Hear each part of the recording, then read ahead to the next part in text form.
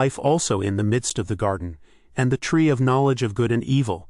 Verse 10, And a river went out of Eden to water the garden, and from thence it was parted and became into 4 heads. Verse 11, The name of the first is Pison. That is it which compasseth the whole land of Havilah where there is gold. Verse 12, And the gold of that land is good. There is bdellium and the onyx stone. Verse 13, And the name of the second river is Gihon. The same is it that compasseth the whole land of Ethiopia. Verse 14, And the name of the third river is Hiddekel. That is it which goeth toward the east of Assyria. And the fourth river is Euphrates. Verse 15, And the Lord God took the man, and put him into the garden of Eden, to dress it and to keep it. Verse 16, And the Lord God commanded the man, saying, Of every tree of the garden thou mayest freely eat. Verse 17, But of the tree of the knowledge of good and evil thou shalt not eat of it. For in the day that thou eatest thereof thou shalt surely die. Verse 18, And the Lord God said, It is not good that the man should be alone. I will make him an help meet for him. Verse 19, And out of the ground the Lord God formed every beast of the field and every fowl of the air, and brought them unto Adam to see what he would call them. And whatsoever Adam called every living creature, that was the name thereof. Verse 20, And Adam gave names to all cattle, and to the fowl of the air, and to every beast of the field. But for Adam there was not found an help meet for him. Verse 21, And the Lord God caused a deep sleep to fall upon Adam, and he slept. And he took one of his ribs, and closed up the flesh instead thereof. Verse 22, And the rib which the Lord God had taken from man, made he a woman, and brought her unto the man.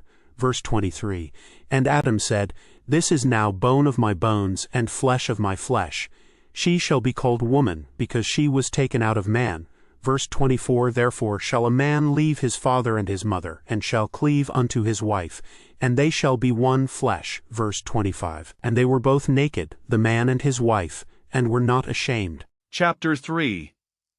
Verse 1, Now the serpent was more subtle than any beast of the field which the Lord God had made.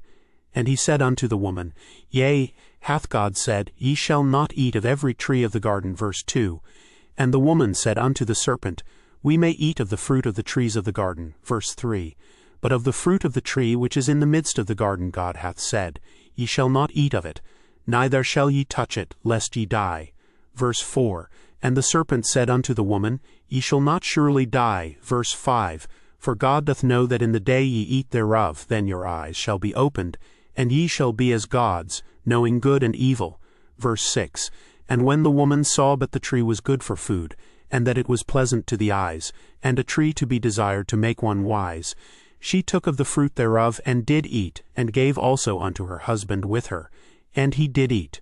Verse 7, And the eyes of them both were opened, and they knew that they were naked, and they sewed fig leaves together, and made themselves aprons. Verse 8, And they heard the voice of the Lord God walking in the garden in the cool of the day. And Adam and his wife hid themselves from the presence of the Lord God amongst the trees of the garden. Verse 9, And the Lord God called unto Adam, and said unto him, Where art thou? Verse 10, And he said, I heard thy voice in the garden, and I was afraid, because I was naked, and I hid myself. Verse 11, And he said, Who told thee that thou wast naked? Hast thou eaten of the tree, whereof I commanded thee that thou shouldest not eat? Verse 12, And the man said, The woman whom thou gavest to be with me, she gave me of the tree, and I did eat. Verse 13, And the Lord God said unto the woman, What is this that thou hast done? And the woman said, The serpent beguiled me, and I did eat. Verse 14, And the Lord God said unto the serpent, Because thou hast done this, thou art cursed above all cattle, and above every beast of the field. Upon thy belly shalt thou go, and dust shalt thou eat all the days of thy life. Verse 15, And I will put enmity between thee and the woman, and between thy seed and her seed. It shall bruise thy head, and thou shalt bruise his heel. Verse 16, Unto the woman he said, I will greatly multiply thy sorrow and thy conception. In sorrow thou shalt bring forth children. And thy desire shall be to thy husband, and he shall rule over thee. Verse 17, And unto Adam he said, Because thou hast hearkened unto the voice of thy wife, and hast eaten of the tree of which I commanded thee, saying, Thou shalt not eat of it. Cursed is the ground for thy sake, in sorrow shalt thou eat of it all the days of thy life. Verse 18, Thorns also and thistles shall it bring forth to thee, and thou shalt eat the herb of the field. Verse 19, In the sweat of thy face shalt thou eat bread, till thou return unto the ground, for out of it wast thou taken. For dust thou art, and unto dust shalt thou return. Verse 20, And Adam called his wife's name Eve, because she was the mother of all living. Verse 21, Unto Adam also and to his wife did the Lord God make coats of skins, and clothed them. Verse 22, And the Lord God said, Behold, the man is become as one of us to know good and evil. And now, lest he put forth his hand, and take also of the tree of life, and eat and live forever. Verse 23, Therefore the Lord God sent him forth from the Garden of Eden, to till the ground from whence he was taken. Verse 24, So he drove out the man, and he placed at the east of the Garden of Eden cherubims, and a flaming sword which turned every way to keep the way of the tree of life. Chapter 4. Verse 1, And Adam knew Eve his wife, and she conceived and bare Cain, and said, I have gotten a man from the Lord. Verse 2, And she again bare his brother Abel. And Abel was a keeper of sheep, but Cain was a tiller of the ground. Verse 3, And in process of time it came to pass that Cain brought of the fruit of the ground an offering unto the Lord. Verse 4, And Abel he also brought of the firstlings of his flock and of the fat thereof. And the Lord had respect unto Abel and to his offering. Verse 5, But unto Cain and to his offering he had not respect. And Cain was very wroth, and his countenance fell. Verse 6, And the Lord said unto Cain, Why art thou wroth? And why is thy countenance fallen? Verse 7, If thou doest well, shalt thou not be accepted? And if thou doest not well, sin lieth at the door, and unto thee shall be his desire, and thou shalt rule over him. Verse 8, And Cain talked with Abel his brother. And it came to pass when they were in the field that Cain rose up against Abel his brother, and slew him.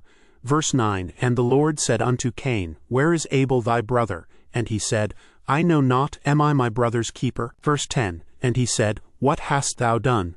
The voice of thy brother's blood crieth unto me from the ground. Verse 11, And now art thou cursed from the earth, which hath opened her mouth to receive thy brother's blood from thy hand.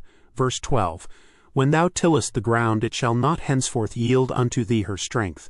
A fugitive and a vagabond shalt thou be in the earth. Verse 13, And Cain said unto the Lord, My punishment is greater than I can bear. Verse 14, Behold, thou hast driven me out this day from the face of the earth, and from thy face shall I be hid, and I shall be a fugitive and a vagabond in the earth. And it shall come to pass that every one that findeth me shall slay me. Verse 15, And the Lord said unto him, Therefore whosoever slayeth Cain, vengeance shall be taken on him sevenfold. And the Lord set a mark upon Cain, lest any finding him should kill him. Verse 16, And Cain went out from the presence of the Lord, and dwelt in the land of Nod on the east of Eden. Verse 17, And Cain knew his wife, and she conceived, and bare Enoch. And he builded a city, and called the name of the city, after the name of his son Enoch. Verse 18, And unto Enoch was born Arad, and Arad begat Mehujael. And Mehujael begat Methusael, and Methusael begat Lamech. Verse 19, And Lamech took unto him 2 wives. The name of the one was Adah, and the name of the other Zillah. Verse 20, And Adah bare Jabal. He was the father of such as dwell in tents, and of such as have cattle. Verse 21, And his brother's name was Jubal. He was the father of all such as handle the harp and organ. Verse 22, And Zillah, she also bare Tubal-Cain, an instructor of every artificer in brass and iron. And the sister of Tubal-Cain was Naamah. Verse 23, And Lamech said unto his wives Adah and Zillah, Hear my voice, ye wives of Lamech, hearken unto my speech.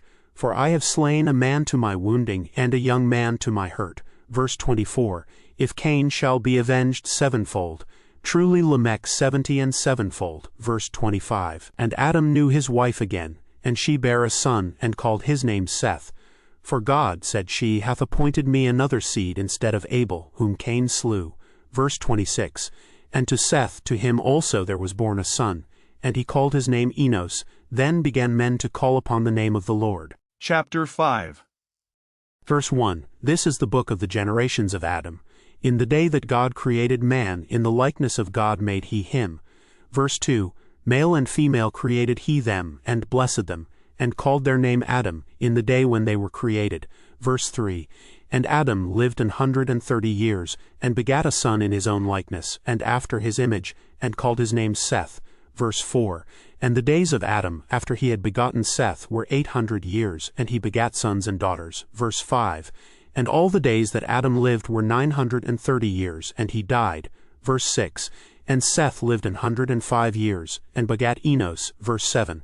And Seth lived after he begat Enos 807 years, and begat sons and daughters. Verse 8.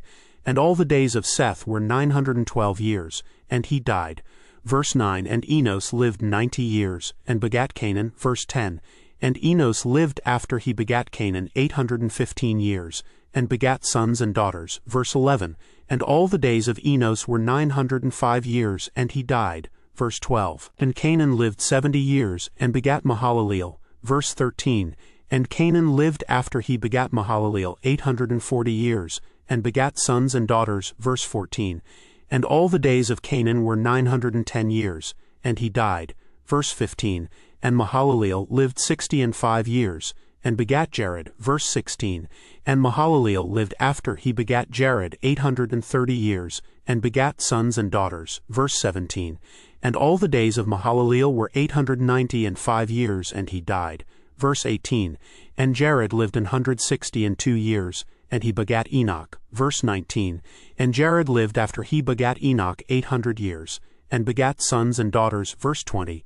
And all the days of Jared were 962 years, and he died. Verse 21.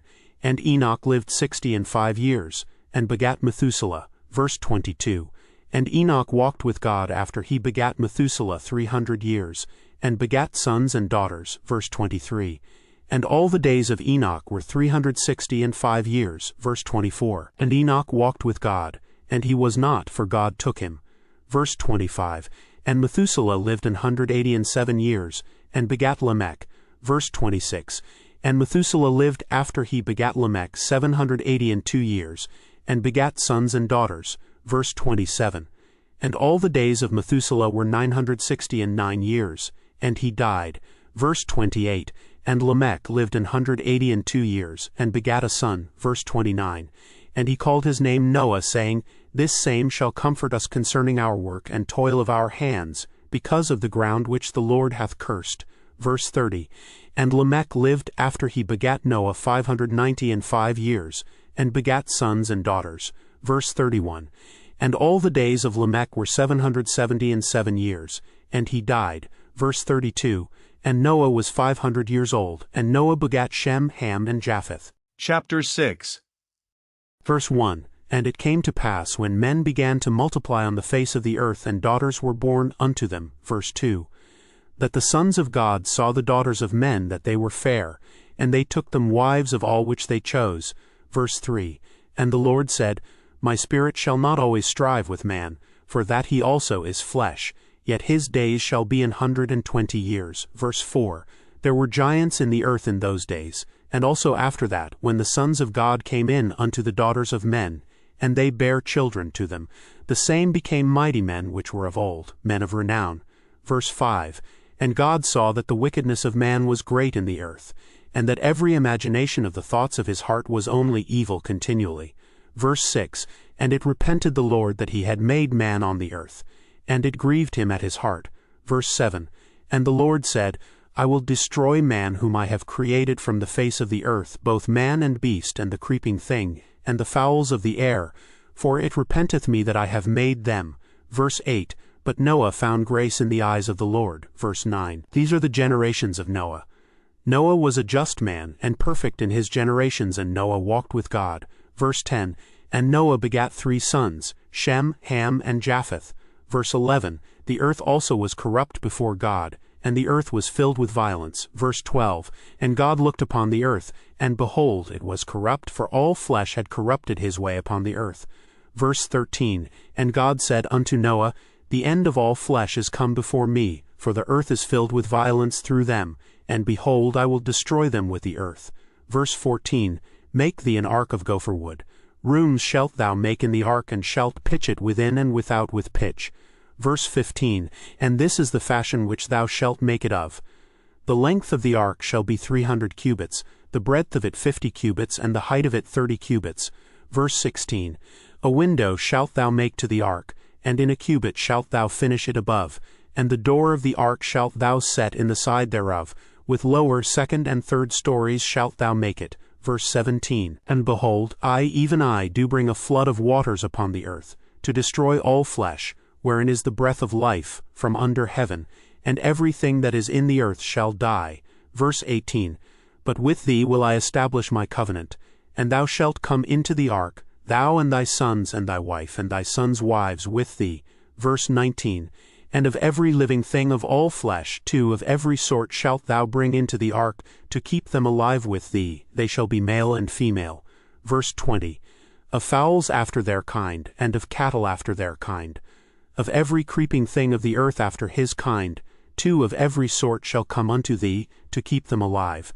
Verse 21. And take thou unto thee of all food that is eaten, and thou shalt gather it to thee, and it shall be for food for thee and for them. Verse 22. Thus did Noah, according to all that God commanded him, so did he. Chapter 7. Verse 1. And the Lord said unto Noah, Come thou and all thy house into the ark, for thee have I seen righteous before me in this generation. Verse 2.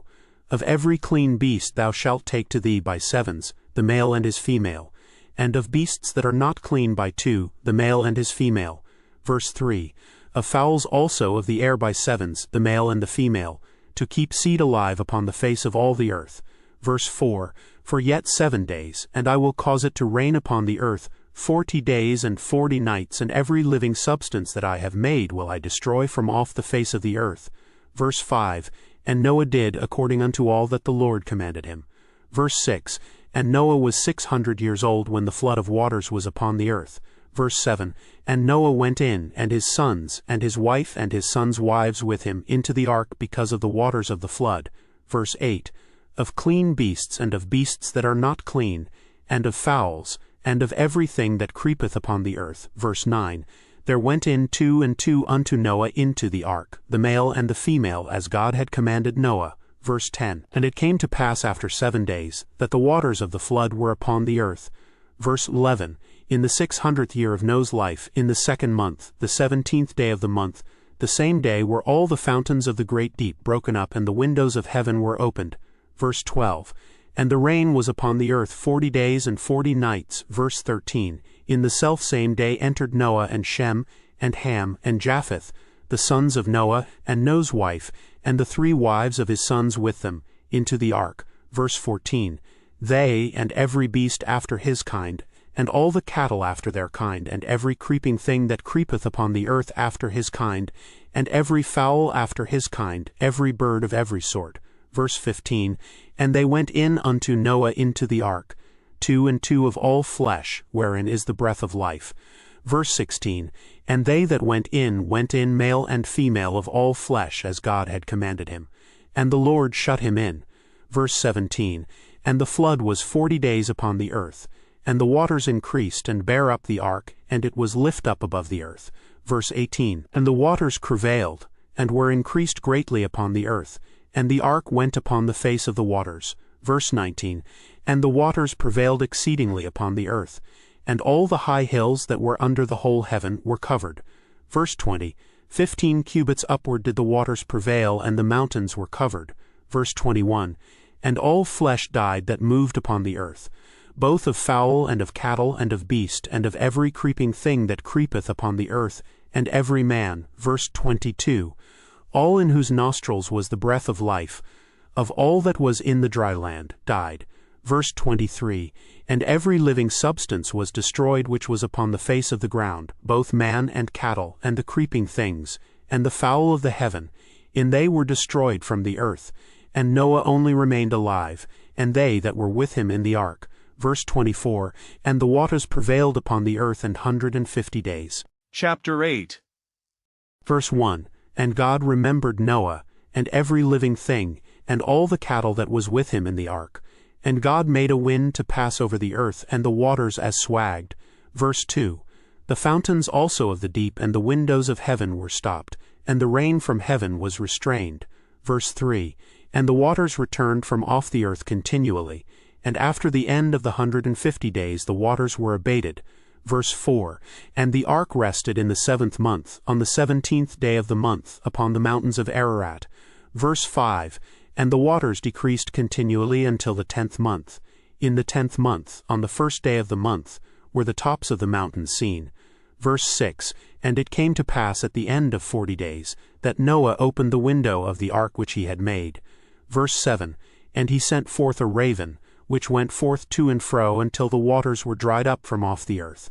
Verse 8, Also he sent forth a dove from him, to see if the waters were abated from off the face of the ground. Verse 9, But the dove found no rest for the sole of her foot, and she returned unto him into the ark, for the waters were on the face of the whole earth. Then he put forth his hand and took her, and pulled her in unto him into the ark. Verse 10, And he stayed yet other 7 days, and again he sent forth the dove out of the ark. Verse 11, And the dove came in to him in the evening, and lo, in her mouth was an olive leaf plucked off. So Noah knew that the waters were abated from off the earth. Verse 12, And he stayed yet other 7 days, and sent forth the dove, which returned not again unto him any more.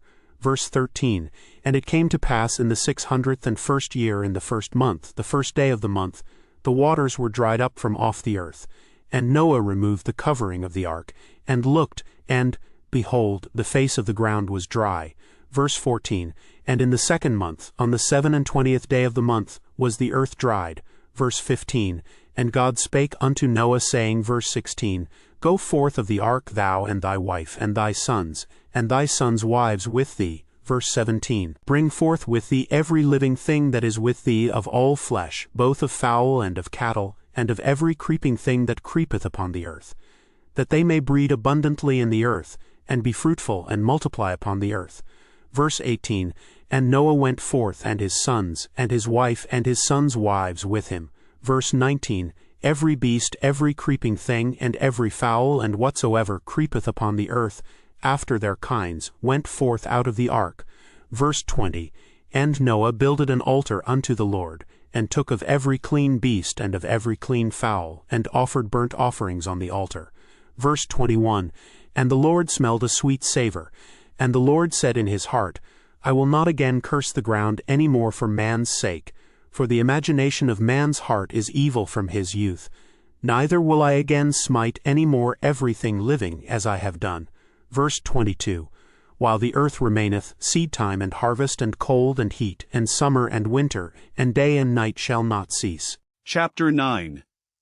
Verse 1, And God blessed Noah and his sons, and said unto them, Be fruitful, and multiply, and replenish the earth. Verse 2, And the fear of you and the dread of you shall be upon every beast of the earth, and upon every fowl of the air, upon all that moveth upon the earth, and upon all the fishes of the sea. Into your hand are they delivered. Verse 3, Every moving thing that liveth shall be meat for you, even as the green herb have I given you all things. Verse 4, But flesh with the life thereof, which is the blood thereof, shall ye not eat. Verse 5, And surely your blood of your lives will I require. At the hand of every beast will I require it, and at the hand of man. At the hand of every man's brother will I require the life of man. Verse 6, Whoso sheddeth man's blood, by man shall his blood be shed. For in the image of God made he man. Verse 7, And you be ye fruitful, and multiply, bring forth abundantly in the earth, and multiply therein. Verse 8, And God spake unto Noah and to his sons with him, saying, Verse 9, And I, behold, I establish my covenant with you, and with your seed after you. Verse 10, And with every living creature that is with you, of the fowl, of the cattle, and of every beast of the earth with you, from all that go out of the ark, to every beast of the earth. Verse 11, And I will establish my covenant with you, neither shall all flesh be cut off any more by the waters of a flood, neither shall there any more be a flood to destroy the earth. Verse 12, And God said, This is the token of the covenant which I make between me and you and every living creature that is with you for perpetual generations. Verse 13, I do set my bow in the cloud, and it shall be for a token of a covenant between me and the earth.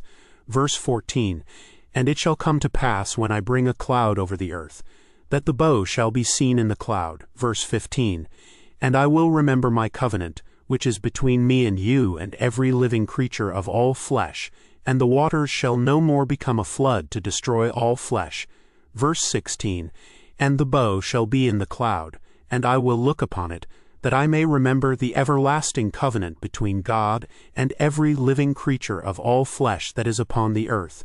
Verse 17, And God said unto Noah, This is the token of the covenant which I have established between me and all flesh that is upon the earth. Verse 18, And the sons of Noah that went forth of the ark were Shem, and Ham, and Japheth. And Ham is the father of Canaan. Verse 19, These are the 3 sons of Noah, and of them was the whole earth overspread.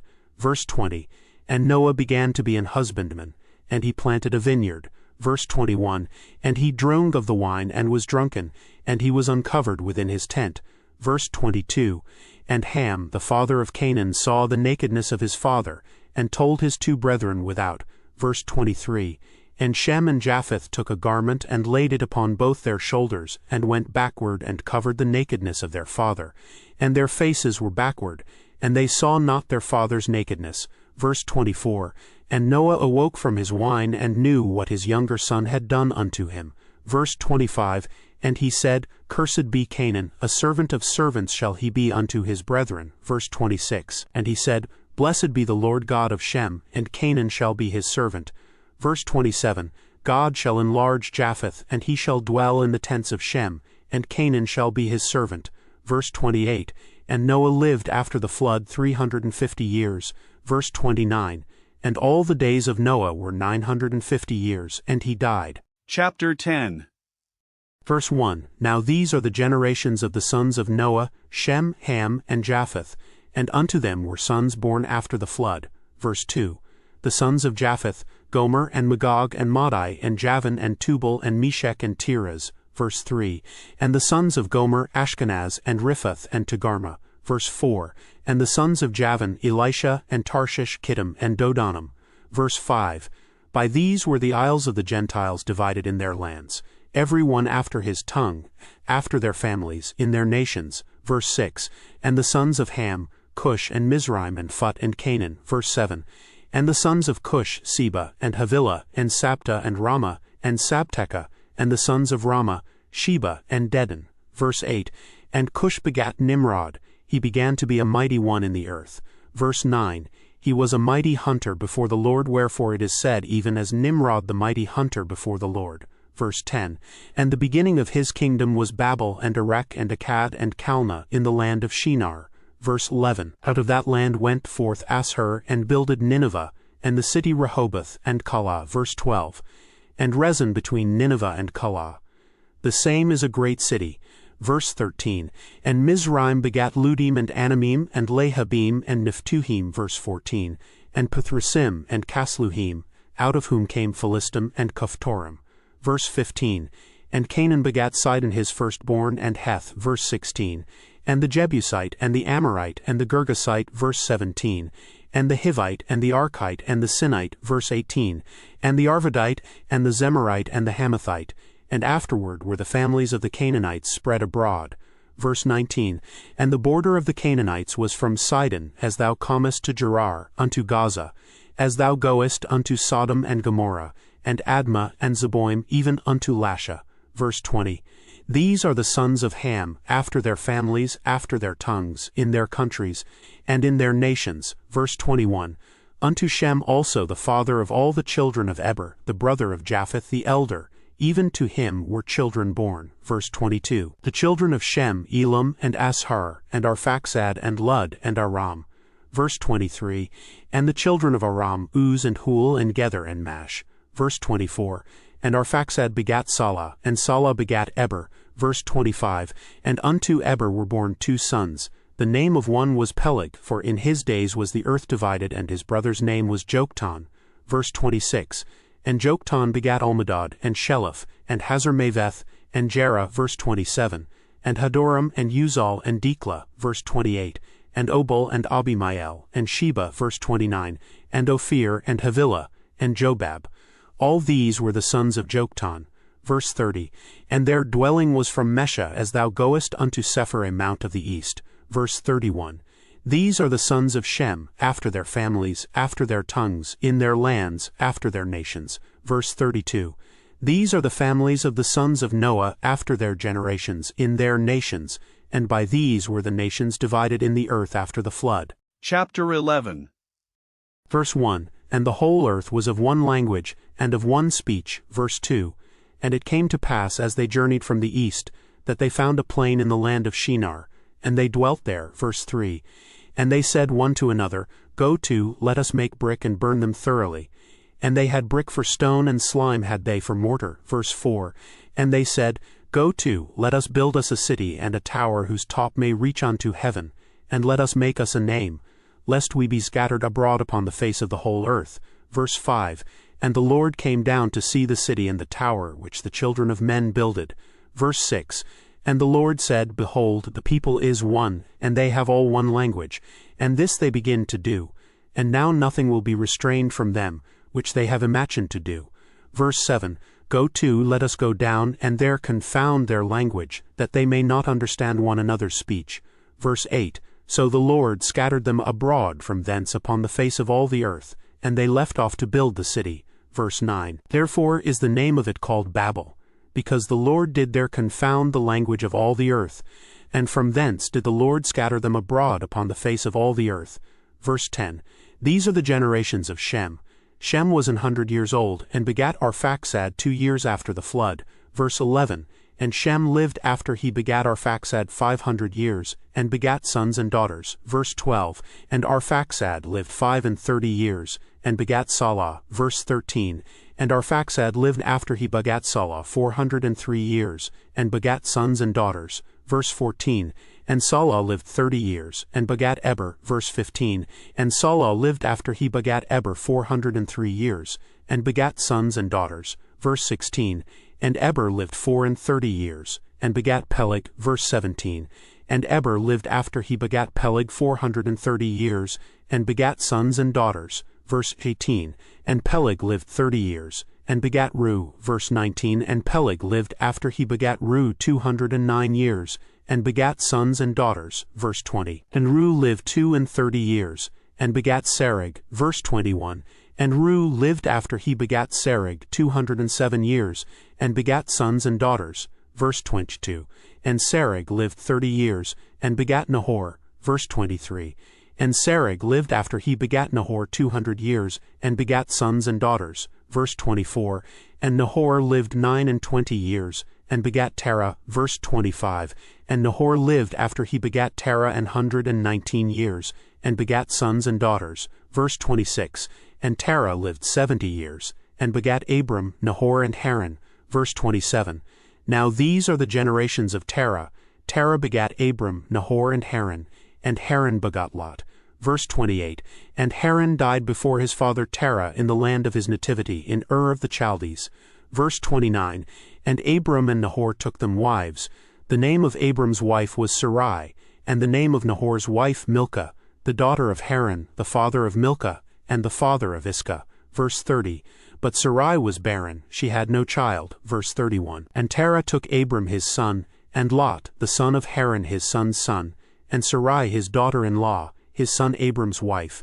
And they went forth with them from Ur of the Chaldees, to go into the land of Canaan, and they came unto Haran, and dwelt there. Verse 32, And the days of Terah were 205 years, and Terah died in Haran. Chapter 12. Verse 1, Now the Lord had said unto Abram, Get thee out of thy country, and from thy kindred, and from thy father's house unto a land that I will show thee. Verse 2, And I will make of thee a great nation, and I will bless thee and make thy name great, and thou shalt be a blessing. Verse 3, And I will bless them that bless thee, and curse him that curseth thee, and in thee shall all families of the earth be blessed. Verse 4, So Abram departed as the Lord had spoken unto him, and Lot went with him. And Abram was 75 years old when he departed out of Haran. Verse 5, And Abram took Sarai his wife, and Lot his brother's son, and all their substance that they had gathered, and the souls that they had gotten in Haran. And they went forth to go into the land of Canaan, and into the land of Canaan they came. Verse 6, And Abram paced through the land unto the place of Sichem, unto the plain of Moreh, and the Canaanite was then in the land. Verse 7, And the Lord appeared unto Abram, and said, Unto thy seed will I give this land. And there builded he an altar unto the Lord, who appeared unto him. Verse 8. And he removed from thence unto a mountain on the east of Bethel, and pitched his tent, having Bethel on the west and Hai on the east. And there he builded an altar unto the Lord, and called upon the name of the Lord. Verse 9. And Abram journeyed, going on still toward the south. Verse 10.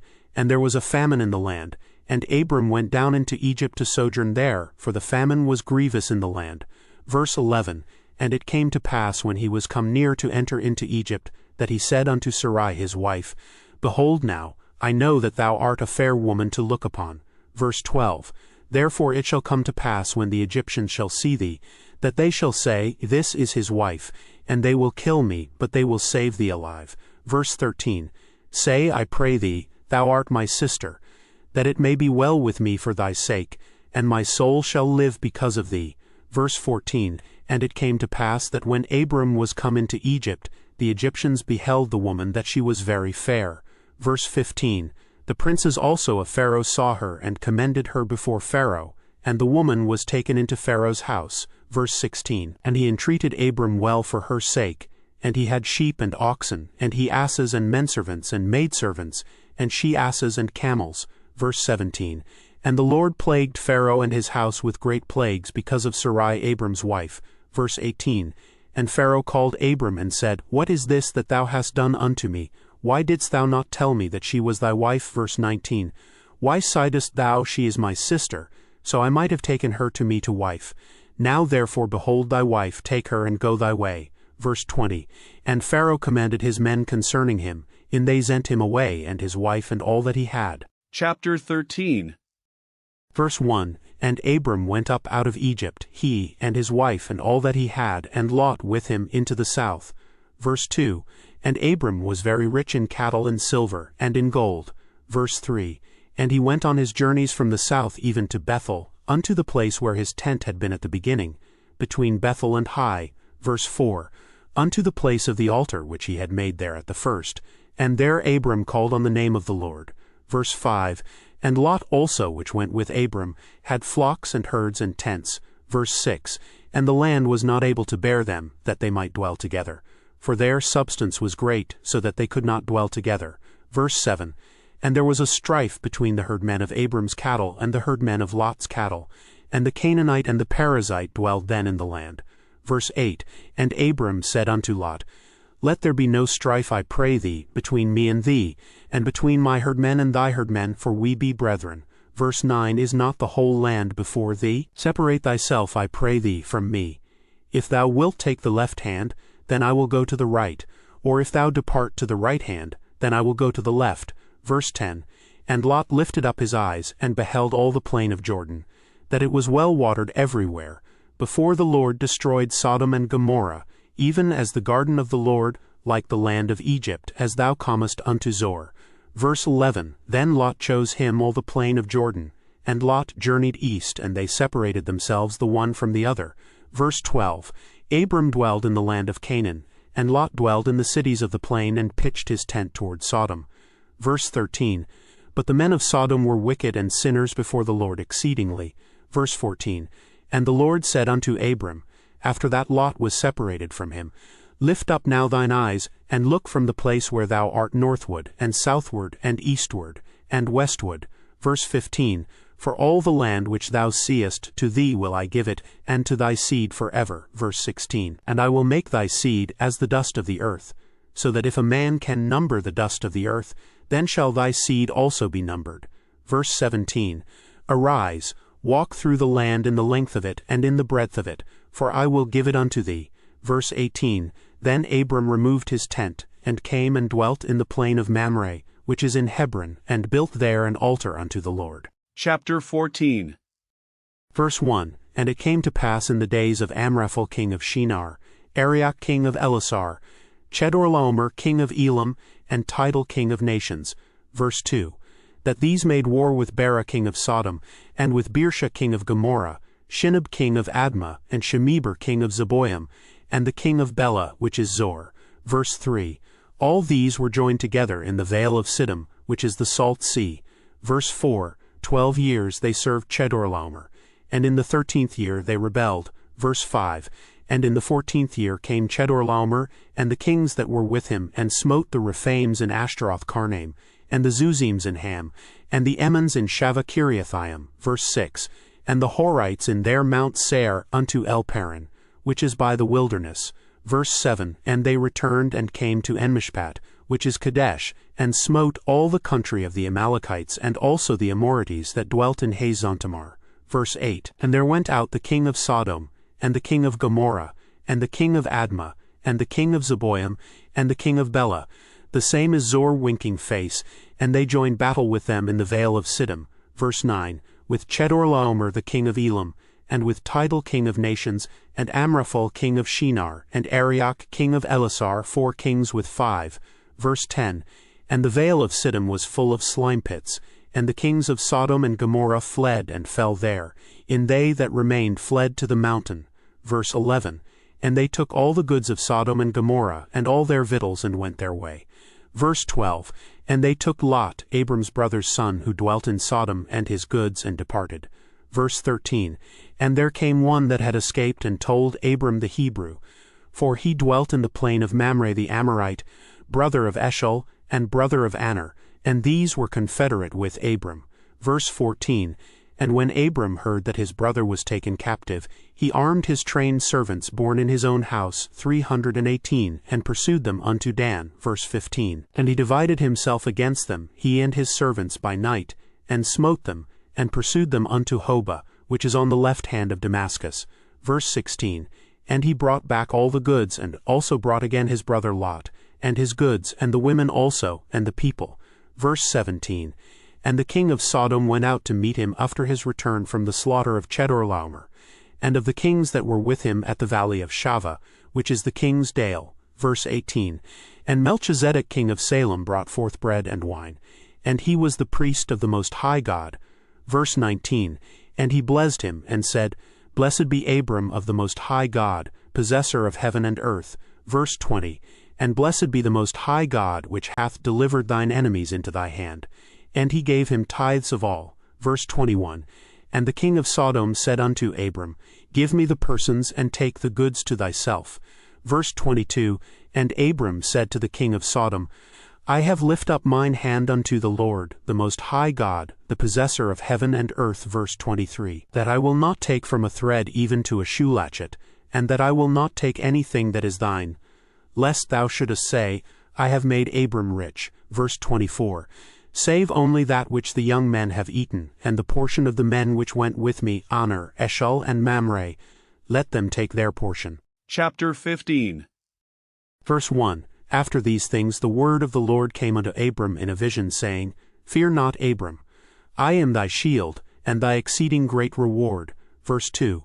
And Abram said, Lord God, what wilt thou give me, seeing I go childless, and the steward of my house is this Eliezer of Damascus? Verse 3. And Abram said, Behold, to me thou hast given no seed, and lo, one born in my house is mine heir. Verse 4. And behold, the word of the Lord came unto him, saying, This shall not be thine heir, but he that shall come forth out of thine own bowels shall be thine heir. Verse 5. And he brought him forth abroad, and said, Look now toward heaven, and tell the stars, if thou be able to number them. And he said unto him, So shall thy seed be. Verse 6. And he believed in the Lord, and he counted it to him for righteousness. Verse 7. And he said unto him, I am the Lord that brought thee out of Ur of the Chaldees to give thee this land to inherit it.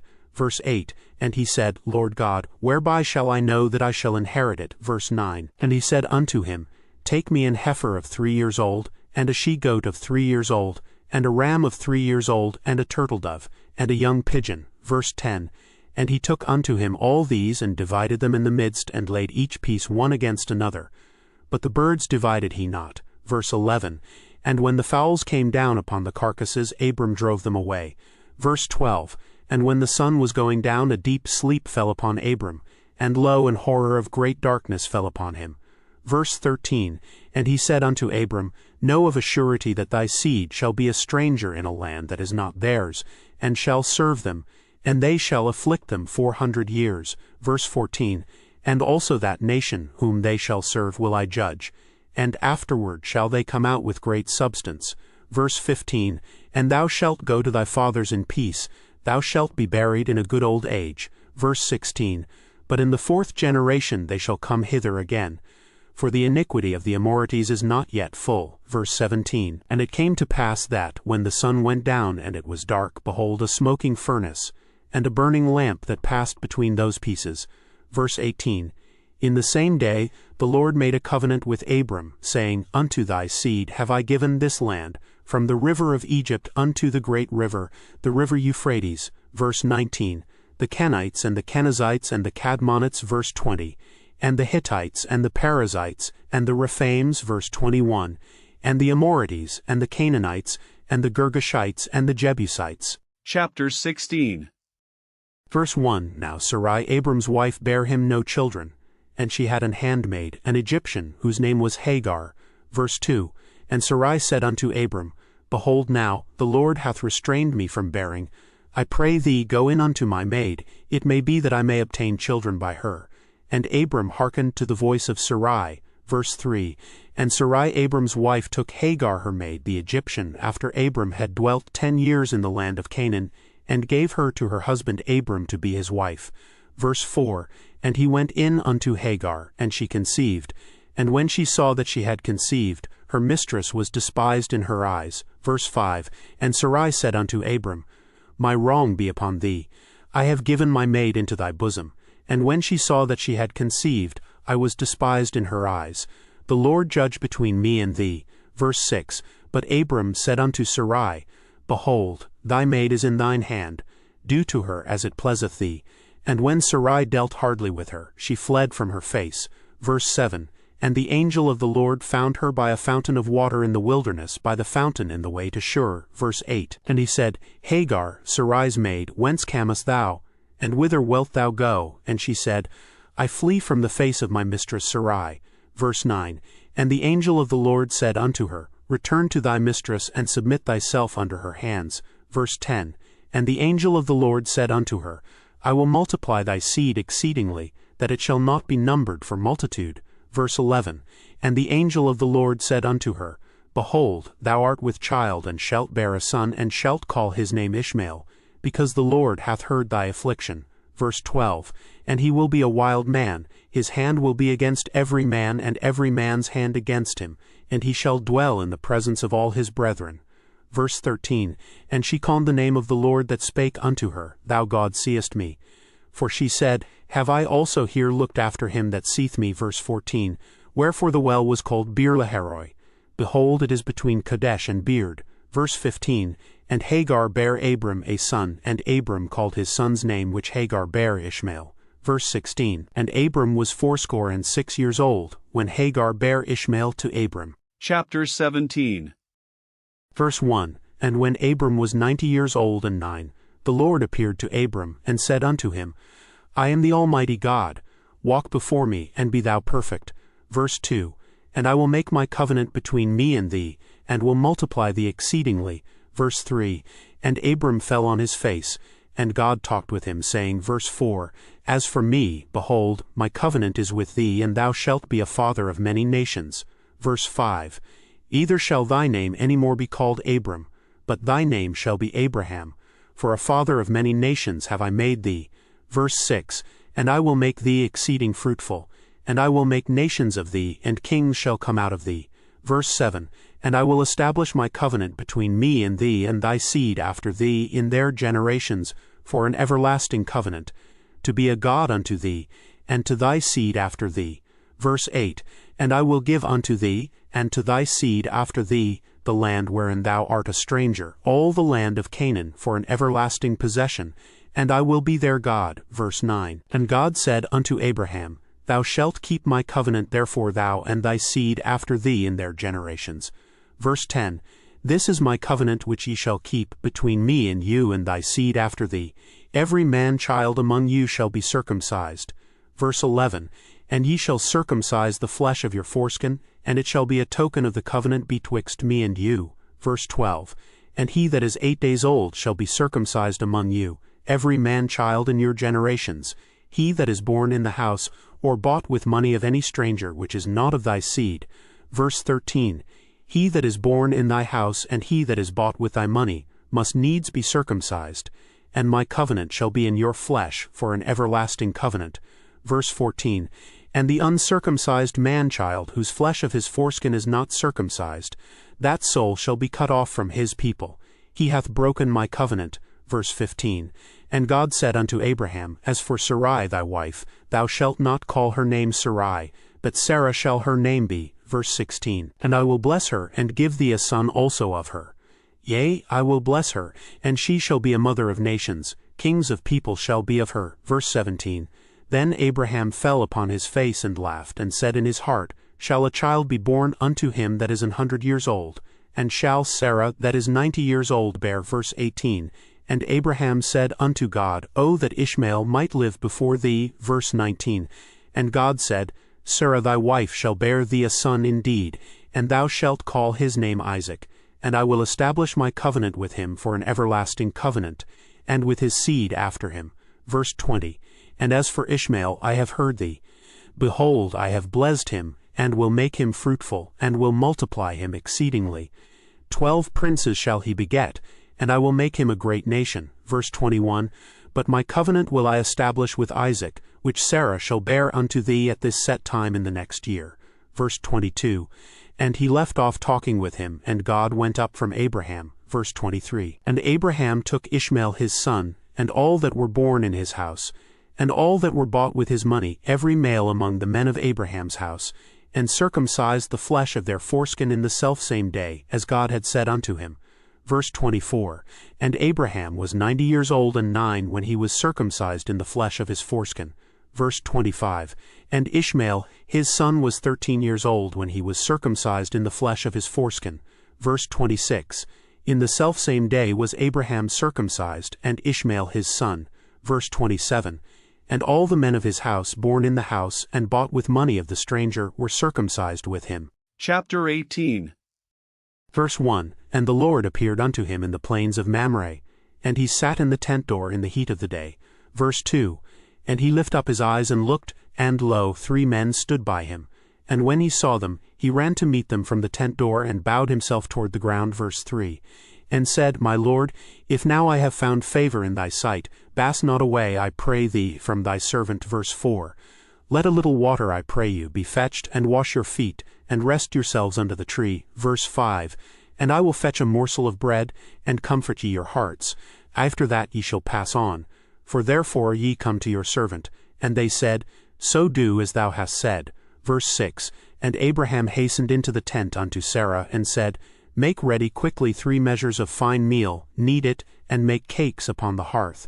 Verse 7, And Abraham ran unto the herd, and fetched a calf tender and good, and gave it unto a young man. And he hasted to dress it. Verse 8, And he took butter and milk and the calf which he had dressed, and set it before them. And he stood by them under the tree, and they did eat. Verse 9, And they said unto him, Where is Sarah thy wife? And he said, Behold, in the tent. Verse 10, And he said, I will certainly return unto thee according to the time of life. And lo, Sarah thy wife shall have a son. And Sarah heard it in the tent door which was behind him. Verse 11, Now Abraham and Sarah were old and well stricken in age, and it ceased to be with Sarah after the manner of women. Verse 12, Therefore Sarah laughed within herself, saying, After I am waxed old shall I have pleasure, my Lord being old also. Verse 13, And the Lord said unto Abraham, Wherefore did Sarah laugh, saying, Shall I of a surety bear a child, which am old? Verse 14, Is anything too hard for the Lord? At the time appointed I will return unto thee, according to the time of life, and Sarah shall have a son. Verse 15, Then Sarah denied, saying, I laughed not, for she was afraid. And he said, Nay, but thou didst laugh. Verse 16, And the men rose up from thence and looked toward Sodom. And Abraham went with them to bring them on the way. Verse 17, And the Lord said, Shall I hide from Abraham that thing which I do? Verse 18, Seeing that Abraham shall surely become a great and mighty nation, and all the nations of the earth shall be blessed in him. Verse 19, For I know him, that he will command his children and his household after him, and they shall keep the way of the Lord to do justice and judgment, that the Lord may bring upon Abraham that which he hath spoken of him. Verse 20, And the Lord said, Because the cry of Sodom and Gomorrah is great, and because their sin is very grievous. Verse 21, I will go down now, and see whether they have done altogether according to the cry of it which is come unto me, and if not, I will know. Verse 22, And the men turned their faces from thence and went toward Sodom. But Abraham stood yet before the Lord. Verse 23, And Abraham drew near and said, Wilt thou although destroy the righteous with the wicked? Verse 24, Peradventure there be 50 righteous within the city. Wilt thou also destroy and not spare the place for the 50 righteous that are therein? Verse 25, That be far from thee to do after this manner, to slay the righteous with the wicked, and that the righteous should be as the wicked, that be far from thee. Shall not the judge of all the earth do right? Verse 26, And the Lord said, If I find in Sodom 50 righteous within the city, then I will spare all the place for their sakes. Verse 27, And Abraham answered and said, Behold now, I have taken upon me to speak unto the Lord, which am but dust and ashes. Verse 28, Peradventure there shall lack 5 of the 50 righteous. Wilt thou destroy all the city for lack of 5? And he said, If I find there 40 and 5, I will not destroy it. Verse 29, And he spake unto him yet again, and said, Peradventure there shall be 40 found there. And he said, I will not do it for 40's sake. Verse 30, And he said unto him, O let not the Lord be angry, and I will speak, Peradventure there shall 30 be found there. And he said, I will not do it if I find 30 there. Verse 31, And he said, Behold now, I have taken upon me to speak unto the Lord. Peradventure there shall be 20 found there. And he said, I will not destroy it for 20's sake. Verse 32, And he said, O let not the Lord be angry, and I will speak yet but this once. Peradventure 10 shall be found there. And he said, I will not destroy it for 10's sake. Verse 33, And the Lord went his way, as soon as he had left communing with Abraham, and Abraham returned unto his place. Chapter 19. Verse 1, And there came 2 angels to Sodom at even, and Lot sat in the gate of Sodom. And Lot seeing them rose up to meet them, and he bowed himself with his face toward the ground. Verse 2, And he said, Behold now, my lords, turn in, I pray you, into your servant's house, and tarry all night, and wash your feet, and ye shall rise up early and go on your ways. And they said, Nay, but we will abide in the street all night. Verse 3, And he pressed upon them greatly. And they turned in unto him, and entered into his house. And he made them a feast, and did bake unleavened bread, and they did eat. Verse 4, But before they lay down, the men of the city, even the men of Sodom, compassed the house round, both old and young, all the people from every quarter. Verse 5, And they called unto Lot, and said unto him, Where are the men which came in to thee this night? Bring them out unto us, that we may know them. Verse 6, And Lot went out at the door unto them, and shut the door after him. Verse 7, And said, I pray you, brethren, do not so wickedly. Verse 8, Behold now, I have 2 daughters which have not known man. Let me, I pray you, bring them out unto you, and do ye to them as is good in your eyes. Only unto these men do nothing, for therefore came they under the shadow of my roof. Verse 9, And they said, Stand back. And they said again, This one fellow came in to sojourn, and he will needs be a judge. Now will we deal worse with thee than with them. And they pressed sore upon the man, even Lot, and came near to break the door. Verse 10, But the men put forth their hand, and pulled Lot into the house to them, and shut to the door. Verse 11, And they smote the men that were at the door of the house with blindness, both small and great, so that they wearied themselves to find the door. Verse 12, And the men said unto Lot, Hast thou here any besides, son-in-law, and thy sons and thy daughters, and whatsoever thou hast in the city? Bring them out of this place. Verse 13, For we will destroy this place, because the cry of them is waxen great before the face of the Lord, and the Lord hath sent us to destroy it. Verse 14, And Lot went out and spake unto his sons-in-law, which married his daughters, and said, Up, get you out of this place, for the Lord will destroy this city. But he seemed as one that mocked unto his sons-in-law. Verse 15, And when the morning arose, then the angels hastened Lot, saying, Arise, take thy wife and thy 2 daughters, which are here, lest thou be consumed in the iniquity of the city. Verse 16, And while he lingered, the men laid hold upon his hand, and upon the hand of his wife, and upon the hand of his 2 daughters, the Lord being merciful unto him. And they brought him forth, and set him without the city. Verse 17, And it came to pass, when they had brought them forth abroad, that he said, Escape for thy life. Look not behind thee, neither stay thou in all the plain. Escape to the mountain, lest thou be consumed. Verse 18, And Lot said unto them, O not so, my lord. Verse 19. Behold now, thy servant hath found grace in thy sight, and thou hast magnified thy mercy, which thou hast showed unto me in saving my life. And I cannot escape to the mountain, lest some evil take me, and I die. Verse 20. Behold now, this city is near to flee unto, and it is a little one. O, let me escape thither, is it not a little one? And my soul shall live. Verse 21. And he said unto him, See, I have accepted thee concerning this thing also, that I will not overthrow this city, for the which thou hast spoken. Verse 22. Haste thee, escape thither, for I cannot do anything till thou be come thither. Therefore the name of the city was called Zor. Verse 23. The sun was risen upon the earth when Lot entered into Zor. Verse 24. Then the Lord rained upon Sodom and upon Gomorrah brimstone and fire from the Lord out of heaven. Verse 25. And he overthrew those cities, and all the plain, and all the inhabitants of the cities, and that which grew upon the ground. Verse 26. But his wife looked back from behind him, and she became a pillar of salt. Verse 27.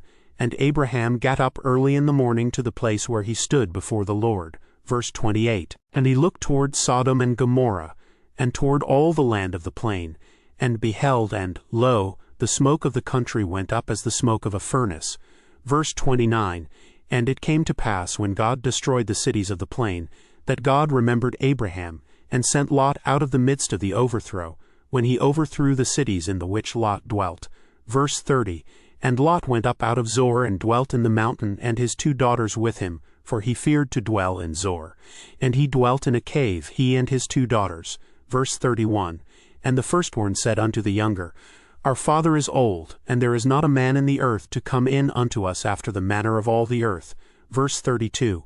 Come, let us make our father drink wine, and we will lie with him, that we may preserve seed of our father. Verse 33. And they made their father drink wine that night. And the firstborn went in, and lay with her father. And he perceived not when she lay down, nor when she arose. Verse 34. And it came to pass on the morrow, that the firstborn said unto the younger, Behold, I lay yesternight with my father.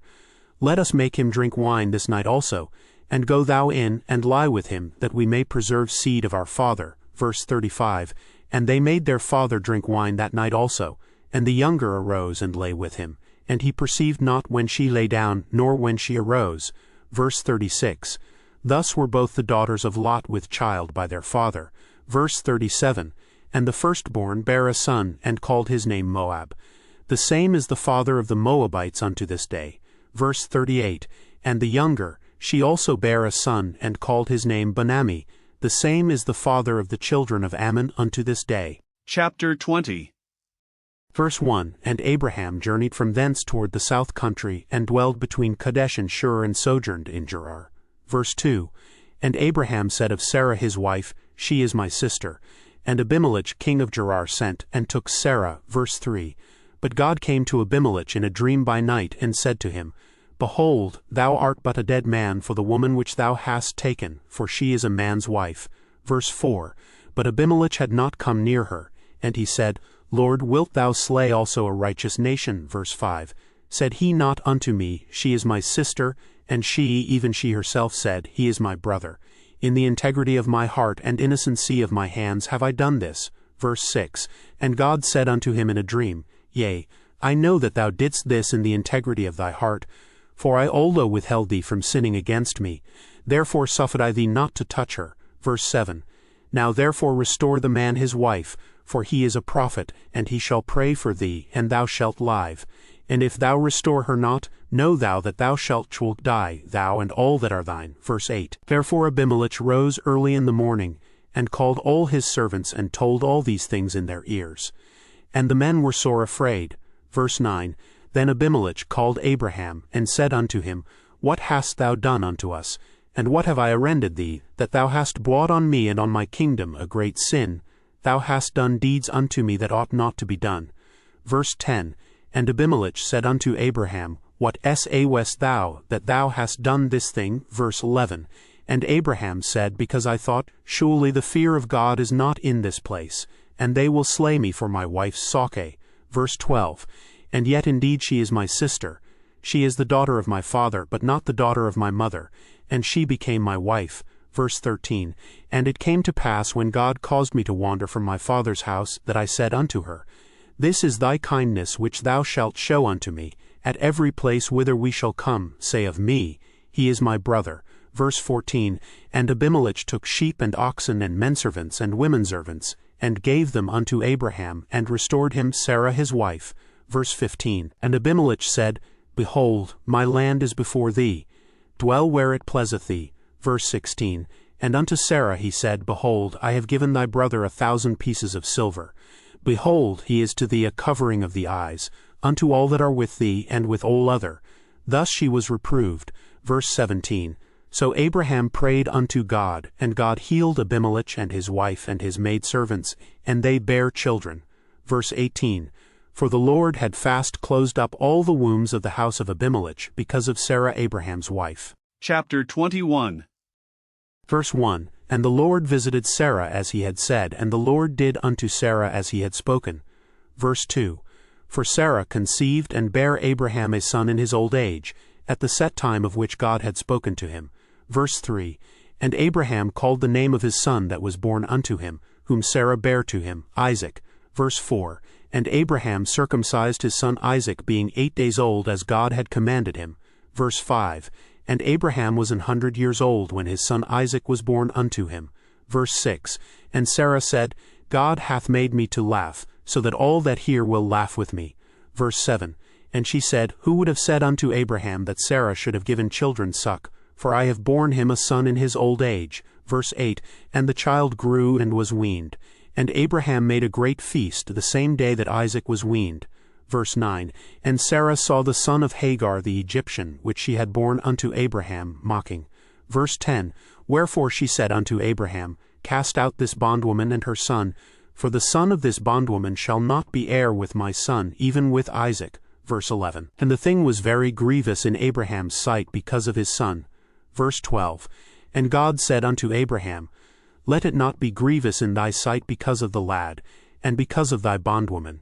In all that Sarah hath said unto thee, hearken unto her voice, for in Isaac shall thy seed be called. Verse 13, And also of the son of the bondwoman will I make a nation, because he is thy seed. Verse 14, And Abraham rose up early in the morning, and took bread and a bottle of water, and gave it unto Hagar, putting it on her shoulder, and the child, and sent her away. And she departed and wandered in the wilderness of Beersheba. Verse 15, And the water was spent in the bottle, and she cast the child under one of the shrubs. Verse 16, And she went and sat her down over against him a good way off, as it were a bowshot. For she said, Let me not see the death of the child. And she sat over against him, and lift up her voice and wept. Verse 17, And God heard the voice of the lad. And the angel of God called to Hagar out of heaven, and said unto her, What aileth thee, Hagar? Fear not, for God hath heard the voice of the lad where he is. Verse 18, Arise, lift up the lad, and hold him in thine hand, for I will make him a great nation. Verse 19, And God opened her eyes, and she saw a well of water, and she went and filled the bottle with water, and gave the lad drink. Verse 20, And God was with the lad, and he grew and dwelt in the wilderness, and became an archer.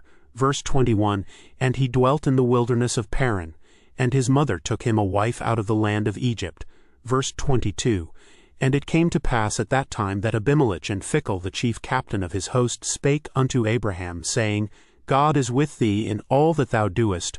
Verse 23, Now therefore swear unto me here by God, that thou wilt not deal falsely with me, nor with my son, nor with my son's son, but according to the kindness that I have done unto thee, thou shalt do unto me, and to the land wherein thou hast sojourned. Verse 24, And Abraham said, I will swear. Verse 25, And Abraham reproved Abimelech because of a well of water, which Abimelech's servants had violently taken away. Verse 26, And Abimelech said, I wot not who hath done this thing, neither didst thou tell me, neither yet heard I of it, but today. Verse 27, And Abraham took sheep and oxen, and gave them unto Abimelech, and both of them made a covenant. Verse 28, And Abraham set 7 ewe lambs of the flock by themselves.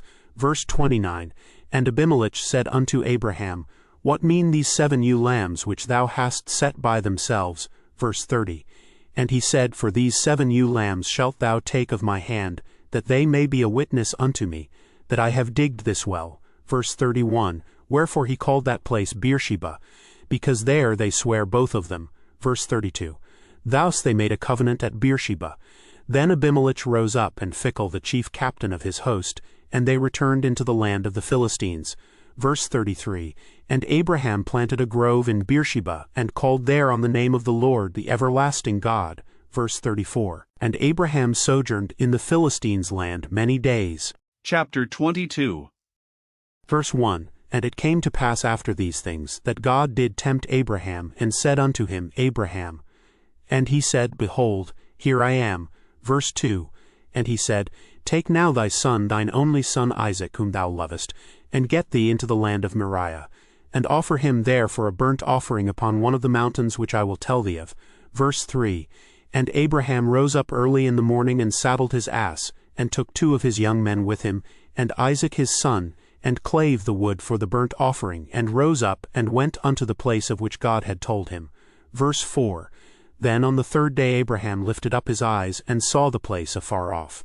Verse 5, and Abraham said unto his young men, Abide ye here with the ass, and I and the lad will go yonder and worship, and come again to you.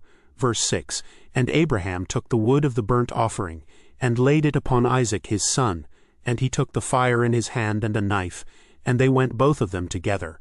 Verse 7, and Isaac spake unto Abraham his father, and said, My father. And he said, Here am I, my son. And he said, Behold the fire and the wood, but where is the lamb for a burnt offering? Verse 8, and Abraham said, My son, God will provide himself a lamb for a burnt offering. So they went both of them together.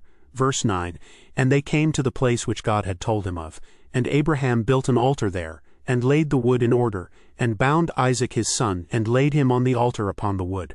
Verse 10, and Abraham stretched forth his hand, and took the knife to slay his son.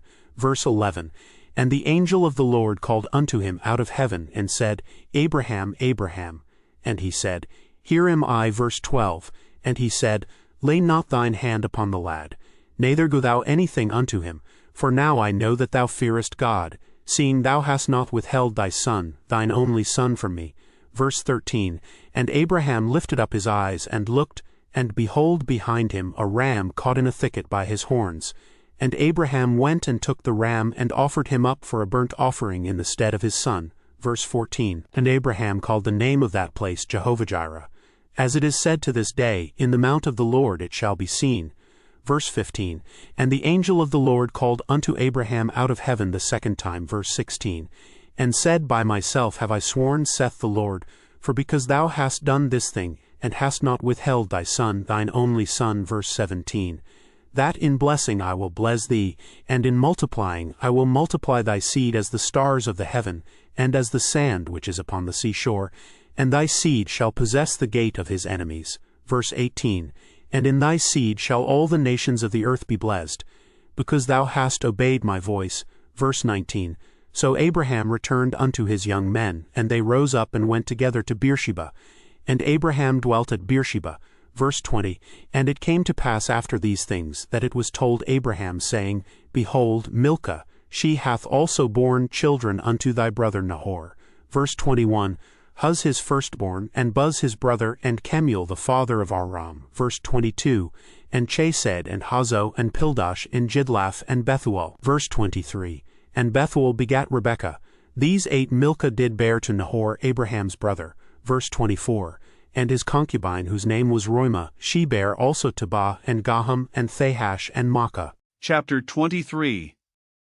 Verse 1, and Sarah was 127 years old.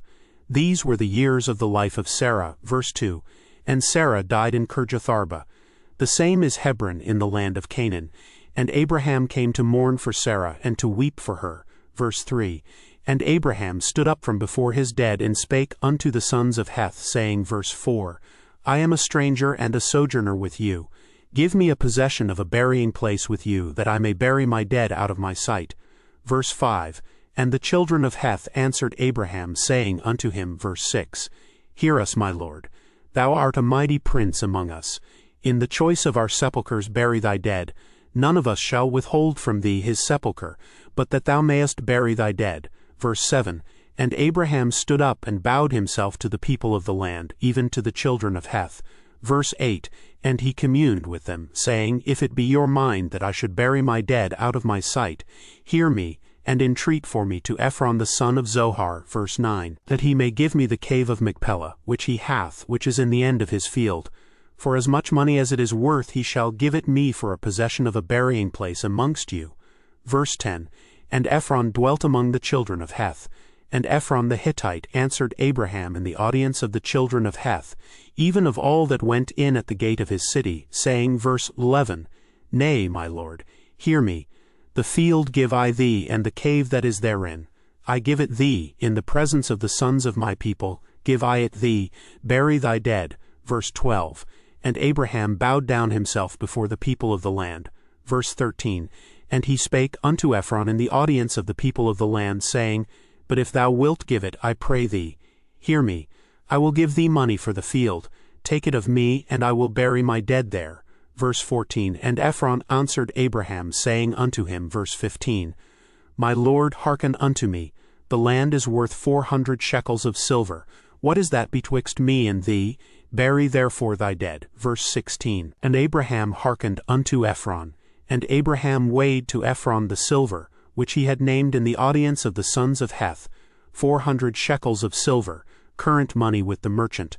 Verse 17, And the field of Ephron which was in Machpelah, which was before Mamre the field, and the cave which was therein, and all the trees that were in the field that were in all the borders round about, were made sure. Verse 18, Unto Abraham for a possession in the presence of the children of Heth, before all that went in at the gate of his city. Verse 19, And after this Abraham buried Sarah his wife in the cave of the field of Machpelah before Mamre. The same is Hebron in the land of Canaan.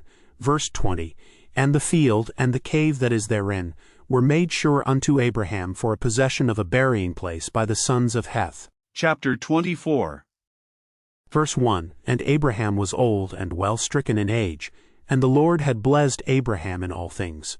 Verse 2, And Abraham said unto his eldest servant of his house, that ruled over all that he had, Put, I pray thee, thy hand under my thigh. Verse 3, And I will make thee swear by the Lord, the God of heaven and the God of the earth, that thou shalt not take a wife unto my son of the daughters of the Canaanites, among whom I dwell. Verse 4, But thou shalt go unto my country, and to my kindred, and take a wife unto my son Isaac. Verse 5, And the servant said unto him, Peradventure the woman will not be willing to follow me unto this land. Must I needs bring thy son again unto the land from whence thou camest? Verse 6, And Abraham said unto him, Beware thou that thou bring not my son thither again. Verse 7, The Lord God of heaven, which took me from my father's house, and from the land of my kindred, and which spake unto me, and that sware unto me, saying, Unto thy seed will I give this land, he shall send his angel before thee, and thou shalt take a wife unto my son from thence. Verse 8, And if the woman will not be willing to follow thee, then thou shalt be clear from this my oath, only bring not my son thither again. Verse 9, And the servant put his hand under the thigh of Abraham his master, and sware to him concerning that matter. Verse 10, And the servant took 10 camels of the camels of his master, and departed, for all the goods of his master were in his hand. And he arose, and went to Mesopotamia, unto the city of Nahor. Verse 11, And he made his camels to kneel down without the city by a well of water at the time of the evening, even the time that women go out to draw water. Verse 12, And he said, O Lord God of my master Abraham, I pray thee, send me good speed this day, and show kindness unto my master Abraham. Verse 13, Behold, I stand here by the well of water, and the daughters of the men of the city come out to draw water. Verse 14, And let it come to pass that the damsel to whom I shall say, Let down thy pitcher, I pray thee, that I may drink, and she shall say, Drink, and I will give thy camels drink also. Let the same be she that thou hast appointed for thy servant Isaac, and thereby shall I know that thou hast showed kindness unto my master. Verse 15, And it came to pass before he had done speaking that, behold, Rebekah came out, who was born to Bethuel, son of Milcah, the wife of Nahor, Abraham's brother, with her pitcher upon her shoulder. Verse 16, And the damsel was very fair to look upon, a virgin, neither had any man known her. And she went down to the well, and filled her pitcher, and came up. Verse 17, And the servant ran to meet her and said, Let me, I pray thee, drink a little water of thy pitcher. Verse 18, And she said, Drink, my lord. And she hasted and let down her pitcher upon her hand, and gave him drink. Verse 19, And when she had done giving him drink, she said, I will draw water for thy camels also, until they have done drinking. Verse 20, And she hasted and emptied her pitcher into the trough, and ran again unto the well to draw water, and drew for all his camels. Verse 21, And the man wondering at her held his peace, to wit whether the Lord had made his journey prosperous or not. Verse 22, And it came to pass, as the camels had done drinking, that the man took a golden earring of 1/2 shekel weight, and 2 bracelets for her hands of 10 shekels weight of gold. Verse 23, And said, Whose daughter art thou? Tell me, I pray thee, is there room in thy father's house for us to lodge in? Verse 24, And she said unto him, I am the daughter of Bethuel the son of Milcah, which she bare unto Nahor. Verse 25, She said moreover unto him, We have both straw and provender enough, and room to lodge in. Verse 26, And the man bowed down his head and worshipped the Lord. Verse 27, And he said, Blessed be the Lord God of my master Abraham, who hath not left destitute my master of his mercy and his truth. I being in the way, the Lord led me to the house of my master's brethren. Verse 28, And the damsel ran, and told them of her mother's house these things. Verse 29, And Rebekah had a brother, and his name was Laban. And Laban ran out unto the man unto the well. Verse 30, And it came to pass, when he saw the earring and bracelets upon his sister's hands, and when he heard the words of Rebekah his sister, saying, Thus spake the man unto me, that he came unto the man, and behold, he stood by the camels at the well. Verse 31, And he said, Come in, thou blessed of the Lord, wherefore standest thou without? For I have murmured the house, and room for the camels. Verse 32, And the man came into the house, and he ungirded his camels, and gave straw and provender for the camels, and water to wash his feet, and the men's feet that were with him. Verse 33, And there was set meat before him to eat. But he said, I will not eat until I have told mine errand. And he said, Speak on. Verse 34, And he said, I am Abraham's servant. Verse 35, And the Lord hath blessed my master greatly, and he is become great. And he hath given him flocks and herds and silver and gold and menservants and maidservants and camels and asses. Verse 36, And Sarah my master's wife bare a son to my master when she was old. And unto him hath he given all that he hath. Verse 37, And my master made me swear, saying, Thou shalt not take a wife to my son of the daughters of the Canaanites, in whose land I dwell. Verse 38, But thou shalt go unto my father's house, and to my kindred, and take a wife unto my son. Verse 39, And I said unto my master, Peradventure the woman will not follow me. Verse 40, And he said unto me, The Lord before whom I walk will send his angel with thee, and prosper thy way. And thou shalt take a wife for my son of my kindred, and of my father's house. Verse 41, Then shalt thou be clear from this my oath when thou comest to my kindred. And if they give not thee one, thou shalt be clear from my oath. Verse 42, And I came this day unto the well, and said, O Lord God of my master Abraham, if now thou do prosper my way which I go. Verse 43, Behold, I stand by the well of water, and it shall come to pass that when the virgin cometh forth to draw water, and I say to her, Give me, I pray thee, a little water of thy pitcher to drink. Verse 44, And she say to me, Both drink thou, and I will also draw for thy camels. Let the same be the woman whom the Lord hath appointed out for my master's son. Verse 45, And before I had done speaking in mine heart, behold, Rebekah came forth with her pitcher on her shoulder, and she went down unto the well and drew water. And I said unto her, Let me drink, I pray thee. Verse 46, And she made haste, and let down her pitcher from her shoulder, and said, Drink, and I will give thy camels drink also. So I drank, and she made the camels drink also. Verse 47, And I asked her, and said, Whose daughter art thou? And she said, The daughter of Bethuel, Nahor's son, whom Milcah bare unto him. And I put the earring upon her face, and the bracelets upon her hands. Verse 48, And I bowed down my head, and worshipped the Lord, and blessed the Lord God of my master Abraham, which had led me in the right way to take my master's brother's daughter unto his son. Verse 49, And now if ye will deal kindly and truly with my master, tell me, And if not, tell me, that I may turn to the right hand or to the left. Verse 50. Then Laban and Bethuel answered and said, The thing proceedeth from the Lord, we cannot speak unto thee bad or good. Verse 51. Behold, Rebekah is before thee, take her, and go, and let her be thy master's son's wife, as the Lord hath spoken. Verse 52. And it came to pass that when Abraham's servant heard their words, he worshipped the Lord, bowing himself to the earth. Verse 53. And the servant brought forth jewels of silver and jewels of gold and raiment, and gave them to Rebekah. He gave also to her brother and to her mother precious things. Verse 54. And they did eat and drink, he and the men that were with him, and tarried all night. And they rose up in the morning, and he said, Send me away unto my master. Verse 55. And her brother and her mother said, Let the damsel abide with us a few days, at the least 10. After that she shall go. Verse 56. And he said unto them, Hinder me not, seeing the Lord hath prospered my way. Send me away, that I may go to my master. Verse 57. And they said, We will call the damsel, and inquire at her mouth. Verse 58. And they called Rebekah, and said unto her, Wilt thou go with this man? And she said, I will go. Verse 59. And they send away Rebekah their sister, and her nurse, and Abraham's servant, and his men. Verse 60. And they blessed Rebekah, and said unto her, Thou art our sister, be thou the mother of thousands of millions, and let thy seed possess the gate of those which hate them. Verse 61. And Rebekah arose, and her damsels, and they rode upon the camels, and followed the man. And the servant took Rebekah, and went his way. Verse 62. And Isaac came from the way of the well Lahairoi, for he dwelt in the south country. Verse 63. And Isaac went out to meditate in the field at the eventide, and he lifted up his eyes, and saw, and behold, the camels were coming. Verse 64. And Rebekah lifted up her eyes, and when she saw Isaac, she lighted off the camel. Verse 65. For she had said unto the servant, What man is this that walketh in the field to meet us? And the servant had said, It is my master. Therefore she took a veil and covered herself. Verse 66. And the servant told Isaac all things that he had done. Verse 67.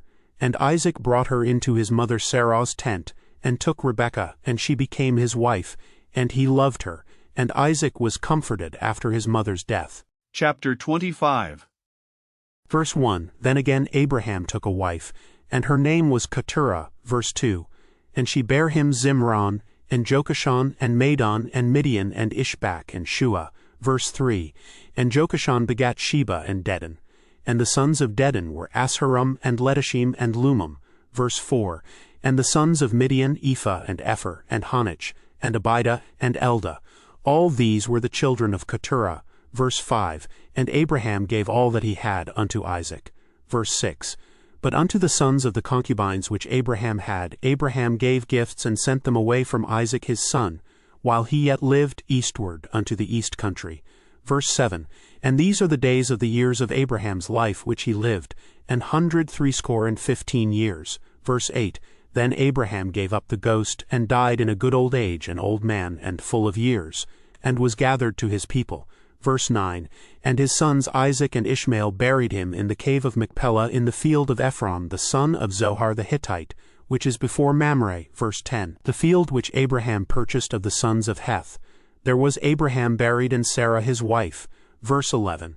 And it came to pass after the death of Abraham, that God blessed his son Isaac, and Isaac dwelt by the well Lahairoi. Verse 12.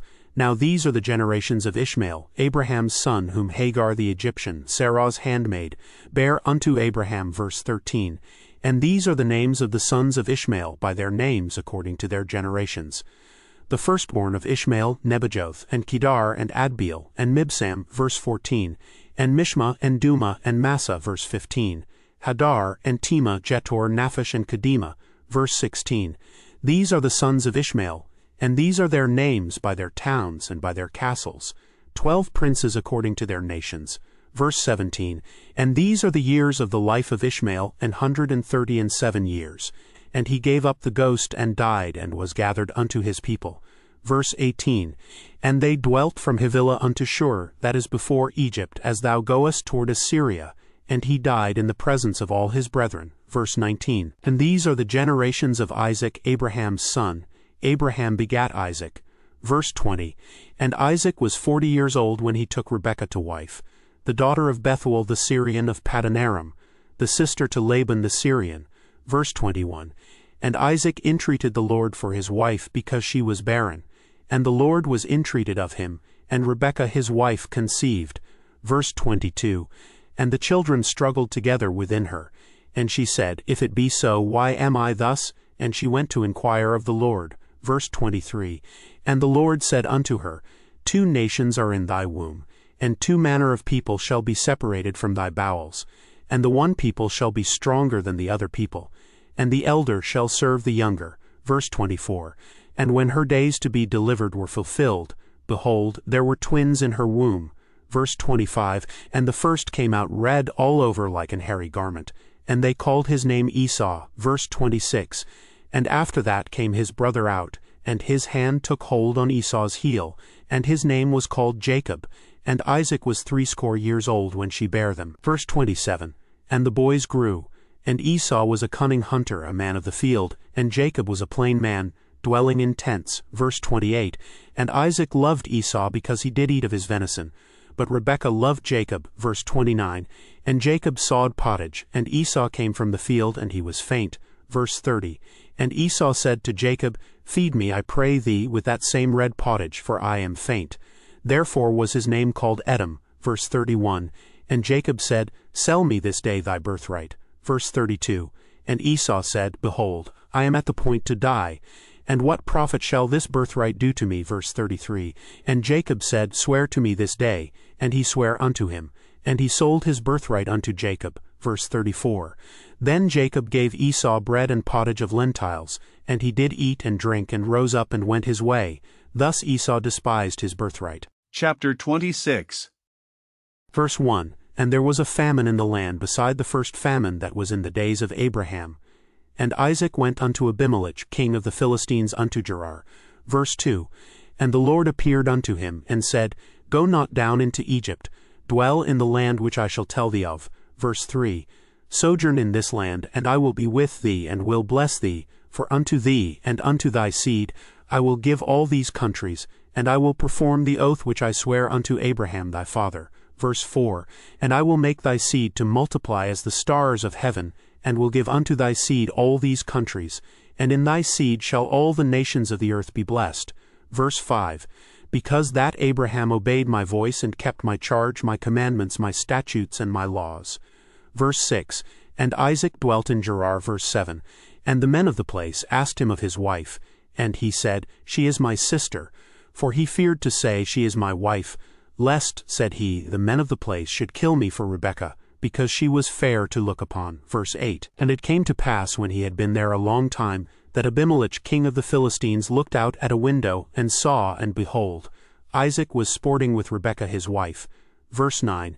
And Abimelech called Isaac, and said, Behold, of a surety she is thy wife, and how sightest thou, she is my sister? And Isaac said unto him, Because I said, Lest I die for her. Verse 10. And Abimelech said, What is this thou hast done unto us?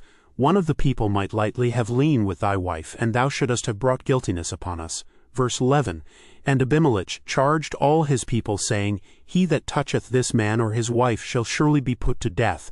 Verse 12. Then Isaac sowed in that land, and received in the same year 100-fold. And the Lord blessed him. Verse 13. And the man waxed great, and went forward, and grew until he became very great. Verse 14. For he had possession of flocks, and possession of herds, and great store of servants, and the Philistines envied him. Verse 15. For all the wells which his father's servants had digged in the days of Abraham his father, the Philistines had stopped them, and filled them with earth. Verse 16. And Abimelech said unto Isaac, Go from us, for thou art much mightier than we. Verse 17. And Isaac departed thence, and pitched his tent in the valley of Gerar, and dwelt there. Verse 18. And Isaac digged again the wells of water which they had digged in the days of Abraham his father, for the Philistines had stopped them after the death of Abraham, and he called their names after the names by which his father had called them. Verse 19. And Isaac's servants digged in the valley, and found there a well of springing water. Verse 20. And the herdmen of Gerar did strive with Isaac's herdmen, saying, The water is ours. And he called the name of the well Esek, because they strove with him. Verse 21. And they digged another well, and strove for that also, and he called the name of it Sitnah. Verse 22. And he removed from thence, and digged another well. And for that they strove not, and he called the name of it Rehoboth. And he said, For now the Lord hath made room for us, and we shall be fruitful in the land. Verse 23. And he went up from thence to Beersheba. Verse 24. And the Lord appeared unto him the same night, and said, I am the God of Abraham thy father. Fear not, for I am with thee, and will bless thee, and multiply thy seed for my servant Abraham's sake. Verse 25. And he builded an altar there, and called upon the name of the Lord, and pitched his tent there. And there Isaac's servants digged a well. Verse 26. Then Abimelech went to him from Gerar, and Ahazeth one of his friends, and Phicol the chief captain of his army. Verse 27. And Isaac said unto them, Wherefore come ye to me, seeing ye hate me, and have sent me away from you? Verse 28. And they said, We saw certainly that the Lord was with thee. And we said, Let there be now an oath betwixt us, even betwixt us and thee, and let us make a covenant with thee. Verse 29. That thou wilt do us no hurt, as we have not touched thee, and as we have done unto thee nothing but good, and have sent thee away in peace. Thou art now the blessed of the Lord. Verse 30. And he made them a feast, and they did eat and drink. Verse 31. And they rose up betimes in the morning, and sware one to another. And Isaac sent them away, and they departed from him in peace. Verse 32. And it came to pass the same day, that Isaac's servants came, and told him concerning the well which they had digged, and said unto him, We have found water. Verse 33. And he called it Sheba. Therefore the name of the city is Beersheba unto this day. Verse 34. And Esau was 40 years old when he took to wife Judith the daughter of Beeri the Hittite, and Bashemoth the daughter of Elon the Hittite. Verse 35. Which were a grief of mind unto Isaac and to Rebekah. Chapter 27. Verse 1. And it came to pass that when Isaac was old, and his eyes were dim so that he could not see, he called Esau his eldest son, and said unto him, My son. And he said unto him, Behold, here am I. Verse 2. And he said, Behold now, I am old, I know not the day of my death. Verse 3. Now therefore take, I pray thee, thy weapons, thy quiver and thy bow, and go out to the field, and take me some venison. Verse 4. And make me savory meat such as I love, and bring it to me that I may eat, that my soul may bless thee before I die.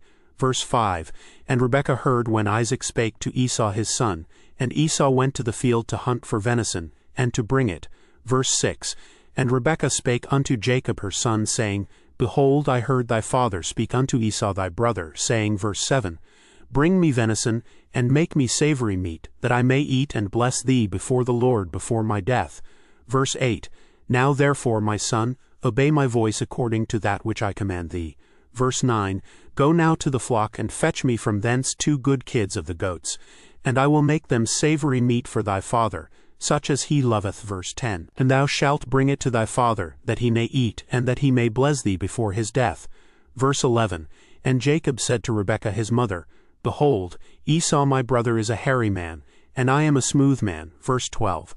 My father peradventure will feel me, and I shall seem to him as a deceiver, and I shall bring a curse upon me, and not a blessing. Verse 13. And his mother said unto him, Upon me be thy curse, my son. Only obey my voice, and go fetch me them. Verse 14. And he went and fetched and brought them to his mother, and his mother made savory meat, such as his father loved. Verse 15. And Rebekah took goodly raiment of her eldest son Esau, which were with her in the house, and put them upon Jacob her younger son. Verse 16. And she put the skins of the kids of the goats upon his hands, and upon the smooth of his neck. Verse 17. And she gave the savory meat and the bread which she had prepared into the hand of her son Jacob. Verse 18. And he came unto his father, and said, My father. And he said, Here am I. Who art thou, my son? Verse 19. And Jacob said unto his father, I am Esau thy firstborn. I have done according as thou badest me. Arise, I pray thee, sit and eat of my venison, that thy soul may bless me. Verse 20. And Isaac said unto his son, How is it that thou hast found it so quickly, my son? And he said, Because the Lord thy God brought it to me. Verse 21. And Isaac said unto Jacob, Come near, I pray thee, that I may feel thee, my son, whether thou be my very son Esau or not. Verse 22. And Jacob went near unto Isaac his father, and he felt him, and said, The voice is Jacob's voice, but the hands are the hands of Esau. Verse 23. And he discerned him not, because his hands were hairy as his brother Esau's hands. So he blessed him. Verse 24. And he said, Art thou my very son Esau? And he said, I am. Verse 25. And he said, Bring it near to me, and I will eat of my son's venison, that my soul may bless thee. And he brought it near to him, and he did eat. And he brought him wine, and he drank. Verse 26. And his father Isaac said unto him, Come near now, and kiss me, my son. Verse 27. And he came near, and kissed him. And he smelled the smell of his raiment, and blessed him, and said, See, the smell of my son is as the smell of a field which the Lord hath blessed. Verse 28. Therefore God give thee of the dew of heaven, and the fatness of the earth, and plenty of corn and wine. Verse 29. Let people serve thee, and nations bow down to thee. Be Lord over thy brethren, and let thy mother's sons bow down to thee. Cursed be every one that curseth thee, and blessed be he that blesseth thee. Verse 30. And it came to pass, as soon as Isaac had made an end of blessing Jacob, and Jacob was yet scarce gone out from the presence of Isaac his father, that Esau his brother came in from his hunting. Verse 31. And he also had made savory meat, and brought it unto his father, and said unto his father, Let my father arise, and eat of his son's venison, that thy soul may bless me. Verse 32. And Isaac his father said unto him, Who art thou? And he said, I am thy son, thy firstborn Esau. Verse 33. And Isaac trembled very exceedingly, and said, Who? Where is he that hath taken venison, and brought it me? And I have eaten of all before thou camest, and have blessed him. Yea, and he shall be blessed. Verse 34. And when Esau heard the words of his father, he cried with a great and exceeding bitter cry, and said unto his father, Bless me, even me also, O my father. Verse 35. And he said, Thy brother came with subtility, and hath taken away thy blessing. Verse 36. And he said, Is not he rightly named Jacob? For he hath supplanted me these 2 times. He took away my birthright. And behold, now he hath taken away my blessing. And he said, Hast thou not reserved a blessing for me? Verse 37. And Isaac answered and said unto Esau, Behold, I have made him thy lord, and all his brethren have I given to him for servants, and with corn and wine have I sustained him. And what shall I do now unto thee, my son? Verse 38. And Esau said unto his father, Hast thou but one blessing, my father? Bless me, even me also, O my father. And Esau lifted up his voice and wept. Verse 39. And Isaac his father answered and said unto him, Behold, thy dwelling shall be the fatness of the earth, and of the dew of heaven from above. Verse 40. And by thy sword shalt thou live, and shalt serve thy brother. And it shall come to pass, when thou shalt have the dominion, that thou shalt break his yoke from off thy neck. Verse 41. And Esau hated Jacob because of the blessing wherewith his father blessed him. And Esau said in his heart, The days of mourning for my father are at hand. Then will I slay my brother Jacob. Verse 42. And these words of Esau her elder son were told to Rebekah. And she sent and called Jacob her younger son, and said unto him, Behold, thy brother Esau, as touching thee, doth comfort himself, purposing to kill thee. Verse 43. Now therefore, my son, obey my voice. Arise, flee thou to Laban my brother, to Haran. Verse 44. And tarry with him a few days, until thy brother's fury turn away. Verse 45. Until thy brother's anger turn away from thee, and he forget that which thou hast done to him. Then I will send and fetch thee from thence. Why should I be deprived also of you both in one day? Verse 46. And Rebekah said to Isaac, I am weary of my life because of the daughters of Heth. If Jacob take a wife of the daughters of Heth, such as these which are of the daughters of the land, what good shall my life do me? Chapter 28. Verse 1. And Isaac called Jacob, and blessed him, and charged him, and said unto him, Thou shalt not take a wife of the daughters of Canaan. Verse 2. Arise, go to Padanaram, to the house of Bethuel thy mother's father, and take thee a wife from thence of the daughters of Laban thy mother's brother. Verse 3. And God Almighty bless thee, and make thee fruitful, and multiply thee, that thou mayest be a multitude of people. Verse 4. And give thee the blessing of Abraham to thee, and to thy seed with thee, that thou mayest inherit the land wherein thou art a stranger, which God gave unto Abraham. Verse 5. And Isaac sent away Jacob, and he went to Padanaram unto Laban, son of Bethuel the Syrian, the brother of Rebekah, Jacob's and Esau's mother. Verse 6. When Esau saw that Isaac had blessed Jacob and sent him away to Paddan-aram to take him a wife from thence, and that as he blessed him, he gave him a charge, saying, Thou shalt not take a wife of the daughters of Canaan, verse 7, and that Jacob obeyed his father and his mother, and was gone to Paddan-aram, verse 8, and Esau, seeing that the daughters of Canaan pleased not Isaac his father, verse 9, then went Esau unto Ishmael, and took unto the wives which he had Mahalath the daughter of Ishmael Abraham's son, the sister of Nebajoth, to be his wife, verse 10, and Jacob went out from Beersheba, and went toward Haran, verse 11, and he lighted upon a certain place, and tarried there all night, because the sun was set, and he took of the stones of that place, and put them for his pillows, and lay down in that place to sleep. Verse 12, and he dreamed, and behold, a ladder set up on the earth, and the top of it reached to heaven. And behold, the angels of God ascending and descending on it. Verse 13, and behold, the Lord stood above it, and said, I am the Lord God of Abraham thy father, and the God of Isaac. The land whereon thou liest, to thee will I give it, and to thy seed. Verse 14, and thy seed shall be as the dust of the earth, and thou shalt spread abroad to the west, and to the east, and to the north, and to the south, and in thee and in thy seed shall all the families of the earth be blessed. Verse 15, and behold, I am with thee, and will keep thee in all places whither thou goest, and will bring thee again into this land. For I will not leave thee, until I have done that which I have spoken to thee of. Verse 16, and Jacob awaked out of his sleep, and he said, Surely the Lord is in this place, and I knew it not. Verse 17, and he was afraid, and said, How dreadful is this place! This is none other but the house of God, and this is the gate of heaven. Verse 18, and Jacob rose up early in the morning, and took the stone that he had put for his pillows, and set it up for a pillar, and poured oil upon the top of it. Verse 19, and he called the name of that place Bethel. But the name of that city was called Luz at the first. Verse 20, and Jacob vowed a vow, saying, If God will be with me, and will keep me in this way that I go, and will give me bread to eat and raiment to put on, verse 21, so that I come again to my father's house in peace, then shall the Lord be my God. Verse 22, and this stone which I have set for a pillar shall be God's house, and of all that thou shalt give me I will surely give the tenth unto thee. Chapter 29. Verse 1, then Jacob went on his journey, and came into the land of the people of the east. Verse 2, and he looked, and behold a well in the field, and lo, there were 3 flocks of sheep lying by it, for out of that well they watered the flocks. And a great stone was upon the well's mouth. Verse 3, and thither were all the flocks gathered. And they rolled the stone from the well's mouth, and watered the sheep, and put the stone again upon the well's mouth in his place. Verse 4, and Jacob said unto them, My brethren, whence be ye? And they said, Of Haran are we. Verse 5, and he said unto them, Know ye Laban the son of Nahor? And they said, We know him. Verse 6, and he said unto them, Is he well? And they said, He is well. And behold, Rachel his daughter cometh with the sheep. Verse 7, and he said, Lo, it is yet high day, neither is it time that the cattle should be gathered together.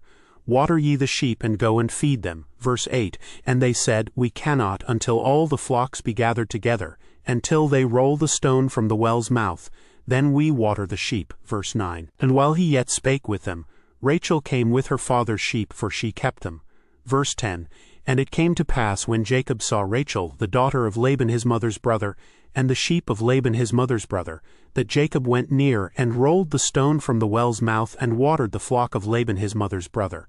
Verse 11, and Jacob kissed Rachel, and lifted up his voice, and wept. Verse 12, and Jacob told Rachel that he was her father's brother, and that he was Rebekah's son, and she ran and told her father. Verse 13, and it came to pass, when Laban heard the tidings of Jacob his sister's son, that he ran to meet him, and embraced him, and kissed him, and brought him to his house. And he told Laban all these things. Verse 14, and Laban said to him, Surely thou art my bone and my flesh.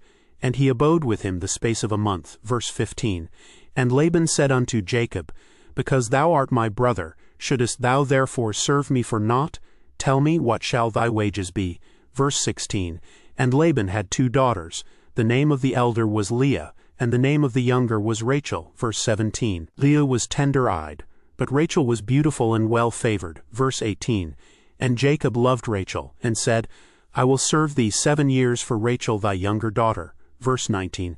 And Laban said, It is better that I give her to thee, than that I should give her to another man. Abide with me. Verse 20. And Jacob served 7 years for Rachel, and they seemed unto him but a few days for the love he had to her. Verse 21. And Jacob said unto Laban, Give me my wife, for my days are fulfilled, that I may go in unto her. Verse 22. And Laban gathered together all the men of the place, and made a feast. Verse 23. And it came to pass in the evening that he took Leah his daughter, and brought her to him. And he went in unto her. Verse 24. And Laban gave unto his daughter Leah Zilpah his maid for an handmaid. Verse 25. And it came to pass that in the morning, behold, it was Leah. And he said to Laban, What is this thou hast done unto me? Did not I serve with thee for Rachel? Wherefore then hast thou beguiled me? Verse 26. And Laban said, It must not be so done in our country to give the younger before the firstborn. Verse 27. Fulfill her week, and we will give thee this also for the service which thou shalt serve with me yet 7 other years. Verse 28. And Jacob did so, and fulfilled her week. And he gave him Rachel his daughter to wife also. Verse 29. And Laban gave to Rachel his daughter Bilhah his handmaid to be her maid. Verse 30. And he went in also unto Rachel, and he loved also Rachel more than Leah, and served with him yet 7 other years. Verse 31. And when the Lord saw that Leah was hated, he opened her womb. But Rachel was barren. Verse 32. And Leah conceived, and bare a son, and she called his name Reuben. For she said, Surely the Lord hath looked upon my affliction. Now therefore my husband will love me. Verse 33. And she conceived again, and bare a son, and said, Because the Lord hath heard I was hated, he hath therefore given me this son also. And she called his name Simeon. Verse 34. And she conceived again, and bare a son, and said, Now this time will my husband be joined unto me, because I have borne him 3 sons. Therefore was his name called Levi. Verse 35. And she conceived again, and bare a son. And she said, Now will I praise the Lord. Therefore she called his name Judah, and left bearing. Chapter 30. Verse 1. And when Rachel saw that she bare Jacob no children, Rachel envied her sister, and said unto Jacob, Give me children, or else I die. Verse 2. And Jacob's anger was kindled against Rachel. And he said, Am I in God's stead, who hath withheld from thee the fruit of the womb? Verse 3. And she said, Behold my maid Bilhah, go in unto her, and she shall bear upon my knees, that I may also have children by her. Verse 4. And she gave him Bilhah her handmaid to wife, and Jacob went in unto her. Verse 5.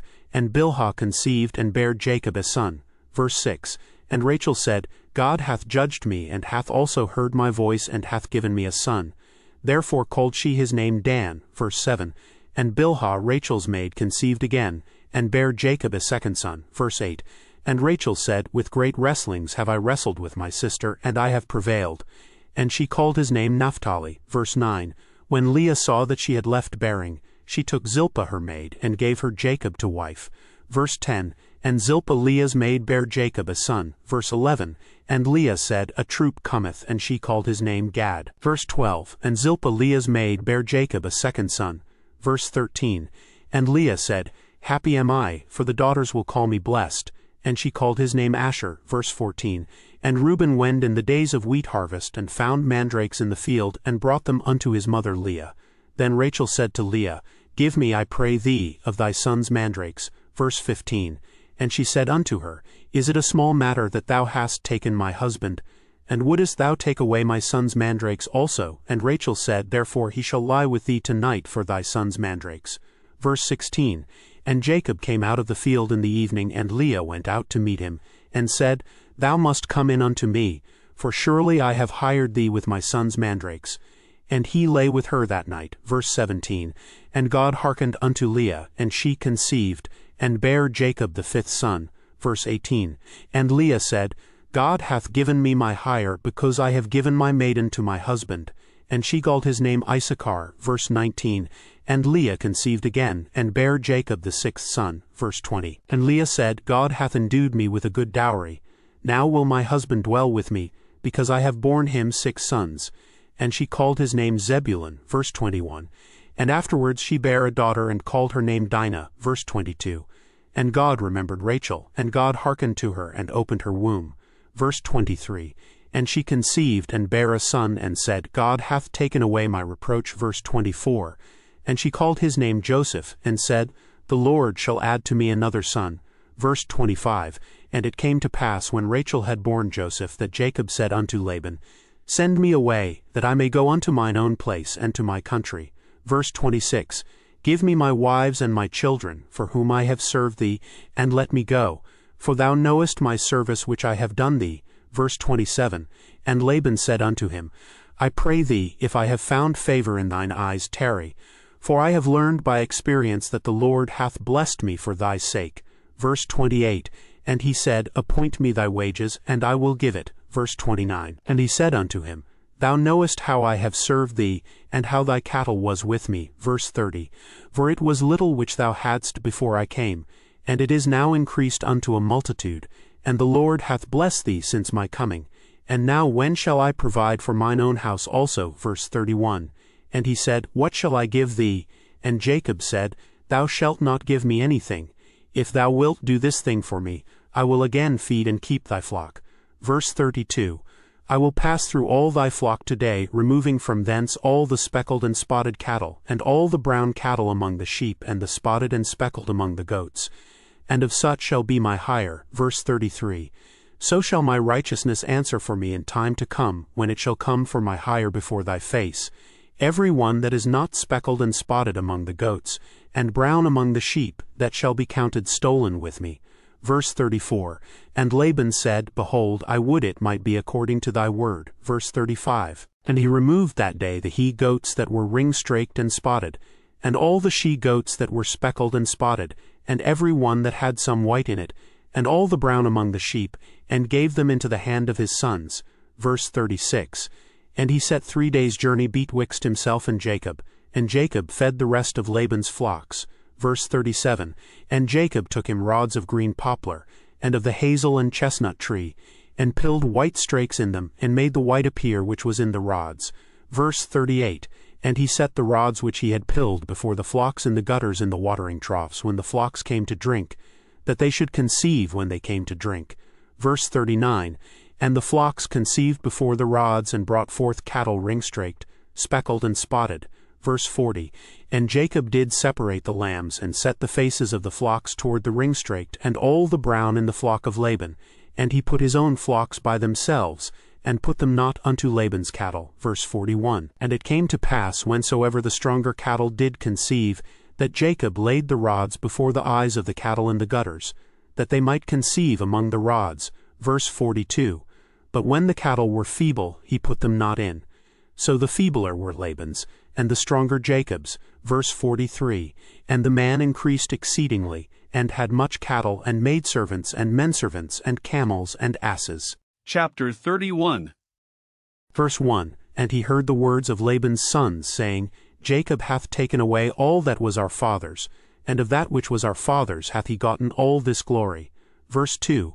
And Jacob beheld the countenance of Laban, and behold, it was not toward him as before.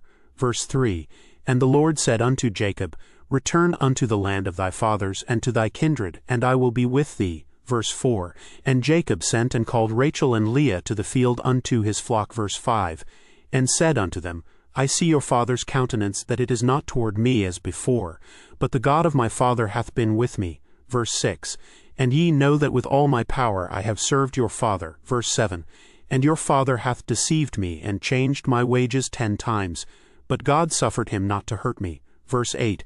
If he said thus, The speckled shall be thy wages, then all the cattle bear speckled. And if he said thus, The ring-straked shall be thy hire, then bear all the cattle ring-straked. Verse 9. Thus God hath taken away the cattle of your father, and given them to me. Verse 10. And it came to pass at the time that the cattle conceived, that I lifted up mine eyes, and saw in a dream, and behold, the rams which leapt upon the cattle were ring-straked, speckled, and grizzled. Verse 11. And the angel of God spake unto me in a dream, saying, Jacob. And I said, Here am I. Verse 12. And he said, Lift up now thine eyes, and see, all the rams which leap upon the cattle are ring-straked, speckled, and grizzled. For I have seen all that Laban doth unto thee. Verse 13. I am the God of Bethel, where thou anointedst the pillar, and where thou vowedst a vow unto me. Now arise, get thee out from this land, and return unto the land of thy kindred. Verse 14. And Rachel and Leah answered and said unto him, Is there yet any portion or inheritance for us in our father's house? Verse 15. Are we not counted of him strangers? For he hath sold us, and hath quite devoured also our money. Verse 16.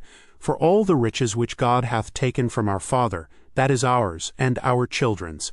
Now then, whatsoever God hath said unto thee, do. Verse 17. Then Jacob rose up, and set his sons and his wives upon camels. Verse 18. And he carried away all his cattle, and all his goods which he had gotten, the cattle of his getting, which he had gotten in Paddan Aram, for to go to Isaac his father in the land of Canaan. Verse 19. And Laban went to shear his sheep, and Rachel had stolen the images that were her father's. Verse 20. And Jacob stole away unawares to Laban the Syrian, in that he told him not that he fled. Verse 21. So he fled with all that he had, and he rose up, and passed over the river, and set his face toward the Mount Gilead. Verse 22. And it was told Laban on the third day that Jacob was fled. Verse 23. And he took his brethren with him, and pursued after him 7 days' journey. And they overtook him in the Mount Gilead. Verse 24. And God came to Laban the Syrian in a dream by night, and said unto him, Take heed that thou speak not to Jacob either good or bad. Verse 25. Then Laban overtook Jacob. Now Jacob had pitched his tent in the mount, and Laban with his brethren pitched in the mount of Gilead. Verse 26. And Laban said to Jacob, What hast thou done, that thou hast stolen away unawares to me, and carried away my daughters, as captives taken with the sword? Verse 27. Wherefore didst thou flee away secretly, and steal away from me, and didst not tell me that I might have sent thee away with mirth, and with songs, with tabret, and with harp? Verse 28. And hast not suffered me to kiss my sons and my daughters? Thou hast now done foolishly in so doing. Verse 29. It is in the power of my hand to do you hurt. But the God of your father spake unto me yesternight, saying, Take thou heed that thou speak not to Jacob either good or bad. Verse 30. And now, though thou wouldest needs be gone, because thou sore longedst after thy father's house, yet wherefore hast thou stolen my gods? Verse 31. And Jacob answered and said to Laban, Because I was afraid, for I said, Peradventure thou wouldest take by force thy daughters from me. Verse 32. With whomsoever thou findest thy gods, let him not live. Before our brethren discern thou what is thine with me, and take it to thee. For Jacob knew not that Rachel had stolen them. Verse 33. And Laban went into Jacob's tent, and into Leah's tent, and into the 2 maidservants' tents, but he found them not. Then went he out of Leah's tent, and entered into Rachel's tent. Verse 34. Now Rachel had taken the images, and put them in the camel's furniture, and sat upon them. And Laban searched all the tent, but found them not. Verse 35. And she said to her father, Let it not displease my lord that I cannot rise up before thee, for the custom of women is upon me. And he searched, but found not the images. Verse 36. And Jacob was wroth, and chode with Laban. And Jacob answered and said to Laban, What is my trespass? What is my sin, that thou hast so hotly pursued after me? Verse 37. Whereas thou hast searched all my stuff, what hast thou found of all thy household stuff? Set it here before my brethren and thy brethren, that they may judge betwixt us both. Verse 38. This 20 years have I been with thee. Thy ewes and thy she-goats have not cast their young, and the rams of thy flock have I not eaten. Verse 39. That which was torn of beasts I brought not unto thee. I bear the loss of it. Of my hand didst thou require it, whether stolen by day or stolen by night. Verse 40. Thus I was in the day the drought consumed me, and the frost by night, and my sleep departed from mine eyes. Verse 41. Thus have I been 20 years in thy house. I served thee 14 years for thy 2 daughters, and 6 years for thy cattle. And thou hast changed my wages 10 times. Verse 42. Except the God of my father, the God of Abraham, and the fear of Isaac had been with me, surely thou hadst sent me away now empty. God hath seen mine affliction and the labor of my hands, and rebuked thee yesternight. Verse 43. And Laban answered and said unto Jacob, These daughters are my daughters, and these children are my children, and these cattle are my cattle, and all that thou seest is mine. And what can I do this day unto these my daughters, or unto their children, which they have borne? Verse 44. Now therefore come thou, let us make a covenant, I and thou, and let it be for a witness between me and thee. Verse 45. And Jacob took a stone, and set it up for a pillar. Verse 46, And Jacob said unto his brethren, Gather stones. And they took stones, and made an heap. And they did eat there upon the heap. Verse 47, And Laban called it Jegar-sahadutha, but Jacob called it Gilead. Verse 48, And Laban said, This heap is a witness between me and thee this day. Therefore was the name of it called Gilead. Verse 49, And Mizpah, for he said, The Lord watch between me and thee, when we are absent one from another.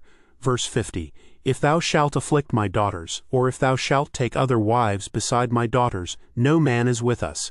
See, God is witness betwixt me and thee. Verse 51, And Laban said to Jacob, Behold this heap, and behold this pillar, which I have cast betwixt me and thee. Verse 52, This heap be witness, and this pillar be witness, that I will not pass over this heap to thee, and that thou shalt not pass over this heap and this pillar unto me for harm. Verse 53, The God of Abraham, and the God of Nahor, the God of their father, judge betwixt us. And Jacob sware by the fear of his father Isaac. Verse 54, Then Jacob offered sacrifice upon the mount, and called his brethren to eat bread. And they did eat bread, and tarried all night in the mount. Verse 55, And early in the morning Laban rose up, and kissed his sons and his daughters, and blessed them.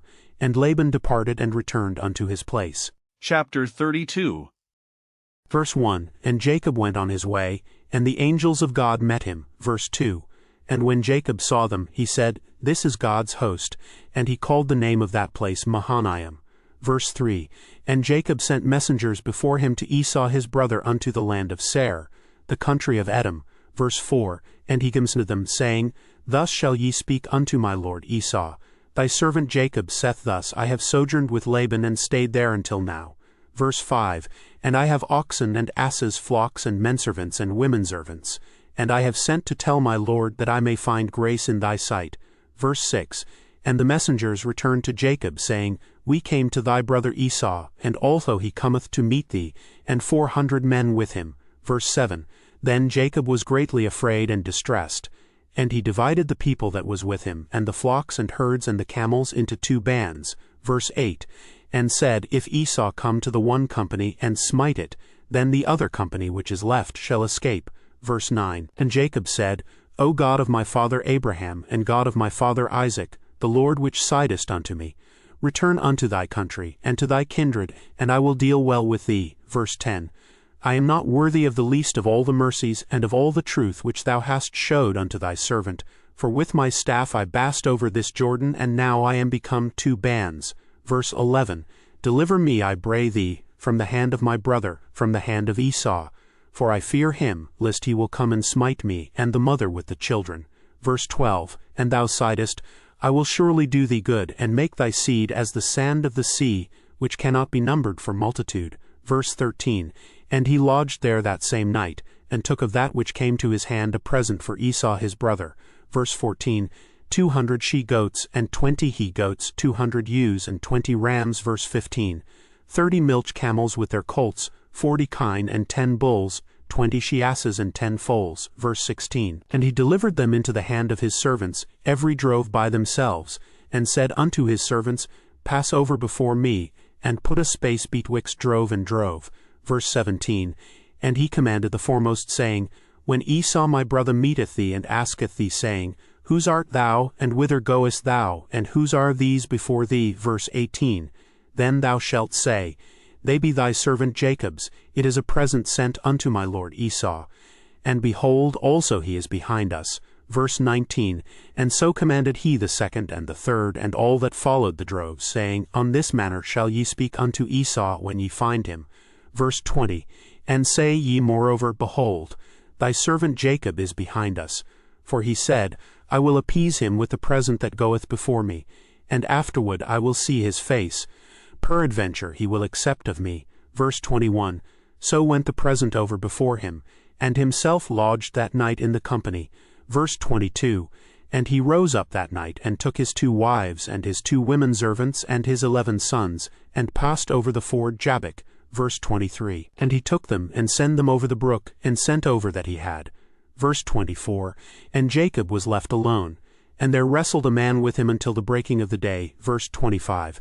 And when he saw that he prevailed not against him, he touched the hollow of his thigh, and the hollow of Jacob's thigh was out of joint as he wrestled with him. Verse 26.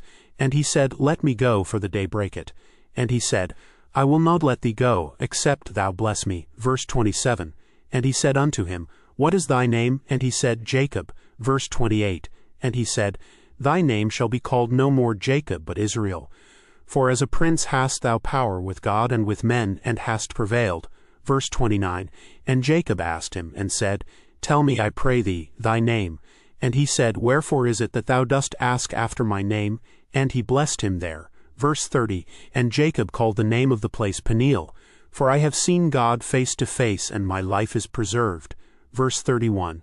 And as he passed over Peniel, the sun rose upon him, and he halted upon his thigh. Verse 32. Therefore the children of Israel eat not of the sinew which shrank, which is upon the hollow of the thigh unto this day, because he touched the hollow of Jacob's thigh in the sinew that shrank. Chapter 33. Verse 1. And Jacob lifted up his eyes and looked, and behold, Esau came, and with him 400 men. And he divided the children unto Leah, and unto Rachel, and unto the 2 handmaids. Verse 2. And he put the handmaids and their children foremost, and Leah and her children after, and Rachel and Joseph hindermost. Verse 3. And he passed over before them, and bowed himself to the ground 7 times, until he came near to his brother. Verse 4. And Esau ran to meet him, and embraced him, and fell on his neck, and kissed him, and they wept. Verse 5. And he lifted up his eyes, and saw the women and the children, and said, Who are those with thee? And he said, The children which God hath graciously given thy servant. Verse 6. Then the handmaidens came near, they and their children, and they bowed themselves. Verse 7. And Leah also with her children came near, and bowed themselves. And after came Joseph near, and Rachel, and they bowed themselves. Verse 8. And he said, What meanest thou by all this drove which I met? And he said, These are to find grace in the sight of my Lord. Verse 9. And Esau said, I have enough, my brother. Keep that thou hast unto thyself. Verse 10.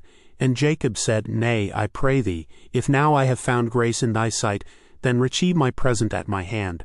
For therefore I have seen thy face, as though I had seen the face of God, and thou wast pleased with me. Verse 11. Take, I pray thee, my blessing that is brought to thee. Book of God hath dealt graciously with me, and because I have enough. And he urged him, and he took it. Verse 12. And he said, Let us take our journey, and let us go, and I will go before thee. Verse 13. And he said unto him, My Lord knoweth that the children are tender, and the flocks and herds with young are with me. And if men should overdrive them one day, all the flock will die. Verse 14. Let my Lord, I pray thee, pass over before his servant. And I will lead on softly, according as the cattle that goeth before me and the children be able to endure, until I come unto my Lord unto Seir. Verse 15. And Esau said, Let me now leave with thee some of the folk that are with me. And he said, What need doth it? Let me find grace in the sight of my Lord. Verse 16. So Esau returned that day on his way unto Seir. Verse 17. And Jacob journeyed to Succoth, and built him an house, and made booths for his cattle. Therefore the name of the place is called Succoth. Verse 18. And Jacob came to Shalem, a city of Shechem, which is in the land of Canaan, when he came from Paddan Aram, and pitched his tent before the city. Verse 19. And he bought a parcel of a field where he had spread his tent, at the hand of the children of Hamor, Shechem's father, for 100 pieces of money. Verse 20. And he erected there an altar, and called it El Elohe Israel. Chapter 34.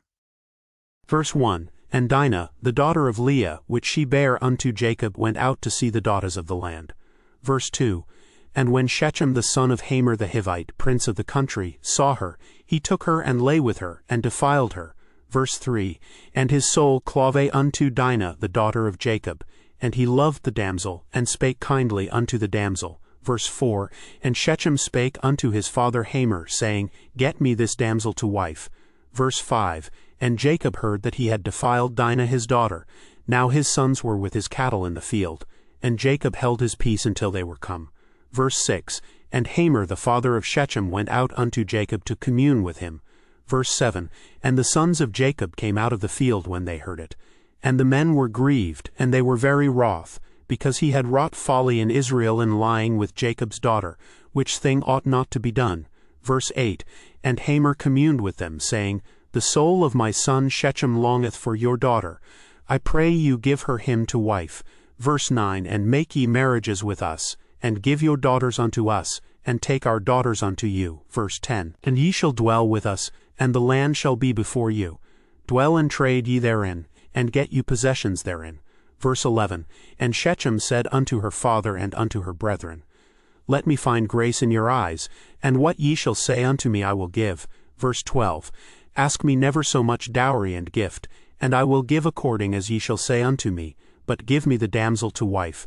Verse 13, And the sons of Jacob answered Shechem and Hamor his father deceitfully, and said, Because he had defiled Dinah their sister. Verse 14, And they said unto them, We cannot do this thing, to give our sister to one that is uncircumcised, for that were a reproach unto us. Verse 15, But in this will we consent unto you, if ye will be as we be, that every male of you be circumcised. Verse 16, Then will we give our daughters unto you, and we will take your daughters to us, and we will dwell with you, and we will become one people.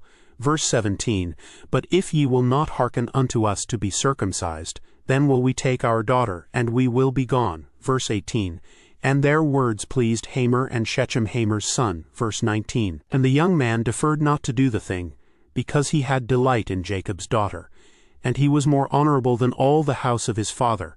Verse 20, And Hamor and Shechem his son came unto the gate of their city, and communed with the men of their city, saying, Verse 21, These men are peaceable with us, therefore let them dwell in the land and trade therein, for the land, behold, it is large enough for them. Let us take their daughters to us for wives, and let us give them our daughters. Verse 22, Only herein will the men consent unto us for to dwell with us, to be one people, if every male among us be circumcised, as they are circumcised. Verse 23, Shall not their cattle and their substance and every beast of theirs be ours? Only let us consent unto them, and they will dwell with us. Verse 24, And unto Hamor and unto Shechem his son hearkened all that went out of the gate of his city, and every male was circumcised, all that went out of the gate of his city. Verse 25, And it came to pass on the third day, when they were sore, that two of the sons of Jacob, Simeon and Levi, Dinah's brethren, took each man his sword, and came upon the city boldly, and slew all the males. Verse 26, And they slew Hamor and Shechem his son with the edge of the sword, and took Dinah out of Shechem's house, and went out. Verse 27, The sons of Jacob came upon the slain, and spoiled the city, because they had defiled their sister. Verse 28, They took their sheep and their oxen and their asses, and that which was in the city, and that which was in the field. Verse 29, And all their wealth, and all their little ones, and their wives took they captive, and spoiled even all that was in the house. Verse 30, And Jacob said to Simeon and Levi, Ye have troubled me to make me to stink among the inhabitants of the land, among the Canaanites and the Perizzites. And I being few in number, they shall gather themselves together against me, and slay me, and I shall be destroyed, I and my house. Verse 31, And they said, Should he deal with our sister as with an harlot? Chapter 35. Verse 1, And God said unto Jacob, Arise, go up to Bethel, and dwell there, and make there an altar unto God, that appeared unto thee when thou fleddest from the face of Esau thy brother. Verse 2, Then Jacob said unto his household, and to all that were with him, Put away the strange gods that are among you, and be clean, and change your garments. Verse 3, And let us arise and go up to Bethel, and I will make there an altar unto God, who answered me in the day of my distress, and was with me in the way which I went. Verse 4, And they gave unto Jacob all the strange gods which were in their hand, and all their earrings which were in their ears, and Jacob hid them under the oak which was by Shechem. Verse 5, And they journeyed, and the terror of God was upon the cities that were round about them, and they did not pursue after the sons of Jacob. Verse 6, So Jacob came to Luz, which is in the land of Canaan, that is, Bethel, he and all the people that were with him. Verse 7, And he built there an altar, and called the place El Bethel, because there God appeared unto him, when he fled from the face of his brother. Verse 8, But Deborah Rebekah's nurse died, and she was buried beneath Bethel under an oak, and the name of it was called Allon-Bachuth. Verse 9, And God appeared unto Jacob again, when he came out of Paddan Aram, and blessed him. Verse 10, And God said unto him, Thy name is Jacob. Thy name shall not be called any more Jacob, but Israel shall be thy name. And he called his name Israel. Verse 11. And God said unto him, I am God Almighty. Be fruitful and multiply. A nation and a company of nations shall be of thee, and kings shall come out of thy loins.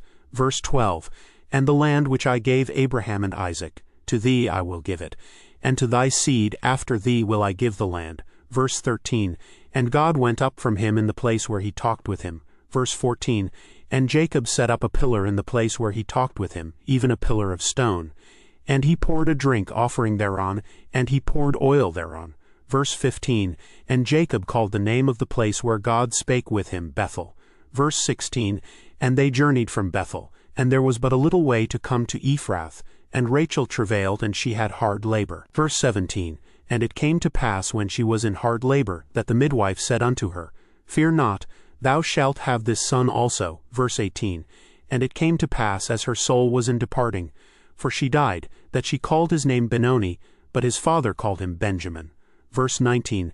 And Rachel died and was buried in the way to Ephrath, which is Bethlehem. Verse 20. And Jacob set a pillar upon her grave. That is the pillar of Rachel's grave unto this day. Verse 21. And Israel journeyed and spread his tent beyond the tower of Edar. Verse 22. And it came to pass when Israel dwelt in that land that Reuben went and lay with Bilhah his father's concubine, and Israel heard it. Now the sons of Jacob were 12. Verse 23. The sons of Leah, Reuben, Jacob's firstborn, and Simeon, and Levi, and Judah, and Issachar, and Zebulun. Verse 24. The sons of Rachel, Joseph, and Benjamin. Verse 25. And the sons of Bilhah, Rachel's handmaid, Dan and Naphtali. Verse 26. And the sons of Zilpah, Leah's handmaid, Gad and Asher. These are the sons of Jacob which were born to him in Padanaram. Verse 27. And Jacob came unto Isaac his father unto Mamre, unto the city of Arba, which is Hebron, where Abraham and Isaac sojourned. Verse 28. And the days of Isaac were 180 years. Verse 29. And Isaac gave up the ghost and died, and was gathered unto his people, being old and full of days, and his sons Esau and Jacob buried him. Chapter 36. Verse 1. Now these are the generations of Esau, who is Edom. Verse 2. Esau took his wives of the daughters of Canaan, Adah, the daughter of Elon the Hittite, and Aholibamah, the daughter of Anna, the daughter of Zibon the Hivite. Verse 3. And Bashemoth Ishmael's daughter, sister of Nebajoth. Verse 4. And Adah bare to Esau Eliphaz, and Bashemoth bare Reuel. Verse 5. And Aholibamah bare Jush, and Jalem, and Korah. These are the sons of Esau which were born unto him in the land of Canaan. Verse 6. And Esau took his wives, and his sons, and his daughters, and all the persons of his house, and his cattle, and all his beasts, and all his substance, which he had got in the land of Canaan, and went into the country from the face of his brother Jacob. Verse 7. For their riches were more than that they might dwell together, and the land wherein they were strangers could not bear them because of their cattle. Verse 8. Thus dwelt Esau in Mount Seir. Esau is Edom. Verse 9. And these are the generations of Esau the father of the Edomites in Mount Seir. Verse 10. These are the names of Esau's sons: Eliphaz the son of Adah, the wife of Esau; Reuel the son of Bashemoth, the wife of Esau. Verse 11. And the sons of Eliphaz were Teman, Omar, Zepho, and Gatam, and Kenaz. Verse 12. And Timnah was concubine to Eliphaz Esau's son, and she bare to Eliphaz Amalek. These were the sons of Adah Esau's wife. Verse 13. And these are the sons of Reuel, Nahath, and Zerah, Shammah, and Mizah. These were the sons of Bashemoth Esau's wife. Verse 14. And these were the sons of Aholibamah, the daughter of Anna, the daughter of Zibon, Esau's wife. And she bare to Esau Jush, and Jalem, and Korah. Verse 15. These were dukes of the sons of Esau. The sons of Eliphaz, the firstborn son of Esau: Duke Teman, Duke Omar, Duke Zepho, Duke Kenaz. Verse 16. Duke Korah, Duke Gatam, and Duke Amalek. These are the dukes that came of Eliphaz in the land of Edom. These were the sons of Adah. Verse 17. And these are the sons of Reuel Esau's son: Duke Nahath, Duke Zerah, Duke Shammah, Duke Mizah. These are the dukes that came of Reuel in the land of Edom. These are the sons of Bashemoth Esau's wife. Verse 18. And these are the sons of Aholibamah Esau's wife: Duke Jush, Duke Jalem, Duke Korah. These were the dukes that came of Aholibamah, the daughter of Anna, Esau's wife. Verse 19. These are the sons of Esau, who is Edom, and these are their dukes. Verse 20. These are the sons of Seir the Horite, who inhabited the land, Lotan, and Shobal, and Zibin, and Anna. Verse 21. And Dissan, and Ezer, and Dishon. These are the dukes of the Horites, the children of Seir in the land of Edom. Verse 22. And the children of Lotan were Hori and Hemam, and Lotan's sister was Timnah. Verse 23. And the children of Shobal were these, Alvan and Manahath, and Ebal, Shepho, and Onam. Verse 24. And these are the children of Zibin, both Ajah and Anna. This was that Anna that found the mules in the wilderness as he fed the asses of Zibin his father. Verse 25. And the children of Anna were these, Dissan, and Aholibamah, the daughter of Anna. Verse 26. And these are the children of Dissan, Hemdan, and Eshban, and Ithran, and Charan. Verse 27. The children of Ezer are these, Bilhan, and Zavan, and Achan. Verse 28. The children of Dishon are these, Uz, and Aaron. Verse 29. These are the dukes that came of the Horites, Duke Lotan, Duke Shobal, Duke Zibin, Duke Anna. Verse 30. Duke Dissan, Duke Ezer, Duke Dishon. These are the dukes that came of Hori, among their dukes in the land of Seir. Verse 31. And these are the kings that reigned in the land of Edom, before there reigned any king over the children of Israel. Verse 32. And Bela the son of Beor reigned in Edom, and the name of his city was Dinhabah. Verse 33. And Bela died, and Jobab the son of Zerah of Bozrah reigned in his stead. Verse 34. And Jobab died, and Husham of the land of Temani reigned in his stead. Verse 35. And Husham died, and Hadad the son of Bedad, who smote Midian in the field of Moab, reigned in his stead. And the name of his city was Avith. Verse 36. And Hadad died, and Samlah of Masrekah reigned in his stead. Verse 37. And Samlah died, and Saul of Rehoboth by the river reigned in his stead. Verse 38. And Saul died, and Baalhanan the son of Achbor reigned in his stead. Verse 39. And Baalhanan the son of Achbor died, and Hadar reigned in his stead. And the name of his city was Pau, and his wife's name was Mehetabel, the daughter of Matred, the daughter of Mezahab. Verse 40. And these are the names of the dukes that came of Esau according to their families, after their places by their names. Duke Timnah, Duke Alva, Duke Jetheth. Verse 41. Duke Aholibamah, Duke Elah, Duke Pinon. Verse 42. Duke Kenaz, Duke Teman, Duke Mibzar. Verse 43. Duke Magdiel, Duke Aram. These be the dukes of Edom according to their habitations in the land of their possession. He is Esau, the father of the Edomites. Chapter 37. Verse 1. And Jacob dwelt in the land wherein his father was a stranger, in the land of Canaan. Verse 2. These are the generations of Jacob. Joseph, being 17 years old, was feeding the flock with his brethren, and the lad was with the sons of Bilhah, and with the sons of Zilpah his father's wives. And Joseph brought unto his father their evil report. Verse 3. Now Israel loved Joseph more than all his children, because he was the son of his old age, and he made him a coat of many colors. Verse 4. And when his brethren saw that their father loved him more than all his brethren, they hated him, and could not speak peaceably unto him. Verse 5. And Joseph dreamed a dream, and he told it his brethren, and they hated him yet the more. Verse 6. And he said unto them, Hear, I pray you, this dream which I have dreamed. Verse 7. For, behold, we were binding sheaves in the field, and lo, my sheaf arose and also stood upright. And behold, your sheaves stood round about and made obeisance to my sheaf. Verse 8. And his brethren said to him, Shalt thou indeed reign over us, or shalt thou indeed have dominion over us? And they hated him yet the more for his dreams and for his words. Verse 9. And he dreamed yet another dream, and told it his brethren, and said, Behold, I have dreamed a dream more. And behold, the sun and the moon and the 11 stars made obeisance to me.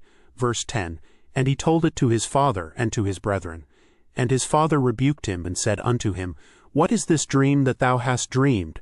Shall I and thy mother and thy brethren indeed come to bow down ourselves to thee to the earth? Verse 11. And his brethren envied him, but his father observed the saying. Verse 12. And his brethren went to feed their father's flock in Shechem. Verse 13. And Israel said unto Joseph, Do not thy brethren feed the flock in Shechem? Come, and I will send thee unto them. And he said to him, Here am I. Verse 14. And he said to him, Go, I pray thee, see whether it be well with thy brethren, and well with the flocks, and bring me word again. So he sent him out of the vale of Hebron, and he came to Shechem. Verse 15. And a certain man found him, and behold, he was wandering in the field. And the man asked him, saying, What seekest thou? Verse 16. And he said, I seek my brethren. Tell me, I pray thee, where they feed their flocks. Verse 17. And the man said, They are departed hence, for I heard them say, Let us go to Dothan. And Joseph went after his brethren, and found them in Dothan. Verse 18. And when they saw him afar off, even before he came near unto them, they conspired against him to slay him. Verse 19. And they said one to another, Behold, this dreamer cometh. Verse 20. Come now therefore, and let us slay him, and cast him into some pit, and we will say, Some evil beast hath devoured him, and we shall see what will become of his dreams. Verse 21. And Reuben heard it, and he delivered him out of their hands, and said, Let us not kill him. Verse 22. And Reuben said unto them, Shed no blood, but cast him into this pit that is in the wilderness, and lay no hand upon him, that he might rid him out of their hands, to deliver him to his father again. Verse 23. And it came to pass, when Joseph was come unto his brethren, that they stripped Joseph out of his coat of many colors that was on him. Verse 24. And they took him, and cast him into a pit. And the pit was empty, there was no water in it. Verse 25. And they sat down to eat bread. And they lifted up their eyes and looked, and behold, a company of Ishmaelites came from Gilead with their camels, bearing spicery and balm and myrrh, going to carry it down to Egypt. Verse 26. And Judah said unto his brethren, What profit is it if we slay our brother, and conceal his blood? Verse 27. Come, and let us sell him to the Ishmaelites, and let not our hand be upon him. For he is our brother and our flesh. And his brethren were content. Verse 28. Then there passed by Midianites merchantmen, and they drew and lifted up Joseph out of the pit, and sold Joseph to the Ishmaelites for 20 pieces of silver. And they brought Joseph into Egypt. Verse 29. And Reuben returned unto the pit, and behold, Joseph was not in the pit, and he rent his clothes. Verse 30. And he returned unto his brethren, and said, The child is not, and I, whither shall I go? Verse 31. And they took Joseph's coat, and killed a kid of the goats, and dipped the coat in the blood. Verse 32. And they sent the coat of many colors, and they brought it to their father, and said, This have we found. Know now whether it be thy son's coat or no. Verse 33. And he knew it, and said, It is my son's coat. An evil beast hath devoured him. Joseph is without doubt rent in pieces. Verse 34. And Jacob rent his clothes, and put sackcloth upon his loins, and mourned for his son many days. Verse 35.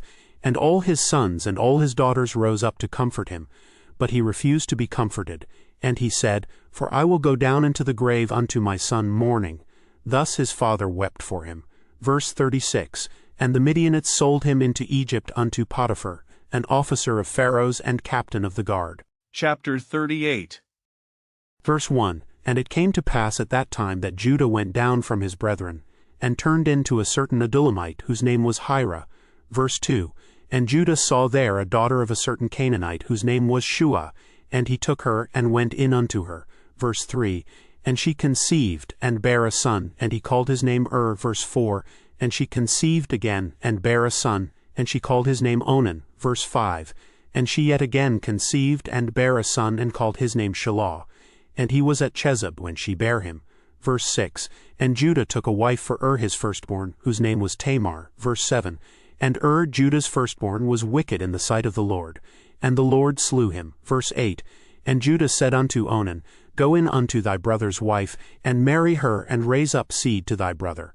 Verse 9. And Onan knew that the seed should not be his. And it came to pass, when he went in unto his brother's wife, that he spilled it on the ground, lest that he should give seed to his brother. Verse 10. And the thing which he did displeased the Lord, wherefore he slew him also. Verse 11. Then said Judah to Tamar, his daughter-in-law, Remain a widow at thy father's house, till Shelah my son be grown. For he said, Lest peradventure he die also, as his brethren did. And Tamar went and dwelt in her father's house. Verse 12.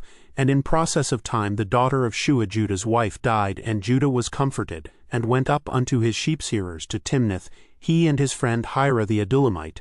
Verse 13. And it was told Tamar, saying, Behold, thy father-in-law goeth up to Timnath to shear his sheep. Verse 14. And she put her widow's garments off from her, and covered her with a veil, and wrapped herself, and sat in an open place, which is by the way to Timnath. For she saw that Shelah was grown, and she was not given unto him to wife. Verse 15, When Judah saw her, he thought her to be an harlot, because she had covered her face. Verse 16, And he turned unto her by the way, and said, Go to, I pray thee, let me come in unto thee, for he knew not that she was his daughter-in-law. And she said, What wilt thou give me, that thou mayest come in unto me? Verse 17, And he said, I will send thee a kid from the flock. And she said, Wilt thou give me a pledge, till thou send it? Verse 18, And he said, What pledge shall I give thee? And she said, Thy signet, and thy bracelets, and thy staff that is in thine hand. And he gave it her, and came in unto her. And she conceived by him. Verse 19, And she arose, and went away, and laid by her veil from her, and put on the garments of her widowhood. Verse 20, And Judah sent the kid by the hand of his friend the Adullamite to receive his pledge from the woman's hand. But he found her not. Verse 21, Then he asked the men of that place, saying, Where is the harlot that was openly by the wayside? And they said, There was no harlot in this place. Verse 22, And he returned to Judah, and said, I cannot find her. And also the men of the place said that there was no harlot in this place. Verse 23, And Judah said, Let her take it to her, lest we be shamed. Behold, I sent this kid, and thou hast not found her. Verse 24, And it came to pass about 3 months after, that it was told Judah, saying, Tamar thy daughter-in-law hath played the harlot. And also, behold, she is with child by whoredom. And Judah said, Bring her forth, and let her be burnt.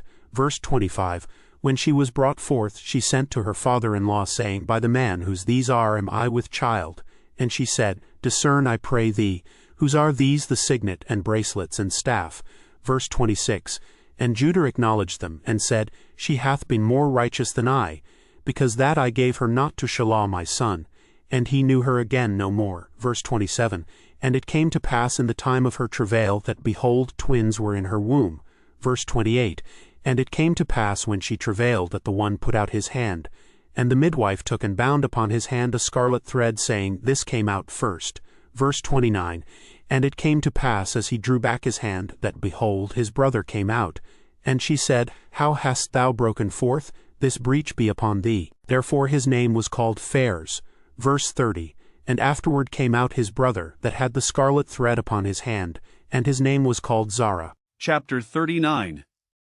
Verse 1, And Joseph was brought down to Egypt, and Potiphar, an officer of Pharaoh, captain of the guard, an Egyptian, bought him of the hands of the Ishmaelites, which had brought him down thither.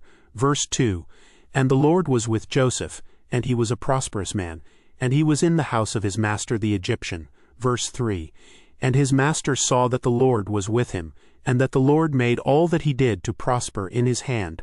Verse 4, And Joseph found grace in his sight, and he served him, and he made him overseer over his house, and all that he had he put into his hand.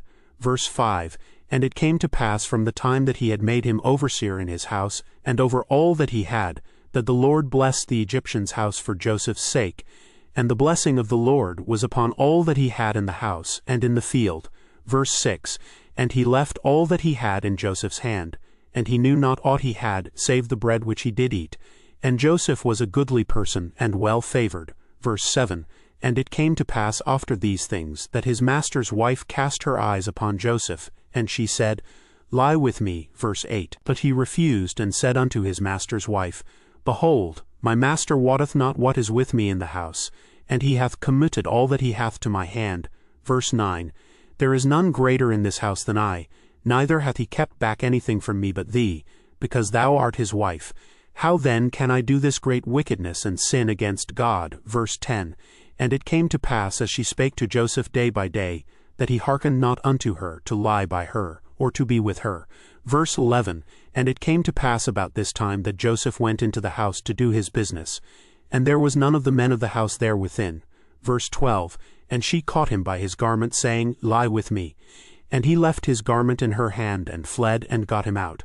Verse 13, And it came to pass, when she saw that he had left his garment in her hand, and was fled forth. Verse 14, That she called unto the men of her house, and spake unto them, saying, See, he hath brought in an Hebrew unto us to mock us. He came in unto me to lie with me, and I cried with a loud voice. Verse 15. And it came to pass, when he heard that I lifted up my voice and cried, that he left his garment with me, and fled, and got him out. Verse 16. And she laid up his garment by her, until his lord came home. Verse 17. And she spake unto him according to these words, saying, The Hebrew servant which thou hast brought unto us came in unto me to mock me. Verse 18. And it came to pass, as I lifted up my voice and cried, that he left his garment with me and fled out. Verse 19. And it came to pass, when his master heard the words of his wife, which she spake unto him, saying, After this manner did thy servant to me, that his wrath was kindled. Verse 20. And Joseph's master took him, and put him into the prison, a place where the king's prisoners were bound. And he was there in the prison. Verse 21. But the Lord was with Joseph, and showed him mercy, and gave him favor in the sight of the keeper of the prison. Verse 22. And the keeper of the prison committed to Joseph's hand all the prisoners that were in the prison, and whatsoever they did there, he was the doer of it. Verse 23. The keeper of the prison looked not to anything that was under his hand, because the Lord was with him, and that which he did, the Lord made it to prosper. Chapter 40. Verse 1. And it came to pass after these things, that the butler of the king of Egypt and his baker had offended their lord the king of Egypt. Verse 2. And Pharaoh was wroth against two of his officers, against the chief of the butlers, and against the chief of the bakers. Verse 3. And he put them in ward in the house of the captain of the guard, into the prison, the place where Joseph was bound. Verse 4. And the captain of the guard charged Joseph with them, and he served them. And they continued a season in ward. Verse 5. And they dreamed a dream both of them, each man his dream in one night, each man according to the interpretation of his dream, the butler and the baker of the king of Egypt, which were bound in the prison. Verse 6. And Joseph came in unto them in the morning, and looked upon them, and, behold, they were sad. Verse 7. And he asked Pharaoh's officers that were with him in the ward of his lord's house, saying, Wherefore look ye so sadly today? Verse 8. And they said unto him, We have dreamed a dream, and there is no interpreter of it. And Joseph said unto them, Do not interpretations belong to God? Tell me them, I pray you. Verse 9. And the chief butler told his dream to Joseph, and said to him, In my dream, behold, a vine was before me. Verse 10. And in the vine were 3 branches, and it was as though it budded, and her blossoms shot forth, and the clusters thereof brought forth ripe grapes. Verse 11. And Pharaoh's cup was in my hand, and I took the grapes and pressed them into Pharaoh's cup, and I gave the cup into Pharaoh's hand. Verse 12. And Joseph said unto him, This is the interpretation of it. The 3 branches are 3 days. Verse 13. Yet within 3 days shall Pharaoh lift up thine head, and restore thee unto thy place, and thou shalt deliver Pharaoh's cup into his hand, after the former manner when thou wast his butler. Verse 14. But think on me when it shall be well with thee, and show kindness, I pray thee, unto me, and make mention of me unto Pharaoh, and bring me out of this house. Verse 15. For indeed I was stolen away out of the land of the Hebrews, and here also have I done nothing that they should put me into the dungeon. Verse 16. When the chief baker saw that the interpretation was good, he said unto Joseph, I also was in my dream, and behold, I had 3 white baskets on my head. Verse 17. And in the uppermost basket there was of all manner of bakemeats for Pharaoh, and the birds did eat them out of the basket upon my head. Verse 18. And Joseph answered and said, This is the interpretation thereof. The 3 baskets are 3 days. Verse 19. Yet within 3 days shall Pharaoh lift up thy head from off thee, and shall hang thee on a tree, and the birds shall eat thy flesh from off thee. Verse 20. And it came to pass the 3rd day, which was Pharaoh's birthday, that he made a feast unto all his servants. And he lifted up the head of the chief butler, and of the chief baker among his servants. Verse 21. And he restored the chief butler unto his butlership again, and he gave the cup into Pharaoh's hand. Verse 22. But he hanged the chief baker, as Joseph had interpreted to them. Verse 23. Yet did not the chief butler remember Joseph, but forgot him. Chapter 41. Verse 1. And it came to pass at the end of 2 full years that Pharaoh dreamed, and behold, he stood by the river. Verse 2. And behold, there came up out of the river 7 well-favored kine and fat-fleshed, and they fed in a meadow. Verse 3. And behold, 7 other kine came up after them out of the river, ill-favored and lean-fleshed, and stood by the other kine upon the brink of the river. Verse 4. And the ill-favored and lean-fleshed kine did eat up the 7 well-favored and fat kine. So Pharaoh awoke. Verse 5. And he slept and dreamed the second time. And behold, 7 ears of corn came up upon one stalk, rank and good. Verse 6. And behold, 7 thin ears and blasted with the east wind sprung up after them. Verse 7. And the 7 thin ears devoured the 7 rank and full ears. And Pharaoh awoke, and behold, it was a dream. Verse 8. And it came to pass in the morning that his spirit was troubled. And he sent and called for all the magicians of Egypt, and all the wise men thereof. And Pharaoh told them his dream. But there was none that could interpret them unto Pharaoh. Verse 9. Then spake the chief butler unto Pharaoh, saying, I do remember my faults this day. Verse 10. Pharaoh was wroth with his servants, and put me in ward in the captain of the guard's house, both me and the chief baker. Verse 11. And we dreamed a dream in one night, I and he. We dreamed each man according to the interpretation of his dream. Verse 12. And there was there with us a young man, an Hebrew, servant to the captain of the guard. And we told him, and he interpreted to us our dreams, to each man according to his dream he did interpret. Verse 13. And it came to pass, as he interpreted to us, so it was, me he restored unto mine office, and him he hanged. Verse 14. Then Pharaoh and called Joseph, and they brought him hastily out of the dungeon. And he shaved himself, and changed his raiment, and came in unto Pharaoh. Verse 15. And Pharaoh said unto Joseph, I have dreamed a dream, and there is none that can interpret it. And I have heard say of thee, that thou canst understand a dream to interpret it. Verse 16. And Joseph answered Pharaoh, saying, It is not in me. God shall give Pharaoh an answer of peace. Verse 17. And Pharaoh said unto Joseph, In my dream, behold, I stood upon the bank of the river. Verse 18. And behold, there came up out of the river 7 kine, fat-fleshed and well-favored, and they fed in a meadow. Verse 19. And behold, 7 other kine came up after them, poor and very ill-favored and lean-fleshed, such as I never saw in all the land of Egypt for badness. Verse 20. And the lean and the ill-favored kine did eat up the first 7 fat kine. Verse 21. And when they had eaten them up, it could not be known that they had eaten them, but they were still ill-favored, as at the beginning. So I awoke. Verse 22. And I saw in my dream, and behold, 7 ears came up in one stalk, full and good. Verse 23. And behold, 7 ears, withered, thin, and blasted with the east wind, sprung up after them. Verse 24. And the thin ears devoured the 7 good ears. And I told this unto the magicians, but there was none that could declare it to me. Verse 25. And Joseph said unto Pharaoh, The dream of Pharaoh is one. God hath showed Pharaoh what he is about to do. Verse 26. The 7 good kine are 7 years, and the 7 good ears are 7 years. The dream is one. Verse 27. And the 7 thin and ill-favored kine that came up after them are 7 years. And the 7 empty ears blasted with the east wind shall be 7 years of famine. Verse 28. This is the thing which I have spoken unto Pharaoh. What God is about to do, he sheweth unto Pharaoh. Verse 29. Behold, there come 7 years of great plenty throughout all the land of Egypt. Verse 30. And there shall arise after them 7 years of famine, and all the plenty shall be forgotten in the land of Egypt, and the famine shall consume the land. Verse 31. And the plenty shall not be known in the land by reason of that famine following, for it shall be very grievous. Verse 32. And for that the dream was doubled unto Pharaoh twice.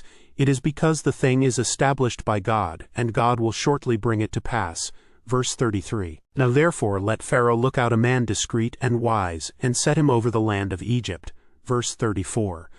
Let Pharaoh do this, and let him appoint officers over the land, and take up the 5th part of the land of Egypt in the 7 plenteous years. Verse 35. And let them gather all the food of those good years that come, and lay up corn under the hand of Pharaoh, and let them keep food in the cities. Verse 36. And that food shall be for store to the land against the 7 years of famine, which shall be in the land of Egypt, that the land perish not through the famine. Verse 37. And the thing was good in the eyes of Pharaoh, and in the eyes of all his servants. Verse 38. And Pharaoh said unto his servants, Can we find such a one as this is, a man in whom the Spirit of God is? Verse 39. And Pharaoh said unto Joseph, Forasmuch as God hath showed thee all this, there is none so discreet and wise as thou art. Verse 40. Thou shalt be over my house, and according unto thy word shall all my people be ruled. Only in the throne will I be greater than thou. Verse 41. And Pharaoh said unto Joseph, See, I have set thee over all the land of Egypt. Verse 42. And Pharaoh took off his ring from his hand, and put it upon Joseph's hand, and arrayed him in vestures of fine linen, and put a gold chain about his neck. Verse 43. And he made him to ride in the second chariot which he had, and they cried before him, Bow the knee. And he made him ruler over all the land of Egypt. Verse 44. And Pharaoh said unto Joseph, I am Pharaoh, and without thee shall no man lift up his hand or foot in all the land of Egypt. Verse 45.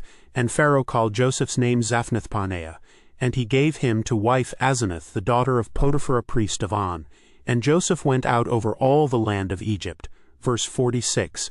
And Joseph was 30 years old when he stood before Pharaoh king of Egypt. And Joseph went out from the presence of Pharaoh, and went throughout all the land of Egypt. Verse 47. And in the 7 plenteous years the earth brought forth by handfuls. Verse 48. And he gathered up all the food of the 7 years, which were in the land of Egypt, and laid up the food in the cities. The food of the field, which was round about every city, laid he up in the same. Verse 49. And Joseph gathered corn as the sand of the sea very much, until he left numbering, for it was without number. Verse 50. And unto Joseph were born 2 sons before the years of famine came, which Asenath the daughter of Potiphar a priest of On bare unto him. Verse 51. And Joseph called the name of the firstborn Manasseh. For God, said he, hath made me forget all my toil and all my father's house. Verse 52. And the name of the second called he Ephraim. For God hath caused me to be fruitful in the land of my affliction. Verse 53. And the 7 years of plenteousness that was in the land of Egypt were ended. Verse 54. And the 7 years of dearth began to come, according as Joseph had said, and the dearth was in all lands, but in all the land of Egypt there was bread. Verse 55. And when all the land of Egypt was famished, the people cried to Pharaoh for bread.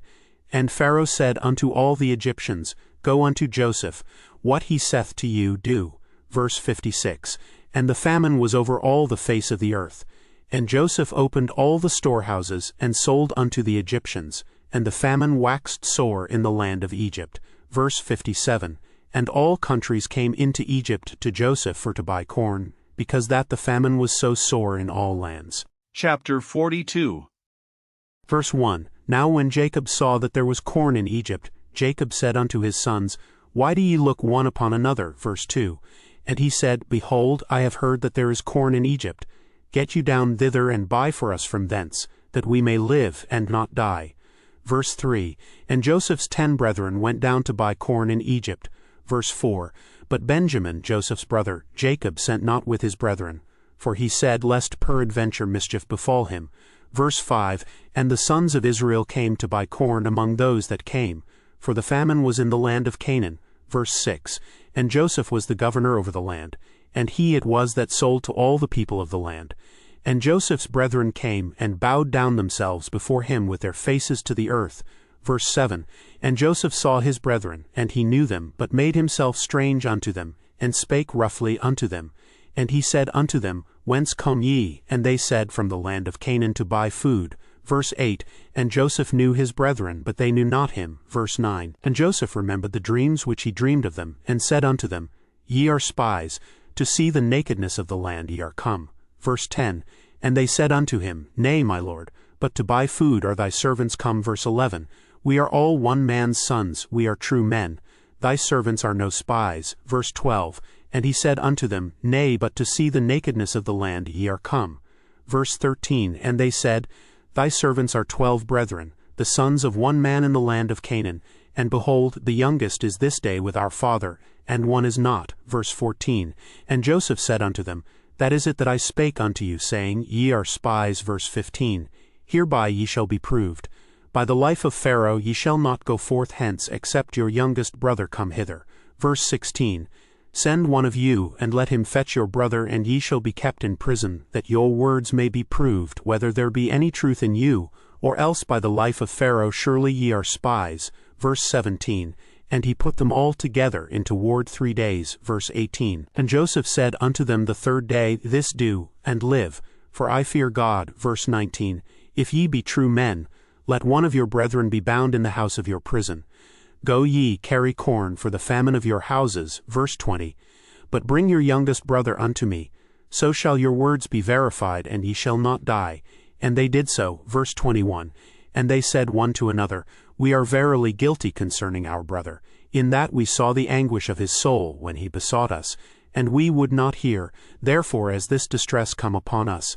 Verse 22. And Reuben answered them, saying, Spake I not unto you, saying, Do not sin against the child? And ye would not hear, therefore, behold, also his blood is required. Verse 23. And they knew not that Joseph understood them, for he spake unto them by an interpreter. Verse 24. And he turned himself about from them, and wept, and returned to them again, and communed with them, and took from them Simeon, and bound him before their eyes. Verse 25. Then Joseph commanded to fill their sacks with corn, and to restore every man's money into his sack, and to give them provision for the way. And thus did he unto them. Verse 26. And they laded their asses with the corn, and departed thence. Verse 27. And as one of them opened his sack to give his ass provender in the inn, he espied his money, for behold, it was in his sack's mouth. Verse 28. And he said unto his brethren, My money is restored, and lo, it is even in my sack. And their heart failed them, and they were afraid, saying one to another, What is this that God hath done unto us? Verse 29. And they came unto Jacob their father unto the land of Canaan, and told him all that befell unto them, saying, verse 30, The man who is the Lord of the land spake roughly to us, and took us for spies of the country. Verse 31. And we said unto him, We are true men, we are no spies. Verse 32. We be 12 brethren, sons of our father. One is not, and the youngest is this day with our father in the land of Canaan. Verse 33. And the man, the Lord of the country, said unto us, Hereby shall I know that ye are true men. Leave one of your brethren here with me, and take food for the famine of your households, and be gone. Verse 34. And bring your youngest brother unto me. Then shall I know that ye are no spies, but that ye are true men. So will I deliver you your brother, and ye shall traffic in the land. Verse 35. And it came to pass as they emptied their sacks, that, behold, every man's bundle of money was in his sack. And when both they and their father saw the bundles of money, they were afraid. Verse 36. And Jacob their father said unto them, Me have ye bereaved of my children. Joseph is not, and Simeon is not, and ye will take Benjamin away. All these things are against me. Verse 37. And Reuben spake unto his father, saying, Slay my 2 sons, if I bring him not to thee. Deliver him into my hand, and I will bring him to thee again. Verse 38. And he said, My son shall not go down with you, for his brother is dead, and he is left alone.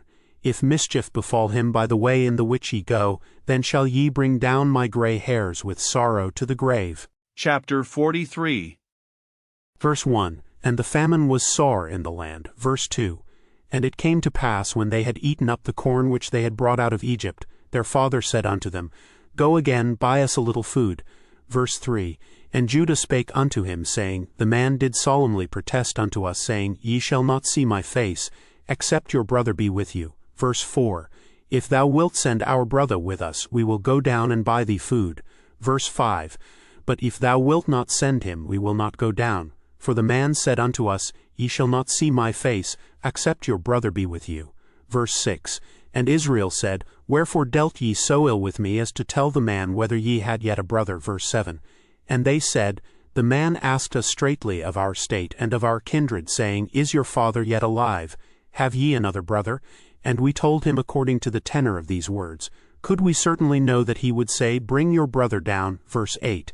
And Judah said unto Israel his father, Send the lad with me, and we will arise and go, that we may live, and not die, both we and thou, and also our little ones. Verse 9. I will be surety for him, of my hand shalt thou require him. If I bring him not unto thee, and set him before thee, then let me bear the blame forever. Verse 10. For except we had lingered, surely now we had returned this second time. Verse 11. And their father Israel said unto them, If it must be so now, do this, take of the best fruits in the land in your vessels, and carry down the man a present, a little balm, and a little honey, spices and myrrh, nuts and almonds. Verse 12, and take double money in your hand, and the money that was brought again in the mouth of your sacks, carry it again in your hand. Peradventure it was an oversight. Verse 13, take also your brother, and arise, go again unto the man. Verse 14, and God Almighty give you mercy before the man, that he may send away your other brother, and Benjamin. If I be bereaved of my children, I am bereaved.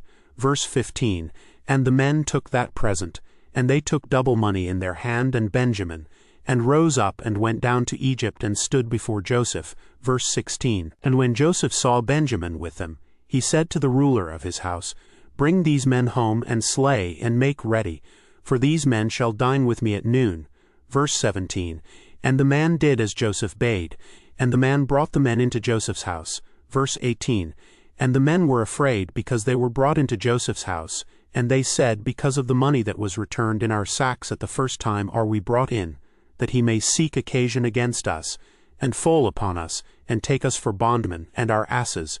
Verse 19, and they came near to the steward of Joseph's house, and they communed with him at the door of the house. Verse 20, and said, O sir, we came indeed down at the first time to buy food.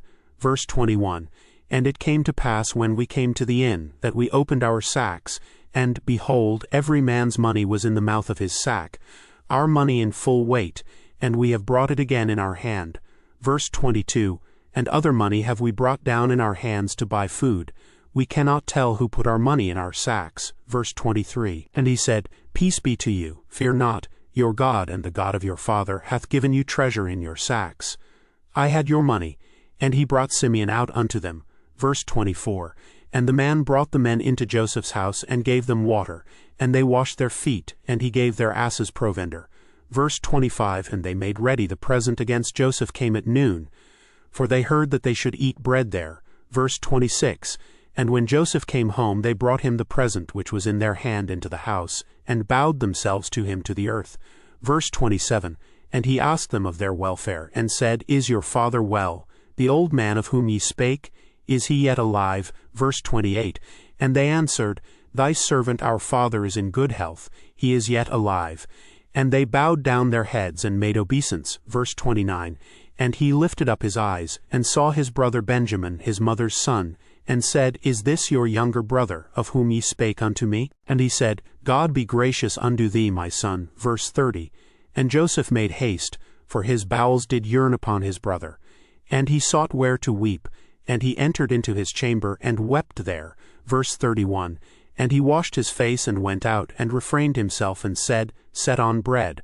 Verse 32, and they set on for him by himself, and for them by themselves, and for the Egyptians, which did eat with him by themselves, because the Egyptians might not eat bread with the Hebrews, for that is an abomination unto the Egyptians. Verse 33, and they sat before him, the firstborn according to his birthright, and the youngest according to his youth.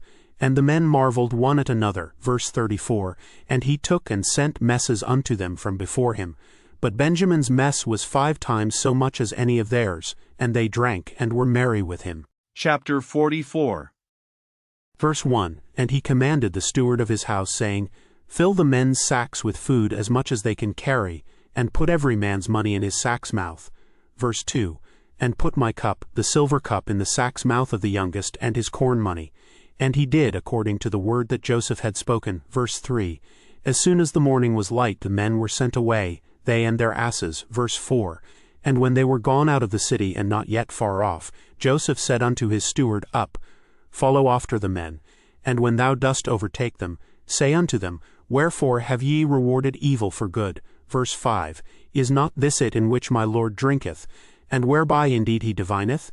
Ye have done evil in so doing. Verse 6, and he overtook them, and he spake unto them these same words. Verse 7, and they said unto him, Wherefore saith my Lord these words? God forbid that thy servants should do according to this thing.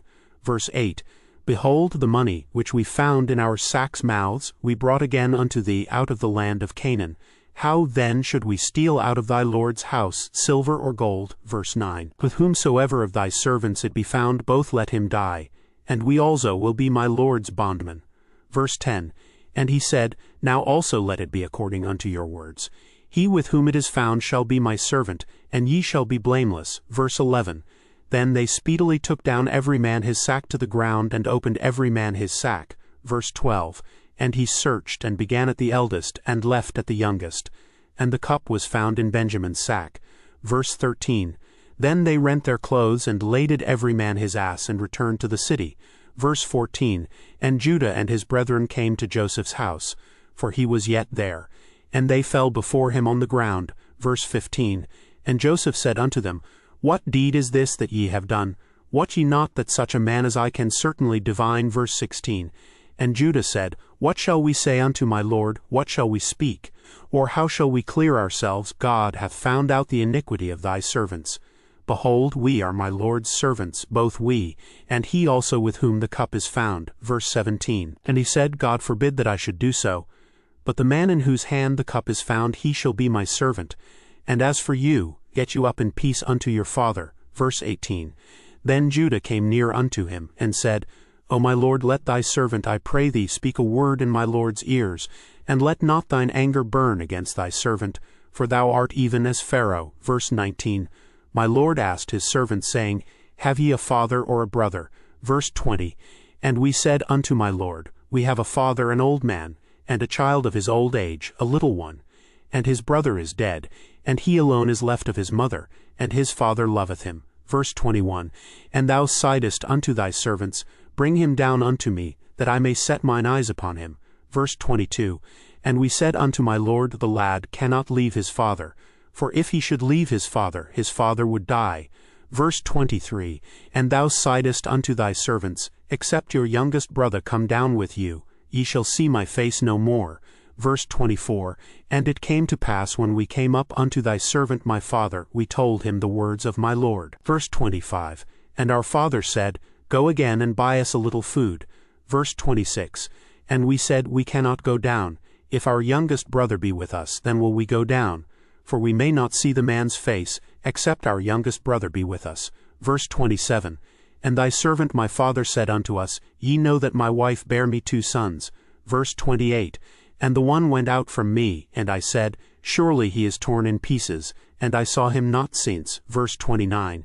And if he take this also from me, and mischief befall him, ye shall bring down my gray hairs with sorrow to the grave. Verse 30. Now therefore when I come to thy servant my father, and the lad be not with us, seeing that his life is bound up in the lad's life. Verse 31. It shall come to pass when he seeth that the lad is not with us, that he will die, and thy servants shall bring down the gray hairs of thy servant our father with sorrow to the grave. Verse 32. For thy servant became surety for the lad unto my father, saying, If I bring him not unto thee, then I shall bear the blame to my father forever. Verse 33. Now therefore I pray thee, let thy servant abide instead of the lad, a bondman to my Lord, and let the lad go up with his brethren. Verse 34. For how shall I go up to my father, and the lad be not with me, lest peradventure I see the evil that shall come on my father? Chapter 45. Verse 1. Then Joseph could not refrain himself before all them that stood by him, and he cried, Cause every man to go out from me. And there stood no man with him, while Joseph made himself known unto his brethren. Verse 2. And he wept aloud, and the Egyptians and the house of Pharaoh heard. Verse 3. And Joseph said unto his brethren, I am Joseph, doth my father yet live? And his brethren could not answer him, for they were troubled at his presence. Verse 4. And Joseph said unto his brethren, Come near to me, I pray you. And they came near. And he said, I am Joseph your brother, whom ye sold into Egypt. Verse 5. Now therefore be not grieved, nor angry with yourselves that ye sold me hither, for God did send me before you to preserve life. Verse 6. For these 2 years hath the famine been in the land, and yet there are 5 years, in the which there shall neither be earing nor harvest. Verse 7. And God sent me before you to preserve you a posterity in the earth, and to save your lives by a great deliverance. Verse 8. So now it was not you that sent me hither, but God, and he hath made me a father to Pharaoh, and lord of all his house, and a ruler throughout all the land of Egypt. Verse 9. Haste ye, and go up to my father, and say unto him, Thus saith thy son Joseph, God hath made me lord of all Egypt. Come down unto me, tarry not. Verse 10. And thou shalt dwell in the land of Goshen, and thou shalt be near unto me, thou and thy children, and thy children's children, and thy flocks and thy herds, and all that thou hast. Verse 11.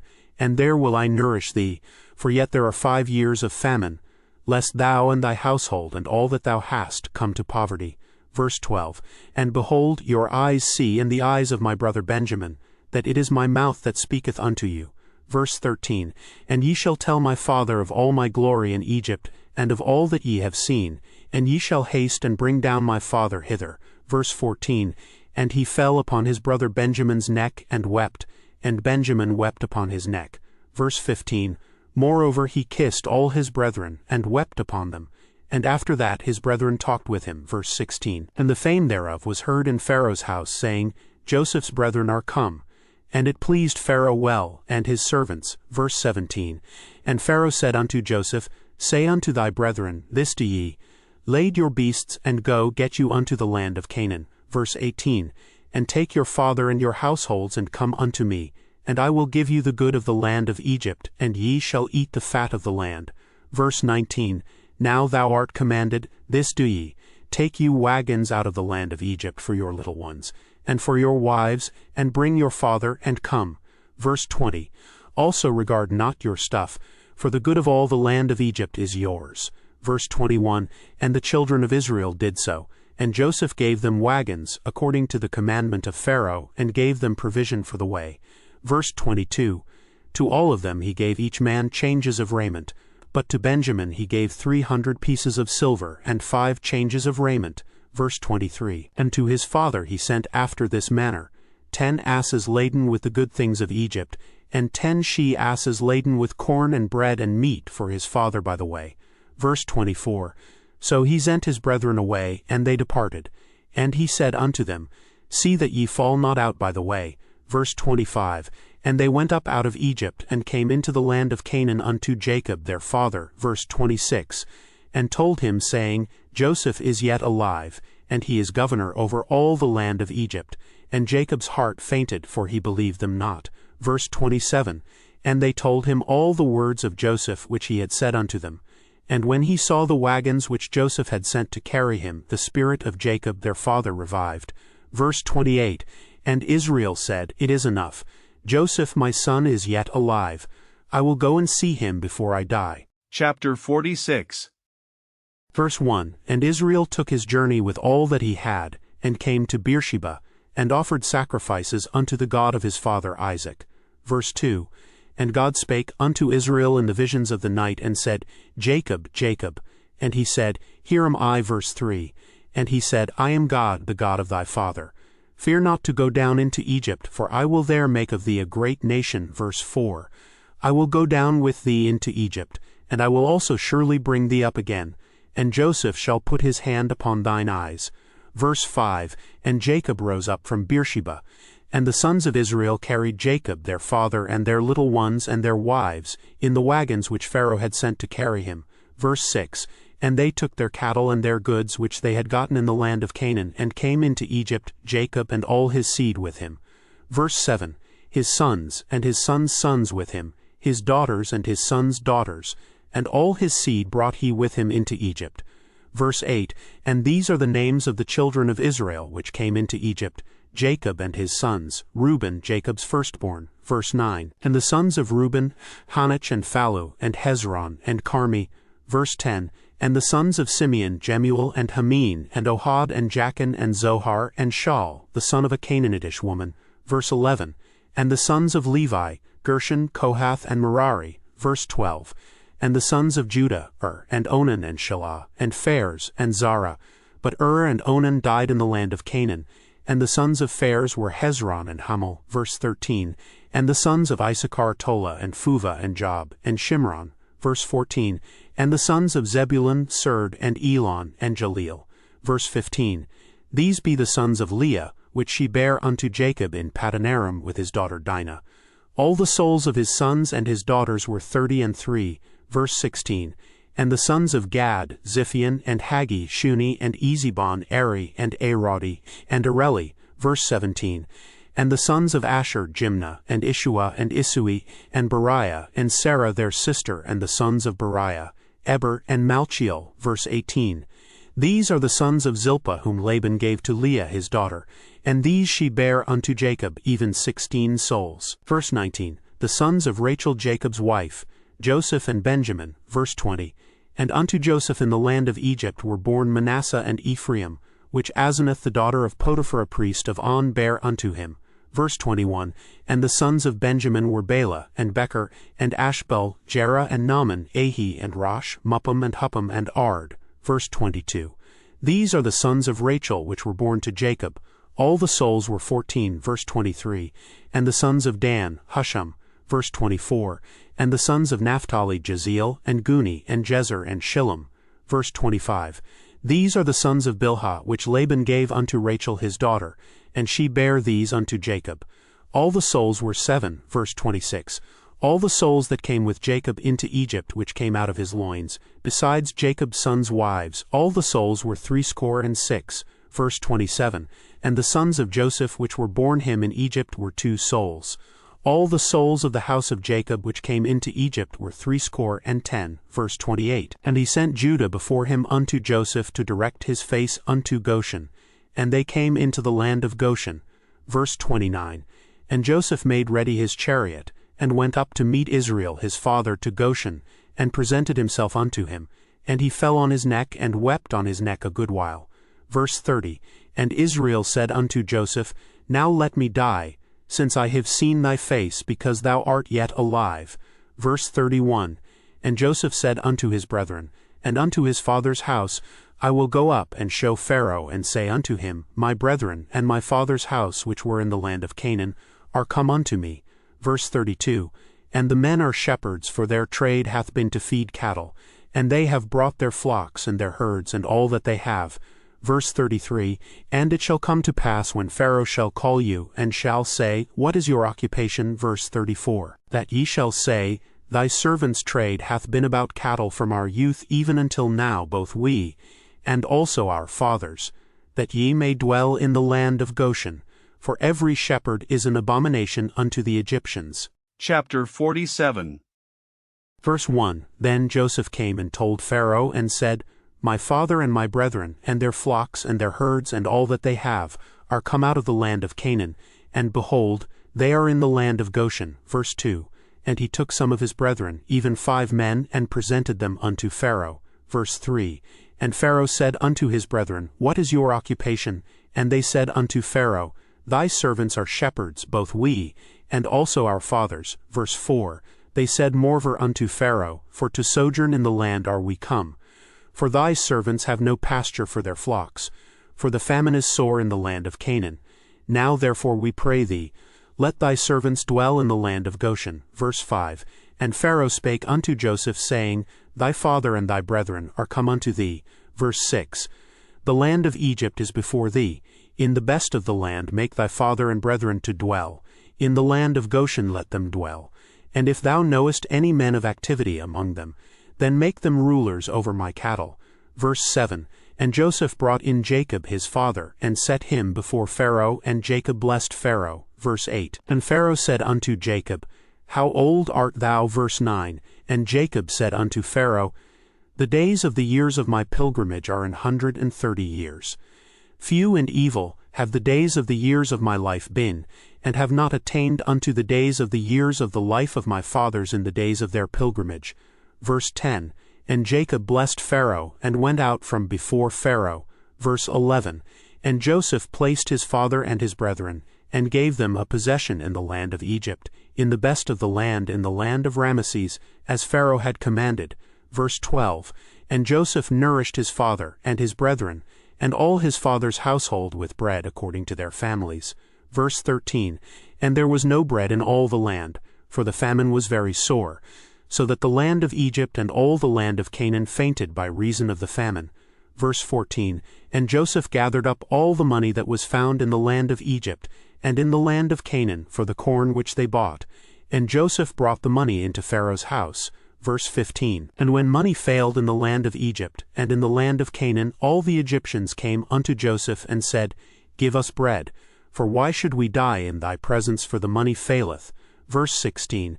And Joseph said, Give your cattle, and I will give you for your cattle, if money fail. Verse 17, And they brought their cattle unto Joseph. And Joseph gave them bread in exchange for horses and for the flocks and for the cattle of the herds and for the asses, and he fed them with bread for all their cattle for that year. Verse 18, When that year was ended, they came unto him the second year, and said unto him, We will not hide it from my lord, how that our money is spent. My lord also hath our herds of cattle. There is not aught left in the sight of my lord, but our bodies and our lands. Verse 19, Wherefore shall we die before thine eyes, both we and our land? Buy us and our land for bread, and we and our land will be servants unto Pharaoh. And give us seed that we may live, and not die, that the land be not desolate. Verse 20, And Joseph bought all the land of Egypt for Pharaoh, for the Egyptians sold every man his field, because the famine prevailed over them. So the land became Pharaoh's. Verse 21, And as for the people, he removed them to cities from one end of the borders of Egypt even to the other end thereof. Verse 22, Only the land of the priests bought he not, for the priests had a portion assigned them of Pharaoh, and did eat their portion which Pharaoh gave them. Wherefore they sold not their lands. Verse 23, Then Joseph said unto the people, Behold, I have bought you this day and your land for Pharaoh. Lo, here is seed for you, and ye shall sow the land. Verse 24, And it shall come to pass in the increase, that ye shall give the 5th part unto Pharaoh, and 4 parts shall be your own, for seed of the field, and for your food, and for them of your households, and for food for your little ones. Verse 25, And they said, Thou hast saved our lives. Let us find grace in the sight of my lord, and we will be Pharaoh's servants. Verse 26, And Joseph made it a law over the land of Egypt unto this day, that Pharaoh should have the 5th part, except the land of the priests only, which became not Pharaoh's. Verse 27, And Israel dwelt in the land of Egypt, in the country of Goshen, and they had possessions therein, and grew and multiplied exceedingly. Verse 28, And Jacob lived in the land of Egypt 17 years. So the whole age of Jacob was 147 years. Verse 29, And the time drew nigh that Israel must die, and he called his son Joseph, and said unto him, If now I have found grace in thy sight, put, I pray thee, thy hand under my thigh, and deal kindly and truly with me. Bury me not, I pray thee, in Egypt. Verse 30, But I will lie with my fathers, and thou shalt carry me out of Egypt, and bury me in their burying place. And he said, I will do as thou hast said. Verse 31, And he said, Swear unto me. And he sware unto him, and Israel bowed himself upon the bed's head. Chapter 48. Verse 1, And it came to pass after these things, that one told Joseph, Behold, thy father is sick. And he took with him his 2 sons, Manasseh and Ephraim. Verse 2, And one told Jacob, and said, Behold, thy son Joseph cometh unto thee. And Israel strengthened himself, and sat upon the bed. Verse 3, And Jacob said unto Joseph, God Almighty appeared unto me at Luz in the land of Canaan, and blessed me. Verse 4, And said unto me, Behold, I will make thee fruitful, and multiply thee, and I will make of thee a multitude of people, and will give this land to thy seed after thee, for an everlasting possession. Verse 5, And now thy 2 sons, Ephraim and Manasseh, which were born unto thee in the land of Egypt before I came unto thee into Egypt, are mine.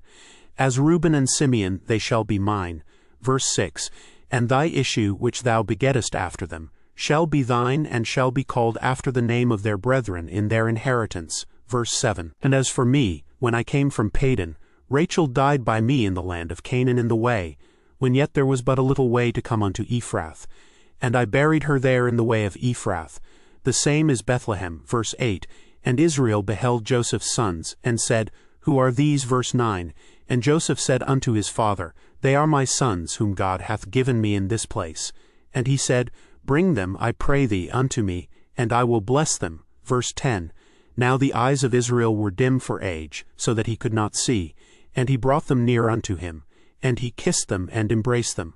Verse 11, And Israel said unto Joseph, I had not thought to see thy face, and lo, God hath showed me also thy seed.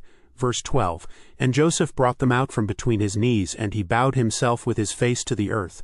Verse 13, And Joseph took them both, Ephraim in his right hand toward Israel's left hand, and Manasseh in his left hand toward Israel's right hand, and brought them near unto him. Verse 14, And Israel stretched out his right hand, and laid it upon Ephraim's head, who was the younger, and his left hand upon Manasseh's head, guiding his hands wittingly. For Manasseh was the firstborn. Verse 15, And he blessed Joseph, and said, God, before whom my fathers Abraham and Isaac did walk, the God which fed me all my life long unto this day. Verse 16, The angel which redeemed me from all evil, bless the lads, and let my name be named on them, and the name of my fathers Abraham and Isaac, and let them grow into a multitude in the midst of the earth. Verse 17, And when Joseph saw that his father laid his right hand upon the head of Ephraim, it displeased him, and he held up his father's hand to remove it from Ephraim's head unto Manasseh's head. Verse 18, And Joseph said unto his father, Not so, my father, for this is the firstborn. Put thy right hand upon his head. Verse 19, And his father refused, and said, I know it, my son, I know it. He also shall become a people, and he also shall be great. But truly his younger brother shall be greater than he, and his seed shall become a multitude of nations. Verse 20, And he blessed them that day, saying, In thee shall Israel bless, saying, God make thee as Ephraim and as Manasseh. And he set Ephraim before Manasseh. Verse 21, And Israel said unto Joseph, Behold, I die, but God shall be with you, and bring you again unto the land of your fathers. Verse 22, Moreover I have given to thee one portion above thy brethren, which I took out of the hand of the Amorite with my sword and with my bow. Chapter 49. Verse 1, And Jacob called unto his sons, and said, Gather yourselves together, that I may tell you that which shall befall you in the last days. Verse 2, Gather yourselves together, and hear, ye sons of Jacob, and hearken unto Israel your father. Verse 3, Reuben, thou art my firstborn, my might, and the beginning of my strength, the excellency of dignity, and the excellency of power. Verse 4, Unstable as water thou shalt not excel, because thou wentest up to thy father's bed, then defiledest thou it. He went up to my couch. Verse 5, Simeon and Levi are brethren, instruments of cruelty are in their habitations. Verse 6, O my soul, come not thou into their secret, unto their assembly, mine honor, be not thou united. For in their anger they slew a man, and in their self will they dig down a wall. Verse 7, Cursed be their anger, for it was fierce, and their wrath, for it was cruel. I will divide them in Jacob, and scatter them in Israel. Verse 8, Judah, thou art he whom thy brethren shall praise. Thy hand shall be in the neck of thine enemies, thy father's children shall bow down before thee. Verse 9, Judah is a lion's whelp. From the prey, my son, thou art gone up. He stooped down, he couched as a lion, and as an old lion, who shall rouse him up? Verse 10, The scepter shall not depart from Judah, nor a lawgiver from between his feet, until Shiloh come, and unto him shall the gathering of the people be. Verse 11, Binding his foal unto the vine, and his ass's colt unto the choice vine, he washed his garments in wine, and his clothes in the blood of grapes. Verse 12, His eyes shall be red with wine, and his teeth white with milk. Verse 13, Zebulun shall dwell at the haven of the sea, and he shall be for an haven of ships, and his border shall be unto Zidon. Verse 14, Issachar is a strong ass couching down between two burdens. Verse 15, And he saw that rest was good, and the land that it was pleasant, and bowed his shoulder to bear, and became a servant unto tribute. Verse 16, Dan shall judge his people as one of the tribes of Israel. Verse 17, Dan shall be a serpent by the way, an adder in the path, that biteth the horse heels, so that his rider shall fall backward. Verse 18, I have waited for thy salvation, O Lord. Verse 19, Gad, a troop shall overcome him, but he shall overcome at the last. Verse 20, Out of Asher his bread shall be fat, and he shall yield royal dainties. Verse 21, Naphtali is a hind let loose, he giveth goodly words. Verse 22, Joseph is a fruitful bough, even a fruitful bough by a well, whose branches run over the wall. Verse 23, The archers have sorely grieved him, and shot at him, and hated him. Verse 24, But his bow abode in strength, and the arms of his hands were made strong by the hands of the mighty God of Jacob. From thence is the shepherd, the stone of Israel's smiley face. Verse 25, Even by the God of thy father, who shall help thee, and by the Almighty, who shall bless thee with blessings of heaven above, blessings of the deep that leeth under, blessings of the breasts and of the womb. Verse 26. The blessings of thy father have prevailed above the blessings of my progenitors unto the utmost bound of the everlasting hills. They shall be on the head of Joseph, and on the crown of the head of him that was separate from his brethren. Verse 27. Benjamin shall ravin as a wolf. In the morning he shall devour the prey, and at night he shall divide the spoil. Verse 28. All these are the 12 tribes of Israel, and this is it that their father spake unto them, and blessed them, every one according to his blessing he blessed them. Verse 29. And he charged them, and said unto them, I am to be gathered unto my people, bury me with my fathers in the cave that is in the field of Ephron the Hittite. Verse 30. In the cave that is in the field of Machpelah, which is before Mamre, in the land of Canaan, which Abraham bought with the field of Ephron the Hittite for a possession of a burying place. Verse 31. There they buried Abraham and Sarah his wife. There they buried Isaac and Rebekah his wife. And there I buried Leah. Verse 32. The purchase of the field and of the cave that is therein was from the children of Heth. Verse 33. And when Jacob had made an end of commanding his sons, he gathered up his feet into the bed, and yielded up the ghost, and was gathered unto his people. Chapter 50. Verse 1. And Joseph fell upon his father's face, and wept upon him, and kissed him. Verse 2. And Joseph commanded his servants the physicians to embalm his father, and the physicians embalmed Israel. Verse 3. And 40 days were fulfilled for him, for so are fulfilled the days of those which are embalmed. And the Egyptians mourned for him 60 days. Verse 4. And when the days of his mourning were past, Joseph spake unto the house of Pharaoh, saying, If now I have found grace in your eyes, speak, I pray you, in the ears of Pharaoh, saying, Verse 5, My father made me swear, saying, Lo, I die. In my grave which I have digged for me in the land of Canaan, there shalt thou bury me. Now therefore let me go up, I pray thee, and bury my father, and I will come again. Verse 6. And Pharaoh said, Go up and bury thy father, according as he made thee swear. Verse 7. And Joseph went up to bury his father, and with him went up all the servants of Pharaoh, the elders of his house, and all the elders of the land of Egypt. Verse 8. And all the house of Joseph, and his brethren, and his father's house. Only their little ones, and their flocks, and their herds, they left in the land of Goshen. Verse 9. And there went up with him both chariots and horsemen, and it was a very great company. Verse 10. And they came to the threshing floor of Atad, which is beyond Jordan, and there they mourned with a great and very sore lamentation. And he made a mourning for his father 7 days. Verse 11.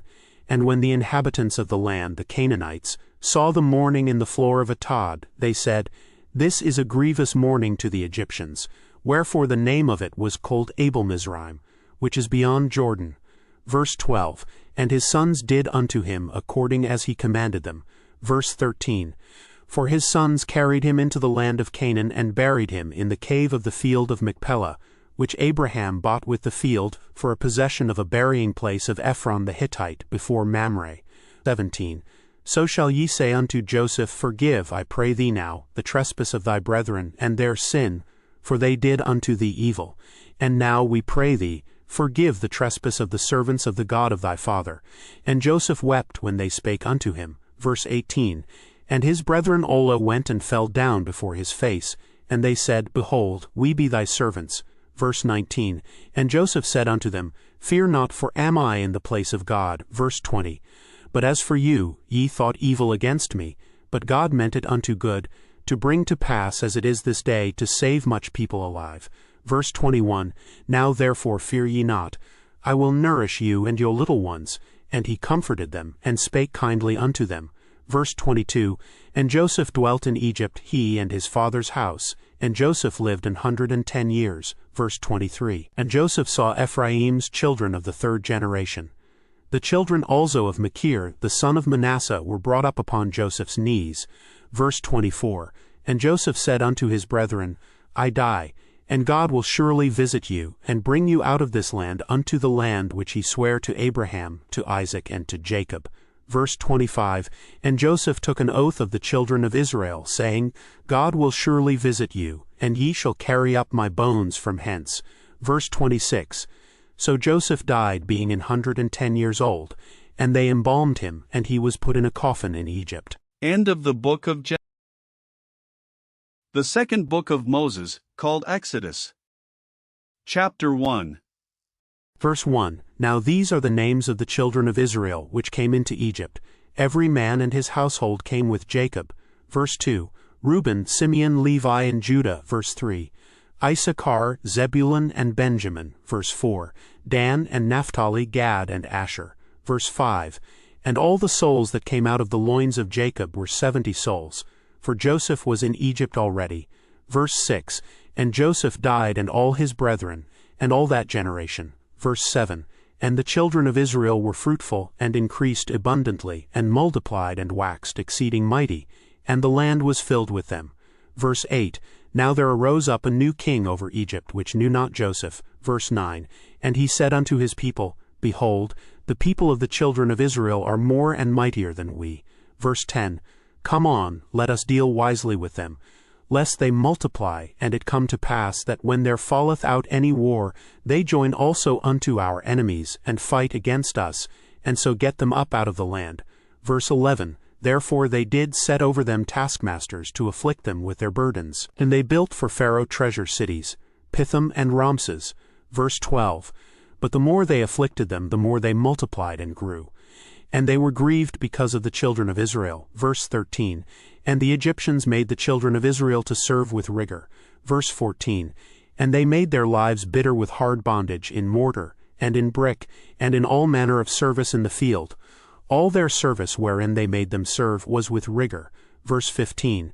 And the king of Egypt spake to the Hebrew midwives, of which the name of the one was Shiphrah, and the name of the other Puah. Verse 16. And he said, When ye do the office of a midwife to the Hebrew women, and see them upon the stools, if it be a son, then ye shall kill him. But if it be a daughter, then she shall live. Verse 17. But the midwives feared God, and did not as the king of Egypt commanded them, but saved the men children alive. Verse 18. And the king of Egypt called for the midwives, and said unto them, Why have ye done this thing, and have saved the men children alive? Verse 19. And the midwives said unto Pharaoh, Because the Hebrew women are not as the Egyptian women, for they are lively, and are delivered ere the midwives come in unto them. Verse 20. Therefore God dealt well with the midwives, and the people multiplied and waxed very mighty. Verse 21. And it came to pass, because the midwives feared God, that he made them houses. Verse 22. And Pharaoh charged all his people, saying, Every son that is born ye shall cast into the river, and every daughter ye shall save alive. Chapter 2. Verse 1. And there went a man of the house of Levi, and took to wife a daughter of Levi. Verse 2. And the woman conceived, and bare a son. And when she saw him that he was a goodly child, she hid him 3 months. Verse 3. And when she could not longer hide him, she took for him an ark of bulrushes, and daubed it with slime and with pitch, and put the child therein. And she laid it in the flags by the river's brink. Verse 4. And his sister stood afar off to wit what would be done to him. Verse 5. And the daughter of Pharaoh came down to wash herself at the river, and her maidens walked along by the river's side. And when she saw the ark among the flags, she sent her maid to fetch it. Verse 6. And when she had opened it, she saw the child. And, behold, the babe wept.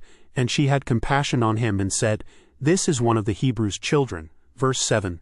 Then said his sister to Pharaoh's daughter, Shall I go and call to thee a nurse of the Hebrew women, that she may nurse the child for thee? Verse 8. And Pharaoh's daughter said to her, Go. And the maid went and called the child's mother. Verse 9. And Pharaoh's daughter said unto her, Take this child away, and nurse it for me, and I will give thee thy wages. And the woman took the child, and nursed it. Verse 10. And the child grew, and she brought him unto Pharaoh's daughter, and he became her son. And she called his name Moses. And she said, Because I drew him out of the water. Verse 11. And it came to pass in those days, when Moses was grown, that he went out unto his brethren, and looked on their burdens. And he spied an Egyptian smiting an Hebrew, one of his brethren. Verse 12. And he looked this way and that way, and when he saw that there was no man, he slew the Egyptian, and hid him in the sand. Verse 13. And when he went out the second day, behold, 2 men of the Hebrews strove together. And he said to him that did the wrong, Wherefore smittest thou thy fellow? Verse 14. And he said, Who made thee a prince and a judge over us? Intendest thou to kill me, as thou killed the Egyptian? And Moses feared and said, Surely this thing is known. Verse 15. Now when Pharaoh heard this thing, he sought to slay Moses. But Moses fled from the face of Pharaoh and dwelt in the land of Midian. And he sat down by a well. Verse 16. Now the priest of Midian had 7 daughters, and they came and drew water, and filled the troughs to water their father's flock. Verse 17. And the shepherds came and drove them away. But Moses stood up and helped them, and watered their flock. Verse 18. And when they came to rule their father, he said, How is it that ye are come so soon today? Verse 19. And they said, An Egyptian delivered us out of the hand of the shepherds, and also drew water enough for us, and watered the flock. Verse 20. And he said unto his daughters, And where is he? Why is it that ye have left the man? Call him, that he may eat bread. Verse 21. And Moses was content to dwell with the man. And he gave Moses Zipporah his daughter. Verse 22.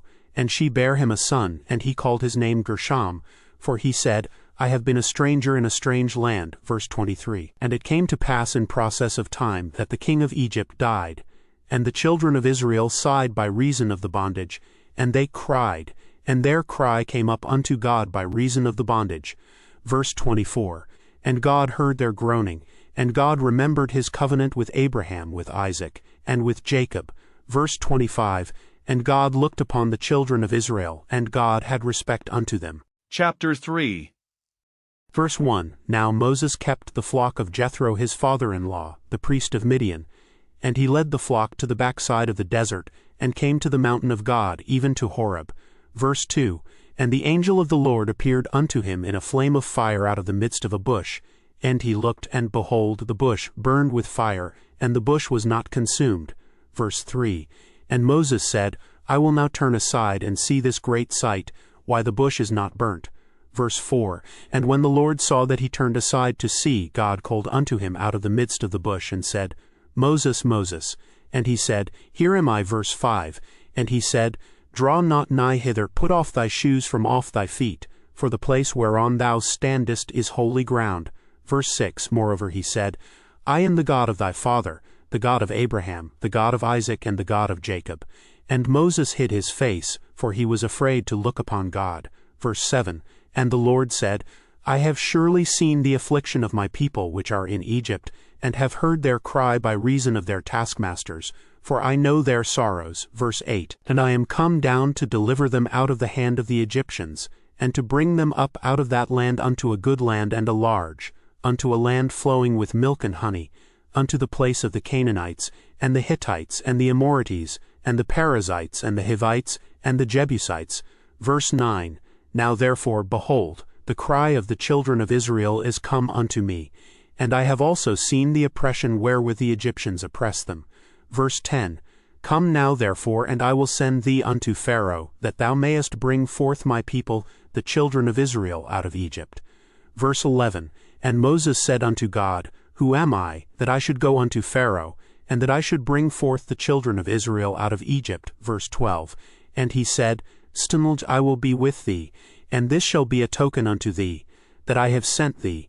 When thou hast brought forth the people out of Egypt, ye shall serve God upon this mountain. Verse 13. And Moses said unto God, Behold, when I come unto the children of Israel, and shall say unto them, The God of your fathers hath sent me unto you, and they shall say to me, What is his name? What shall I say unto them? Verse 14. And God said unto Moses, I am that I am. And he said, Thus shalt thou say unto the children of Israel, I am hath sent me unto you. Verse 15. And God said moreover unto Moses, Thus shalt thou say unto the children of Israel, The Lord God of your fathers, the God of Abraham, the God of Isaac, and the God of Jacob, hath sent me unto you. This is my name forever, and this is my memorial unto all generations. Verse 16. Go and gather the elders of Israel together, and say unto them, The Lord God of your fathers, the God of Abraham, of Isaac, and of Jacob appeared unto me, saying, I have surely visited you, and seen that which is done to you in Egypt. Verse 17. And I have said, I will bring you up out of the affliction of Egypt unto the land of the Canaanites, and the Hittites, and the Amorites, and the Perizzites, and the Hivites, and the Jebusites, unto a land flowing with milk and honey. Verse 18, And they shall hearken to thy voice.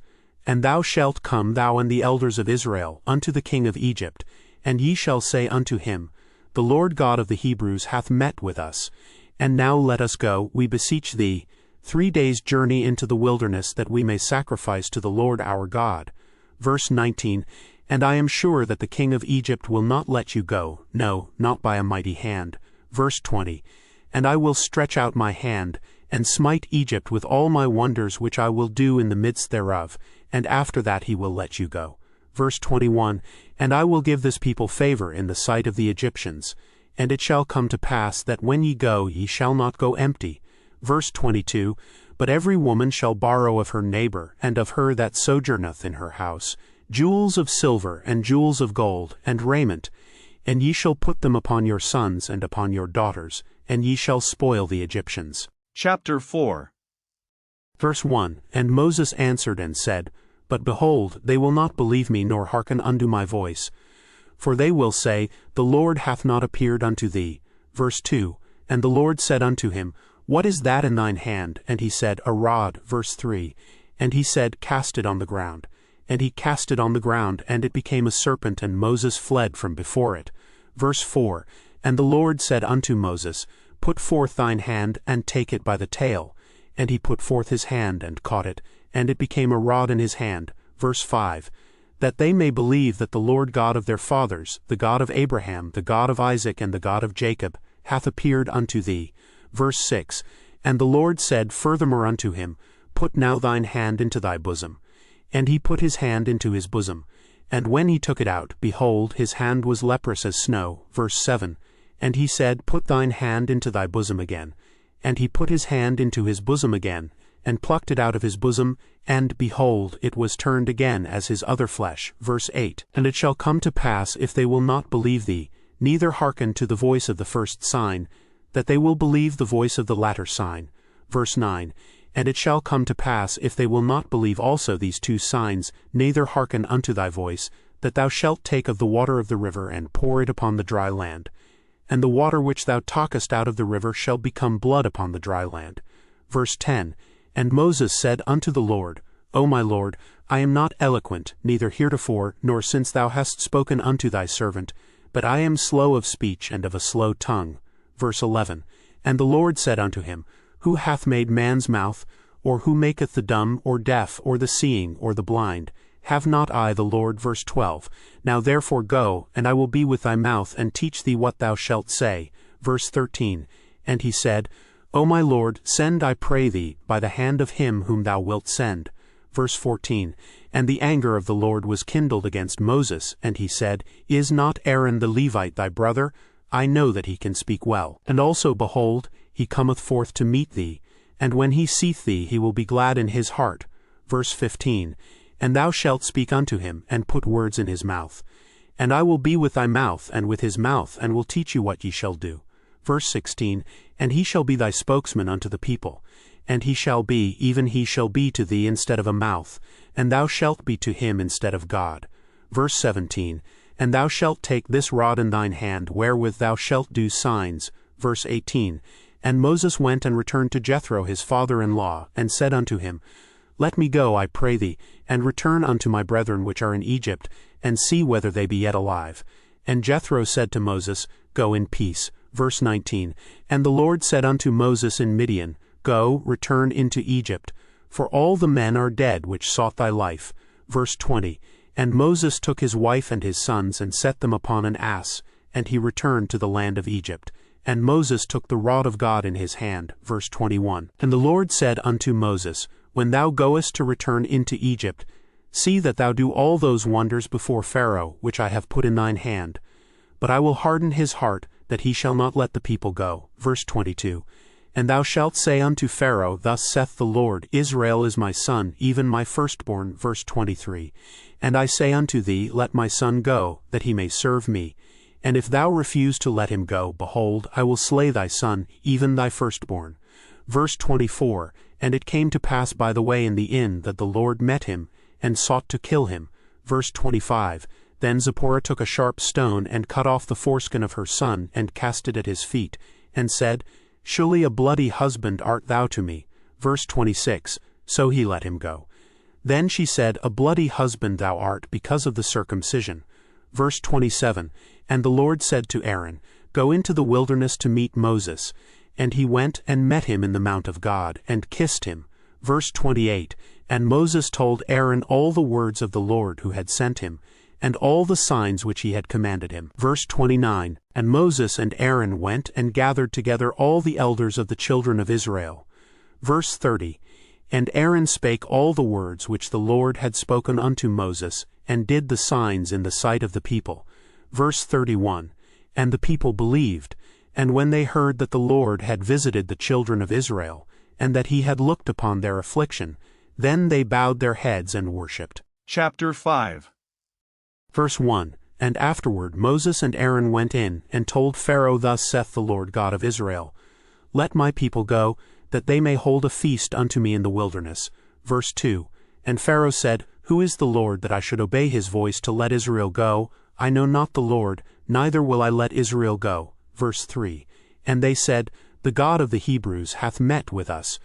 Let us go, we pray thee, 3 days' journey into the desert, and sacrifice unto the Lord our God, lest he fall upon us with pestilence or with the sword. Verse 4, and the king of Egypt said unto them, wherefore do ye, Moses and Aaron, let the people from their works get you unto your burdens? Verse 5, and Pharaoh said, behold, the people of the land now are many, and ye make them rest from their burdens.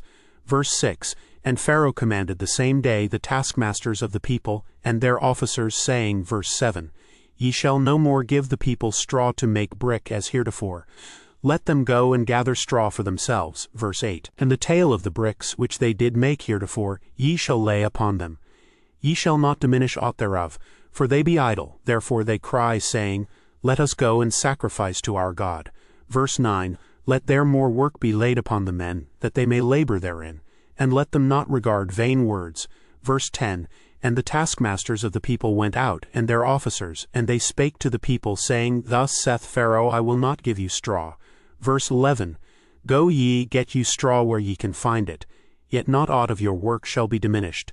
Verse 12, so the people were scattered abroad throughout all the land of Egypt to gather stubble instead of straw. Verse 13, and the taskmasters hasted them, saying, fulfill your works, your daily tasks, as when there was straw. Verse 14, and the officers of the children of Israel, which Pharaoh's taskmasters had set over them, were beaten and demanded, wherefore have ye not fulfilled your task in making brick both yesterday and today as heretofore? Verse 15, then the officers of the children of Israel came and cried unto Pharaoh, saying, wherefore dealest thou thus with thy servants? Verse 16, there is no straw given unto thy servants, and they say to us, make brick. And behold, thy servants are beaten. But the fault is in thine own people. Verse 17, but he said, ye are idle, therefore ye say, let us go and do sacrifice to the Lord. Verse 18, go therefore now and work, for there shall no straw be given you, yet shall ye deliver the tale of bricks. Verse 19, and the officers of the children of Israel did see that they were in evil case, after it was said, ye shall not minish aught from your bricks of your daily task. Verse 20, and they met Moses and Aaron, who stood in the way as they came forth from Pharaoh. Verse 21, and they said unto them, the Lord look upon you, and judge, because ye have made our savor to be abhorred in the eyes of Pharaoh, and in the eyes of his servants, to put a sword in their hand to slay us. Verse 22, and Moses returned unto the Lord, and said, Lord, wherefore hast thou so evil entreated this people? Why is it that thou hast sent me? Verse 23, for since I came to Pharaoh to speak in thy name, he hath done evil to this people, neither hast thou delivered thy people at all. Chapter 6. Verse 1, then the Lord said unto Moses, now shalt thou see what I will do to Pharaoh. For with a strong hand shall he let them go, and with a strong hand shall he drive them out of his land. Verse 2, and God spake unto Moses, and said unto him, I am the Lord. Verse 3, and I appeared unto Abraham, unto Isaac, and unto Jacob by the name of God Almighty, but by my name Jehovah was I not known to them. Verse 4, and I have also established my covenant with them to give them the land of Canaan, the land of their pilgrimage wherein they were strangers. Verse 5, and I have also heard the groaning of the children of Israel, whom the Egyptians keep in bondage. and I have remembered my covenant. Verse 6, Wherefore say unto the children of Israel, I am the Lord, and I will bring you out from under the burdens of the Egyptians, and I will rid you out of their bondage, and I will redeem you with a stretched out arm, and with great judgments. Verse 7, And I will take you to me for a people, and I will be to you a God. And ye shall know that I am the Lord your God, which bringeth you out from under the burdens of the Egyptians. Verse 8, And I will bring you in unto the land, concerning the which I did swear to give it to Abraham, to Isaac, and to Jacob, and I will give it you for an heritage. I am the Lord. Verse 9, And Moses spake so unto the children of Israel. But they hearkened not unto Moses, for anguish of spirit, and for cruel bondage. Verse 10, And the Lord spake unto Moses, saying, verse 11, Go in, speak unto Pharaoh king of Egypt, that he let the children of Israel go out of his land.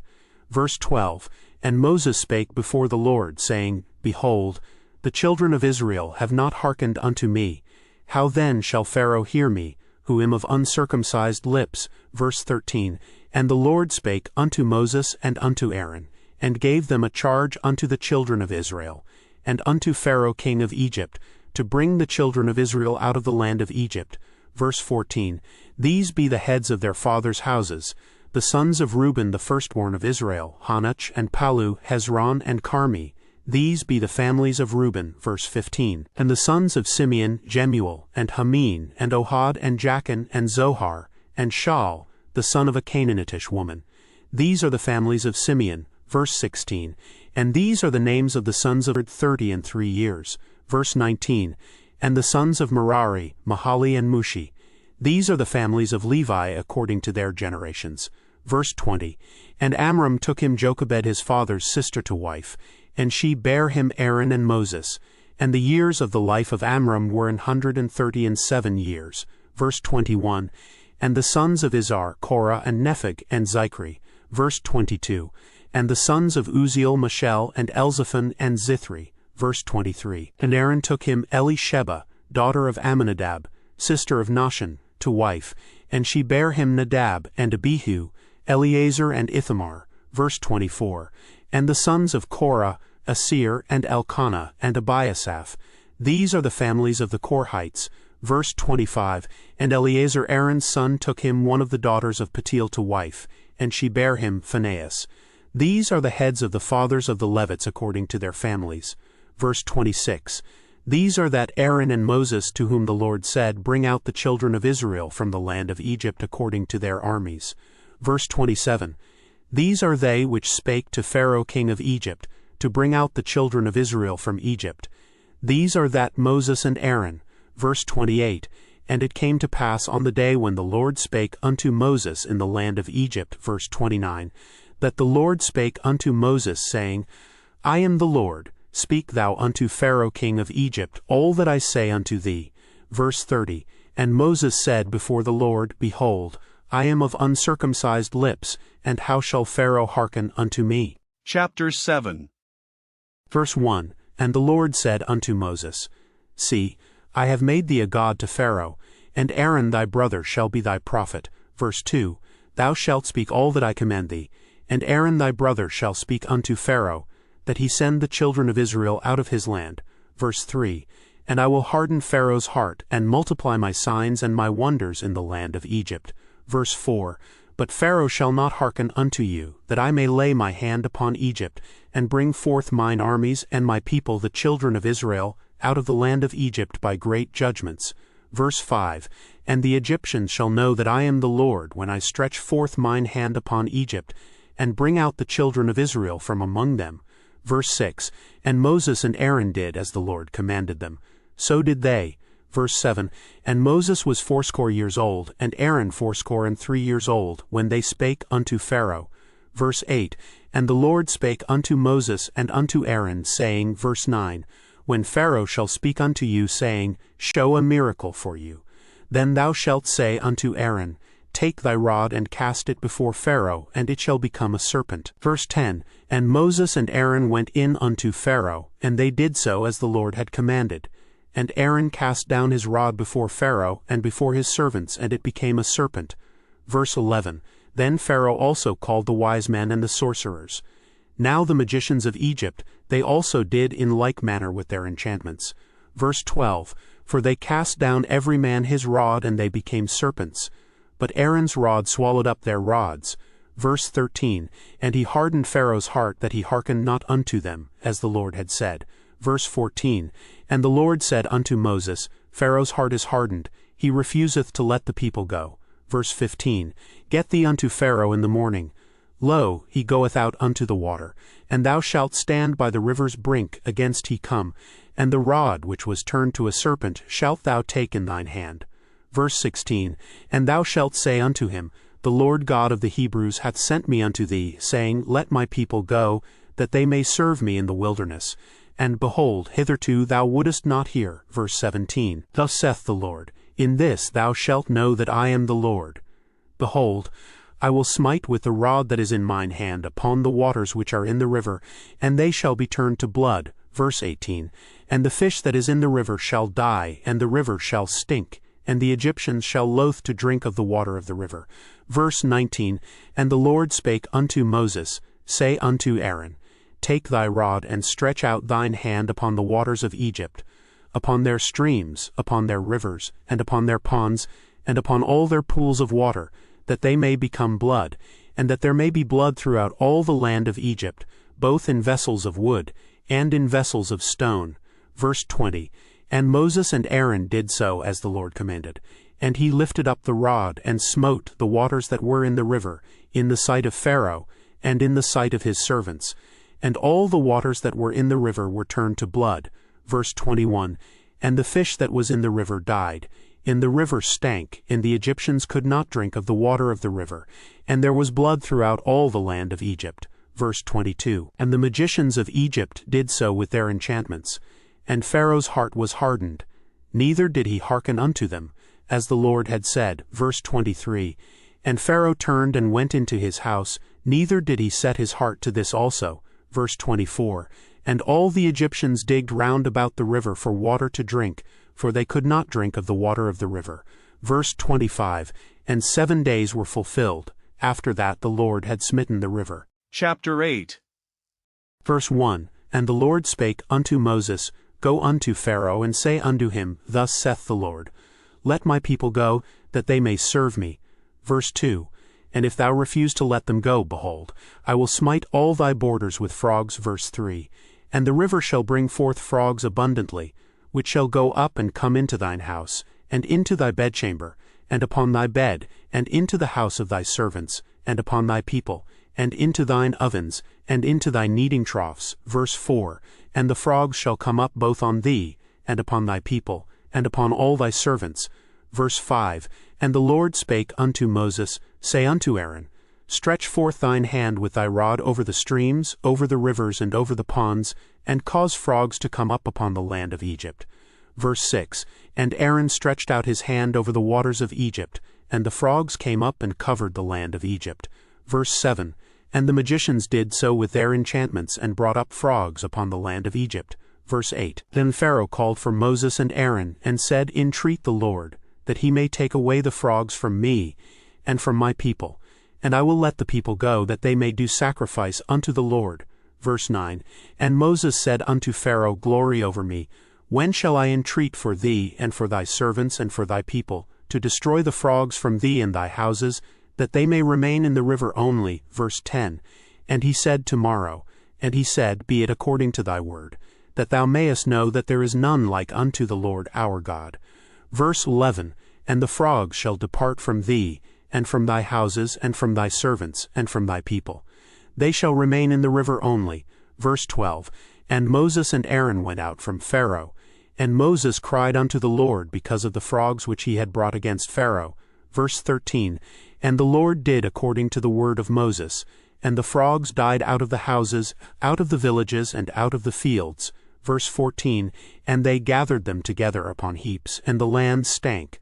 Verse 15, But when Pharaoh saw that there was respite, he hardened his heart, and hearkened not unto them, as the Lord had said. Verse 16, And the Lord said unto Moses, Say unto Aaron, Stretch out thy rod, and smite the dust of the land, that it may become lice throughout all the land of Egypt.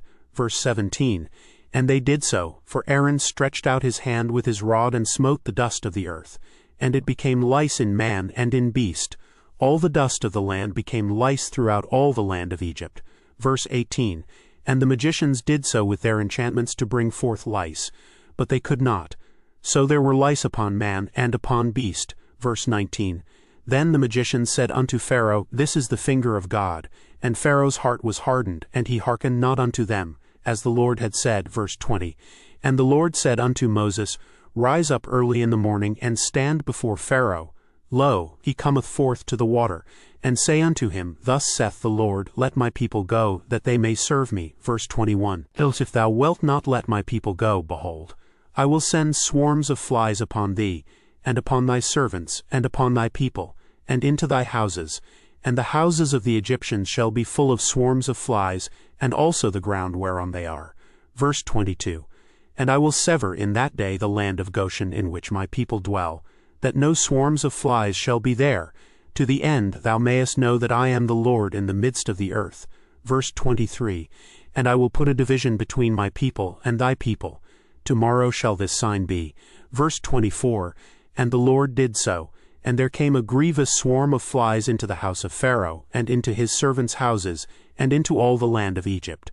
The land was corrupted by reason of the swarm of flies. Verse 25. And Pharaoh called for Moses and for Aaron, and said, Go ye sacrifice to your God in the land. Verse 26. And Moses said, It is not meet so to do, for we shall sacrifice the abomination of the Egyptians to the Lord our God. Lo, shall we sacrifice the abomination of the Egyptians before their eyes? And will they not stone us? Verse 27. We will go 3 days' journey into the wilderness, and sacrifice to the Lord our God, as he shall command us. Verse 28.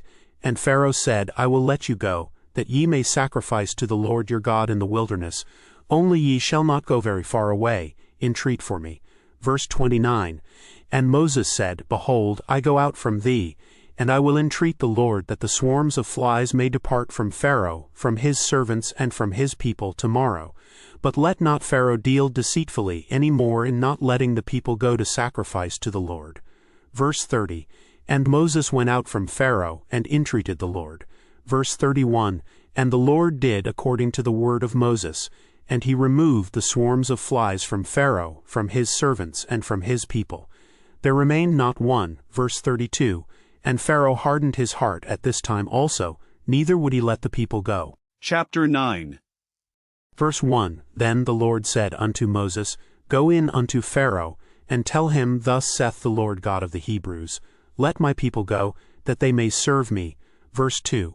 For if thou refuse to let them go, and wilt hold them still. Verse 3. Behold, the hand of the Lord is upon thy cattle which is in the field, upon the horses, upon the asses, upon the camels, upon the oxen, and upon the sheep. There shall be a very grievous murrain. Verse 4. And the Lord shall sever between the cattle of Israel and the cattle of Egypt, and there shall nothing die of all that is the children's of Israel. Verse 5. And the Lord appointed a set time, saying, Tomorrow the Lord shall do this thing in the land. Verse 6. And the Lord did that thing on the morrow, and all the cattle of Egypt died. But of the cattle of the children of Israel died not one. Verse 7. And Pharaoh sent, and behold, there was not one of the cattle of the Israelites dead. And the heart of Pharaoh was hardened, and he did not let the people go. Verse 8. And the Lord said unto Moses and unto Aaron, Take to you handfuls of ashes of the furnace, and let Moses sprinkle it toward the heaven in the sight of Pharaoh. Verse 9. And it shall become small dust in all the land of Egypt, and shall be a boil breaking forth with blains upon man and upon beast, throughout all the land of Egypt. Verse 10. And they took ashes of the furnace, and stood before Pharaoh, and Moses sprinkled it up toward heaven, and it became a boil breaking forth with blains upon man, and upon beast. Verse 11. And the magicians could not stand before Moses because of the boils, for the boil was upon the magicians, and upon all the Egyptians. Verse 12. And the Lord hardened the heart of Pharaoh, and he hearkened not unto them, as the Lord had spoken unto Moses. Verse 13. And the Lord said unto Moses, Rise up early in the morning, and stand before Pharaoh, and say unto him, Thus saith the Lord God of the Hebrews, Let my people go, that they may serve me. Verse 14. For I will at this time send all my plagues upon thine heart, and upon thy servants, and upon thy people, that thou mayest know that there is none like me in all the earth. Verse 15. For now I will stretch out my hand, that I may smite thee and thy people with pestilence, and thou shalt be cut off from the earth. Verse 16. And in very deed for this cause have I raised thee up, for to show in thee my power, and that my name may be declared throughout all the earth. Verse 17. As yet exaltest thou thyself against my people, that thou wilt not let them go. Verse 18. Behold, tomorrow about this time I will cause it to rain a very grievous hail, such as hath not been in Egypt since the foundation thereof even until now. Verse 19. Send therefore now, and gather thy cattle and all that thou hast in the field. For upon every man and beast which shall be found in the field, and shall not be brought home, the hail shall come down upon them, and they shall die. Verse 20. He that feared the word of the Lord among the servants of Pharaoh made his servants and his cattle flee into the houses. Verse 21. And he that regarded not the word of the Lord left his servants and his cattle in the field. Verse 22. And the Lord said unto Moses, Stretch forth thine hand toward heaven, that there may be hail in all the land of Egypt, upon man and upon beast, and upon every herb of the field throughout the land of Egypt. Verse 23. And Moses stretched forth his rod toward heaven, and the Lord sent thunder and hail, and the fire ran along upon the ground, and the Lord rained hail upon the land of Egypt. Verse 24. So there was hail and fire mingled with the hail very grievous, such as there was none like it in all the land of Egypt since it became a nation. Verse 25. And the hail smote throughout all the land of Egypt all that was in the field, both man and beast.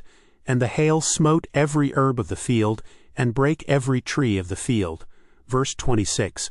Only in the land of Goshen, where the children of Israel were, was there no hail. Verse 27. And Pharaoh sent and called for Moses and Aaron, and said unto them, I have sinned this time. The Lord is righteous, and I and my people are wicked. Verse 28. Entreat the Lord, for it is enough, that there be no more mighty thunderings and hail, and I will let you go, and ye shall stay no longer. Verse 29. And Moses said unto him, As soon as I am gone out of the city, I will spread abroad my hands unto the Lord, and the thunder shall cease. Neither shall there be any more hail, that thou mayest know how that the earth is the Lord's. Verse 30. But as for thee and thy servants, I know that ye will not yet fear the Lord God. Verse 31. And the flax and the barley was smitten, for the barley was in the ear, and the flax was bold. Verse 32. But the wheat and the rye were not smitten, for they were not grown up. Verse 33. And Moses went out of the city from Pharaoh, and spread abroad his hands unto the Lord. And the thunders and hail ceased, and the rain was not poured upon the earth. Verse 34. And when Pharaoh saw that the rain and the hail and the thunders was ceased, he sinned yet more, and hardened his heart, he and his servants. Verse 35. And the heart of Pharaoh was hardened, neither would he let the children of Israel go, as the Lord had spoken by Moses. Chapter 10. Verse 1. And the Lord said unto Moses, Go in unto Pharaoh, for I have hardened his heart and the heart of his servants, that I might show these my signs before him. Verse 2. And that thou mayest tell in the ears of thy son and of thy son's son what things I have wrought in Egypt, and my signs which I have done among them, that ye may know how that I am the Lord. Verse 3. And Moses and Aaron came in unto Pharaoh, and said unto him, Thus saith the Lord God of the Hebrews, How long wilt thou refuse to humble thyself before me? Let my people go, that they may serve me. Verse 4. Else, if thou refuse to let my people go, behold, tomorrow will I bring the locusts into thy coast. Verse 5. And they shall cover the face of the earth, that one cannot be able to see the earth. And they shall eat the residue of that which is escaped, which remaineth unto you from the hail, and shall eat every tree which groweth for you out of the field. Verse 6. And they shall fill thy houses, and the houses of all thy servants, and the houses of all the Egyptians, which neither thy fathers nor thy fathers' fathers have seen, since the day that they were upon the earth unto this day. And he turned himself and went out from Pharaoh. Verse 7. And Pharaoh's servants said unto him, How long shall this man be a snare unto us? Let the men go, that they may serve the Lord their God. Knowest thou not yet that Egypt is destroyed? Verse 8. And Moses and Aaron were brought again unto Pharaoh. And he said unto them, Go, serve the Lord your God. But who are they that shall go? Verse 9. And Moses said, We will go with our young and with our old, with our sons and with our daughters, with our flocks and with our herds will we go, for we must hold a feast unto the Lord. Verse 10.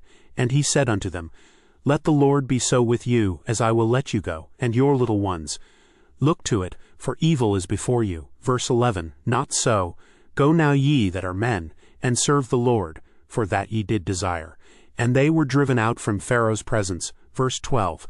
And the Lord said unto Moses, Stretch out thine hand over the land of Egypt for the locusts, that they may come up upon the land of Egypt, and eat every herb of the land, even all that the hail hath left. Verse 13. And Moses stretched forth his rod over the land of Egypt, and the Lord brought an east wind upon the land all that day and all that night. And when it was morning, the east wind brought the locusts. Verse 14. And the locust went up over all the land of Egypt, and rested in all the coasts of Egypt. Very grievous were they. Before them there were no such locusts as they, neither after them shall be such. Verse 15. For they covered the face of the whole earth, so that the land was darkened. And they did eat every herb of the land, and all the fruit of the trees which the hail had left. And there remained not any green thing in the trees, or in the herbs of the field, through all the land of Egypt. Verse 16. Then Pharaoh called for Moses and Aaron in haste, and he said, I have sinned against the Lord your God, and against you. Verse 17. Now therefore forgive, I pray thee, my sin only this once, and entreat the Lord your God, that he may take away from me this death only. Verse 18. And he went out from Pharaoh, and entreated the Lord. Verse 19. And the Lord turned a mighty strong west wind, which took away the locusts, and cast them into the Red Sea. There remained not one locust in all the coasts of Egypt. Verse 20. But the Lord hardened Pharaoh's heart, so that he would not let the children of Israel go. Verse 21. And the Lord said unto Moses, Stretch out thine hand toward heaven, that there may be darkness over the land of Egypt, even darkness which may be felt. Verse 22. And Moses stretched forth his hand toward heaven, and there was a thick darkness in all the land of Egypt 3 days. Verse 23. They saw not one another, neither rose any from his place for 3 days. But all the children of Israel had light in their dwellings. Verse 24. And Pharaoh called unto Moses, and said, Go ye, serve the Lord, only let your flocks and your herds be stayed. Let your little ones also go with you. Verse 25. And Moses said, Thou must give us also sacrifices and burnt offerings, that we may sacrifice unto the Lord our God. Verse 26. Our cattle also shall go with us. There shall not an hoof be left behind, for thereof must we take to serve the Lord our God. And we know not with what we must serve the Lord until we come thither. Verse 27. But the Lord hardened Pharaoh's heart, and he would not let them go. Verse 28. And Pharaoh said unto him, Get thee from me, take heed to thyself, see my face no more, for in that day thou seest my face thou shalt die. Verse 29. And Moses said, Thou hast spoken well, I will see thy face again no more. Chapter 11. Verse 1. And the Lord said unto Moses, Yet will I bring one plague more upon Pharaoh and upon Egypt. Afterwards he will let you go hence. When he shall let you go, he shall surely thrust you out hence altogether. Verse 2. Speak now in the ears of the people, and let every man borrow of his neighbor, and every woman of her neighbor, jewels of silver and jewels of gold. Verse 3. And the Lord gave the people favor in the sight of the Egyptians. Moreover, the man Moses was very great in the land of Egypt, in the sight of Pharaoh's servants, and in the sight of the people. Verse 4. And Moses said, Thus saith the Lord, About midnight will I go out into the midst of Egypt. Verse 5. And all the firstborn in the land of Egypt shall die, from the firstborn of Pharaoh that sitteth upon his throne, even unto the firstborn of the maidservant that is behind the mill, and all the firstborn of beasts. Verse 6. And there shall be a great cry throughout all the land of Egypt, such as there was none like it, nor shall be like it any more. Verse 7. But against any of the children of Israel shall not a dog move his tongue, against man or beast, that ye may know how that the Lord doth put a difference between the Egyptians and Israel. Verse 8. And all these thy servants shall come down unto me, and bow down themselves unto me, saying, Get thee out, and all the people that follow thee. And after that I will go out. And he went out from Pharaoh in a great anger. Verse 9. And the Lord said unto Moses, Pharaoh shall not hearken unto you, that my wonders may be multiplied in the land of Egypt. Verse 10, And Moses and Aaron did all these wonders before Pharaoh. And the Lord hardened Pharaoh's heart, so that he would not let the children of Israel go out of his land. Chapter 12. Verse 1, And the Lord spake unto Moses and Aaron in the land of Egypt, saying, Verse 2, This month shall be unto you the beginning of months. It shall be the first month of the year to you. Verse 3, Speak ye unto all the congregation of Israel, saying, In the 10th day of this month they shall take to them every man a lamb according to the house of their fathers, a lamb for an house. Verse 4, And if the household be too little for the lamb, let him and his neighbor next unto his house take it according to the number of the souls. Every man according to his eating shall make your count for the lamb. Verse 5, Your lamb shall be without blemish, a male of the first year. Ye shall take it out from the sheep or from the goats. Verse 6, And ye shall keep it up until the 14th day of the same month. And the whole assembly of the congregation of Israel shall kill it in the evening. Verse 7, And they shall take of the blood and strike it on the two side posts and on the upper door post of the houses, wherein they shall eat it. Verse 8, And they shall eat the flesh in that night, roast with fire and unleavened bread, and with bitter herbs they shall eat it. Verse 9, Eat not of it raw, nor sodden it all with water, but roast with fire, his head with his legs, and with the purtenance thereof. Verse 10, And ye shall let nothing of it remain until the morning, and that which remaineth of it until the morning ye shall burn with fire. Verse 11, And thus shall ye eat it, with your loins girded, your shoes on your feet, and your staff in your hand, and ye shall eat it in haste. It is the Lord's Passover. Verse 12, For I will pass through the land of Egypt this night, and will smite all the firstborn in the land of Egypt, both man and beast, and against all the gods of Egypt I will execute judgment. I am the Lord. Verse 13, And the blood shall be to you for a token upon the houses where ye are. And when I see the blood I will pass over you, and the plague shall not be upon you to destroy you, when I smite the land of Egypt. Verse 14, And this day shall be unto you for a memorial, and ye shall keep it a feast to the Lord throughout your generations. Ye shall keep it a feast by an ordinance forever. Verse 15, 7 days shall ye eat unleavened bread. Even the first day ye shall put away leaven out of your houses. For whosoever eateth leavened bread from the first day until the 7th day, that soul shall be cut off from Israel.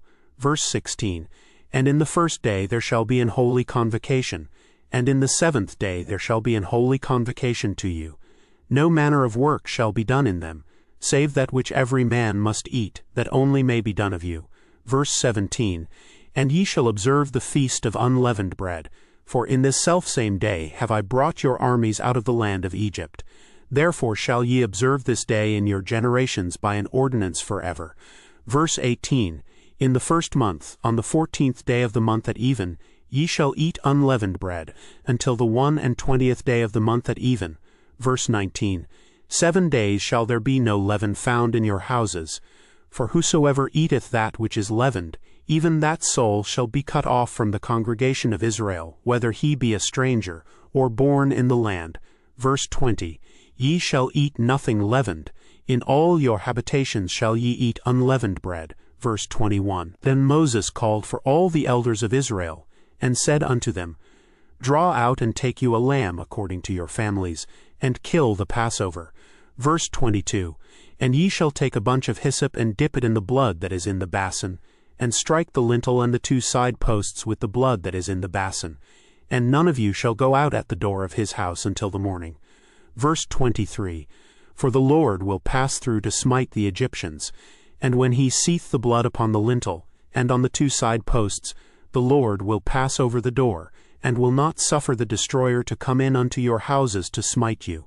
Verse 24, And ye shall observe this thing for an ordinance to thee and to thy sons forever. Verse 25, And it shall come to pass when ye be come to the land which the Lord will give you, according as he hath promised, that ye shall keep this service. Verse 26, And it shall come to pass when your children shall say unto you, What mean ye by this service? Verse 27, That ye shall say, It is the sacrifice of the Lord's Passover, who passed over the houses of the children of Israel in Egypt, when he smote the Egyptians and delivered our houses. And the people bowed the head and worshipped. Verse 28, And the children of Israel went away and did as the Lord had commanded Moses and Aaron, so did they. Verse 29, And it came to pass that at midnight the Lord smote all the firstborn in the land of Egypt, from the firstborn of Pharaoh that sat on his throne unto the firstborn of the captive that was in the dungeon, and all the firstborn of cattle. Verse 30, And Pharaoh rose up in the night, he and all his servants and all the Egyptians, and there was a great cry in Egypt, for there was not a house where there was not one dead. Verse 31, And he called for Moses and Aaron by night, and said, Rise up, and get you forth from among my people, both ye and the children of Israel, and go serve the Lord, as ye have said.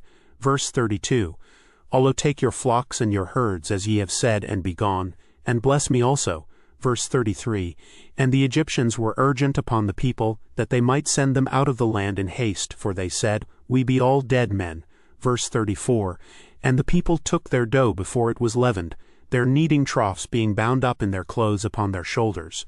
Verse 35, And the children of Israel did according to the word of Moses, and they borrowed of the Egyptians jewels of silver, and jewels of gold, and raiment. Verse 36, And the Lord gave the people favor in the sight of the Egyptians, so that they lent unto them such things as they required, and they spoiled the Egyptians. Verse 37, And the children of Israel journeyed from Ramesses to Succoth, about 600,000 on foot that were men, beside children. Verse 38, And a mixed multitude went up also with them, and flocks and herds, even very much cattle. Verse 39, And they baked unleavened cakes of the dough which they brought forth out of Egypt, for it was not leavened, because they were thrust out of Egypt and could not tarry, neither had they prepared for themselves any victual.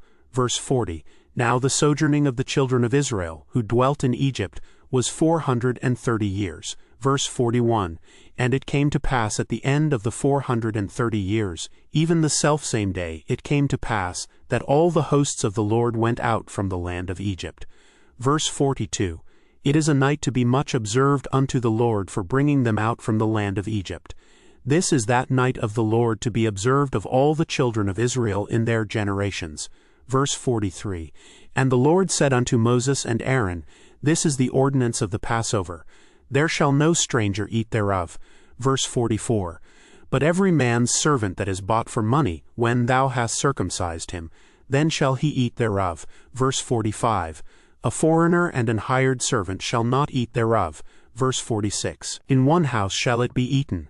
Thou shalt not carry forth aught of the flesh abroad out of the house, neither shall ye break a bone thereof. Verse 47, All the congregation of Israel shall keep it. Verse 48, And when a stranger shall sojourn with thee, and will keep the Passover to the Lord, let all his males be circumcised, and then let him come near and keep it, and he shall be as one that is born in the land.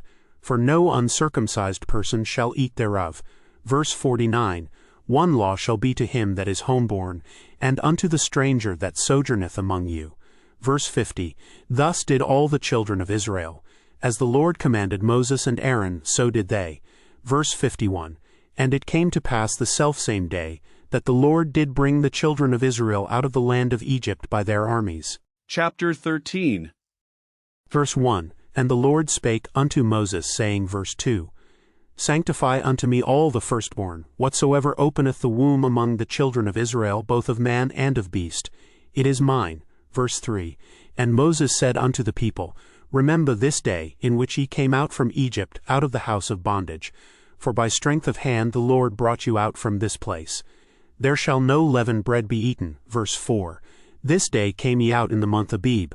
Verse 5, And it shall be when the Lord shall bring thee into the land of the Canaanites, and the Hittites, and the Amorites, and the Hivites, and the Jebusites, which he sware unto thy fathers to give thee, a land flowing with milk and honey, that thou shalt keep this service in this month.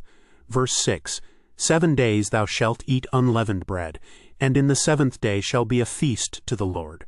Verse 7, Unleavened bread shall be eaten 7 days, and there shall no leavened bread be seen with thee, neither shall there be leaven seen with thee in all thy quarters. Verse 8, And thou shalt show thy son in that day, saying, This is done because of that which the Lord did unto me when I came forth out of Egypt. Verse 9, And it shall be for a sign unto thee upon thine hand, and for a memorial between thine eyes, that the Lord's law may be in thy mouth. For with a strong hand hath the Lord brought thee out of Egypt. Verse 10, Thou shalt therefore keep this ordinance in his season from year to year. Verse 11, And it shall be when the Lord shall bring thee into the land of the Canaanites, as he sware unto thee and to thy fathers, and shall give it thee. Verse 12, That thou shalt set apart unto the Lord all that openeth the matrix, and every firstling that cometh of a beast which thou hast. The males shall be the Lord's. Verse 13, And every firstling of an ass thou shalt redeem with a lamb. And if thou wilt not redeem it, then thou shalt break his neck. And all the firstborn of man among thy children shalt thou redeem. Verse 14, And it shall be when thy son asketh thee in time to come, saying, What is this? That thou shalt say unto him by strength of hand, The Lord brought us out from Egypt, from the house of bondage. Verse 15, And it came to pass, when Pharaoh would hardly let us go, that the Lord slew all the firstborn in the land of Egypt, both the firstborn of man and the firstborn of beast. Therefore I sacrifice to the Lord all that openeth the matrix, being males. But all the firstborn of my children I redeem. Verse 16, And it shall be for a token upon thine hand, and for frontlets between thine eyes. For by strength of hand the Lord brought us forth out of Egypt. Verse 17, And it came to pass, when Pharaoh had let the people go, that God led them not through the way of the land of the Philistines, although that was near. For God said, Lest peradventure the people repent when they see war, and they return to Egypt. Verse 18, But God led the people about through the way of the wilderness of the Red Sea, and the children of Israel went up harnessed out of the land of Egypt. Verse 19, And Moses took the bones of Joseph with him. For he had straitly sworn the children of Israel, saying, God will surely visit you, and ye shall carry up my bones away hence with you. Verse 20, And they took their journey from Succoth, and encamped in Etham in the edge of the wilderness. Verse 21, And the Lord went before them by day in a pillar of a cloud, to lead them the way, and by night in a pillar of fire to give them light, to go by day and night. Verse 22, He took not away the pillar of the cloud by day, nor the pillar of fire by night from before the people. Chapter 14. Verse 1, And the Lord spake unto Moses, saying, Verse 2, Speak unto the children of Israel, that they turn and encamp before Piharoth, between Migdol and the sea, over against Baalzephon, before it shall ye encamp by the sea. Verse 3, For Pharaoh will say of the children of Israel, They are entangled in the land, the wilderness hath shut them in. Verse 4, And I will harden Pharaoh's heart, that he shall follow after them, and I will be honored upon Pharaoh, and upon all his host, that the Egyptians may know that I am the Lord. And they did so. Verse 5, And it was told the king of Egypt that the people fled. And the heart of Pharaoh and of his servants was turned against the people. And they said, Why have we done this, that we have let Israel go from serving us? Verse 6, And he made ready his chariot, and took his people with him. Verse 7, And he took 600 chosen chariots, and all the chariots of Egypt, and captains over every one of them. Verse 8, And the Lord hardened the heart of Pharaoh king of Egypt, and he pursued after the children of Israel. And the children of Israel went out with an high hand. Verse 9, But the Egyptians pursued after them, all the horses and chariots of Pharaoh, and his horsemen, and his army, and overtook them encamping by the sea, beside Piharoth, before Baalzephon. Verse 10, And when Pharaoh drew nigh, the children of Israel lifted up their eyes, and behold, the Egyptians marched after them, and they were sore afraid. And the children of Israel cried out unto the Lord. Verse 11, And they said unto Moses, Because there were no graves in Egypt, Hast thou taken us away to die in the wilderness? Wherefore hast thou dealt thus with us to carry us forth out of Egypt? Verse 12, Is not this the word that we did tell thee in Egypt, saying, Let us alone, that we may serve the Egyptians? For it had been better for us to serve the Egyptians, than that we should die in the wilderness. Verse 13, And Moses said unto the people, Fear ye not, stand still, and see the salvation of the Lord, which he will show to you today. For the Egyptians whom ye have seen today, ye shall see them again no more forever. Verse 14, The Lord shall fight for you, and ye shall hold your peace. Verse 15, And the Lord said unto Moses, Wherefore criest thou unto me? Speak unto the children of Israel, that they go forward. Verse 16, But lift thou up thy rod, and stretch out thine hand over the sea, and divide it, And the children of Israel shall go on dry ground through the midst of the sea. Verse 17, And I, behold, I will harden the hearts of the Egyptians, and they shall follow them. And I will get me honor upon Pharaoh, and upon all his host, upon his chariots, and upon his horsemen. Verse 18, And the Egyptians shall know that I am the Lord, when I have gotten me honor upon Pharaoh, upon his chariots, and upon his horsemen. Verse 19, And the angel of God which went before the camp of Israel removed and went behind them. And the pillar of the cloud went from before their face and stood behind them. Verse 20, And it came between the camp of the Egyptians and the camp of Israel. And it was a cloud and darkness to them. But it gave light by night to these, so that the one came not near the other all the night. Verse 21, And Moses stretched out his hand over the sea, and the Lord caused the sea to go back by a strong east wind all that night, and made the sea dry land, and the waters were divided. Verse 22, And the children of Israel went into the midst of the sea upon the dry ground, and the waters were a wall unto them on their right hand, and on their left. Verse 23, And the Egyptians pursued and went in after them to the midst of the sea, even all Pharaoh's horses, his chariots, and his horsemen. Verse 24, And it came to pass that in the morning watch the Lord looked unto the host of the Egyptians through the pillar of fire and of the cloud, and troubled the host of the Egyptians. Verse 25, And took off their chariot wheels, that they drave them heavily.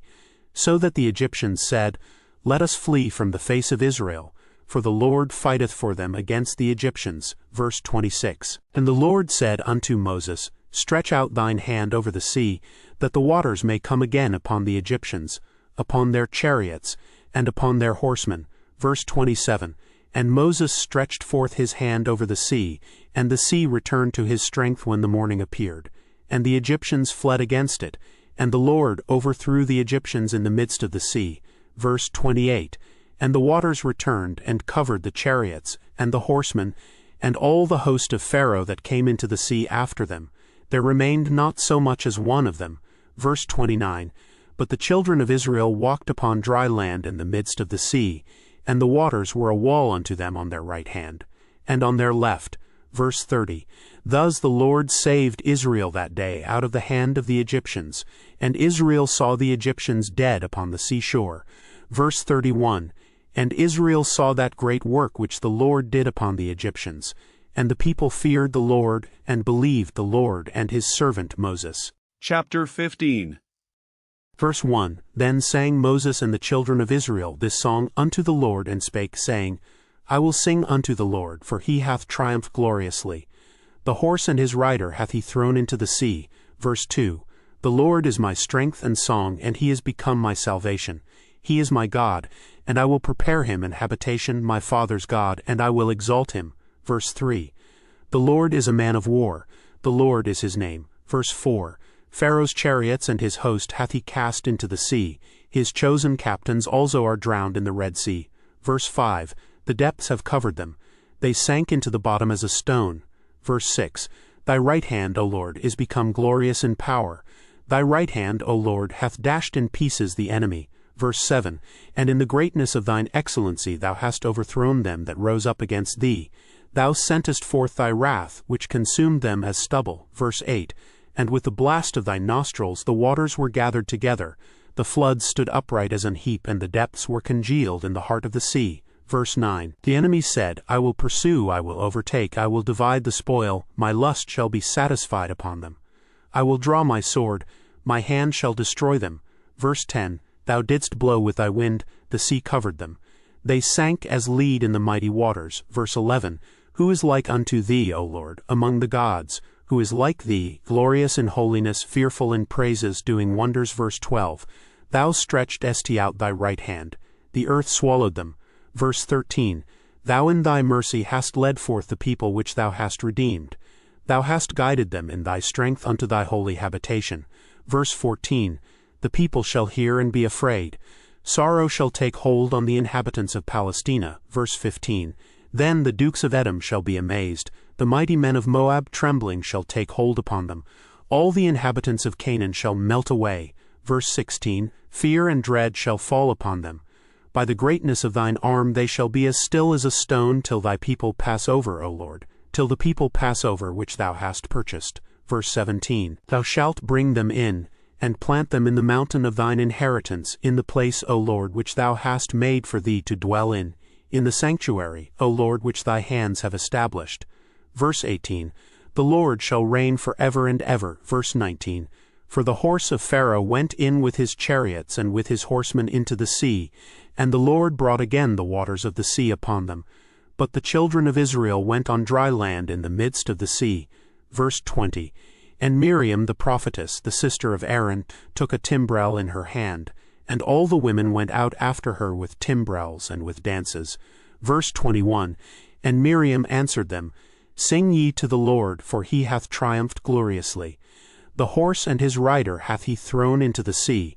Verse 22. So Moses brought Israel from the Red Sea, and they went out into the wilderness of Shur, and they went 3 days in the wilderness, and found no water. Verse 23. And when they came to Marah, they could not drink of the waters of Marah, for they were bitter. Therefore the name of it was called Marah. Verse 24. And the people murmured against Moses, saying, What shall we drink? Verse 25. And he cried unto the Lord. And the Lord showed him a tree, which when he had cast into the waters were made sweet. There he made for them a statute and an ordinance, and there he proved them. Verse 26. And said, If thou wilt diligently hearken to the voice of the Lord thy God, and wilt do that which is right in his sight, and wilt give ear to his commandments, and keep all his statutes, I will put none of these diseases upon thee, which I have brought upon the Egyptians. For I am the Lord that healeth thee. Verse 27. And they came to Elim, where were 10 wells of water, and 70 palm trees, and they encamped there by the waters. Chapter 16. Verse 1. And they took their journey from Elim, and all the congregation of the children of Israel came unto the wilderness of Sin, which is between Elim and Sinai, on the 15th day of the 2nd month after their departing out of the land of Egypt. Verse 2. And the whole congregation of the children of Israel murmured against Moses and Aaron in the wilderness. Verse 3. And the children of Israel said unto them, Would to God we had died by the hand of the Lord in the land of Egypt, when we sat by the flesh pots, and when we did eat bread to the full. For ye have brought us forth into this wilderness to kill this whole assembly with hunger. Verse 4. Then said the Lord unto Moses, Behold, I will rain bread from heaven for you, and the people shall go out and gather a certain rate every day, that I may prove them, whether they will walk in my law or no. Verse 5.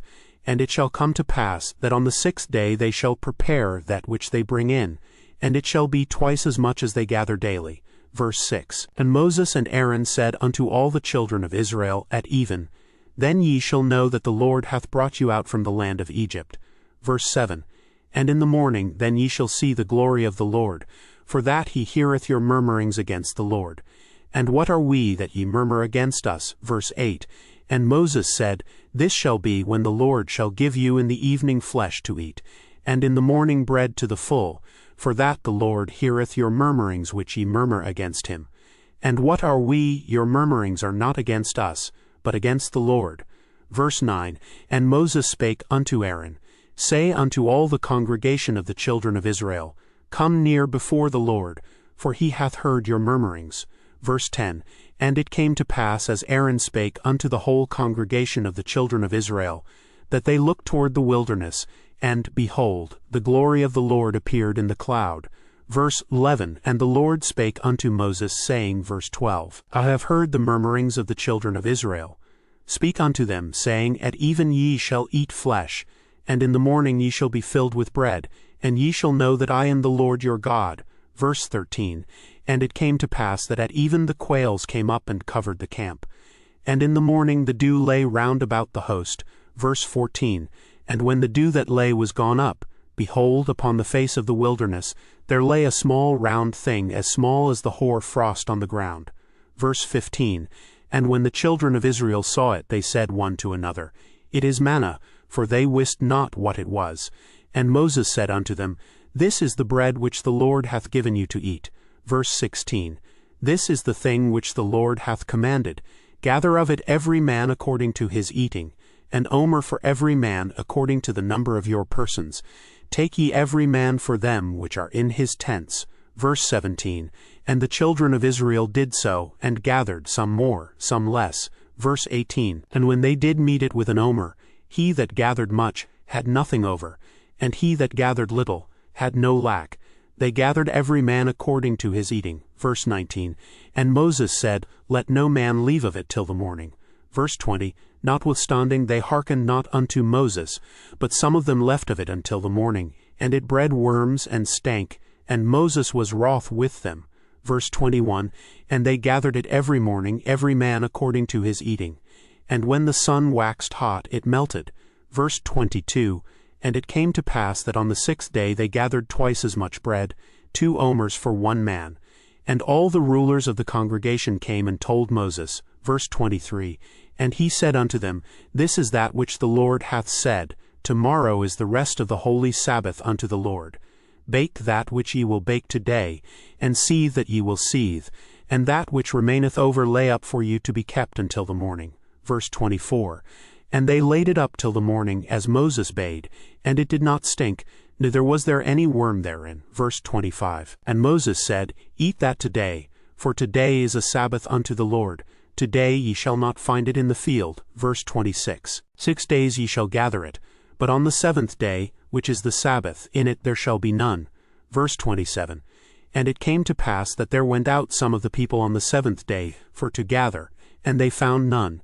Verse 28, and the Lord said unto Moses, how long refuse ye to keep my commandments and my laws? Verse 29, see, for that the Lord hath given you the Sabbath, therefore he giveth you on the 6th day the bread of 2 days. Abide ye every man in his place, let no man go out of his place on the 7th day. Verse 30, so the people rested on the 7th day. Verse 31, and the house of Israel called the name thereof manna, and it was like coriander seed white, and the taste of it was like wafers made with honey. Verse 32, and Moses said, this is the thing which the Lord commandeth, fill an omer of it to be kept for your generations, that they may see the bread wherewith I have fed you in the wilderness, when I brought you forth from the land of Egypt. Verse 33, and Moses said unto Aaron, take a pot, and put an omer full of manna therein, and lay it up before the Lord to be kept for your generations. Verse 34, as the Lord commanded Moses, so Aaron laid it up before the testimony to be kept. Verse 35, and the children of Israel did eat manna 40 years, until they came to a land inhabited. They did eat manna, until they came unto the borders of the land of Canaan. Verse 36, now an omer is the 10th part of an ephah. Chapter 17. Verse 1, and all the congregation of the children of Israel journeyed from the wilderness of Sin after their journeys, according to the commandment of the Lord, and pitched in Rephidim. And there was no water for the people to drink. Verse 2, wherefore the people did chide with Moses, and said, give us water that we may drink. And Moses said unto them, why chide ye with me, wherefore do ye tempt the Lord? Verse 3, and the people thirsted there for water. And the people murmured against Moses, and said, wherefore is this that thou hast brought us up out of Egypt, to kill us and our children and our cattle with thirst? Verse 4, and Moses cried unto the Lord, saying, what shall I do unto this people? They be almost ready to stone me. Verse 5, and the Lord said unto Moses, go on before the people, and take with thee of the elders of Israel, and thy rod wherewith thou smottest the river, take in thine hand, and go. Verse 6, behold, I will stand before thee there upon the rock in Horeb, and thou shalt smite the rock, and there shall come water out of it, that the people may drink. And Moses did so in the sight of the elders of Israel. Verse 7, and he called the name of the place Massah and Meribah, because of the chiding of the children of Israel, and because they tempted the Lord, saying, is the Lord among us or not? Verse 8, then came Amalek and fought with Israel in Rephidim. Verse 9, and Moses said unto Joshua, choose us out men, and go out fight with Amalek. Tomorrow I will stand on the top of the hill with the rod of God in mine hand. Verse 10, so Joshua did as Moses had said to him, and fought with Amalek. And Moses, Aaron, and Hur went up to the top of the hill.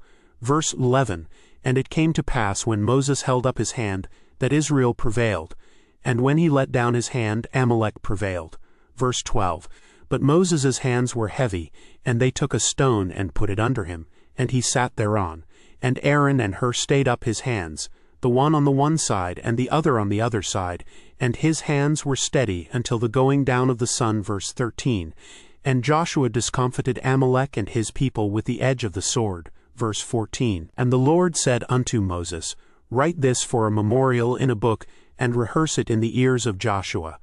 For I will utterly put out the remembrance of Amalek from under heaven. Verse 15.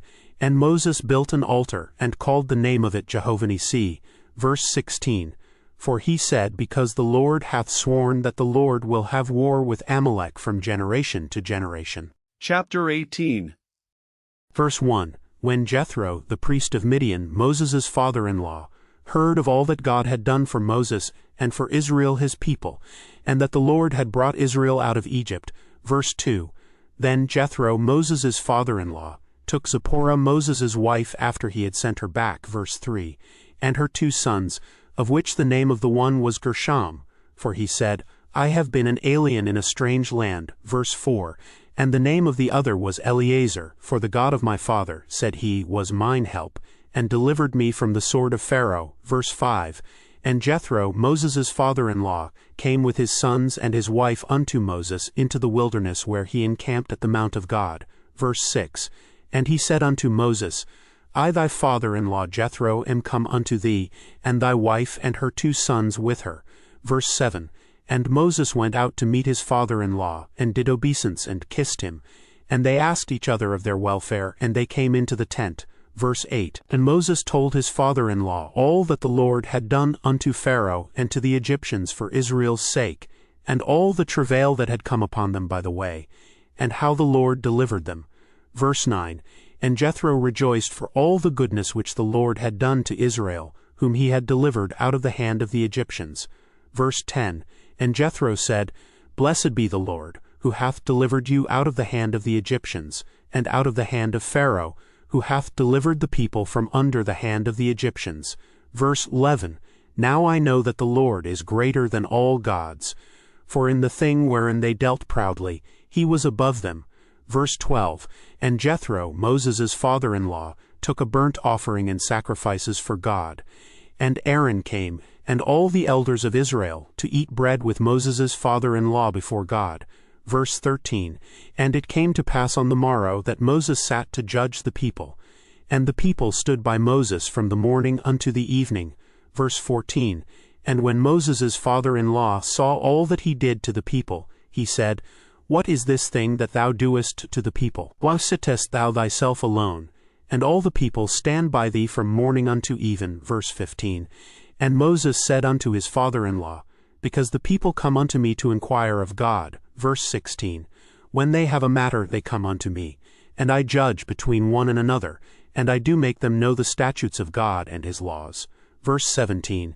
And Moses' father-in-law said unto him, The thing that thou doest is not good. Verse 18. Thou wilt surely wear away both thou and this people that is with thee, for this thing is too heavy for thee. Thou art not able to perform it thyself alone. Verse 19.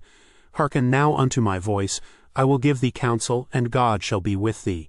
Be thou for the people to Godward, that thou mayest bring the causes unto God. Verse 20. And thou shalt teach them ordinances and laws, and shalt show them the way wherein they must walk, and the work that they must do. Verse 21. Moreover thou shalt provide out of all the people able men, such as fear God, men of truth hating covetousness, and place such over them, to be rulers of thousands, and rulers of hundreds, rulers of 50s, and rulers of 10s. Verse 22. And let them judge the people at all seasons, and it shall be that every great matter they shall bring unto thee, but every small matter they shall judge.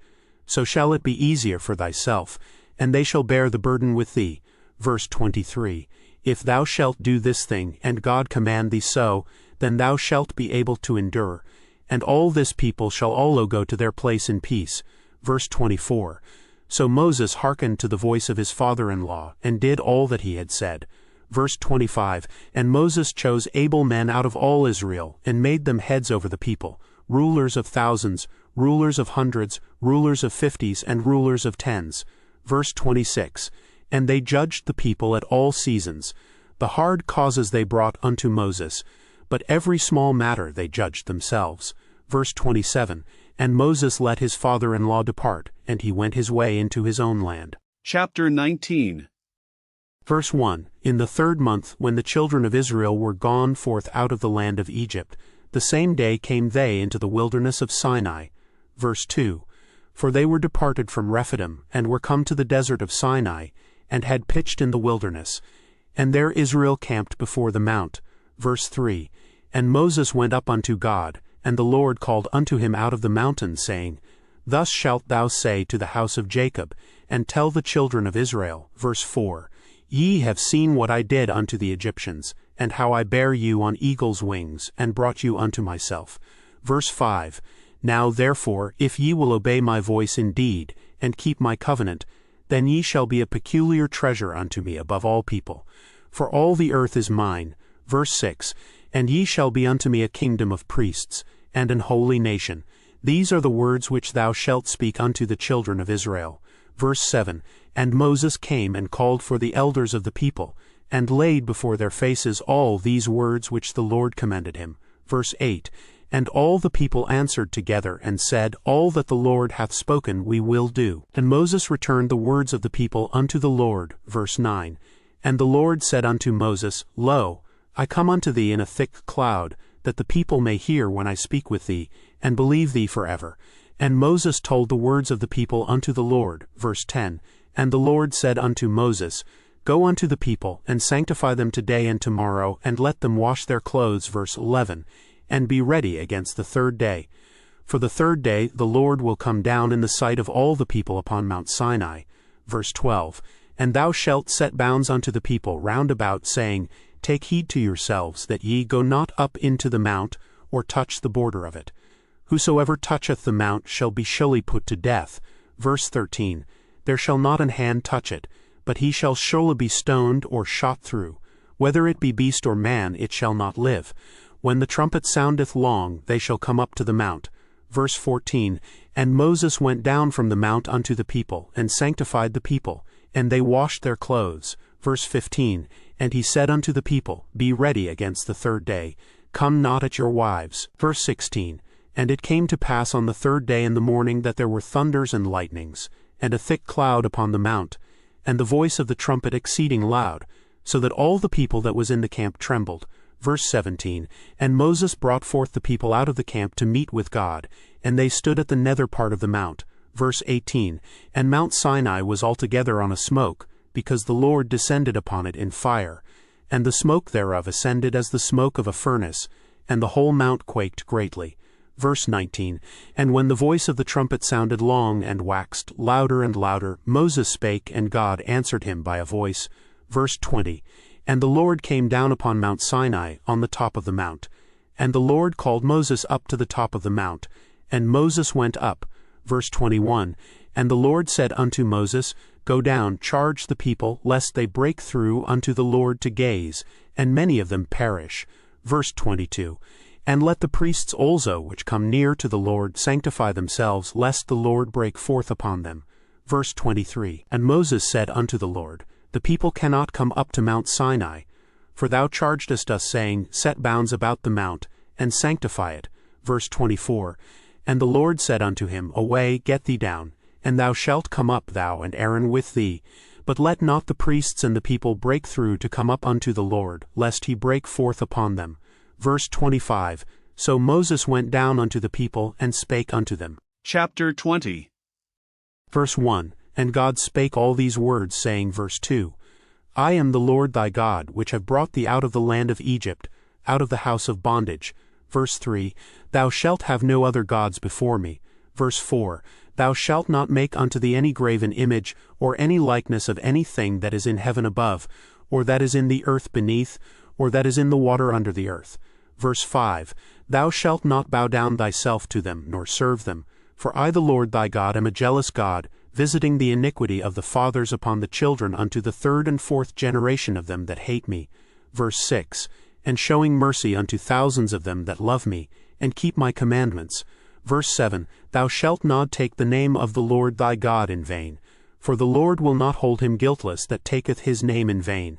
Verse 8.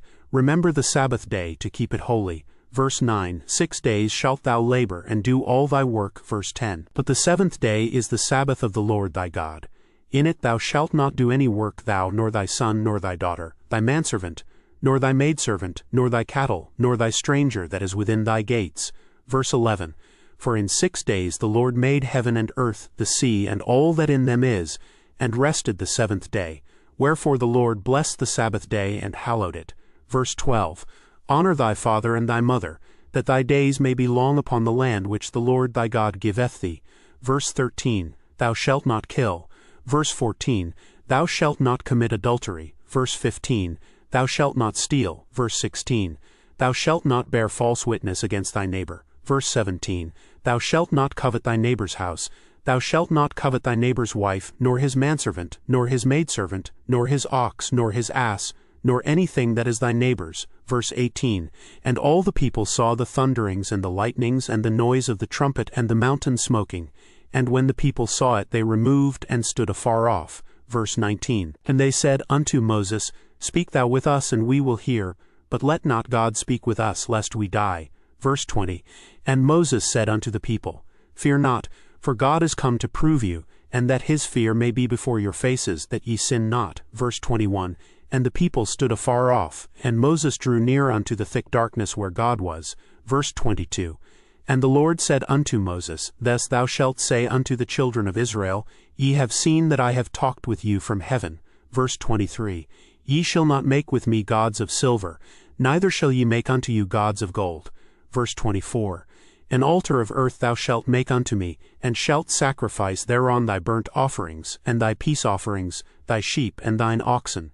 In all places where I record my name I will come unto thee, and I will bless thee. Verse 25, and if thou wilt make me an altar of stone, thou shalt not build it of hewn stone.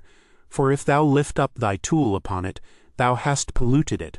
Verse 26, thither shalt thou go up by steps unto mine altar, that thy nakedness be not discovered thereon. Chapter 21. Verse 1, now these are the judgments which thou shalt set before them. Verse 2, if thou buy an Hebrew servant, 6 years he shall serve, and in the 7th he shall go out free for nothing. Verse 3, if he came in by himself, he shall go out by himself. If he were married, then his wife shall go out with him. Verse 4, if his master have given him a wife, and she have borne him sons or daughters, the wife and her children shall be her master's, and he shall go out by himself. Verse 5, and if the servant shall plainly say, I love my master, my wife, and my children, I will not go out free. Verse 6, then his master shall bring him unto the judges. He shall also bring him to the door, or unto the doorpost, and his master shall bore his ear through with an awl, and he shall serve him forever. Verse 7, and if a man sell his daughter to be a maidservant, she shall not go out as the menservants do. Verse 8, if she please not her master who hath betrothed her to himself, then shall he let her be redeemed. To sell her unto a strange nation he shall have no power, seeing he hath dealt deceitfully with her. Verse 9, and if he have betrothed her unto his son, he shall deal with her after the manner of daughters. Verse 10, if he take him another wife, her food, her raiment, and her duty of marriage, shall he not diminish. Verse 11, and if he do not these 3 unto her, then shall she go out free without money. Verse 12, he that smiteth a man so that he die, shall be surely put to death. Verse 13, and if a man lie not in wait, but God deliver him into his hand, then I will appoint thee a place whither he shall flee. Verse 14, but if a man come presumptuously upon his neighbor to slay him with guile, thou shalt take him from mine altar, that he may die. Verse 15, and he that smiteth his father or his mother shall be surely put to death. Verse 16, and he that stealeth a man and selleth him, or if he be found in his hand, he shall surely be put to death. Verse 17, and he that curseth his father or his mother shall surely be put to death. Verse 18, and if men strive together, and one smite another with a stone or with his fist, and he die not, but keepeth his bed. Verse 19, if he rise again, and walk abroad upon his staff, then shall he that smote him be quit. Only he shall pay for the loss of his time, and shall cause him to be thoroughly healed. Verse 20, and if a man smite his servant or his maid with a rod, and he die under his hand, he shall be surely punished. Verse 21, notwithstanding, if he continue a day or two, he shall not be punished, for he is his money. Verse 22, If men strive and hurt a woman with child, so that her fruit depart from her, and yet no mischief follow, he shall be surely punished, according as the woman's husband will lay upon him, and he shall pay as the judges determine. Verse 23. And if any mischief follow, then thou shalt give life for life. Verse 24. Eye for eye, tooth for tooth, hand for hand, foot for foot. Verse 25. Burning for burning, wound for wound, stripe for stripe. Verse 26. And if a man smite the eye of his servant, or the eye of his maid, that it perish, he shall let him go free for his eye's sake. Verse 27. And if he smite out his manservant's tooth, or his maidservant's tooth, he shall let him go free for his tooth's sake. Verse 28. If an ox gore a man or a woman, that they die, then the ox shall be surely stoned, and his flesh shall not be eaten, but the owner of the ox shall be quit. Verse 29. But if the ox were wont to push with his horn in time past, and it hath been testified to his owner, and he hath not kept him in, but that he hath killed a man or a woman, the ox shall be stoned, and his owner also shall be put to death. Verse 30. If there be laid on him a sum of money, then he shall give for the ransom of his life whatsoever is laid upon him. Verse 31. Whether he have gored a son or have gored a daughter, according to this judgment shall it be done unto him. Verse 32. If the ox shall push a manservant or a maidservant, he shall give unto their master 30 shekels of silver, and the ox shall be stoned. Verse 33. And if a man shall open a pit, or if a man shall dig a pit, and not cover it, and an ox or an ass fall therein. Verse 34. The owner of the pit shall make it good, and give money unto the owner of them, and the dead beast shall be his. Verse 35. And if one man's ox hurt another's, that he die, then they shall sell the live ox and divide the money of it, and the dead ox also they shall divide. Verse 36. Or if it be known that the ox hath used to push in time past, and his owner hath not kept him in, he shall surely pay ox for ox, and the dead shall be his own. Chapter 22. Verse 1. If a man shall steal an ox or a sheep and kill it or sell it, he shall restore 5 oxen for an ox, and 4 sheep for a sheep. Verse 2. If a thief be found breaking up and be smitten that he die, there shall no blood be shed for him. Verse 3.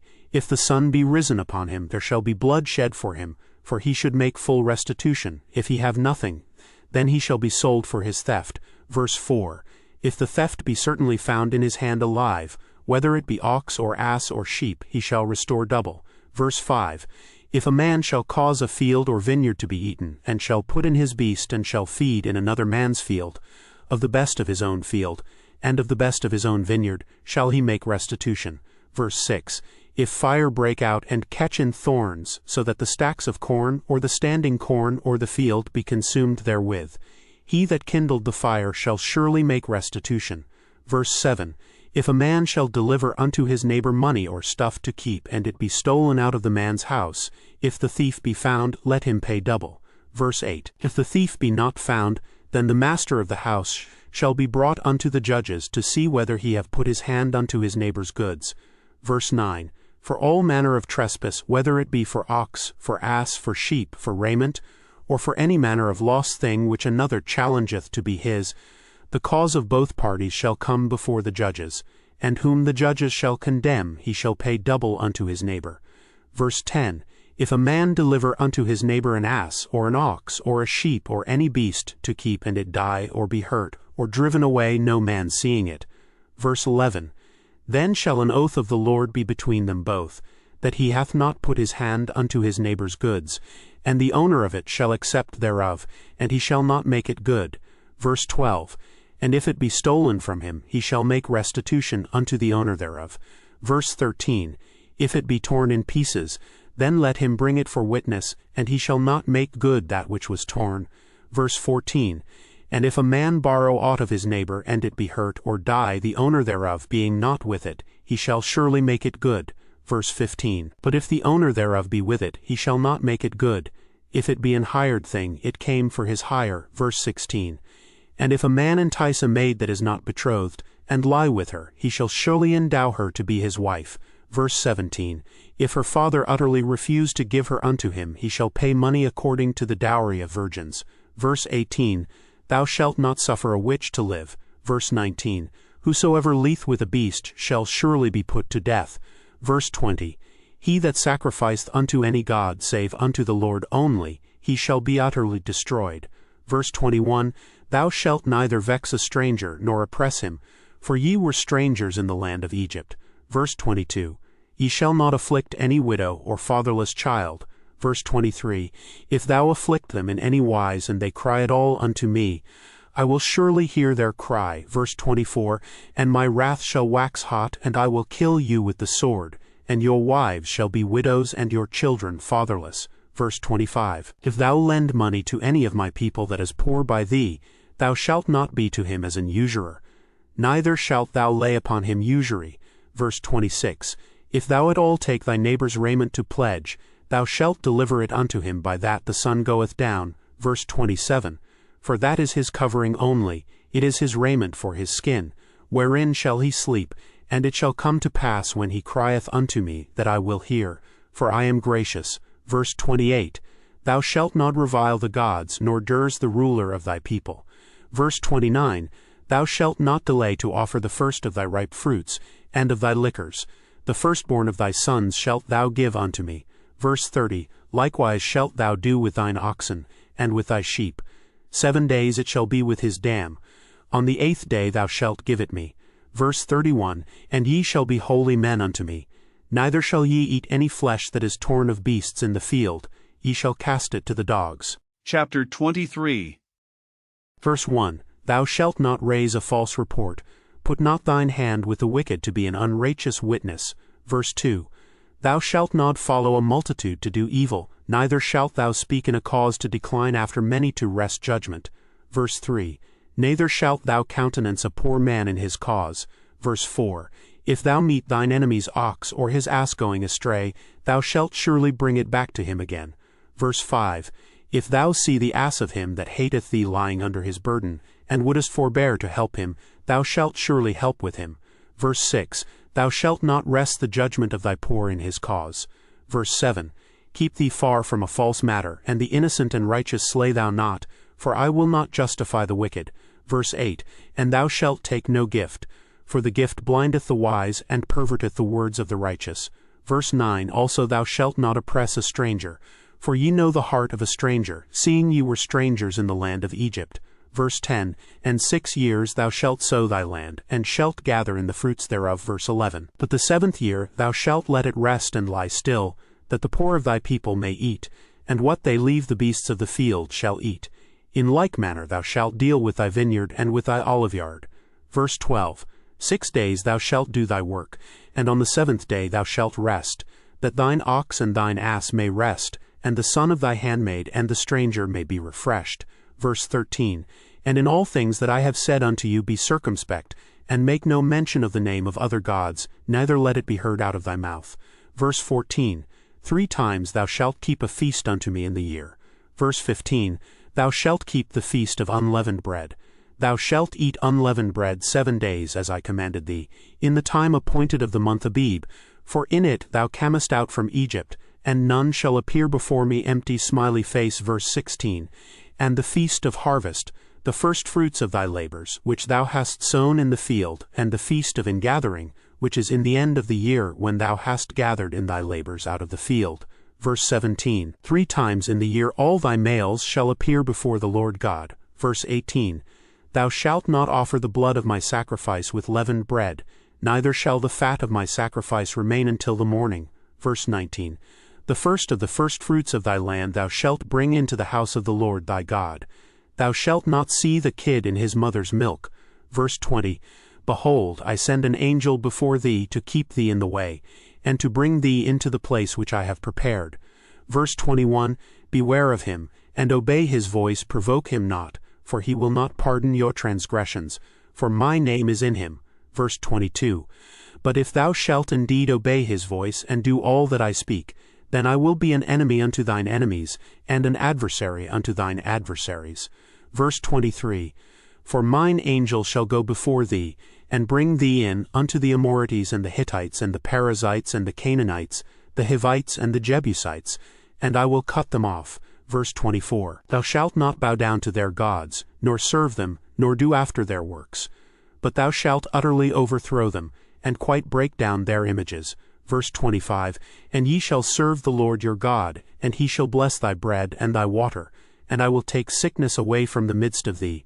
Verse 26, There shall nothing cast their young nor be barren in thy land, the number of thy days I will fulfill. Verse 27, I will send my fear before thee, and will destroy all the people to whom thou shalt come, and I will make all thine enemies turn their backs unto thee. Verse 28, And I will send hornets before thee, which shall drive out the Hivite, the Canaanite, and the Hittite from before thee. Verse 29, I will not drive them out from before thee in 1 year, lest the land become desolate, and the beast of the field multiply against thee. Verse 30, By little and little I will drive them out from before thee, until thou be increased and inherit the land. Verse 31, And I will set thy bounds from the Red Sea even unto the sea of the Philistines, and from the desert unto the river. For I will deliver the inhabitants of the land into your hand, and thou shalt drive them out before thee. Verse 32, Thou shalt make no covenant with them, nor with their gods. Verse 33, They shall not dwell in thy land, lest they make thee sin against me. For if thou serve their gods, it will surely be a snare unto thee. Chapter 24.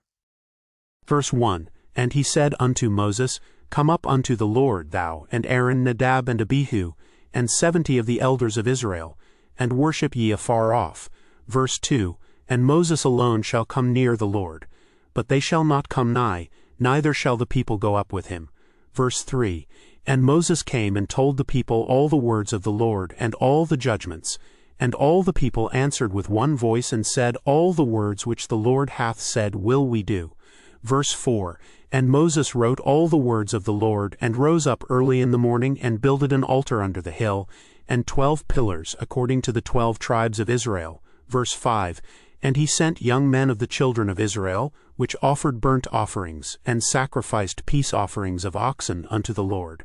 Verse 6, And Moses took half of the blood, and put it in basins, and half of the blood he sprinkled on the altar. Verse 7, And he took the book of the covenant, and read in the audience of the people. And they said, All that the Lord hath said will we do, and be obedient. Verse 8, And Moses took the blood, and sprinkled it on the people, and said, Behold the blood of the covenant, which the Lord hath made with you concerning all these words. Verse 9, Then went up Moses and Aaron, Nadab and Abihu, and 70 of the elders of Israel. Verse 10, And they saw the God of Israel, and there was under his feet as it were a paved work of a sapphire stone, and as it were the body of heaven in his clearness. Verse 11, And upon the nobles of the children of Israel he laid not his hand. Also they saw God, and did eat and drink. Verse 12, And the Lord said unto Moses, Come up to me into the mount, and be there, and I will give thee tables of stone, and a law and commandments which I have written, that thou mayest teach them. Verse 13, And Moses rose up, and his minister Joshua, and Moses went up into the mount of God. Verse 14, And he said unto the elders, Tarry ye here for us until we come again unto you. And behold, Aaron and Hur are with you. If any man have any matters to do, let him come unto them. Verse 15, And Moses went up into the mount, and a cloud covered the mount. Verse 16, And the glory of the Lord abode upon Mount Sinai, and the cloud covered it 6 days. And the 7th day he called unto Moses out of the midst of the cloud. Verse 17, And the sight of the glory of the Lord was like devouring fire on the top of the mount in the eyes of the children of Israel. Verse 18, And Moses went into the midst of the cloud, and gat him up into the mount. And Moses was in the mount 40 days and 40 nights. Chapter 25. Verse 1, And the Lord spake unto Moses, saying, Verse 2, Speak unto the children of Israel, that they bring me an offering. Of every man that giveth it willingly with his heart ye shall take my offering. Verse 3, And this is the offering which ye shall take of them, gold and silver and brass. Verse 4, And blue and purple and scarlet and fine linen and goat's hair. Verse 5, And ram skins dyed red and badger skins and shittim wood. Verse 6, Oil for the light, spices for anointing oil, and for sweet incense. Verse 7, Onyx stones, and stones to be set in the ephod, and in the breastplate. Verse 8, And let them make me a sanctuary, that I may dwell among them. Verse 9, According to all that I show thee, after the pattern of the tabernacle and the pattern of all the instruments thereof, even so shall ye make it. Verse 10, And they shall make an ark of shittim wood. 2 cubits and a half shall be the length thereof, and 1 cubit and a half the breadth thereof, and 1 cubit and a half the height thereof. Verse 11, And thou shalt overlay it with pure gold. Within and without shalt thou overlay it, and shalt make upon it a crown of gold round about.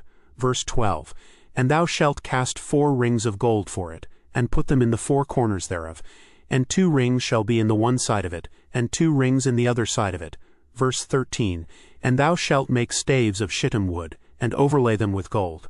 Verse 14, And thou shalt put the staves into the rings by the sides of the ark, that the ark may be borne with them. Verse 15, The staves shall be in the rings of the ark, they shall not be taken from it. Verse 16, And thou shalt put into the ark the testimony which I shall give thee. Verse 17, And thou shalt make a mercy seat of pure gold.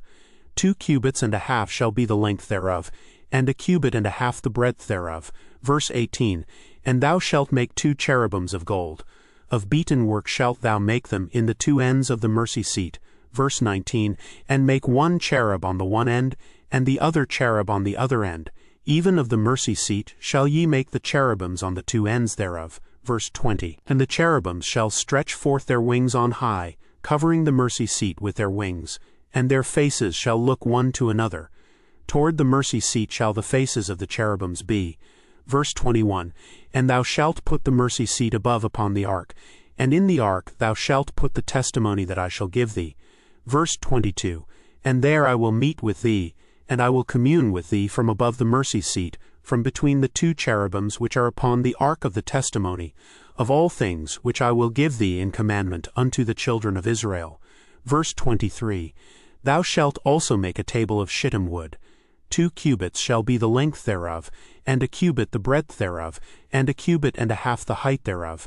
Verse 24, And thou shalt overlay it with pure gold, and make thereto a crown of gold round about. Verse 25, And thou shalt make unto it a border of an handbreadth round about, and thou shalt make a golden crown to the border thereof round about. Verse 26, And thou shalt make for it 4 rings of gold, and put the rings in the 4 corners that are on the 4 feet thereof. Verse 27, Over against the border shall the rings be for places of the staves to bear the table. Verse 28, And thou shalt make the staves of shittim wood, and overlay them with gold, that the table may be borne with them. Verse 29, And thou shalt make the dishes thereof, and spoons thereof, and covers thereof, and bowls thereof, to cover withal, of pure gold shalt thou make them. Verse 30, And thou shalt set upon the table shewbread before me alway. Verse 31, And thou shalt make a candlestick of pure gold. Of beaten work shall the candlestick be made. His shaft and his branches, his bowls, his knops, and his flowers shall be of the same. Verse 32, And 6 branches shall come out of the sides of it, 3 branches of the candlestick out of the one side, and 3 branches of the candlestick out of the other side. Verse 33, 3 bowls made like unto almonds, with a knop and a flower in one branch, and 3 bowls made like almonds in the other branch, with a knop and a flower. So in the 6 branches that come out of the candlestick. Verse 34, And in the candlesticks shall be 4 bowls made like unto almonds, with their knops and their flowers.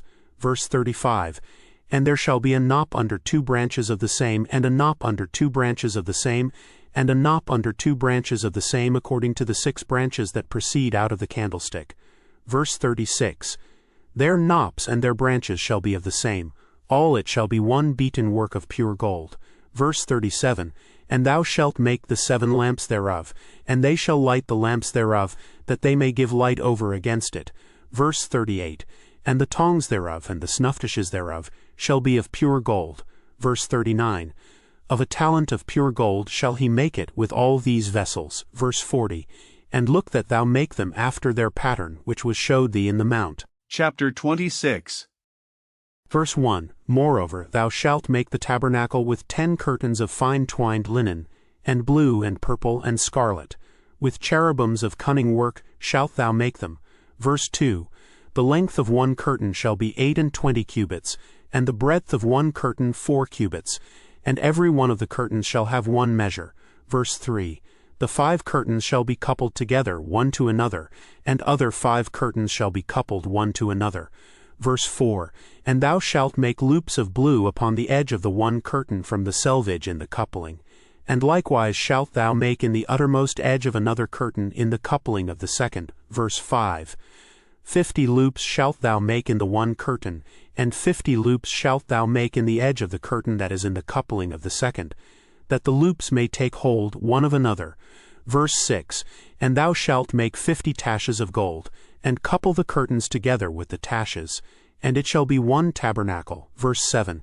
And thou shalt make curtains of goat's hair to be a covering upon the tabernacle.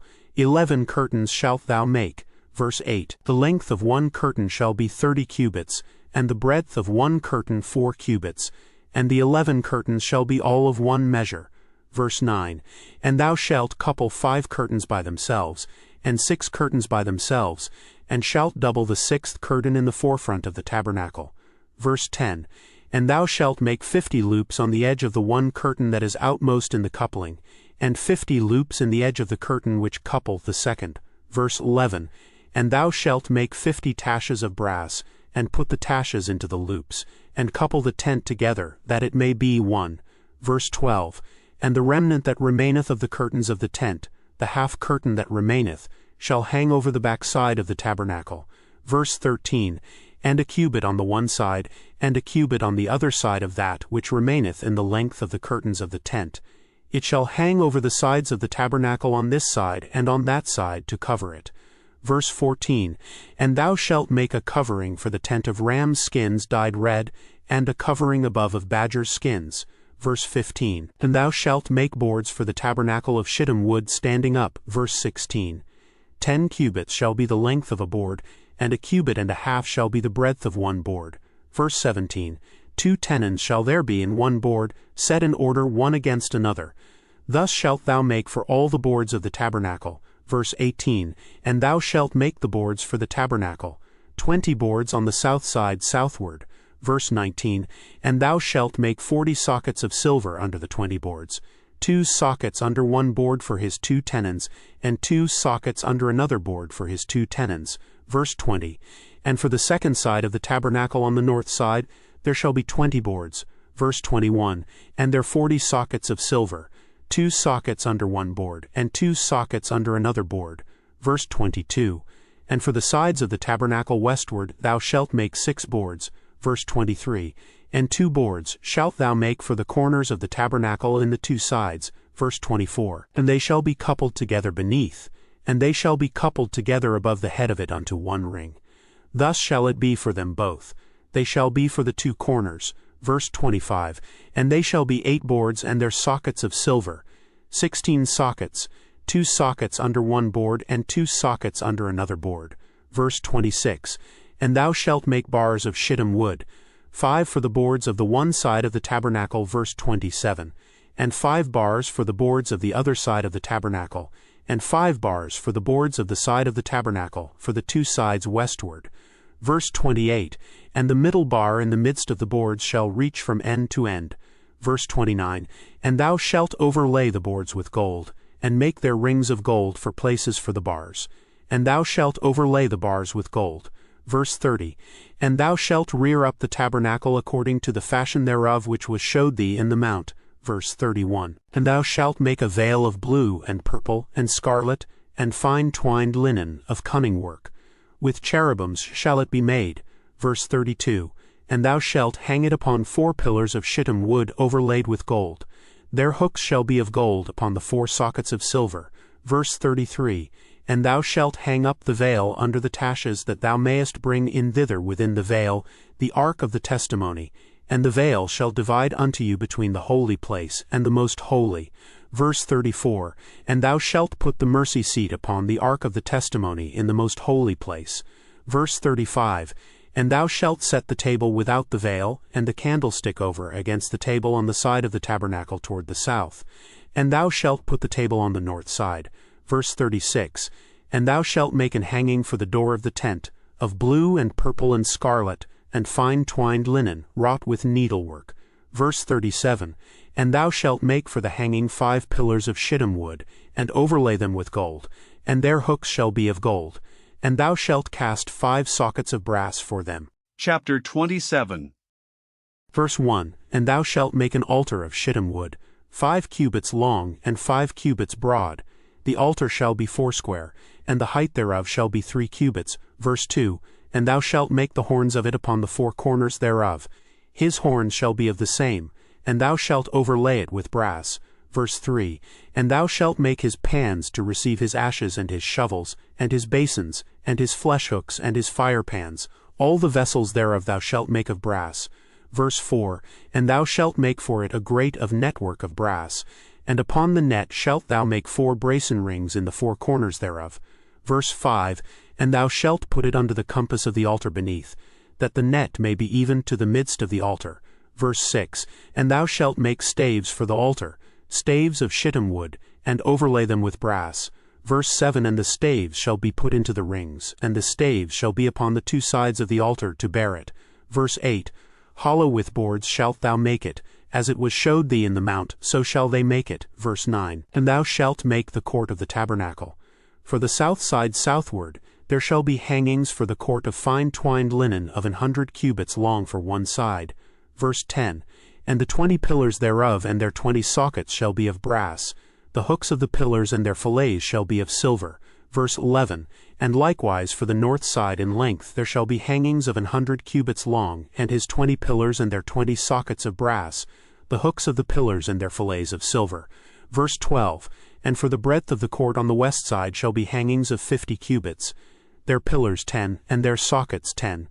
Verse 13, And the breadth of the court on the east side eastward shall be 50 cubits. Verse 14, The hangings of one side of the gate shall be 15 cubits, their pillars 3, and their sockets 3. Verse 15, And on the other side shall be hangings 15 cubits, their pillars 3, and their sockets 3. Verse 16, And for the gate of the court shall be an hanging of 20 cubits of blue and purple and scarlet, and fine twined linen, wrought with needlework, and their pillars shall be 4, and their sockets 4. Verse 17, All the pillars round about the court shall be filleted with silver, their hooks shall be of silver, and their sockets of brass. Verse 18, The length of the court shall be 100 cubits, and the breadth 50 everywhere, and the height 5 cubits of fine twined linen, and their sockets of brass. Verse 19, All the vessels of the tabernacle and all the service thereof, and all the pins thereof, and all the pins of the court, shall be of brass. Verse 20, And thou shalt command the children of Israel, that they bring thee pure oil olive beaten for the light, to cause the lamp to burn always. Verse 21, In the tabernacle of the congregation without the veil, which is before the testimony, Aaron and his sons shall order it from evening to morning before the Lord. It shall be a statute forever unto their generations on the behalf of the children of Israel. Chapter 28. Verse 1, And take thou unto thee Aaron thy brother and his sons with him from among the children of Israel, that he may minister unto me in the priest's office, even Aaron, Nadab, and Abihu, Eleazar and Ithamar, Aaron's sons. Verse 2, And thou shalt make holy garments for Aaron thy brother for glory and for beauty. Verse 3, And thou shalt speak unto all that are wise-hearted, whom I have filled with the spirit of wisdom, that they may make Aaron's garments to consecrate him, that he may minister unto me in the priest's office. Verse 4, And these are the garments which they shall make: a breastplate, and an ephod, and a robe, and a broidered coat, a mitre, and a girdle. And they shall make holy garments for Aaron thy brother, and his sons, that he may minister unto me in the priest's office. Verse 5, And they shall take gold, and blue, and purple, and scarlet, and fine linen. Verse 6, And they shall make the ephod of gold, of blue, and of purple, of scarlet, and fine twined linen with cunning work. Verse 7, It shall have the 2 shoulder pieces thereof joined at the 2 edges thereof, and so it shall be joined together. Verse 8, And the curious girdle of the ephod, which is upon it, shall be of the same according to the work thereof, even of gold, of blue, and purple, and scarlet, and fine twined linen. Verse 9, And thou shalt take 2 onyx stones, and grave on them the names of the children of Israel. Verse 10, 6 of their names on one stone, and the other 6 names of the rest on the other stone, according to their birth. Verse 11, With the work of an engraver in stone, like the engravings of a signet, shalt thou engrave the 2 stones with the names of the children of Israel. Thou shalt make them to be set in ouches of gold. Verse 12, And thou shalt put the 2 stones upon the shoulders of the ephod for stones of memorial unto the children of Israel. and Aaron shall bear their names before the Lord upon his 2 shoulders for a memorial. Verse 13, and thou shalt make ouches of gold. Verse 14, and 2 chains of pure gold at the ends. Of wreathen work shalt thou make them, and fasten the wreathen chains to the ouches. Verse 15, and thou shalt make the breastplate of judgment with cunning work. After the work of the ephod thou shalt make it of gold, of blue, and of purple, and of scarlet, and of fine twined linen, shalt thou make it. Verse 16, foursquare it shall be being doubled, a span shall be the length thereof, and a span shall be the breadth thereof. Verse 17, and thou shalt set in it settings of stones, even 4 rows of stones. The first row shall be a sardius, a topaz, and a carbuncle. This shall be the first row. Verse 18, and the second row shall be an emerald, a sapphire, and a diamond. Verse 19, and the third row a ligure, an agate, and an amethyst. Verse 20, and the fourth row a beryl, and an onyx, and a jasper. They shall be set in gold in their enclosings. Verse 21, and the stones shall be with the names of the children of Israel, 12 according to their names, like the engravings of a signet. Every one with his name shall they be according to the 12 tribes. Verse 22, and thou shalt make upon the breastplate chains at the ends of wreathen work of pure gold. Verse 23, and thou shalt make upon the breastplate 2 rings of gold, and shalt put the 2 rings on the 2 ends of the breastplate. Verse 24, and thou shalt put the 2 wreathen chains of gold in the 2 rings which are on the ends of the breastplate. Verse 25, and the other 2 ends of the 2 wreathen chains thou shalt fasten in the 2 ouches, and put them on the shoulder pieces of the ephod before it. Verse 26, and thou shalt make 2 rings of gold, and thou shalt put them upon the 2 ends of the breastplate in the border thereof, which is in the side of the ephod inward. Verse 27, and 2 other rings of gold thou shalt make, and shalt put them on the 2 sides of the ephod underneath, toward the forepart thereof, over against the other coupling thereof, above the curious girdle of the ephod. Verse 28, and they shall bind the breastplate by the rings thereof unto the rings of the ephod with a lace of blue, that it may be above the curious girdle of the ephod, and that the breastplate be not loosed from the ephod. Verse 29, and Aaron shall bear the names of the children of Israel in the breastplate of judgment upon his heart, when he goeth in unto the holy place, for a memorial before the Lord continually. Verse 30, and thou shalt put in the breastplate of judgment the Urim and the Thummim, and they shall be upon Aaron's heart when he goeth in before the Lord. And Aaron shall bear the judgment of the children of Israel upon his heart before the Lord continually. Verse 31, and thou shalt make the robe of the ephod all of blue. Verse 32, and there shall be an hole in the top of it, in the midst thereof. It shall have a binding of woven work round about the whole of it, as it were the hole of an habergeon, that it be not rent. Verse 33, and beneath upon the hem of it thou shalt make pomegranates of blue, and of purple, and of scarlet, round about the hem thereof, and bells of gold between them round about. Verse 34, a golden bell and a pomegranate, a golden bell and a pomegranate, upon the hem of the robe round about. Verse 35, and it shall be upon Aaron to minister, and his sound shall be heard when he goeth in unto the holy place before the Lord, and when he cometh out, that he die not. Verse 36, and thou shalt make a plate of pure gold, and grave upon it, like the engravings of a signet, holiness to the Lord. Verse 37, and thou shalt put it on a blue lace, that it may be upon the mitre, upon the forefront of the mitre it shall be. Verse 38, and it shall be upon Aaron's forehead, that Aaron may bear the iniquity of the holy things, which the children of Israel shall hallow in all their holy gifts, and it shall be always upon his forehead, that they may be accepted before the Lord. Verse 39, and thou shalt embroider the coat of fine linen, and thou shalt make the mitre of fine linen, and thou shalt make the girdle of needlework.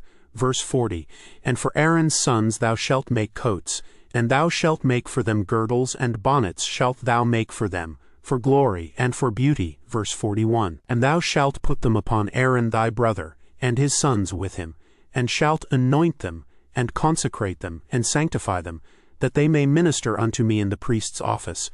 Verse 42, and thou shalt make them linen breeches to cover their nakedness, from the loins even unto the thighs they shall reach. Verse 43, and they shall be upon Aaron, and upon his sons, when they come in unto the tabernacle of the congregation, or when they come near unto the altar to minister in the holy place, that they bear not iniquity, and die. It shall be a statute forever unto him and his seed after him. Chapter 29. Verse 1. And this is the thing that thou shalt do unto them to hallow them, to minister unto me in the priest's office. Take 1 young bullock, and 2 rams without blemish. Verse 2. And unleavened bread and cakes unleavened tempered with oil, and wafers unleavened anointed with oil. Of wheaten flour shalt thou make them. Verse 3. And thou shalt put them into 1 basket, and bring them in the basket, with the bullock and the 2 rams. Verse 4. And Aaron and his sons thou shalt bring unto the door of the tabernacle of the congregation, and shalt wash them with water. Verse 5. And thou shalt take the garments, and put upon Aaron the coat, and the robe of the ephod, and the breastplate, and gird him with the curious girdle of the ephod. Verse 6. And thou shalt put the mitre upon his head, and put the holy crown upon the mitre. Verse 7. Then shalt thou take the anointing oil, and pour it upon his head, and anoint him. Verse 8. And thou shalt bring his sons, and put coats upon them. Verse 9. And thou shalt gird them with girdles, Aaron and his sons, and put the bonnets on them. And the priest's office shall be theirs for a perpetual statute. And thou shalt consecrate Aaron and his sons. Verse 10. And thou shalt cause a bullock to be brought before the tabernacle of the congregation, and Aaron and his sons shall put their hands upon the head of the bullock. Verse 11. And thou shalt kill the bullock before the Lord by the door of the tabernacle of the congregation. Verse 12. And thou shalt take of the blood of the bullock, and put it upon the horns of the altar with thy finger, and pour all the blood beside the bottom of the altar. Verse 13. And thou shalt take all the fat that covereth the inwards, and the caul that is above the liver, and the 2 kidneys, and the fat that is upon them, and burn them upon the altar. Verse 14. But the flesh of the bullock, and his skin, and his dung, shalt thou burn with fire without the camp. It is a sin offering. Verse 15. Thou shalt also take 1 ram, and Aaron and his sons shall put their hands upon the head of the ram. Verse 16. And thou shalt slay the ram, and thou shalt take his blood, and sprinkle it round about upon the altar. Verse 17. And thou shalt cut the ram in pieces, and wash the inwards of him, and his legs, and put them unto his pieces and unto his head. Verse 18. And thou shalt burn the whole ram upon the altar. It is a burnt offering unto the Lord. It is a sweet savour, an offering made by fire unto the Lord. Verse 19. And thou shalt take the other ram, and Aaron and his sons shall put their hands upon the head of the ram. Verse 20. Then shalt thou kill the ram, and take of his blood, and put it upon the pip of the right ear of Aaron, and upon the pip of the right ear of his sons, and upon the thumb of their right hand, and upon the great toe of their right foot, and sprinkle the blood upon the altar round about. Verse 21. And thou shalt take of the blood that is upon the altar, and of the anointing oil, and sprinkle it upon Aaron, and upon his garments, and upon his sons, and upon the garments of his sons with him, and he shall be hallowed, and his garments, and his sons' garments with him. Verse 22. Also thou shalt take of the ram the fat, and the rump, and the fat that covereth the inwards, and the caul above the liver, and the 2 kidneys, and the fat that is upon them, and the right shoulder, for it is a ram of consecration. Verse 23. And 1 loaf of bread, and 1 cake of oiled bread, and 1 wafer out of the basket of the unleavened bread that is before the Lord. Verse 24. And thou shalt put all in the hands of Aaron, and in the hands of his sons, and shalt wave them for a wave offering before the Lord. Verse 25. And thou shalt receive them of their hands, and burn them upon the altar for a burnt offering, for a sweet savour before the Lord. It is an offering made by fire unto the Lord. Verse 26.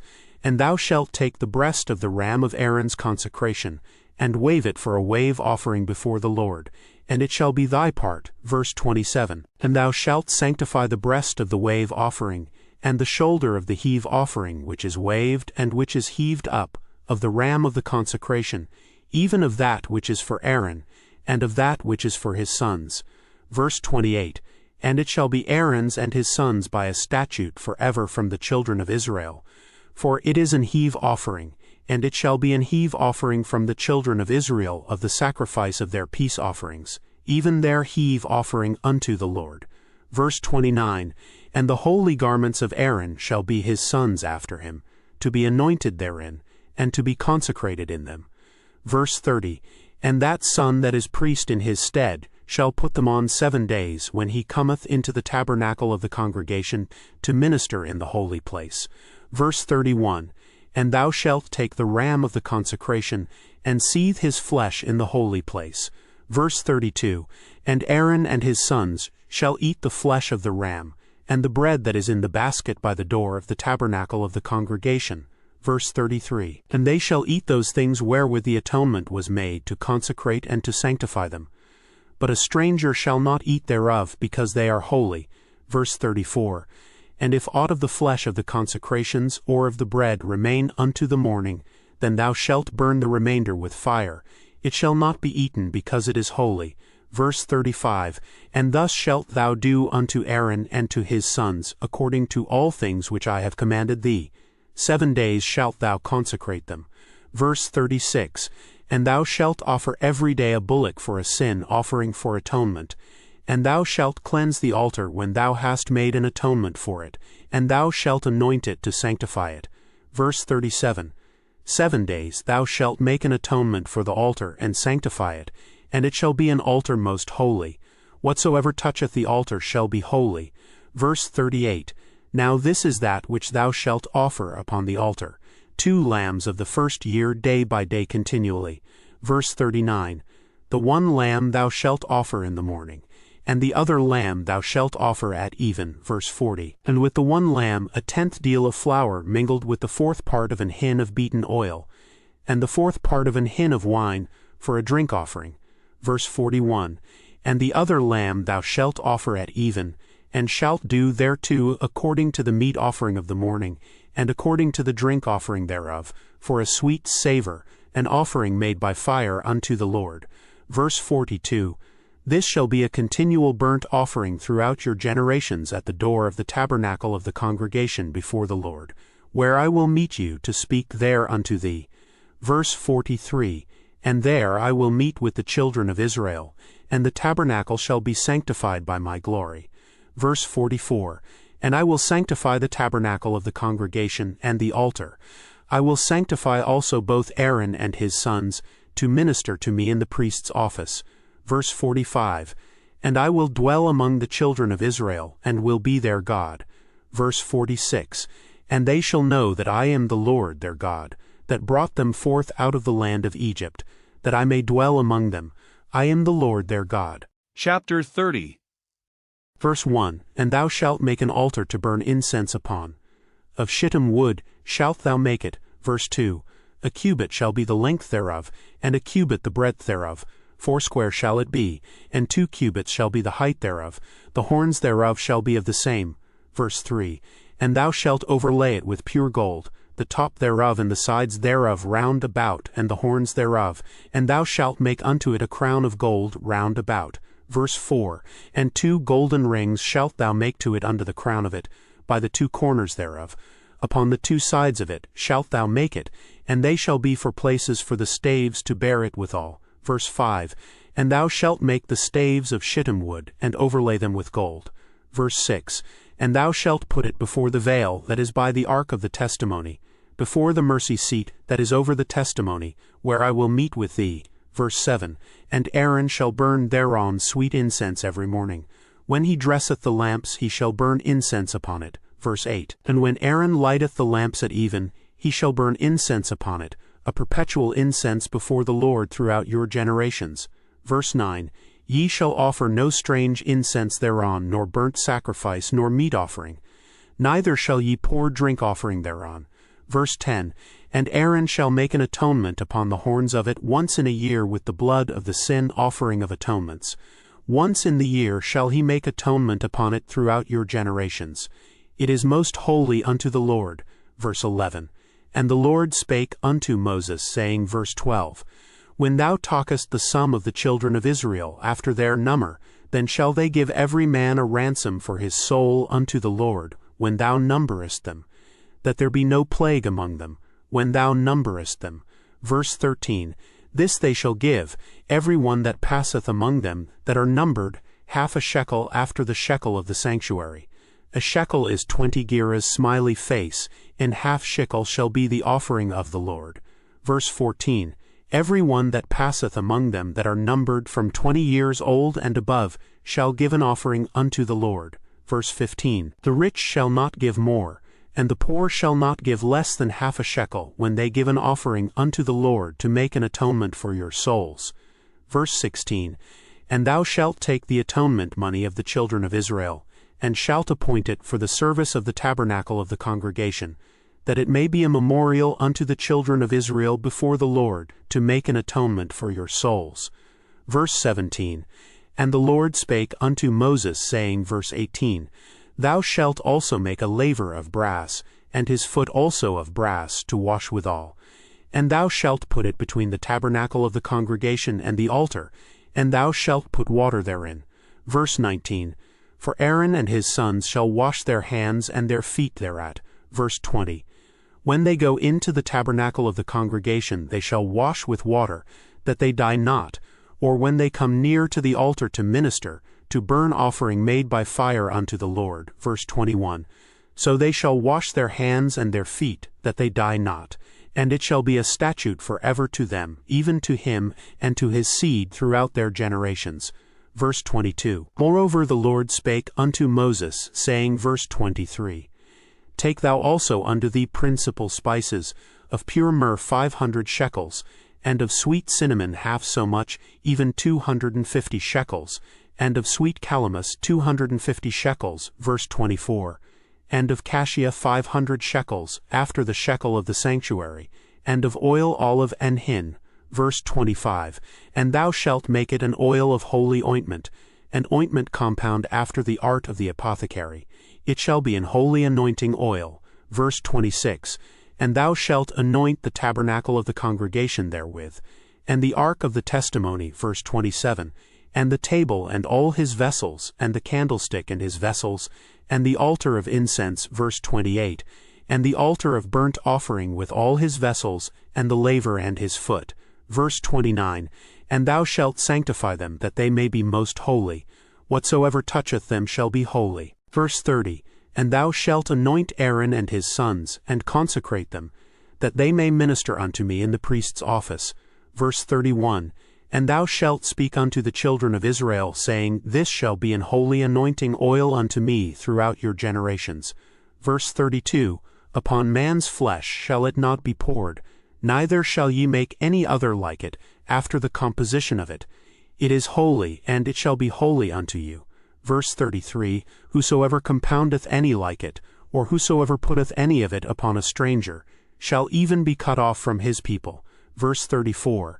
And the Lord said unto Moses, Take unto thee sweet spices stacte, and onycha, and galbanum, these sweet spices with pure frankincense. Of each shall there be a like weight. Verse 35.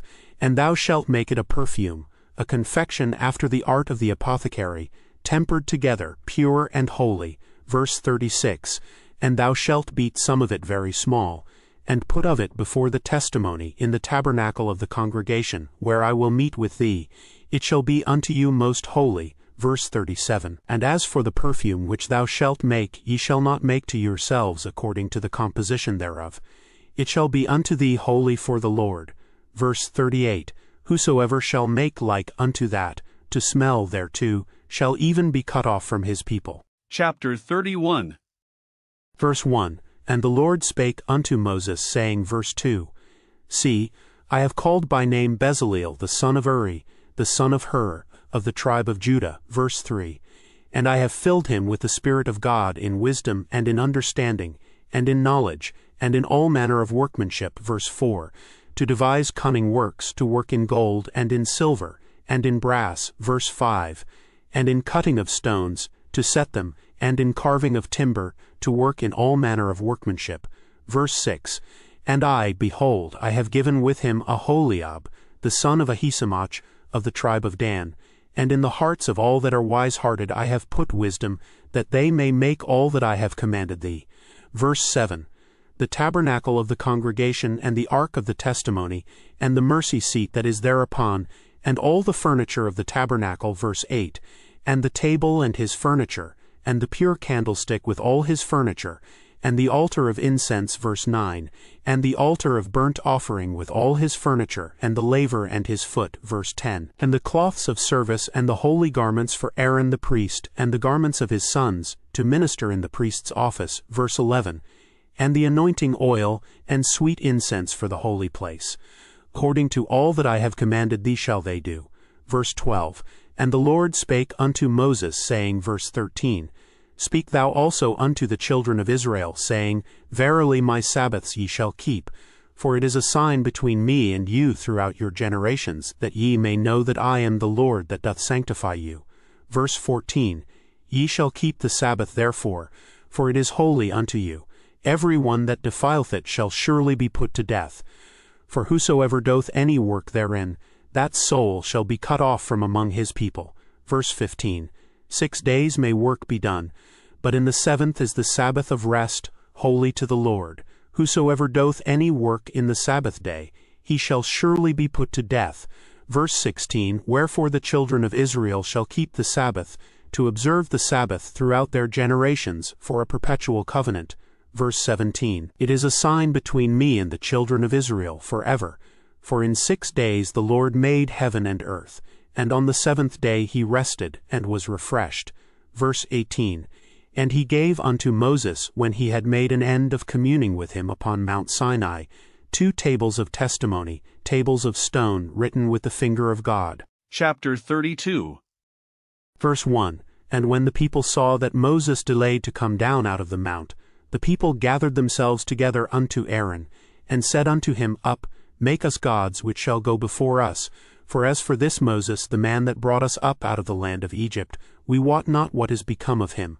Verse 2, And Aaron said unto them, Break off the golden earrings which are in the ears of your wives, of your sons, and of your daughters, and bring them unto me. Verse 3, And all the people brake off the golden earrings which were in their ears, and brought them unto Aaron.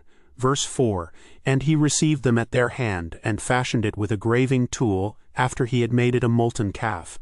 And they said, These be thy gods, O Israel, which brought thee up out of the land of Egypt. Verse 5, And when Aaron saw it, he built an altar before it. And Aaron made proclamation, and said, Tomorrow is a feast to the Lord.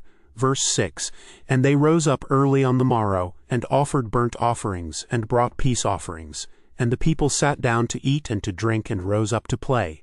Verse 7, And the Lord said unto Moses, Go get thee down, for thy people, which thou broughtest out of the land of Egypt, have corrupted themselves. Verse 8, They have turned aside quickly out of the way which I commanded them. They have made them a molten calf, and have worshipped it, and have sacrificed thereunto, and said, These be thy gods, O Israel, which have brought thee up out of the land of Egypt. Verse 9, And the Lord said unto Moses, I have seen this people, and, behold, it is a stiff-necked people. Verse 10, Now therefore let me alone, that my wrath may wax hot against them, and that I may consume them, and I will make of thee a great nation. Verse 11, And Moses besought the Lord his God, and said, Lord, why does thy wrath wax hot against thy people, which thou hast brought forth out of the land of Egypt with great power, and with a mighty hand? Verse 12, Wherefore should the Egyptians speak and say, For mischief did he bring them out to slay them in the mountains, and to consume them from the face of the earth? Turn from thy fierce wrath, and repent of this evil against thy people. Verse 13, Remember Abraham, Isaac, and Israel, thy servants, to whom thou swarest by thine own self, and saidest unto them, I will multiply your seed as the stars of heaven, and all this land that I have spoken of will I give unto your seed, and they shall inherit it forever. Verse 14, And the Lord repented of the evil which he thought to do unto his people. Verse 15, And Moses turned and went down from the mount, and the 2 tables of the testimony were in his hand. The tables were written on both their sides, on the one side and on the other were they written.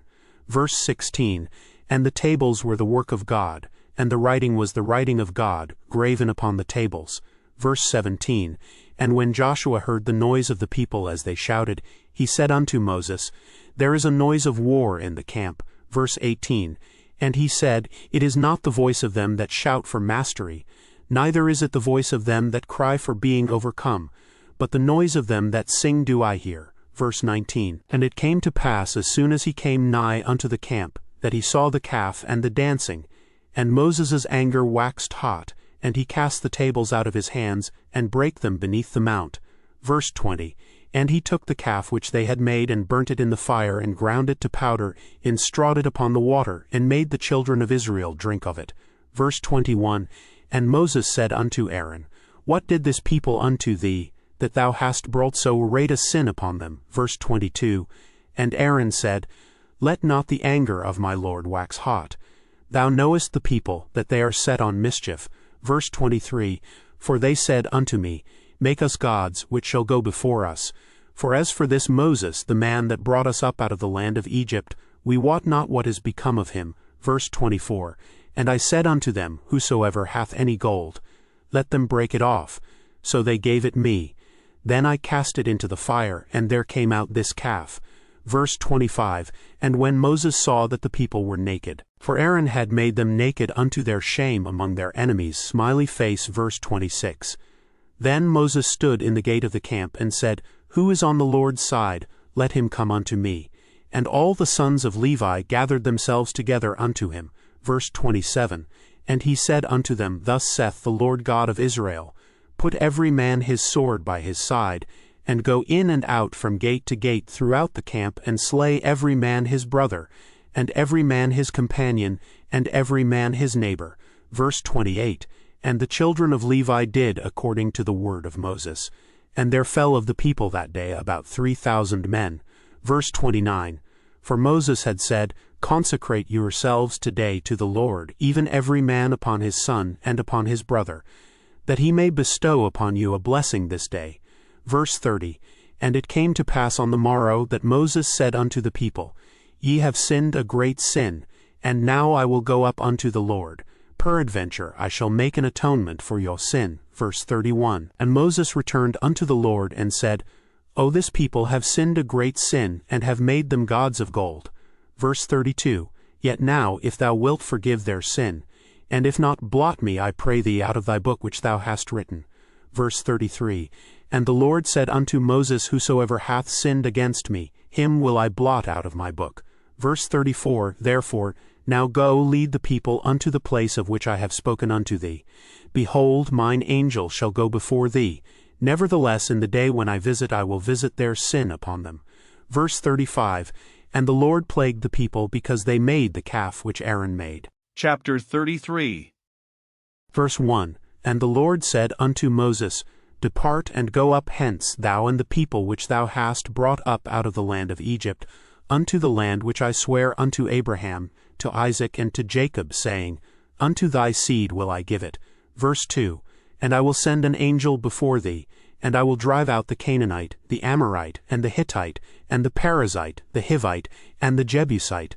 Verse 3. Unto a land flowing with milk and honey, for I will not go up in the midst of thee, for thou art a stiff-necked people, lest I consume thee in the way. Verse 4.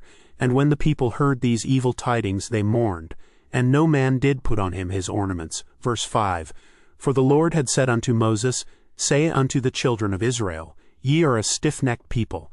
I will come up into the midst of thee in a moment, and consume thee. Therefore now put off thy ornaments from thee, that I may know what to do unto thee. Verse 6. And the children of Israel stripped themselves of their ornaments by the Mount Horeb. Verse 7. And Moses took the tabernacle, and pitched it without the camp, afar off from the camp, and called it the tabernacle of the congregation. And it came to pass, that every one which sought the Lord went out unto the tabernacle of the congregation, which was without the camp. Verse 8. And it came to pass, when Moses went out unto the tabernacle, that all the people rose up, and stood every man at his tent door, and looked after Moses, until he was gone into the tabernacle. Verse 9. And it came to pass, as Moses entered into the tabernacle, the cloudy pillar descended, and stood at the door of the tabernacle. And the Lord talked with Moses. Verse 10. And all the people saw the cloudy pillar stand at the tabernacle door. And all the people rose up and worshipped, every man in his tent door. Verse 11.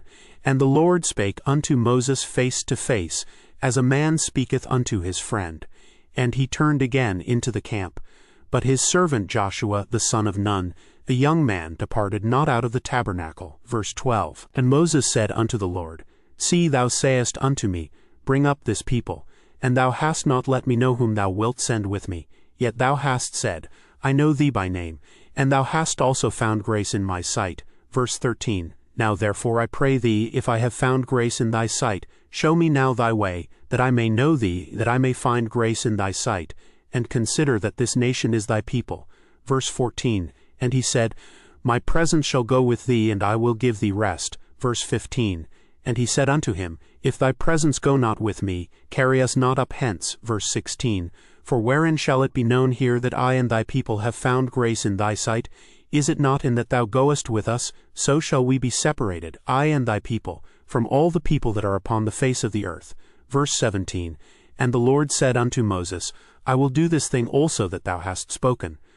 For thou hast found grace in my sight, and I know thee by name. Verse 18. And he said, I beseech thee, show me thy glory. Verse 19. And he said, I will make all my goodness pass before thee, and I will proclaim the name of the Lord before thee, and will be gracious to whom I will be gracious, and will show mercy on whom I will show mercy.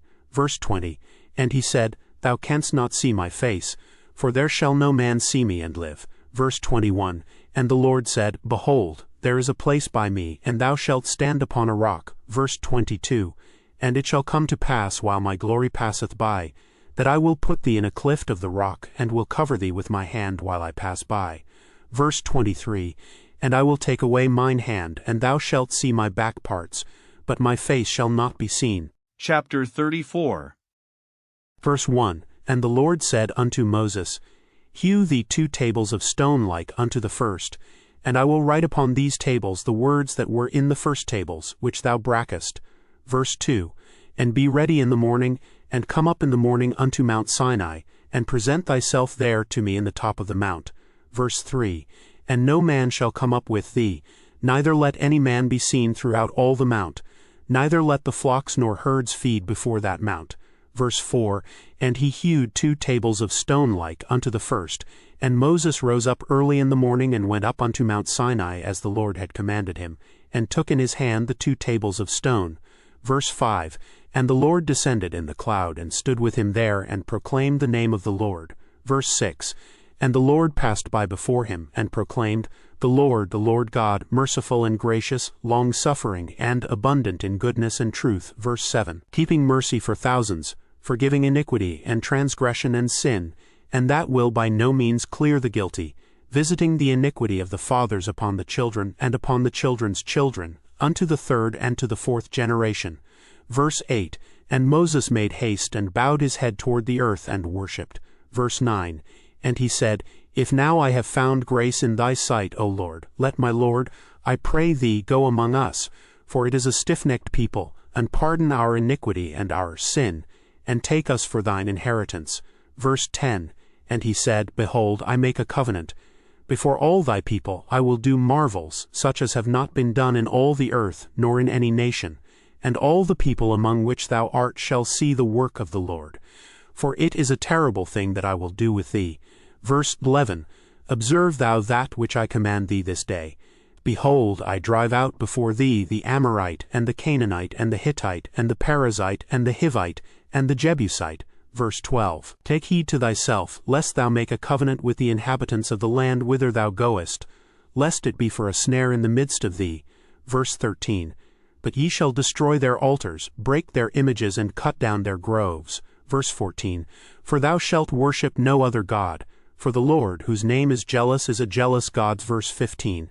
Lest thou make a covenant with the inhabitants of the land, and they go a-whoring after their gods, and do sacrifice unto their gods, and one call thee, and thou eat of his sacrifice. Verse 16.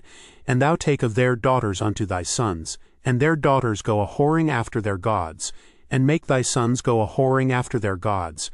Verse 17. Thou shalt make thee no molten gods. Verse 18. The feast of unleavened bread shalt thou keep. 7 days thou shalt eat unleavened bread, as I commanded thee, in the time of the month Abib, for in the month Abib thou camest out from Egypt. Verse 19. All that openeth the matrix is mine, and every firstling among thy cattle, whether ox or sheep, that is male. Verse 20. But the firstling of an ass thou shalt redeem with a lamb, and if thou redeem him not, then shalt thou break his neck. All the firstborn of thy sons thou shalt redeem, and none shall appear before me empty. Verse 21. 6 days thou shalt work, but on the 7th day thou shalt rest. In earing time and in harvest thou shalt rest. Verse 22. And thou shalt observe the feast of weeks, of the firstfruits of wheat harvest, and the feast of ingathering at the year's end. Verse 23. Thrice in the year shall all your men-children appear before the Lord God, the God of Israel. Verse 24. For I will cast out the nations before thee, and enlarge thy borders. Neither shall any man desire thy land, when thou shalt go up to appear before the Lord thy God thrice in the year. Verse 25. Thou shalt not offer the blood of my sacrifice with leaven, neither shall the sacrifice of the feast of the Passover be left unto the morning. Verse 26. The first of the firstfruits of thy land thou shalt bring unto the house of the Lord thy God. Thou shalt not see the kid in his mother's milk. Verse 27. And the Lord said unto Moses, Write thou these words, for after the tenor of these words I have made a covenant with thee and with Israel. Verse 28. And he was there with the Lord 40 days and 40 nights. He did neither eat bread nor drink water. And he wrote upon the tables the words of the covenant, the 10 commandments. Verse 29. And it came to pass when Moses came down from Mount Sinai with the 2 tables of testimony in Moses' hand, when he came down from the mount, that Moses wist not that the skin of his face shone while he talked with him. Verse 30. And when Aaron and all the children of Israel saw Moses, behold, the skin of his face shone, and they were afraid to come nigh him. Verse 31. And Moses called unto them, and Aaron and all the rulers of the congregation returned unto him, and Moses talked with them. Verse 32. And afterward all the children of Israel came nigh, and he gave them in commandment all that the Lord had spoken with him in Mount Sinai. Verse 33. And till Moses had done speaking with them, he put a veil on his face. Verse 34. But when Moses went in before the Lord to speak with him, he took the veil off, until he came out. And he came out, and spake unto the children of Israel that which he was commanded. Verse 35. And the children of Israel saw the face of Moses, that the skin of Moses' face shone. And Moses put the veil upon his face again, until he went in to speak with him. Chapter 35. Verse 1. And Moses gathered all the congregation of the children of Israel together, and said unto them, These are the words which the Lord hath commanded that ye should do them. Verse 2. 6 days shall work be done, but on the 7th day there shall be to you an holy day, a Sabbath of rest to the Lord. Whosoever doth work therein shall be put to death. Verse 3. Ye shall kindle no fire throughout your habitations upon the Sabbath day. Verse 4. And Moses spake unto all the congregation of the children of Israel, saying, This is the thing which the Lord commanded, saying, verse 5, Take ye from among you an offering unto the Lord. Whosoever is of a willing heart, let him bring it an offering of the Lord, gold and silver and brass. Verse 6. And blue and purple and scarlet and fine linen, and goat's hair. Verse 7. And ram skins dyed red, and badger skins, and shittim wood. Verse 8. And oil for the light, and spices for anointing oil, and for the sweet incense. Verse 9. And onyx stones, and stones to be set for the ephod, and for the breastplate. Verse 10. And every wise-hearted among you shall come, and make all that the Lord hath commanded. Verse 11. The tabernacle, his tent and his covering, his taches and his boards, his bars, his pillars and his sockets. Verse 12. The ark and the staves thereof, with the mercy seat and the veil of the covering. Verse 13. The table and his staves, and all his vessels, and the shewbread. Verse 14. The candlestick also for the light, and his furniture, and his lamps, with the oil for the light. Verse 15. And the incense altar, and his staves, and the anointing oil, and the sweet incense, and the hanging for the door at the entering in of the tabernacle. Verse 16. The altar of burnt offering with his brasen grate, his staves, and all his vessels, the laver and his foot. Verse 17. The hangings of the court, his pillars and their sockets, and the hanging for the door of the court. Verse 18. The pins of the tabernacle, and the pins of the court, and their cords. Verse 19. The cloths of service, to do service in the holy place, the holy garments for Aaron the priest, and the garments of his sons, to minister in the priest's office. Verse 20. And all the congregation of the children of Israel departed from the presence of Moses. Verse 21. And they came, every one whose heart stirred him up, and every one whom his spirit made willing, and they brought the Lord's offering to the work of the tabernacle of the congregation, and for all his service, and for the holy garments. Verse 22, And they came, both men and women, as many as were willing-hearted, and brought bracelets and earrings and rings and tablets, all jewels of gold. And every man that offered an offering of gold unto the Lord. Verse 23, And every man with whom was found blue and purple and scarlet and fine linen, and goat's hair, and red skins of rams and badger skins, brought them. Verse 24, Every one that did offer an offering of silver and brass, brought the Lord's offering. And every man with whom was found shittim wood for any work of the service, brought it. Verse 25, And all the women that were wise-hearted did spin with their hands, and brought that which they had spun, both of blue and of purple and of scarlet and of fine linen. Verse 26, And all the women whose heart stirred them up in wisdom spun goat's hair. Verse 27, And the rulers brought onyx stones, and stones to be set, for the ephod, and for the breastplate. Verse 28, And spice and oil for the light, and for the anointing oil, and for the sweet incense. Verse 29, The children of Israel brought a willing offering unto the Lord, every man and woman whose heart made them willing to bring for all manner of work, which the Lord had commanded to be made by the hand of Moses. Verse 30, And Moses said unto the children of Israel, See, the Lord hath called by name Bezaleel, the son of Uri, the son of Hur, of the tribe of Judah. Verse 31, And he hath filled him with the Spirit of God, in wisdom, in understanding, and in knowledge, and in all manner of workmanship. Verse 32, And to devise curious works, to work in gold, and in silver, and in brass. Verse 33, And in the cutting of stones, to set them, and in carving of wood, to make any manner of cunning work. Verse 34, And he hath put in his heart that he may teach both he and Aholiab, the son of Ahisamach, of the tribe of Dan. Verse 35, Them hath he filled with wisdom of heart, to work all manner of works of the engraver, and of the cunning workman, and of the embroiderer in blue, and in purple, in scarlet, and in fine linen, and of the weaver, even of them that do any work, and of those that devise cunning work. Chapter 36. Verse 1, Then wrought Bezaleel and Aholiab, and every wise-hearted man, in whom the Lord put wisdom and understanding to know how to work all manner of work for the service of the sanctuary, according to all that the Lord had commanded. Verse 2, And Moses called Bezaleel and Aholiab, and every wise-hearted man in whose heart the Lord had put wisdom, even every one whose heart stirred him up to come unto the work to do it. Verse 3, And they received of Moses all the offering which the children of Israel had brought for the work of the service of the sanctuary, to make it withal. And they brought yet unto him free offerings every morning. Verse 4, And all the wise men that wrought all the work of the sanctuary came every man from his work which they made. Verse 5, And they spake unto Moses, saying, The people bring much more than enough for the service of the work which the Lord commanded to make. Verse 6, And Moses gave commandment, and they caused it to be proclaimed throughout the camp, saying, Let neither man nor woman make any more work for the offering of the sanctuary. So the people were restrained from bringing. Verse 7, For the stuff they had was sufficient for all the work to make it, and too much. Verse 8, And every wise-hearted man among them that wrought the work of the tabernacle made 10 curtains of fine twined linen, and blue and purple and scarlet. With cherubims of cunning work made he them. Verse 9, The length of one curtain was 28 cubits, and the breadth of one curtain 4 cubits. The curtains were all of one size. Verse 10, And he coupled the 5 curtains one unto another, and the other 5 curtains he coupled one unto another. Verse 11, And he made loops of blue on the edge of one curtain from the selvedge in the coupling.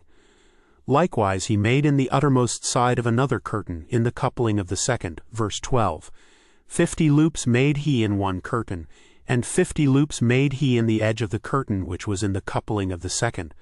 The loops held one curtain to another. Verse 13, And he made 50 taches of gold, and coupled the curtains one unto another with the taches.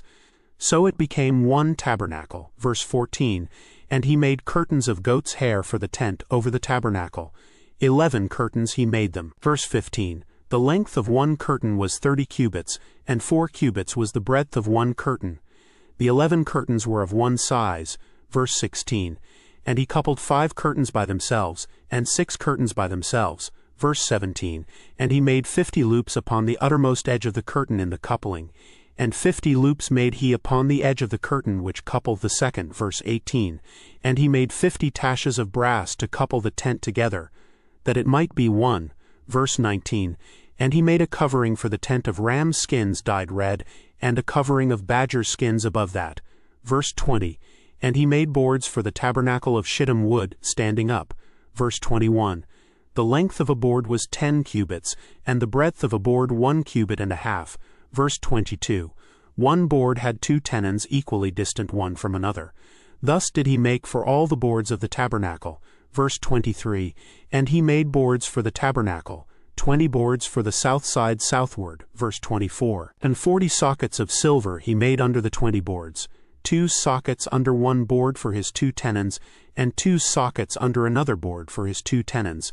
Verse 25, And for the other side of the tabernacle, which is toward the north corner, he made 20 boards. Verse 26, And there 40 sockets of silver, 2 sockets under one board and 2 sockets under another board. Verse 27, And for the sides of the tabernacle westward he made 6 boards. Verse 28, And 2 boards made he for the corners of the tabernacle in the 2 sides. Verse 29, And they were coupled beneath, and coupled together at the head thereof to one ring. Thus he did to both of them in both the corners. Verse 30, And there were 8 boards, and their sockets were 16 sockets of silver, under every board 2 sockets. Verse 31, And he made bars of shittim wood, 5 for the boards of the one side of the tabernacle. Verse 32, And 5 bars for the boards of the other side of the tabernacle, and 5 bars for the boards of the tabernacle for the sides westward. Verse 33, And he made the middle bar to shoot through the boards from the one end to the other. Verse 34, And he overlaid the boards with gold, and made their rings of gold to be places for the bars, and overlaid the bars with gold. Verse 35, And he made a veil of blue and purple and scarlet and fine twined linen, with cherubims made he it of cunning work. Verse 36, And he made thereunto 4 pillars of shittim wood, and overlaid them with gold. Their hooks were of gold, and he cast for them 4 sockets of silver. Verse 37, And he made an hanging for the tabernacle door of blue and purple and scarlet and fine twined linen, of needlework. Verse 38, And the 5 pillars of it with their hooks, and he overlaid their chapiters and their fillets with gold, but their 5 sockets were of brass. Chapter 37. Verse 1, And Bezaleel made the ark of shittim wood. 2 cubits and a half was the length of it, and 1 cubit and a half the breadth of it, and 1 cubit and a half the height of it. Verse 2, And he overlaid it with pure gold within and without, and made a crown of gold to it round about. Verse 3, And he cast for it 4 rings of gold, to be set by the 4 corners of it, even 2 rings upon the one side of it, and 2 rings upon the other side of it. Verse 4, And he made staves of shittim wood, and overlaid them with gold. Verse 5, And he put the staves into the rings by the sides of the ark, to bear the ark. Verse 6, And he made the mercy seat of pure gold. 2 cubits and a half was the length thereof, and 1 cubit and a half the breadth thereof.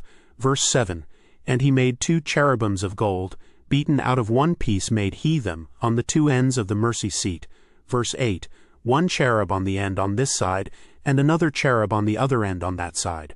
Out of the mercy seat made he the cherubims on the 2 ends thereof. Verse 9, And the cherubims spread out their wings on high, and covered with their wings over the mercy seat, with their faces one to another. Even to the mercy seatward were the faces of the cherubims. Verse 10, And he made the table of shittim wood. 2 cubits was the length thereof, and 1 cubit the breadth thereof, and 1 cubit and a half the height thereof. Verse 11, And he overlaid it with pure gold, and made thereunto a crown of gold round about. Verse 12, Also he made thereunto a border of an handbreadth round about, and made a crown of gold for the border thereof round about. Verse 13, And he cast for it 4 rings of gold, and put the rings upon the 4 corners that were in the 4 feet thereof.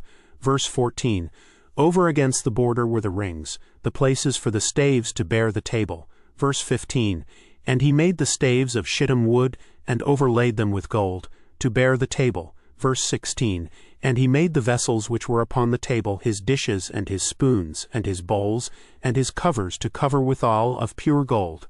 Verse 17, And he made the candlestick of pure gold. Of beaten work made he the candlestick. His shaft and his branch, his bowls, his knops, and his flowers were of the same. Verse 18.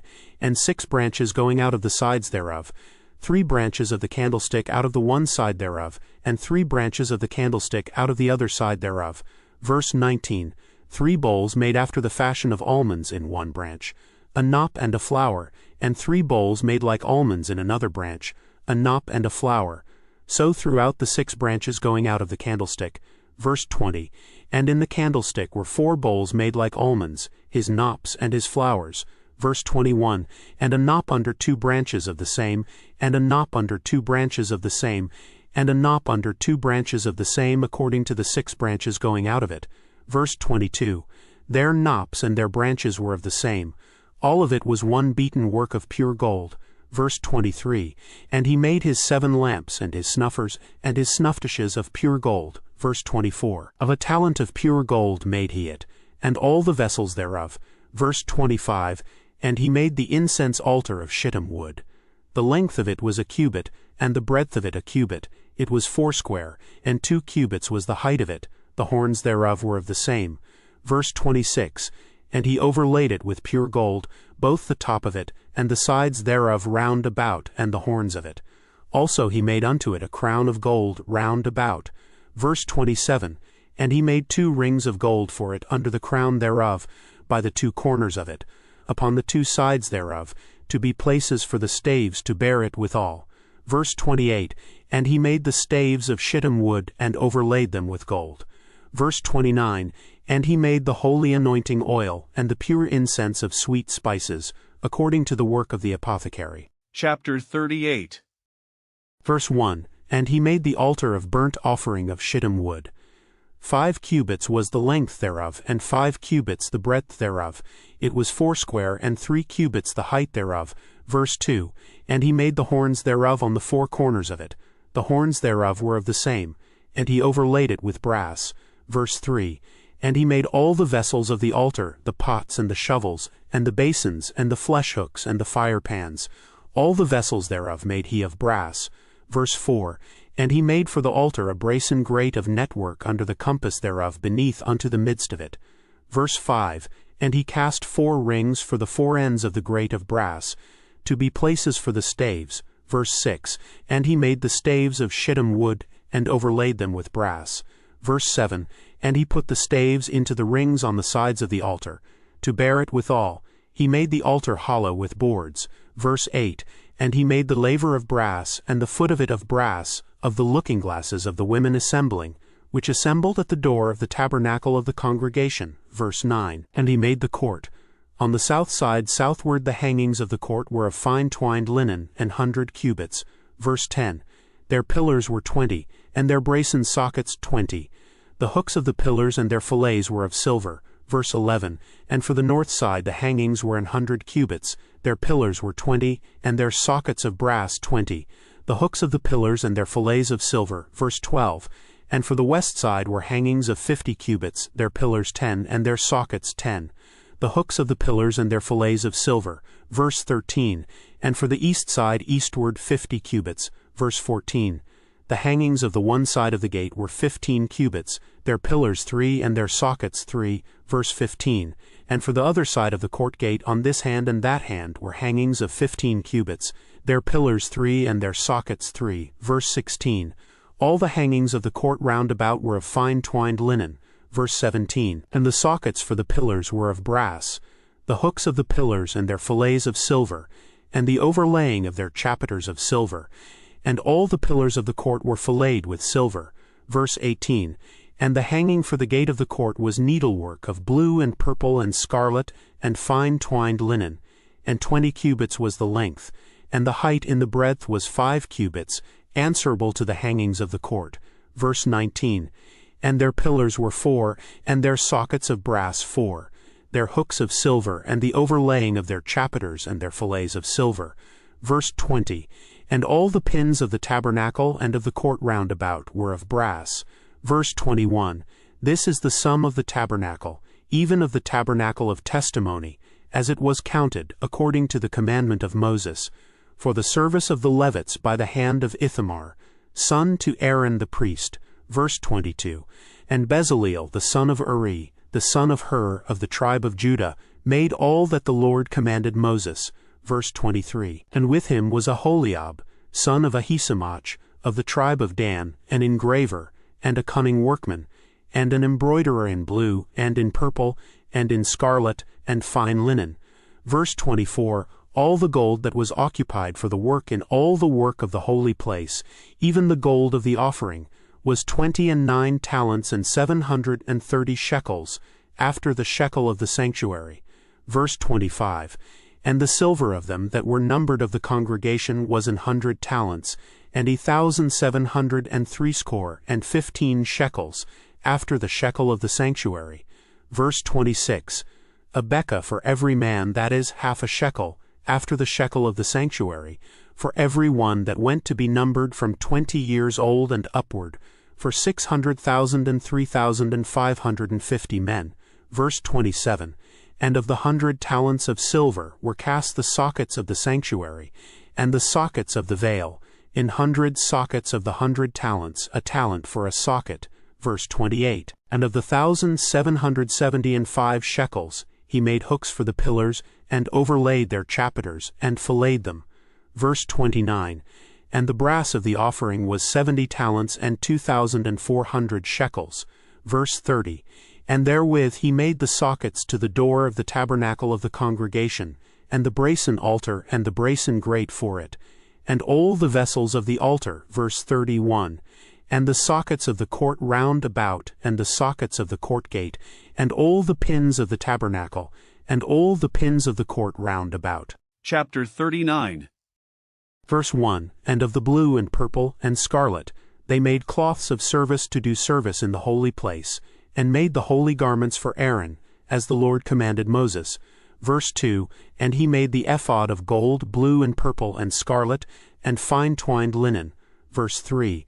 And they did beat the gold into thin plates, and cut it into wires, to work it in the blue, and in the purple, and in the scarlet, and in the fine linen with cunning work. Verse 4. They made shoulder pieces for it, to couple it together. By the two edges was it coupled together. Verse 5. And the curious girdle of his ephod that was upon it was of the same, according to the work thereof, of gold, blue, and purple, and scarlet, and fine twined linen, as the Lord commanded Moses. Verse 6. And they wrought onyx stones enclosed in ouches of gold, graven, as signets are graven, with the names of the children of Israel. Verse 7. And he put them on the shoulders of the ephod, that they should be stones for a memorial to the children of Israel, as the Lord commanded Moses. Verse 8. And he made the breastplate of cunning work, like the work of the ephod, of gold, blue, and purple, and scarlet, and fine twined linen. Verse 9. It was foursquare. They made the breastplate double. A span was the length thereof, and a span the breadth thereof, being doubled. Verse 10. And they set in it 4 rows of stones. The first row was a sardius, a topaz, and a carbuncle. This was the first row. Verse 11. And the second row, an emerald, a sapphire, and a diamond. Verse 12. And the third row, a ligure, an agate, and an amethyst. Verse 13. And the fourth row, a beryl, an onyx, and a jasper. They were enclosed in ouches of gold in their enclosings. Verse 14. And the stones were according to the names of the children of Israel, 12 according to their names. Like the engravings of a signet, every one with his name according to the 12 tribes. Verse 15. And they made upon the breastplate chains at the ends, of wreathen work of pure gold. Verse 16. And they made 2 ouches of gold, and 2 gold rings, and put the 2 rings in the 2 ends of the breastplate. Verse 17. And they put the 2 wreathen chains of gold in the 2 rings on the ends of the breastplate. Verse 18. And the 2 ends of the 2 wreathen chains they fastened in the 2 ouches, and put them on the shoulder pieces of the ephod before it. Verse 19. And they made 2 rings of gold, and put them on the 2 ends of the breastplate, upon the border of it, which was on the side of the ephod inward. Verse 20. And they made 2 other golden rings, and put them on the 2 sides of the ephod underneath, toward the forepart of it, over against the other coupling thereof, above the curious girdle of the ephod. Verse 21. And they did bind the breastplate by his rings unto the rings of the ephod with a lace of blue, that it might be above the curious girdle of the ephod, and that the breastplate might not be loosed from the ephod, as the Lord commanded Moses. Verse 22. And he made the robe of the ephod of woven work all of blue. Verse 23. And there was an hole in the midst of the robe, as the hole of an habergeon, with a band round about the hole, that it should not rend. Verse 24. And they made upon the hems of the robe pomegranates of blue and purple and scarlet, and twined linen. Verse 25. And they made bells of pure gold, and put the bells between the pomegranates upon the hem of the robe, round about between the pomegranates. Verse 26. A bell and a pomegranate, round about the hem of the robe to minister in, as the Lord commanded Moses. Verse 27. And they made coats of fine linen of woven work for Aaron, and for his sons. Verse 28. And a mitre of fine linen, and goodly bonnets of fine linen, and linen breeches of fine twined linen. Verse 29. And a girdle of fine twined linen, and blue and purple and scarlet, of needlework, as the Lord commanded Moses. Verse 30. And they made the plate of the holy crown of pure gold, and wrote upon it a writing like to the engravings of a signet, Holiness to the Lord. Verse 31. And they tied unto it a lace of blue, to fasten it on high upon the mitre, as the Lord commanded Moses. Verse 32. Thus was all the work of the tabernacle of the tent of the congregation finished. And the children of Israel did according to all that the Lord commanded Moses, so did they. Verse 33. And they brought the tabernacle unto Moses, the tent, and all his furniture, his taches, his boards, his bars, and his pillars, and his sockets. Verse 34. And the covering of ram's skins dyed red, and the covering of badger's skins, and the veil of the covering. Verse 35. The ark of the testimony, and the staves thereof, and the mercy seat. Verse 36. The table and all the vessels thereof, and the shewbread. Verse 37. The pure candlestick with the lamps thereof, even with the lamps to be set in order, and all the vessels thereof, and the oil for light. Verse 38. And the golden altar, and the anointing oil, and the sweet incense, and the hanging for the tabernacle door. Verse 39. The brasen altar, and his grate of brass, his staves, and all his vessels, the laver and his foot. Verse 40. The hangings of the court, his pillars, and his sockets, and the hanging for the court gate, his cords and his pins, and all the vessels of the service of the tabernacle, for the tent of the congregation. Verse 41. The cloths of service to do service in the holy place, and the holy garments for Aaron the priest, and his sons' garments to minister in the priest's office. Verse 42. According to all that the Lord commanded Moses, so the children of Israel made all the work. Verse 43. And Moses did look upon all the work, and behold, they had done it as the Lord had commanded, even so had they done it. And Moses blessed them. Chapter 40. Verse 1. And the Lord spake unto Moses, saying. Verse 2. On the first day of the first month shalt thou set up the tabernacle of the tent of the congregation. Verse 3. And thou shalt put therein the ark of the testimony, and cover the ark with the veil. Verse 4. And thou shalt bring in the table, and set in order the things that are to be set in order upon it, and thou shalt bring in the candlestick, and light the lamps thereof. Verse 5. And thou shalt set the altar of gold for the incense before the ark of the testimony, and put the hanging of the door to the tabernacle. Verse 6. And thou shalt set the altar of the burnt offering before the door of the tabernacle of the tent of the congregation. Verse 7. And thou shalt set the laver between the tent of the congregation and the altar, and shalt put water therein. Verse 8. And thou shalt set up the court round about, and hang up the hanging at the court gate. Verse 9. And thou shalt take the anointing oil, and anoint the tabernacle, and all that is therein, and shalt hallow it, and all the vessels thereof, and it shall be holy. Verse 10. And thou shalt anoint the altar of the burnt offering, and all his vessels, and sanctify the altar, and it shall be an altar most holy. Verse 11. And thou shalt anoint the laver and his foot, and sanctify it. Verse 12. And thou shalt bring Aaron and his sons unto the door of the tabernacle of the congregation, and wash them with water. Verse 13. And thou shalt put upon Aaron the holy garments, and anoint him, and sanctify him, that he may minister unto me in the priest's office. Verse 14. And thou shalt bring his sons, and clothe them with coats. Verse 15. And thou shalt anoint them, as thou didst anoint their father, that they may minister unto me in the priest's office. For their anointing shall surely be an everlasting priesthood throughout their generations. Verse 16, Thus did Moses.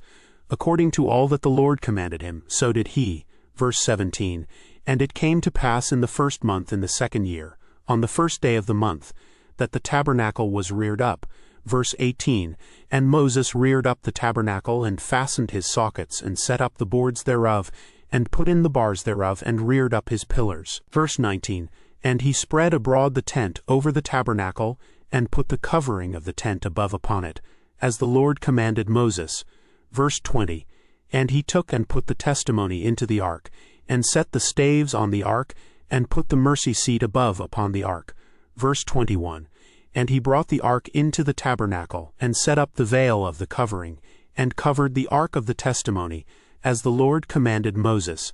Verse 22, And he put the table in the tent of the congregation, upon the side of the tabernacle northward, without the veil.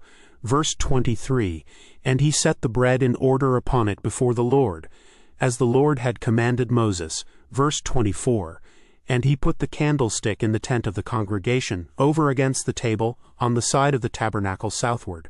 Verse 25, And he lighted the lamps before the Lord, as the Lord commanded Moses. Verse 26, And he put the golden altar in the tent of the congregation before the veil. Verse 27, And he burnt sweet incense thereon, as the Lord commanded Moses. Verse 28, And he set up the hanging at the door of the tabernacle.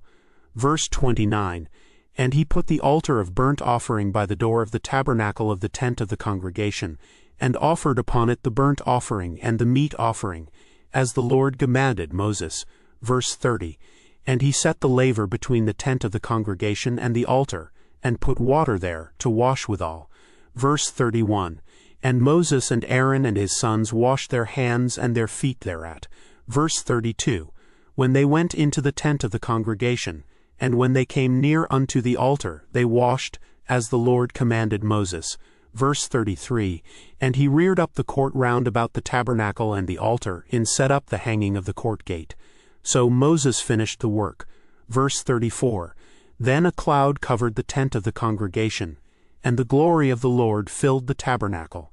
Verse 35, And Moses was not able to enter into the tent of the congregation, because the cloud abode thereon, and the glory of the Lord filled the tabernacle. Verse 36, And when the cloud was taken up from over the tabernacle, the children of Israel went onward in all their journeys. Verse 37, But if the cloud were not taken up, then they journeyed not till the day that it was taken up. Verse 38, For the cloud of the Lord was upon the tabernacle by day, and fire was on it by night, in the sight of all the house of Israel, throughout all their journeys. End of the book of the 3rd book of Moses, called Leviticus. Chapter 1. Verse 1, And the Lord called unto Moses, and spake unto him out of the tabernacle of the congregation, saying, Verse 2, Speak unto the children of Israel, and say unto them, If any man of you bring an offering unto the Lord, ye shall bring your offering of the cattle, even of the herd and of the flock. Verse 3, If his offering be a burnt sacrifice of the herd, let him offer a male without blemish. He shall offer it of his own voluntary will at the door of the tabernacle of the congregation before the Lord. Verse 4, And he shall put his hand upon the head of the burnt offering, and it shall be accepted for him to make atonement for him. Verse 5, And he shall kill the bullock before the Lord, and the priests Aaron's sons shall bring the blood and sprinkle the blood round about upon the altar that is by the door of the tabernacle of the congregation. Verse 6, And he shall flay the burnt offering, and cut it into his pieces. Verse 7, And the sons of Aaron the priest shall put fire upon the altar, and lay the wood in order upon the fire. Verse 8, And the priests Aaron's sons shall lay the parts, the head, and the fat in order upon the wood that is on the fire which is upon the altar. Verse 9, But his inwards and his legs shall he wash in water, and the priest shall burn all on the altar, to be a burnt sacrifice and offering made by fire, of a sweet savor unto the Lord. Verse 10, And if his offering be of the flocks, namely, of the sheep, or of the goats, for a burnt sacrifice, he shall bring it a male without blemish.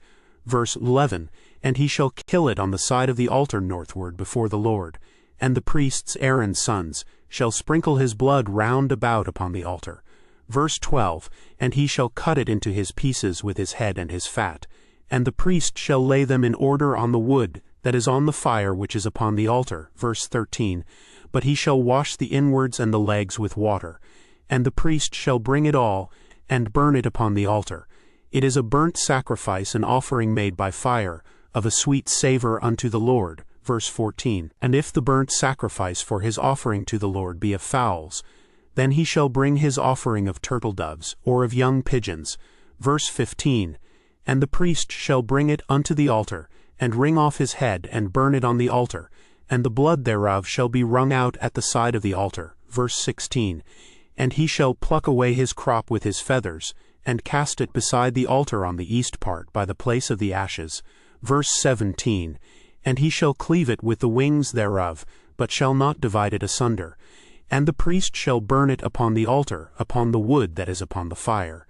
It is a burnt sacrifice, an offering made by fire, of a sweet savor unto the Lord. Chapter 2. Verse 1, And when any will offer a meat offering unto the Lord, his offering shall be of fine flour, and he shall pour oil upon it, and put frankincense thereon. Verse 2, And he shall bring it to Aaron's sons the priests, and he shall take thereout his handful of the flour thereof, and of the oil thereof, with all the frankincense thereof, and the priest shall burn the memorial of it upon the altar, to be an offering made by fire, of a sweet savor unto the Lord. Verse 3, And the remnant of the meat offering shall be Aaron's and his sons. It is a thing most holy of the offerings of the Lord made by fire. Verse 4, And if thou bring an oblation of a meat offering baken in the oven, it shall be unleavened cakes of fine flour mingled with oil, or unleavened wafers anointed with oil. Verse 5, And if thy oblation be a meat offering baken in a pan, it shall be of fine flour unleavened, mingled with oil. Verse 6, Thou shalt part it in pieces, and pour oil thereon. It is a meat offering. Verse 7, And if thy oblation be a meat offering baken in the frying pan, it shall be made of fine flour with oil. Verse 8, And thou shalt bring the meat offering that is made of these things unto the Lord, and when it is presented unto the priest, he shall bring it unto the altar. Verse 9, And the priest shall take from the meat offering a memorial thereof, and shall burn it upon the altar. It is an offering made by fire, of a sweet savor unto the Lord. Verse 10, And that which is left of the meat offering shall be Aaron's and his sons. It is a thing most holy of the offerings of the Lord made by fire. Verse 11, No meat offering which ye shall bring unto the Lord shall be made with leaven, for ye shall burn no leaven nor any honey in any offering of the Lord made by fire. Verse 12, As for the oblation of the firstfruits, ye shall offer them unto the Lord, but they shall not be burnt on the altar for a sweet savor. Verse 13, And every oblation of thy meat offering shalt thou season with salt, neither shalt thou suffer the salt of the covenant of thy God to be lacking from thy meat offering. With all thine offerings thou shalt offer salt. Verse 14, And if thou offer a meat offering of thy firstfruits unto the Lord, thou shalt offer for the meat offering of thy firstfruits green ears of corn dried by the fire, even corn beaten out of full ears. Verse 15, And thou shalt put oil upon it, and lay frankincense thereon. It is a meat offering. Verse 16, And the priest shall burn the memorial of it, part of the beaten corn thereof, and part of the oil thereof, with all the frankincense thereof. It is an offering made by fire unto the Lord. Chapter 3. Verse 1, And if his oblation be a sacrifice of peace offering, if he offer it of the herd, whether it be a male or female, he shall offer it without blemish before the Lord. Verse 2, And he shall lay his hand upon the head of his offering, and kill it at the door of the tabernacle of the congregation. And Aaron's sons the priests shall sprinkle the blood upon the altar round about. Verse 3, And he shall offer of the sacrifice of the peace offering an offering made by fire unto the Lord, the fat that covereth the inwards, and all the fat that is upon the inwards. Verse 4, And the 2 kidneys, and the fat that is on them which is by the flanks, and the caul above the liver with the kidneys, it shall he take away. Verse 5, And Aaron's sons shall burn it on the altar upon the burnt sacrifice which is upon the wood that is on the fire. It is an offering made by fire, of a sweet savor unto the Lord. Verse 6, And if his offering for a sacrifice of peace offering unto the Lord be of the flock, male or female, he shall offer it without blemish. Verse 7, If he offer a lamb for his offering, then shall he offer it before the Lord. Verse 8, And he shall lay his hand upon the head of his offering, and kill it before the tabernacle of the congregation. And Aaron's sons shall sprinkle the blood thereof round about upon the altar. Verse 9, And he shall offer of the sacrifice of the peace offering an offering made by fire unto the Lord, the fat thereof and the whole rump, it shall he take off hard by the backbone, and the fat that covereth the inwards, and all the fat that is upon the inwards. Verse 10, And the 2 kidneys, and the fat that is upon them, which is by the flanks, and the caul above the liver with the kidneys, it shall he take away. Verse 11, And the priest shall burn it upon the altar. It is the food of the offering made by fire unto the Lord. Verse 12, And if his offering be a goat, then he shall offer it before the Lord. Verse 13, And he shall lay his hand upon the head of it, and kill it before the tabernacle of the congregation. And the sons of Aaron shall sprinkle the blood thereof upon the altar round about. Verse 14, And he shall offer thereof his offering, even an offering made by fire unto the Lord.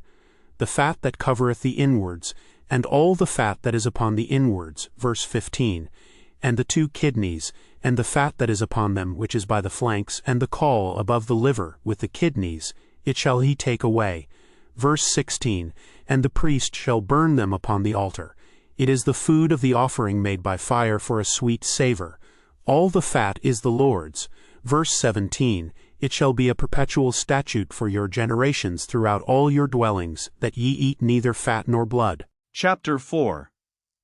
Verse 1, And the Lord spake unto Moses, saying, Verse 2, Speak unto the children of Israel, saying, If a soul shall sin through ignorance against any of the commandments of the Lord, concerning things which ought not to be done, and shall do against any of them.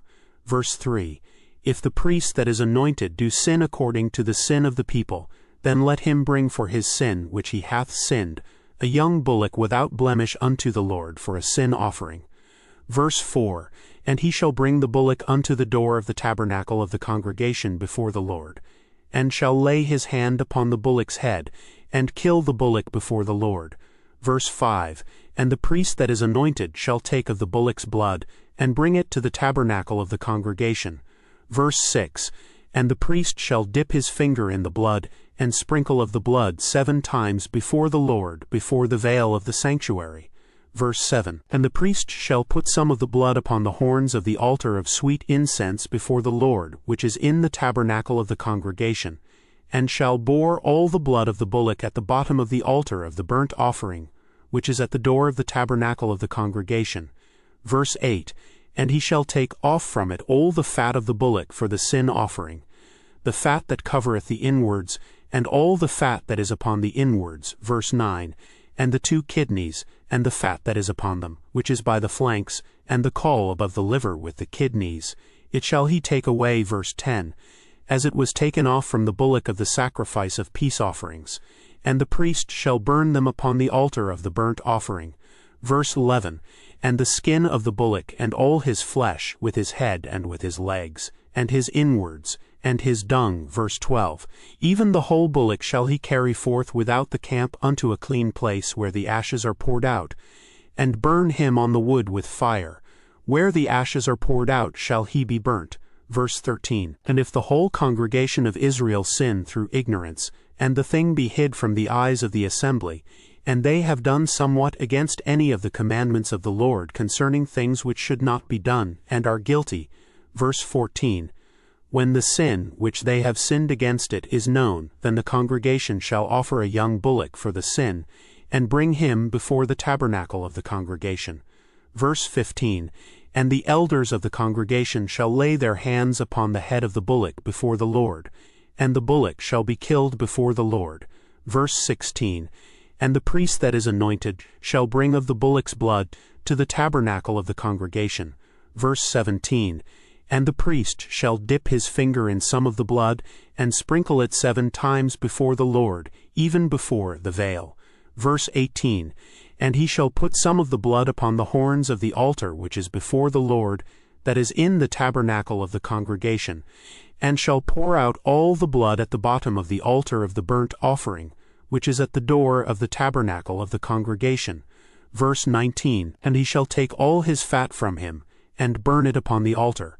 Verse 20, and he shall do with the bullock as he did with the bullock for a sin offering, so shall he do with this. And the priest shall make an atonement for them, and it shall be forgiven them. Verse 21, and he shall carry forth the bullock without the camp, and burn him as he burned the first bullock. It is a sin offering for the congregation.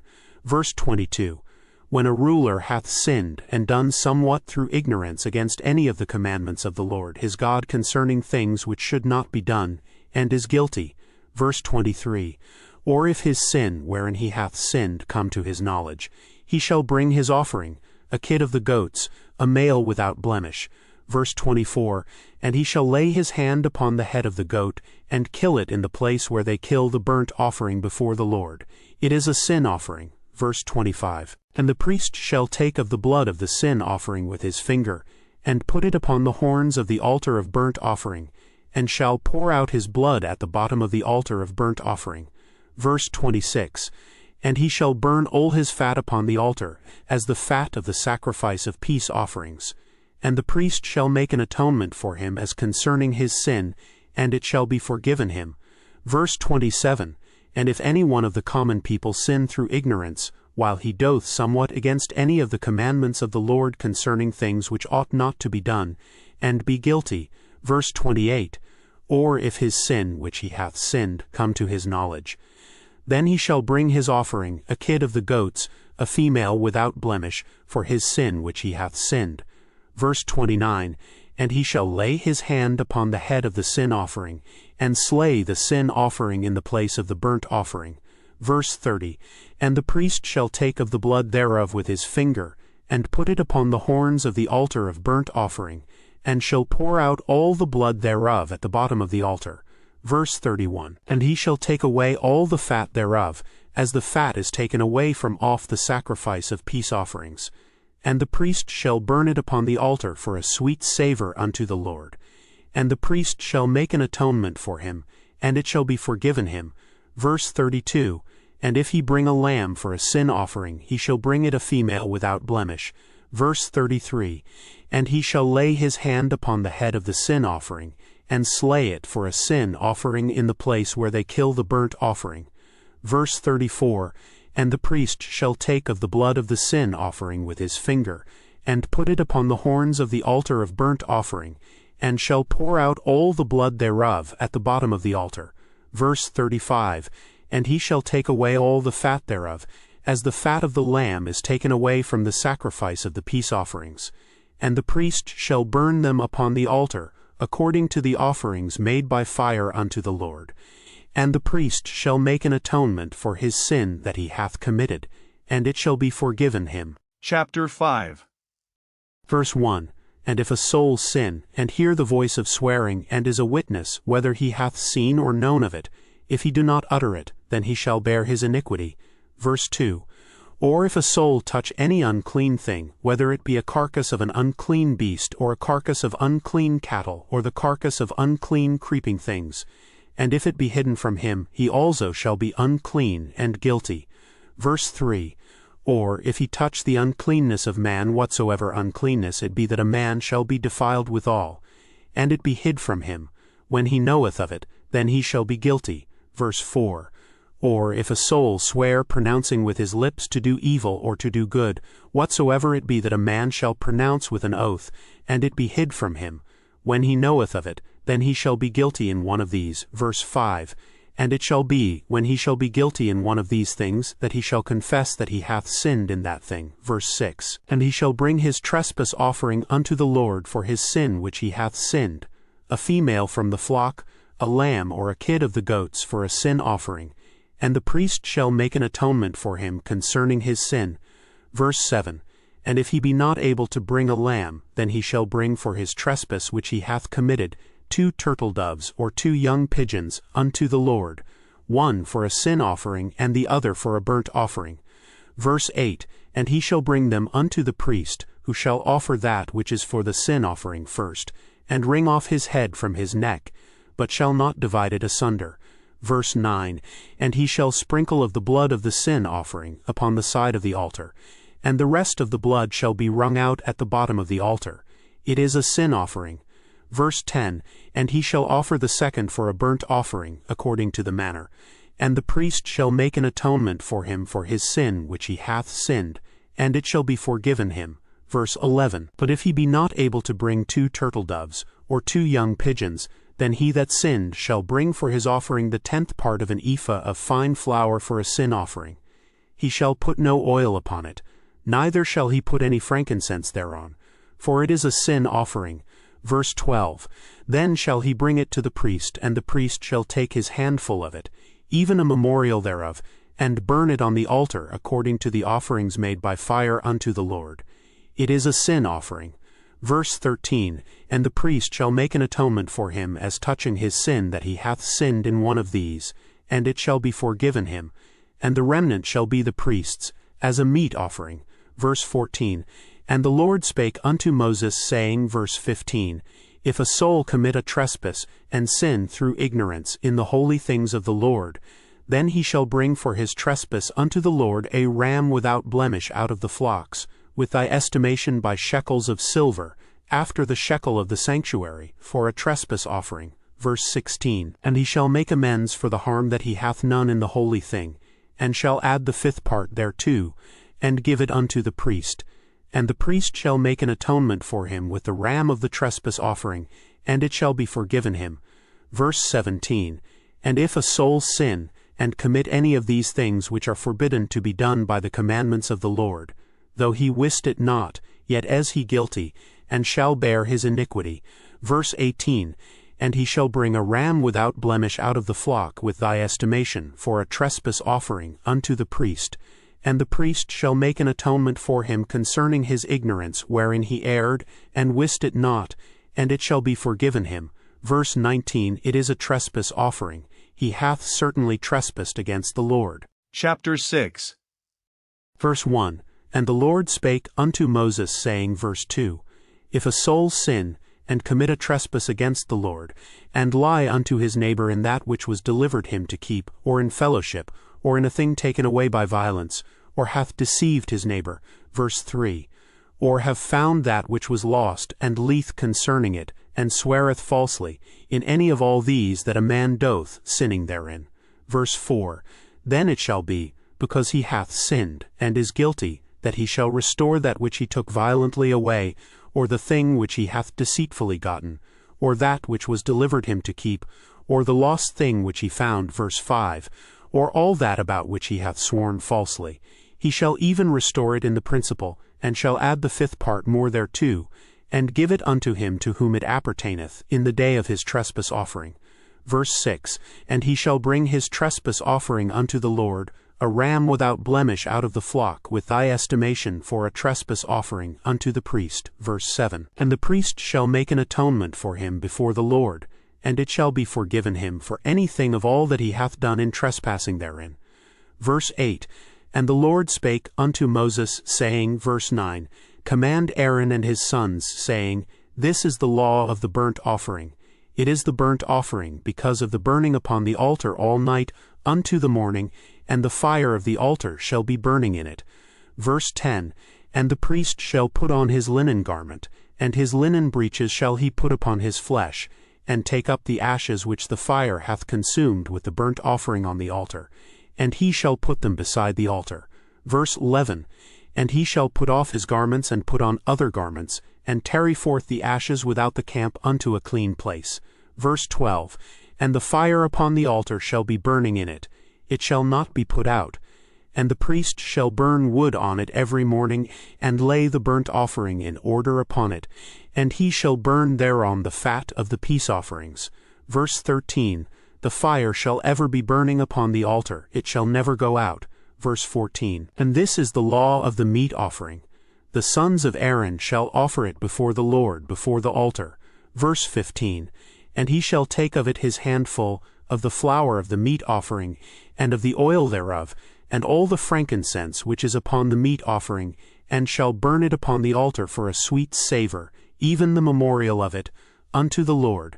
Verse 16, and the remainder thereof shall Aaron and his sons eat. With unleavened bread shall it be eaten in the holy place. In the court of the tabernacle of the congregation they shall eat it. Verse 17, It shall not be baken with leaven. I have given it unto them for their portion of my offerings made by fire. It is most holy, as is the sin offering, and as the trespass offering. Verse 18, All the males among the children of Aaron shall eat of it. It shall be a statute forever in your generations concerning the offerings of the Lord made by fire. Every one that toucheth them shall be holy. Verse 19, And the Lord spake unto Moses, saying, verse 20, This is the offering of Aaron and of his sons, which they shall offer unto the Lord in the day when he is anointed. The 10th part of an ephah of fine flour for a meat offering perpetual, half of it in the morning, and half thereof at night. Verse 21, In a pan it shall be made with oil, and when it is baken, thou shalt bring it in. And the baken pieces of the meat offering shalt thou offer for a sweet savour unto the Lord. Verse 22, And the priest of his sons that is anointed in his stead shall offer it. It is a statute forever unto the Lord. It shall be wholly burnt. Verse 23, For every meat offering for the priest shall be wholly burnt. It shall not be eaten. Verse 24, And the Lord spake unto Moses, saying, verse 25, Speak unto Aaron and to his sons, saying, This is the law of the sin offering. In the place where the burnt offering is killed, shall the sin offering be killed before the Lord. It is most holy. Verse 26, The priest that offereth it for sin shall eat it. In the holy place shall it be eaten in the court of the tabernacle of the congregation. Verse 27, Whatsoever shall touch the flesh thereof shall be holy. And when there is sprinkled of the blood thereof upon any garment, thou shalt wash that whereon it was sprinkled in the holy place. Verse 28, But the earthen vessel wherein it is sodden shall be broken. And if it be sodden in a brasen pot, it shall be both scoured and rinsed in water. Verse 29, All the males among the priests shall eat thereof. It is most holy. Verse 30, And no sin offering whereof any of the blood is brought into the tabernacle of the congregation to reconcile withal in the holy place, shall be eaten. It shall be burnt in the fire. Chapter 7. Verse 1, Likewise this is the law of the trespass offering. It is most holy. Verse 2, In the place where they kill the burnt offering shall they kill the trespass offering, and the blood thereof shall he sprinkle round about upon the altar. Verse 3, And he shall offer of it all the fat thereof, the rump and the fat that covereth the inwards. Verse 4, And the 2 kidneys, and the fat that is on them which is by the flanks, and the caul that is above the liver, with the kidneys, it shall he take away. Verse 5, And the priest shall burn them upon the altar for an offering made by fire unto the Lord. It is a trespass offering. Verse 6, Every male among the priests shall eat thereof. It shall be eaten in the holy place. It is most holy. Verse 7, As the sin offering is, so is the trespass offering. There is one law for them. The priest that maketh atonement therewith shall have it. Verse 8, And the priest that offereth any man's burnt offering, even the priest shall have to himself the skin of the burnt offering which he hath offered. Verse 9, And all the meat offering that is baken in the oven, and all that is dressed in the frying pan, and in the pan, shall be the priest's that offereth it. Verse 10, And every meat offering mingled with oil and dry, shall all the sons of Aaron have, one as much as another. Verse 11, And this is the law of the sacrifice of peace offerings, which he shall offer unto the Lord. Verse 12, If he offer it for a thanksgiving, then he shall offer with the sacrifice of thanksgiving unleavened cakes mingled with oil, and unleavened wafers, anointed with oil, and cakes mingled with oil, of fine flour fried. Verse 13, Besides the cakes he shall offer for his offering leavened bread with the sacrifice of thanksgiving of his peace offerings. Verse 14, And of it he shall offer one out of the whole oblation for an heave offering unto the Lord. And it shall be the priest's that sprinkleth the blood of the peace offerings. Verse 15, And the flesh of the sacrifice of his peace offerings for thanksgiving shall be eaten the same day that it is offered. He shall not leave any of it until the morning. Verse 16, But if the sacrifice of his offering be a vow or a voluntary offering, it shall be eaten the same day that he offereth his sacrifice. And on the morrow also, the remainder of it shall be eaten. Verse 17, but the remainder of the flesh of the sacrifice on the third day shall be burnt with fire. Verse 18, And if any of the flesh of the sacrifice of his peace offerings be eaten at all on the third day, it shall not be accepted, neither shall it be imputed unto him that offereth it. It shall be an abomination, and the soul that eateth of it shall bear his iniquity. Verse 19, And the flesh that toucheth any unclean thing shall not be eaten. It shall be burnt with fire.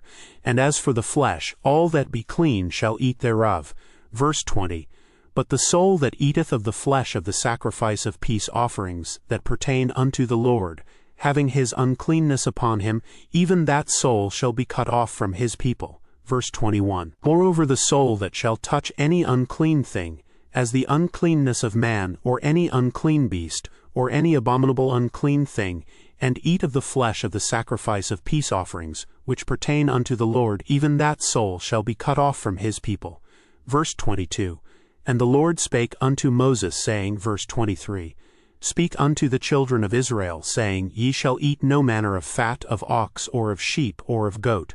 Verse 24, And the fat of the beast that dieth of itself, and the fat of that which is torn with beasts, may be used in any other use, but ye shall in no wise eat of it. Verse 25, For whosoever eateth the fat of the beast, of which men offer an offering made by fire unto the Lord, even the soul that eateth it shall be cut off from his people. Verse 26, Moreover ye shall eat no manner of blood, whether it be of fowl or of beast, in any of your dwellings.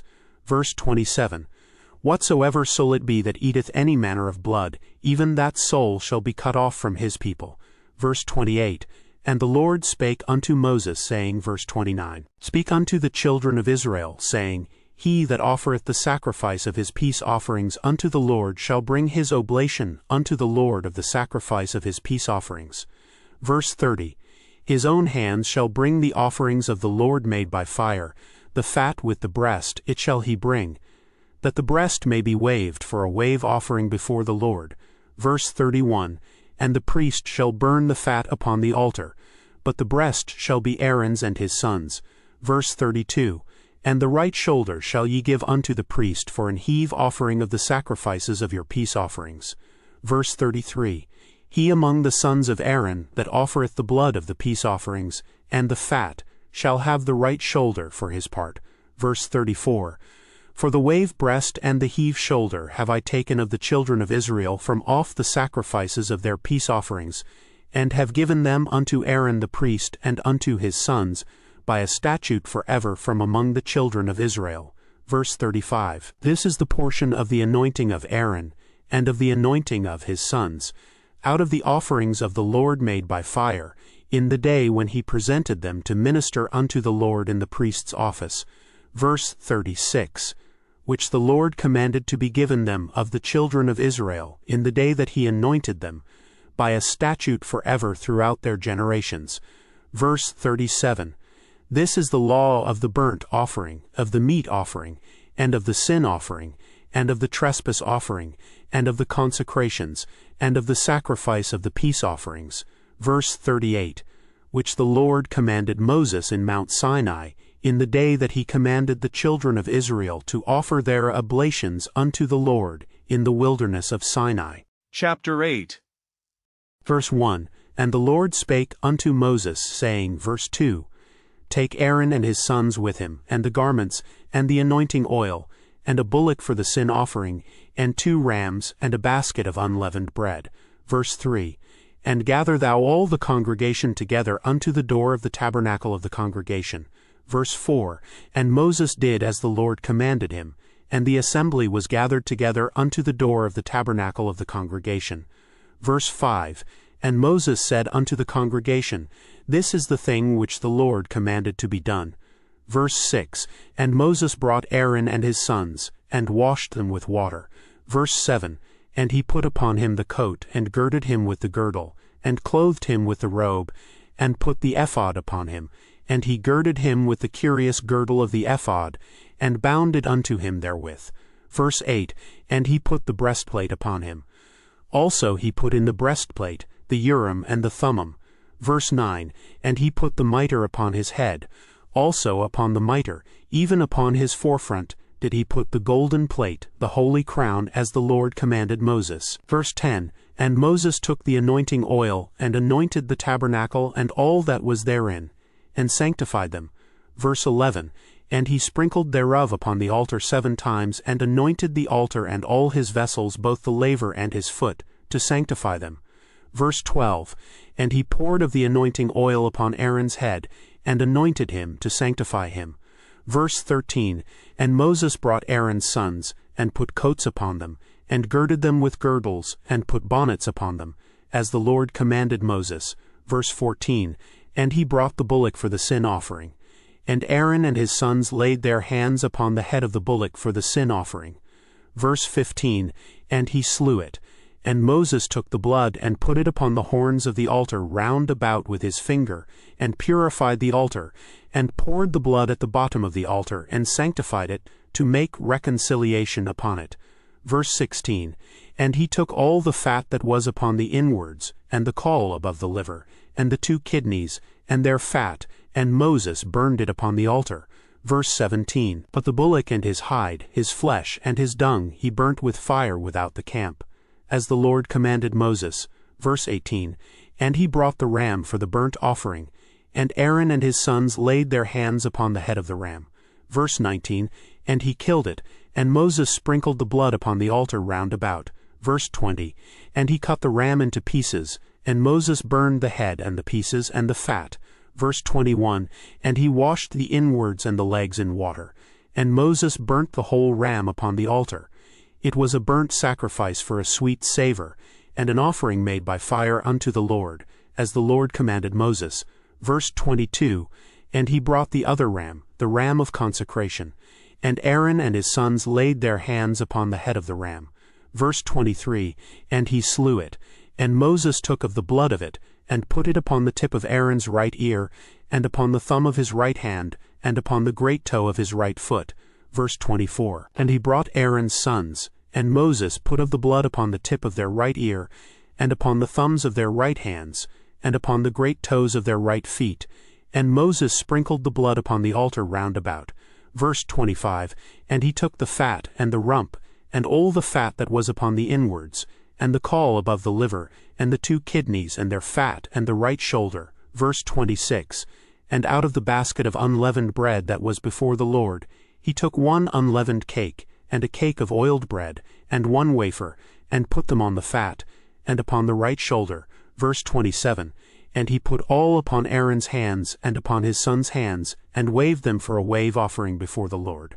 Verse 28, And Moses took them from off their hands, and burnt them on the altar upon the burnt offering. They were consecrations for a sweet savor. It is an offering made by fire unto the Lord. Verse 29, And Moses took the breast, and waved it for a wave offering before the Lord.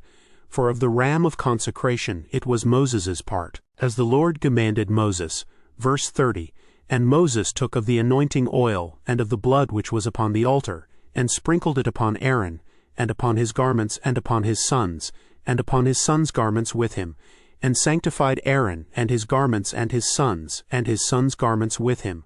Verse 31, And Moses said unto Aaron and to his sons, Boil the flesh at the door of the tabernacle of the congregation, and there eat it with the bread that is in the basket of consecrations, as I commanded, saying, Aaron and his sons shall eat it. Verse 32, And that which remaineth of the flesh and of the bread shall ye burn with fire. Verse 33, And ye shall not go out of the door of the tabernacle of the congregation in 7 days, until the days of your consecration be at an end. For 7 days shall he consecrate you. Verse 34, As he hath done this day, so the Lord hath commanded to do, to make an atonement for you. Verse 35, Therefore shall ye abide at the door of the tabernacle of the congregation day and night 7 days, and keep the charge of the Lord that ye die not. For so I am commanded. Verse 36, So Aaron and his sons did all things which the Lord commanded by the hand of Moses. Chapter 9. Verse 1, And it came to pass on the 8th day that Moses called Aaron and his sons, and the elders of Israel. Verse 2, And he said unto Aaron, Take thee a young calf for a sin offering, and a ram for a burnt offering without blemish, and offer them before the Lord. Verse 3, And unto the children of Israel thou shalt speak, saying, Take ye a kid of the goats for a sin offering, and a calf and a lamb both of the first year without blemish for a burnt offering. Verse 4.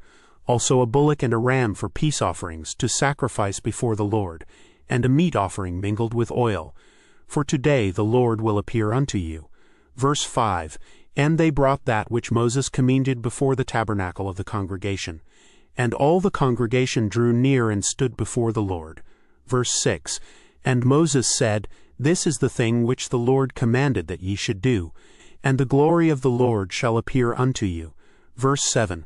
And Moses said unto Aaron, Go unto the altar, and offer thy sin offering, and thy burnt offering, and make an atonement for thyself, and for the people, and offer the offering of the people, and make an atonement for them, as the Lord commanded. Verse 8. Aaron therefore went unto the altar, and slew the calf of the sin offering, which was for himself.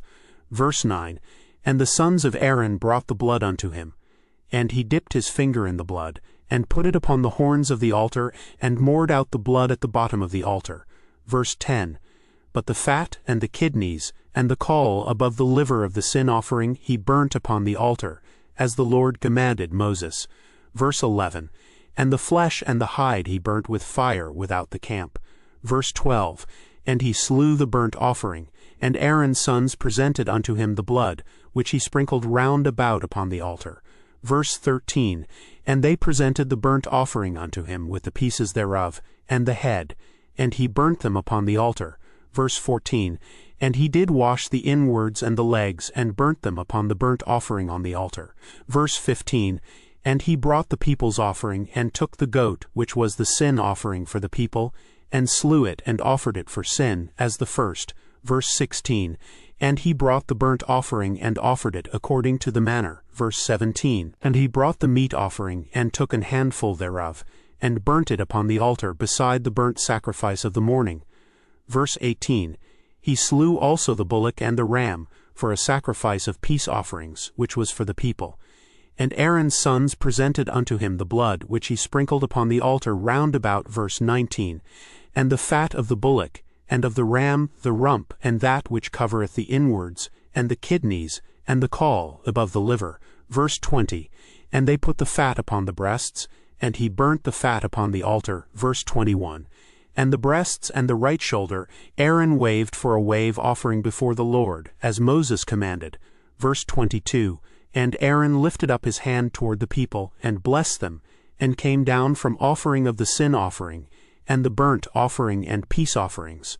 Verse 23. And Moses and Aaron went into the tabernacle of the congregation, and came out, and blessed the people. And the glory of the Lord appeared unto all the people. Verse 24. And there came a fire out from before the Lord, and consumed upon the altar the burnt offering and the fat, which when all the people saw, they shouted, and fell on their faces. Chapter 10.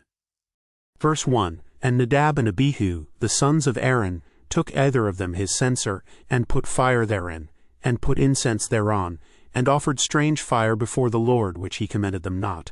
Verse 2. And there went out fire from the Lord, and devoured them, and they died before the Lord. Verse 3. Then Moses said unto Aaron, This is it that the Lord spake, saying, I will be sanctified in them that come nigh me, and before all the people I will be glorified. And Aaron held his peace. Verse 4. And Moses called Mishael and Elzaphan, the sons of Uzziel the uncle of Aaron, and said unto them, Come near, carry your brethren from before the sanctuary out of the camp. Verse 5. So they went near, and carried them in their coats out of the camp, as Moses had said. Verse 6. And Moses said unto Aaron, and unto Eleazar, and unto Ithamar his sons, Uncover not your heads, neither rend your clothes, lest ye die, and lest wrath come upon all the people.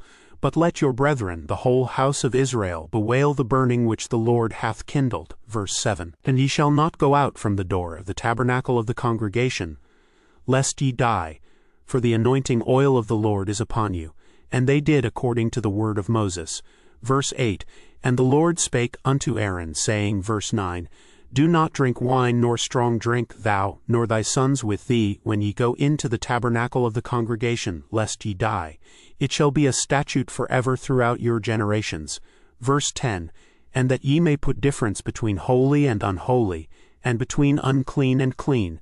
Verse 11, and that ye may teach the children of Israel all the statutes which the Lord hath spoken unto them by the hand of Moses. Verse 12, and Moses spake unto Aaron, and unto Eleazar, and unto Ithamar, his sons that were left, Take the meat offering that remaineth of the offerings of the Lord made by fire, and eat it without leaven beside the altar, for it is most holy. Verse 13, and ye shall eat it in the holy place, because it is thy due, and thy son's due of the sacrifices of the Lord made by fire, for so I am commanded. Verse 14, and the wave breast and heave shoulder shall ye eat in a clean place, thou and thy sons and thy daughters with thee, for they be thy due, and thy sons' due, which are given out of the sacrifices of peace offerings of the children of Israel. Verse 15, the heave shoulder and the wave breast shall they bring with the offerings made by fire of the fat, to wave it for a wave offering before the Lord, and it shall be thine and thy sons with thee, by a statute forever, as the Lord hath commanded. Verse 16, and Moses diligently sought the goat of the sin offering, and behold, it was burnt, and he was angry with Eleazar and Ithamar, the sons of Aaron, which were left alive, saying, verse 17, Wherefore have ye not eaten the sin offering in the holy place, seeing it is most holy, and God hath given it you to bear the iniquity of the congregation, to make atonement for them before the Lord? Verse 18, Behold, the blood of it was not brought in within the holy place. Ye should indeed have eaten it in the holy place, as I commanded. Verse 19, and Aaron said unto Moses, Behold, this day have they offered their sin offering and their burnt offering before the Lord, and such things have befallen me. And if I had eaten the sin offering today, should it have been accepted in the sight of the Lord? Verse 20, and when Moses heard that, he was content. Chapter 11. Verse 1, and the Lord spake unto Moses and to Aaron, saying unto them, verse 2, Speak unto the children of Israel, saying, These are the beasts which ye shall eat among all the beasts that are on the earth. Verse 3, Whatsoever parteth the hoof, and is cloven-footed, and cheweth the cud among the beasts that shall ye eat. Verse 4, Nevertheless these shall ye not eat of them that chew the cud, or of them that divide the hoof, as the camel, because he cheweth the cud, but divideth not the hoof, he is unclean unto you. Verse 5, And the coney, because he cheweth the cud, but divideth not the hoof, he is unclean unto you. Verse 6, And the hare, because he cheweth the cud, but divideth not the hoof, he is unclean unto you. Verse 7, And the swine, though he divide the hoof, and be cloven-footed, yet he cheweth not the cud, he is unclean to you. Verse 8, Of their flesh shall ye not eat, and their carcass shall ye not touch, they are unclean to you. Verse 9, These shall ye eat of all that are in the waters. Whatsoever hath fins and scales in the waters, in the seas, and in the rivers, them shall ye eat. Verse 10, And all that have not fins and scales in the seas, and in the rivers of all that move in the waters, and of any living thing which is in the waters, they shall be an abomination unto you. Verse 11, They shall be even an abomination unto you. Ye shall not eat of their flesh, but ye shall have their carcasses in abomination. Verse 12, Whatsoever hath no fins nor scales in the waters, that shall be an abomination unto you. Verse 13, And these are they which ye shall have in abomination among the fowls. They shall not be eaten, they are an abomination. The eagle and the ossifrage and the osprey. Verse 14, And the vulture and the kite after his kind. Verse 15, Every raven after his kind. Verse 16, And the owl, and the nighthawk, and the cuckoo, and the hawk after his kind. Verse 17, And the little owl, and the cormorant, and the great owl. Verse 18, And the swan and the pelican, and the jeer eagle. Verse 19, And the stork, the heron after her kind, and the lapwing, and the bat. Verse 20, All fowls that creep going upon all four shall be an abomination unto you. Verse 21, That these may ye eat of every flying creeping thing that goeth upon all four, which have legs above their feet, to leap withal upon the earth. Verse 22, Even these of them ye may eat, the locust after his kind, and the bald locust after his kind, and the beetle after his kind, and the grasshopper after his kind.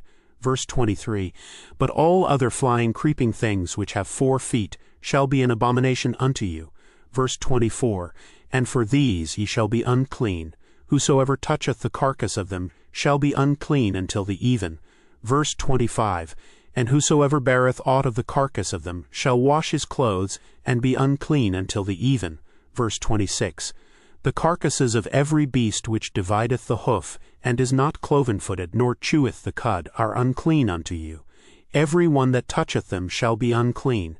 Verse 27, And whatsoever goeth upon his paws, among all manner of beasts that go on all four, those are unclean unto you. Whoso toucheth their carcass shall be unclean until the even. Verse 28, And he that beareth the carcass of them shall wash his clothes, and be unclean until the even. They are unclean unto you.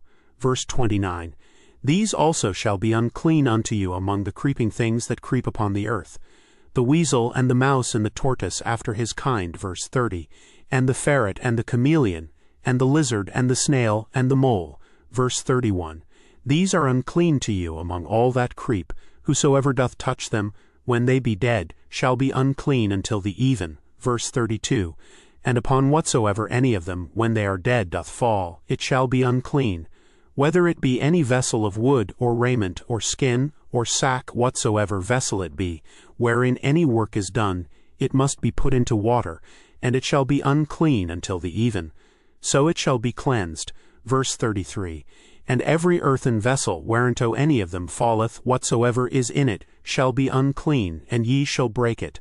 Verse 34, Of all meat which may be eaten, that on which such water cometh shall be unclean, and all drink that may be drunk in every such vessel shall be unclean. Verse 35, And everything whereupon any part of their carcass falleth shall be unclean. Whether it be oven, or ranges for pots, they shall be broken down. For they are unclean, and shall be unclean unto you. Verse 36, Nevertheless a fountain or pit wherein there is plenty of water shall be clean. But that which toucheth their carcass shall be unclean. Verse 37, And if any part of their carcass fall upon any sowing seed which is to be sown, it shall be clean. Verse 38, But if any water be put upon the seed, and any part of their carcass fall thereon, it shall be unclean unto you. Verse 39, And if any beast of which ye may eat die, he that toucheth the carcass thereof shall be unclean until the even. Verse 40, And he that eateth of the carcass of it shall wash his clothes, and be unclean until the even. He also that beareth the carcass of it shall wash his clothes, and be unclean until the even. Verse 41, And every creeping thing that creepeth upon the earth shall be an abomination, it shall not be eaten. Verse 42, Whatsoever goeth upon the belly, and whatsoever goeth upon all four, or whatsoever hath more feet among all creeping things that creep upon the earth, them ye shall not eat, for they are an abomination. Verse 43, Ye shall not make yourselves abominable with any creeping thing that creepeth, neither shall ye make yourselves unclean with them, that ye should be defiled thereby. Verse 44, For I am the Lord your God. Ye shall therefore sanctify yourselves, and ye shall be holy, for I am holy. Neither shall ye defile yourselves with any manner of creeping thing that creepeth upon the earth. Verse 45, For I am the Lord that bringeth you up out of the land of Egypt, to be your God. Ye shall therefore be holy, for I am holy. Verse 46, This is the law of the beasts, and of the fowl, and of every living creature that moveth in the waters, and of every creature that creepeth upon the earth. Verse 47, To make a difference between the unclean and the clean, and between the beast that may be eaten, and the beast that may not be eaten. Chapter 12. Verse 1, And the Lord spake unto Moses, saying, Verse 2, Speak unto the children of Israel, saying, If a woman have conceived seed, and born a man-child, then she shall be unclean 7 days. According to the days of the separation for her infirmity shall she be unclean. Verse 3, And in the 8th day the flesh of his foreskin shall be circumcised. Verse 4, And she shall then continue in the blood of her purifying 33 days.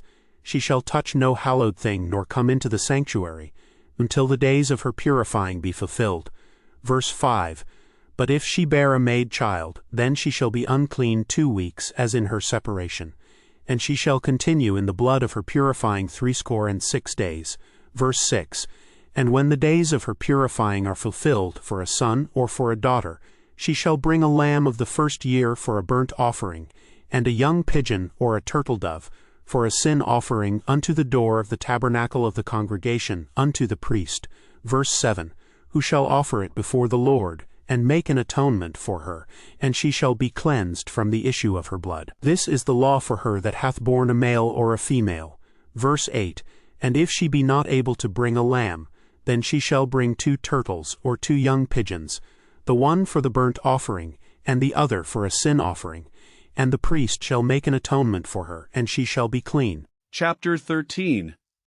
Verse 1, and the Lord spake unto Moses and Aaron, saying, verse 2, when a man shall have in the skin of his flesh a rising, a scab, or bright spot, and it be in the skin of his flesh like the plague of leprosy, then he shall be brought unto Aaron the priest, or unto one of his sons the priests. Verse 3, and the priest shall look on the plague in the skin of the flesh, and when the hair in the plague is turned white, and the plague in sight be deeper than the skin of his flesh, it is a plague of leprosy, and the priest shall look on him, and pronounce him unclean.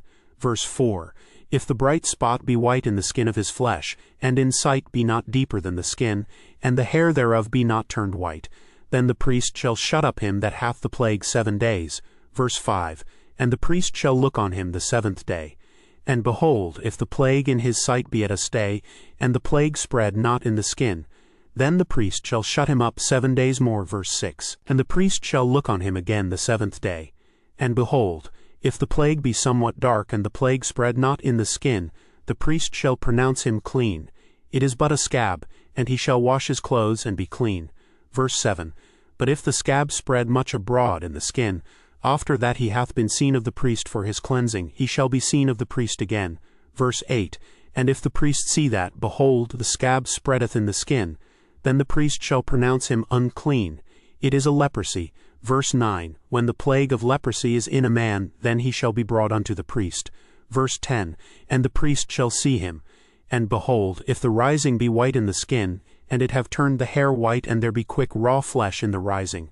Verse 11, it is an old leprosy in the skin of his flesh, and the priest shall pronounce him unclean, and shall not shut him up, for he is unclean. Verse 12, and if a leprosy break out abroad in the skin, and the leprosy cover all the skin of him that hath the plague from his head even to his foot, wheresoever the priest looketh. Verse 13, then the priest shall consider, and behold, if the leprosy have covered all his flesh, he shall pronounce him clean that hath the plague.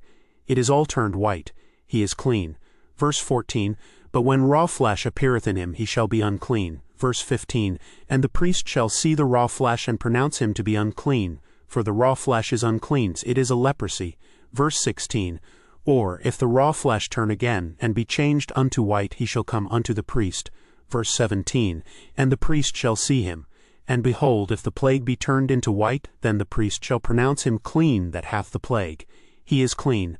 Verse 18, the flesh also in which even in the skin thereof was a boil, and is healed. Verse 19, and in the place of the boil there be a white rising, or a bright spot, white and somewhat reddish, and it be showed to the priest. Verse 20, and if, when the priest seeth it, behold, it be in sight lower than the skin, and the hair thereof be turned white, the priest shall pronounce him unclean. It is a plague of leprosy broken out of the boil. Verse 21, but if the priest look on it, and behold, there be no white hairs therein, and if it be not lower than the skin, but be somewhat dark, then the priest shall shut him up 7 days. Verse 22, and if it spread much abroad in the skin, then the priest shall pronounce him unclean. It is a plague. Verse 23, but if the bright spot stay in his place and spread not, it is a burning boil, and the priest shall pronounce him clean. Verse 24, or if there be any flesh in the skin whereof there is a hot burning, and the quick flesh that burneth have a white bright spot, somewhat reddish, or white. Verse 25, then the priest shall look upon it. And behold, if the hair in the bright spot be turned white, and it be in sight deeper than the skin, it is a leprosy broken out of the burning. Wherefore the priest shall pronounce him unclean. It is the plague of leprosy. Verse 26, but if the priest look on it, and behold, there be no white hair in the bright spot, and it be no lower than the other skin, but be somewhat dark, then the priest shall shut him up 7 days. Verse 27, and the priest shall look upon him the 7th day. And if it be spread much abroad in the skin, then the priest shall pronounce him unclean. It is the plague of leprosy. Verse 28, and if the bright spot stay in his place and spread not in the skin, but it be somewhat dark, it is a rising of the burning, and the priest shall pronounce him clean. for it is an inflammation of the burning. Verse 29. If a man or woman have a plague upon the head or the beard. Verse 30. Then the priest shall see the plague, and behold, if it be in sight deeper than the skin, and there be in it a yellow thin hair, then the priest shall pronounce him unclean. It is a dry scall, even a leprosy upon the head or beard. Verse 31.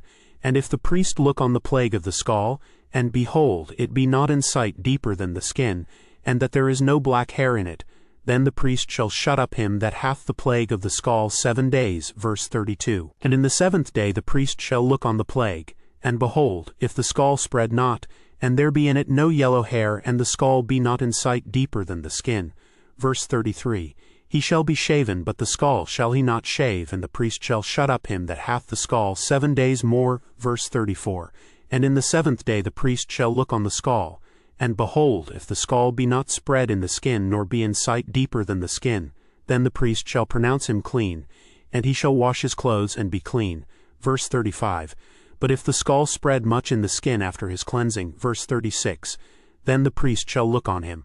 And behold, if the scall be spread in the skin, the priest shall not seek for yellow hair. He is unclean. Verse 37. But if the scall be in his sight at a stay, and that there is black hair grown up therein, the scall is healed, he is clean, and the priest shall pronounce him clean. Verse 38. If a man also or a woman have in the skin of their flesh bright spots, even white bright spots. Verse 39. Then the priest shall look, and behold, if the bright spots in the skin of their flesh be darkish white, it is a freckled spot that groweth in the skin. He is clean.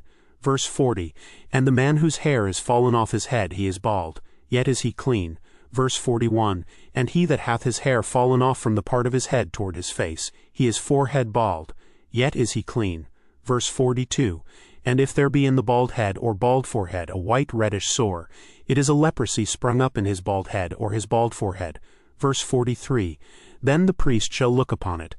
And behold, if the rising of the sore be white reddish in his bald head or in his bald forehead, as the leprosy appeareth in the skin of the flesh.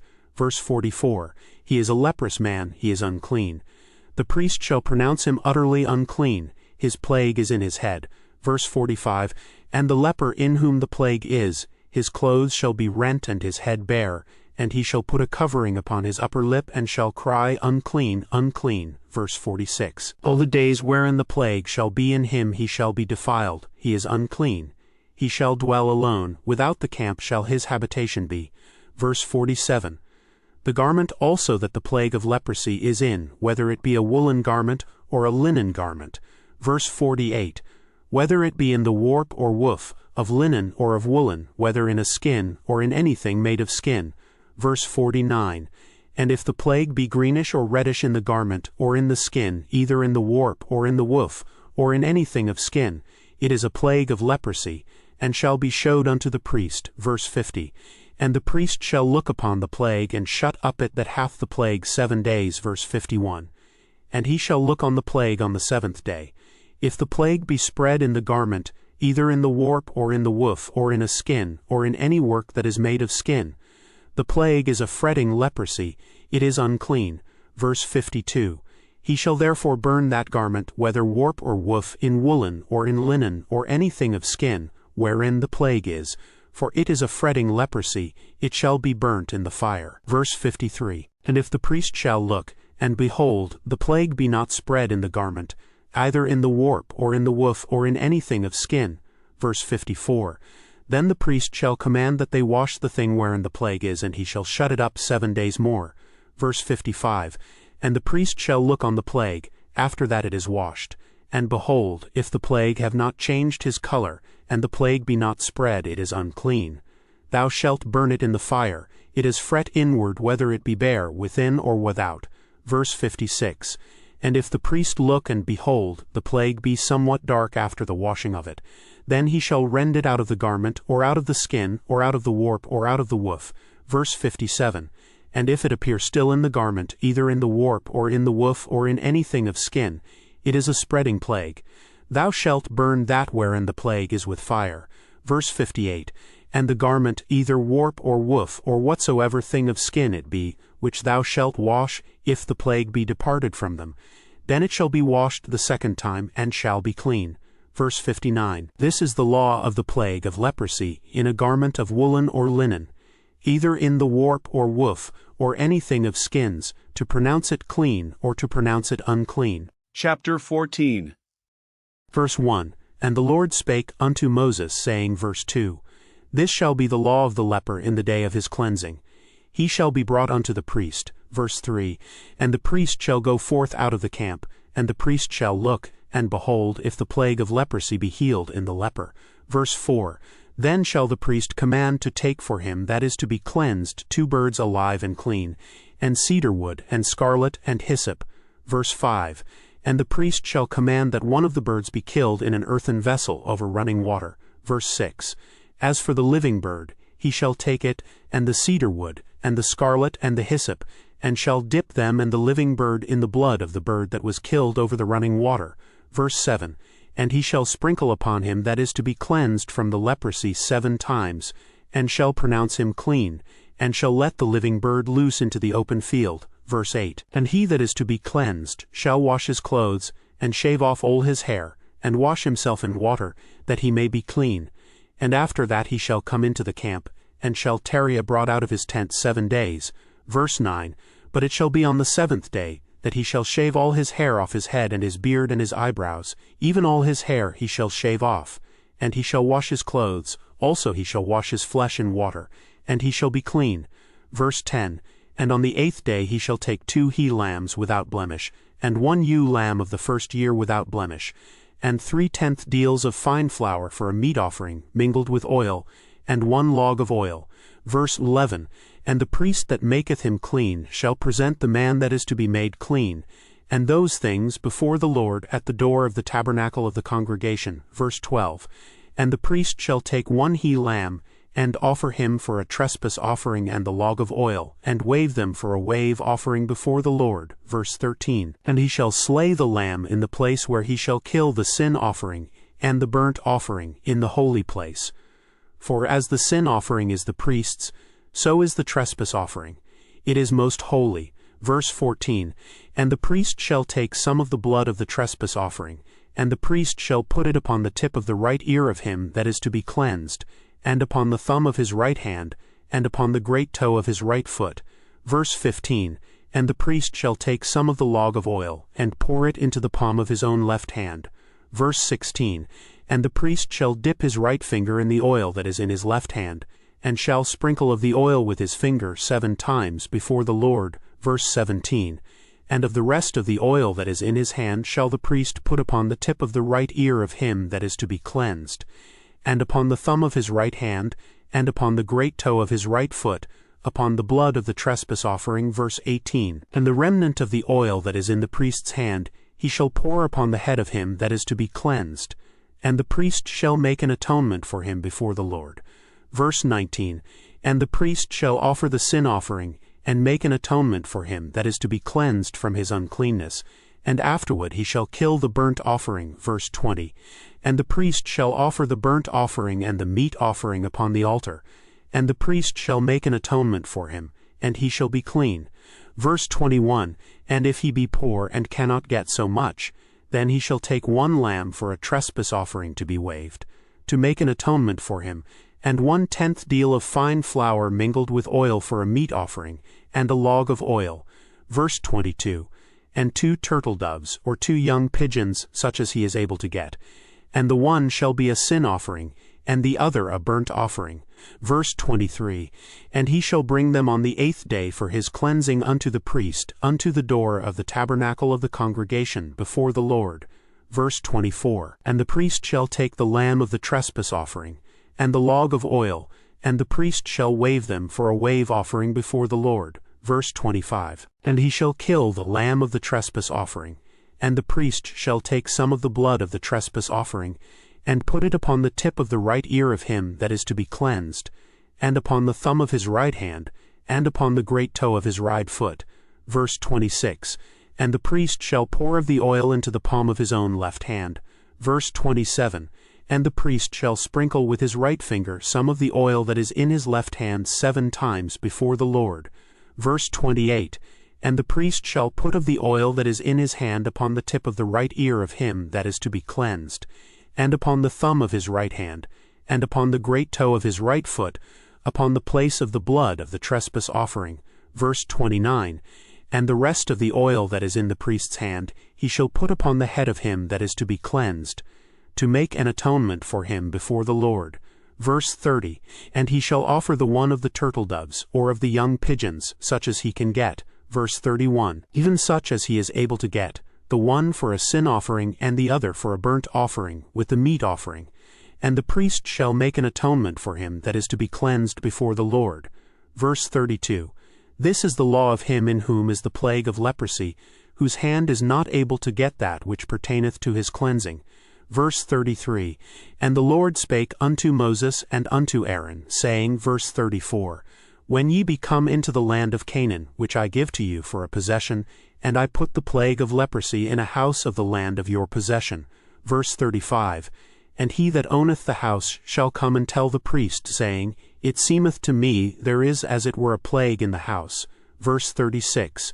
Then the priest shall command that they empty the house before the priest go into it to see the plague, that all that is in the house be not made unclean. And afterward the priest shall go in to see the house. Verse 37. And he shall look on the plague, and behold, if the plague be in the walls of the house with hollow strakes, greenish or reddish, which in sight are lower than the wall. Verse 38. Then the priest shall go out of the house to the door of the house, and shut up the house 7 days. Verse 39. And the priest shall come again the 7th day, and shall look, and behold, if the plague be spread in the walls of the house. Verse 40. Then the priest shall command that they take away the stones in which the plague is, and they shall cast them into an unclean place without the city. Verse 41. And he shall cause the house to be scraped within round about, and they shall pour out the dust that they scrape off without the city into an unclean place. Verse 42. And they shall take other stones, and put them in the place of those stones. And he shall take other mortar, and shall plaister the house. Verse 43. And if the plague come again, and break out in the house, after that he hath taken away the stones, and after he hath scraped the house, and after it is plaistered. Verse 44. Then the priest shall come and look, and behold, if the plague be spread in the house, it is a fretting leprosy in the house, it is unclean. Verse 45. And he shall break down the house, the stones of it, and the timber thereof, and all the mortar of the house, and he shall carry them forth out of the city into an unclean place. Verse 46. Moreover, he that goeth into the house all the while that it is shut up shall be unclean until the even. Verse 47. And he that lieth in the house shall wash his clothes, and he that eateth in the house shall wash his clothes. Verse 48. And if the priest shall come in and look upon it, and behold, the plague hath not spread in the house after the house was plaistered, then the priest shall pronounce the house clean, because the plague is healed. Verse 49. And he shall take to cleanse the house 2 birds, and cedar wood, and scarlet, and hyssop. Verse 50. And he shall kill the one of the birds in an earthen vessel over running water. Verse 51. And he shall take the cedar wood, and the hyssop, and the scarlet, and the living bird, and dip them in the blood of the slain bird, and in the running water, and sprinkle the house 7 times. Verse 52. And he shall cleanse the house with the blood of the bird, and with the running water, and with the living bird, and with the cedar wood, and with the hyssop, and with the scarlet. Verse 53. But he shall let go the living bird out of the city into the open fields, and make an atonement for the house, and it shall be clean. Verse 54. This is the law for all manner of plague of leprosy and scall. Verse 55. And for the leprosy of a garment and of a house. Verse 56. And for a rising, and for a scab, and for a bright spot. Verse 57. To teach when it is unclean and when it is clean. This is the law of leprosy. Chapter 15. Verse 1. And the Lord spake unto Moses and to Aaron, saying, verse 2, Speak unto the children of Israel, and say unto them, When any man hath a running issue out of his flesh, because of his issue he is unclean. Verse 3. And this shall be his uncleanness in his issue. Whether his flesh run with his issue, or his flesh be stopped from his issue, it is his uncleanness. Verse 4. Every bed whereon he lieth that hath the issue is unclean, and every thing whereon he sitteth shall be unclean. Verse 5. And whosoever toucheth his bed shall wash his clothes, and bathe himself in water, and be unclean until the even. Verse 6. And he that sitteth on anything whereon he sat that hath the issue shall wash his clothes, and bathe himself in water, and be unclean until the even. Verse 7. And he that toucheth the flesh of him that hath the issue shall wash his clothes, and bathe himself in water, and be unclean until the even. Verse 8. And if he that hath the issue spit upon him that is clean, then he shall wash his clothes, and bathe himself in water, and be unclean until the even. Verse 9. And what saddle soever he rideth upon that hath the issue shall be unclean. Verse 10. And whosoever toucheth anything that was under him shall be unclean until the even. And he that beareth any of those things shall wash his clothes, and bathe himself in water, and be unclean until the even. Verse 11. And whomsoever he toucheth that hath the issue, and hath not rinsed his hands in water, he shall wash his clothes, and bathe himself in water, and be unclean until the even. Verse 12.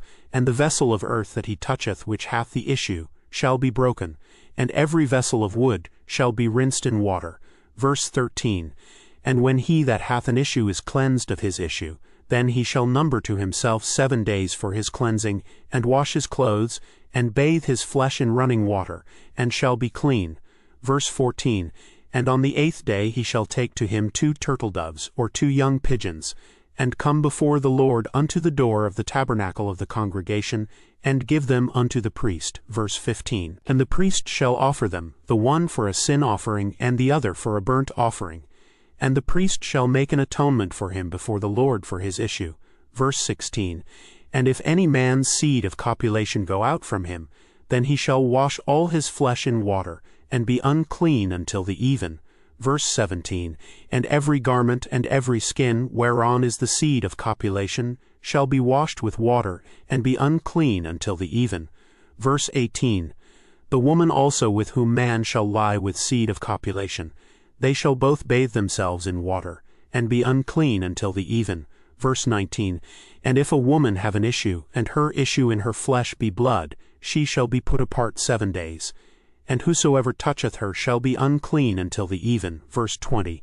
And everything that she leeth upon in her separation shall be unclean.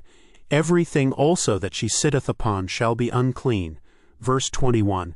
And whosoever toucheth her bed shall wash his clothes, and bathe himself in water, and be unclean until the even. Verse 22. And whosoever toucheth anything that she sat upon shall wash his clothes, and bathe himself in water, and be unclean until the even. Verse 23. And if it be on her bed, or on anything whereon she sitteth, when he toucheth it, he shall be unclean until the even. Verse 24. And if any man lie with her at all, and her flowers be upon him, he shall be unclean 7 days, and all the bed whereon he lieth shall be unclean. Verse 25. And if a woman have an issue of her blood many days out of the time of her separation, or if it run beyond the time of her separation, all the days of the issue of her uncleanness shall be as the days of her separation. She shall be unclean. Verse 26. Every bed whereon she lieth all the days of her issue shall be unto her as the bed of her separation. And whatsoever she sitteth upon shall be unclean, as the uncleanness of her separation. Verse 27. And whosoever toucheth those things shall be unclean, and shall wash his clothes, and bathe himself in water, and be unclean until the even. Verse 28. But if she be cleansed of her issue, then she shall number to herself 7 days, and after that she shall be clean. Verse 29. And on the 8th day she shall take unto her 2 turtles, or 2 young pigeons, and bring them unto the priest to the door of the tabernacle of the congregation. Verse 30. And the priest shall offer the one for a sin offering, and the other for a burnt offering. And the priest shall make an atonement for her before the Lord for the issue of her uncleanness. Verse 31. Thus shall ye separate the children of Israel from their uncleanness, that they die not in their uncleanness when they defile my tabernacle that is among them. Verse 32. This is the law of him that hath an issue, and of him whose seed goeth from him, and is defiled therewith. Verse 33. And of her that is sick of her flowers, and of him that hath an issue, of the man and of the woman, and of him that lieth with her that is unclean. Chapter 16. Verse 1. And the Lord spake unto Moses after the death of the 2 sons of Aaron, when they offered before the Lord and died. Verse 2. And the Lord said unto Moses, Speak unto Aaron thy brother, that he come not at all times into the holy place within the veil before the mercy seat which is upon the ark, that he die not, for I will appear in the cloud upon the mercy seat. Verse 3. Thus shall Aaron come into the holy place, with a young bullock for a sin offering, and a ram for a burnt offering.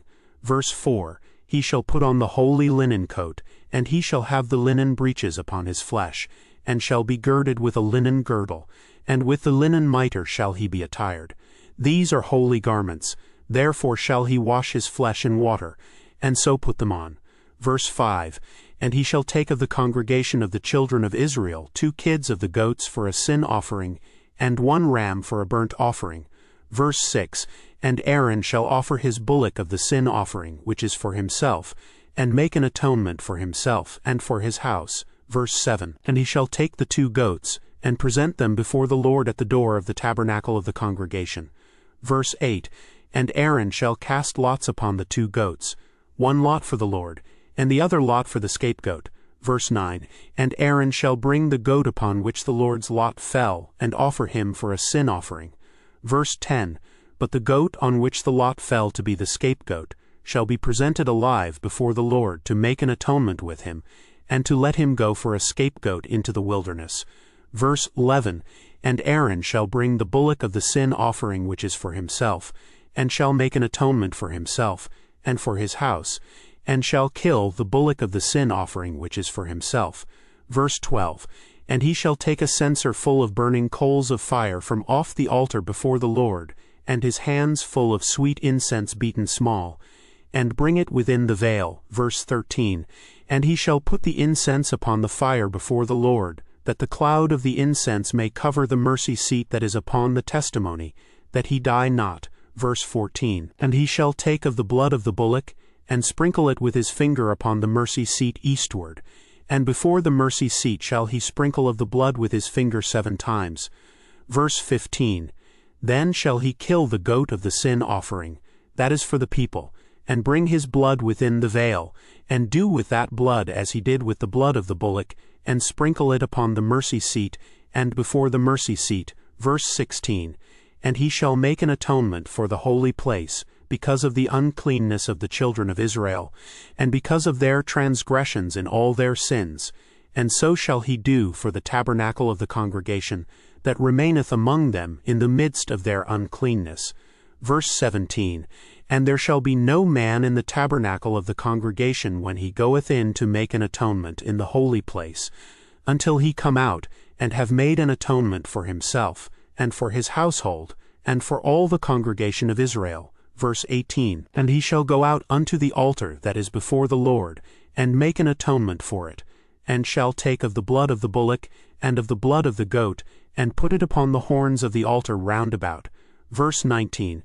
And he shall sprinkle of the blood upon it with his finger 7 times, and cleanse it, and hallow it from the uncleanness of the children of Israel. Verse 20. And when he hath made an end of reconciling the holy place, and the tabernacle of the congregation, and the altar, he shall bring the live goat. Verse 21. And Aaron shall lay both his hands upon the head of the live goat, and confess over him all the iniquities of the children of Israel, and all their transgressions in all their sins, putting them upon the head of the goat, and shall send him away by the hand of a fit man into the wilderness. Verse 22. And the goat shall bear upon him all their iniquities unto a land not inhabited, and he shall let go the goat in the wilderness. Verse 23. And Aaron shall come into the tabernacle of the congregation, and shall put off the linen garments which he put on when he went into the holy place, and shall leave them there. Verse 24.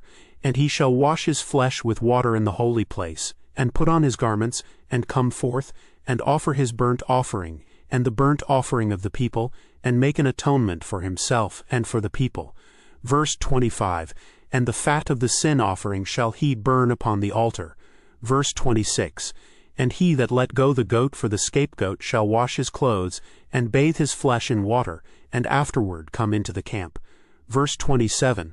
And the bullock for the sin offering, and the goat for the sin offering, whose blood was brought in to make atonement in the holy place, shall one carry forth without the camp, and they shall burn in the fire their skins, and their flesh, and their dung. Verse 28, And he that burneth them shall wash his clothes and bathe his flesh in water, and afterward he shall come into the camp. Verse 29, And this shall be a statute forever unto you, that in the 7th month, on the 10th day of the month, ye shall afflict your souls, and do no work at all, whether it be one of your own country, or a stranger that sojourneth among you.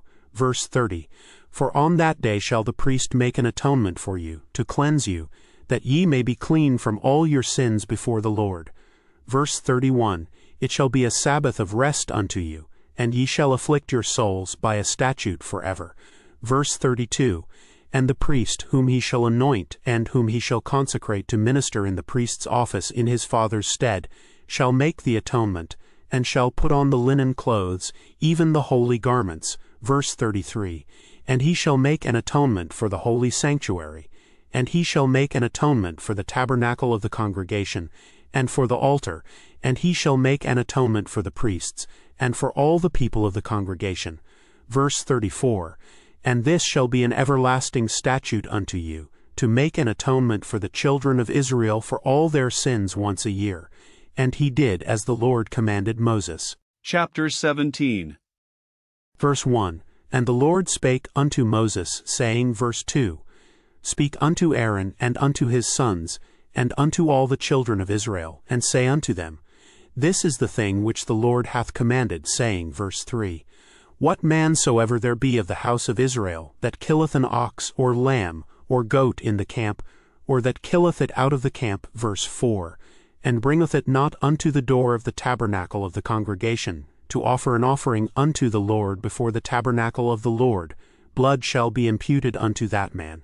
He hath shed blood, and that man shall be cut off from among his people. Verse 5, To the end that the children of Israel may bring their sacrifices, which they offer in the open field, even that they may bring them unto the Lord, unto the door of the tabernacle of the congregation, unto the priest, and offer them for peace offerings unto the Lord. Verse 6, And the priest shall sprinkle the blood upon the altar of the Lord, at the door of the tabernacle of the congregation, and burn the fat for a sweet savor unto the Lord. Verse 7, And they shall no more offer their sacrifices unto devils, after whom they have gone a whoring. This shall be a statute forever unto them throughout their generations. Verse 8, And thou shalt say unto them, Whatsoever man there be of the house of Israel, or of the strangers which sojourn among you, that offereth a burnt offering or sacrifice, verse 9, and bringeth it not unto the door of the tabernacle of the congregation, to offer it unto the Lord, even that man shall be cut off from among his people. Verse 10, And whatsoever man there be of the house of Israel, or of the strangers that sojourn among you, that eateth any manner of blood, I will even set my face against that soul that eateth blood, and will cut him off from among his people. Verse 11, For the life of the flesh is in the blood, and I have given it to you upon the altar to make an atonement for your souls. For it is the blood that maketh an atonement for the soul. Verse 12, Therefore I said unto the children of Israel, No soul of you shall eat blood, neither shall any stranger that sojourneth among you eat blood. Verse 13, And whatsoever man there be of the children of Israel, or of the strangers that sojourn among you, which hunteth and catcheth any beast or fowl that may be eaten, he shall even pour out the blood thereof and cover it with dust. Verse 14, For it is the life of all flesh, the blood of it is for the life thereof. Therefore I said unto the children of Israel, Ye shall eat the blood of no manner of flesh, for the life of all flesh is the blood thereof. Whosoever eateth it shall be cut off. Verse 15, And every soul that eateth that which died of itself, or that which was torn with beasts, whether it be one of your own country or a stranger, he shall both wash his clothes and bathe himself in water, and be unclean until the even, then shall he be clean. Verse 16, But if he wash them not nor bathe his flesh, then he shall bear his iniquity. Chapter 18. Verse 1, And the Lord spake unto Moses, saying, Verse 2, Speak unto the children of Israel, and say unto them, I am the Lord your God. Verse 3, After the doings of the land of Egypt, wherein ye dwelt, shall ye not do, and after the doings of the land of Canaan, whither I bring you, shall ye not do, neither shall ye walk in their ordinances. Verse 4, Ye shall do my judgments and keep mine ordinances, to walk therein. I am the Lord your God. Verse 5, Ye shall therefore keep my statutes and my judgments, which if a man do, he shall live in them. I am the Lord. Verse 6, None of you shall approach to any that is near of kin to him, to uncover their nakedness. I am the Lord. Verse 7, The nakedness of thy father or the nakedness of thy mother shalt thou not uncover. She is thy mother. Thou shalt not uncover her nakedness.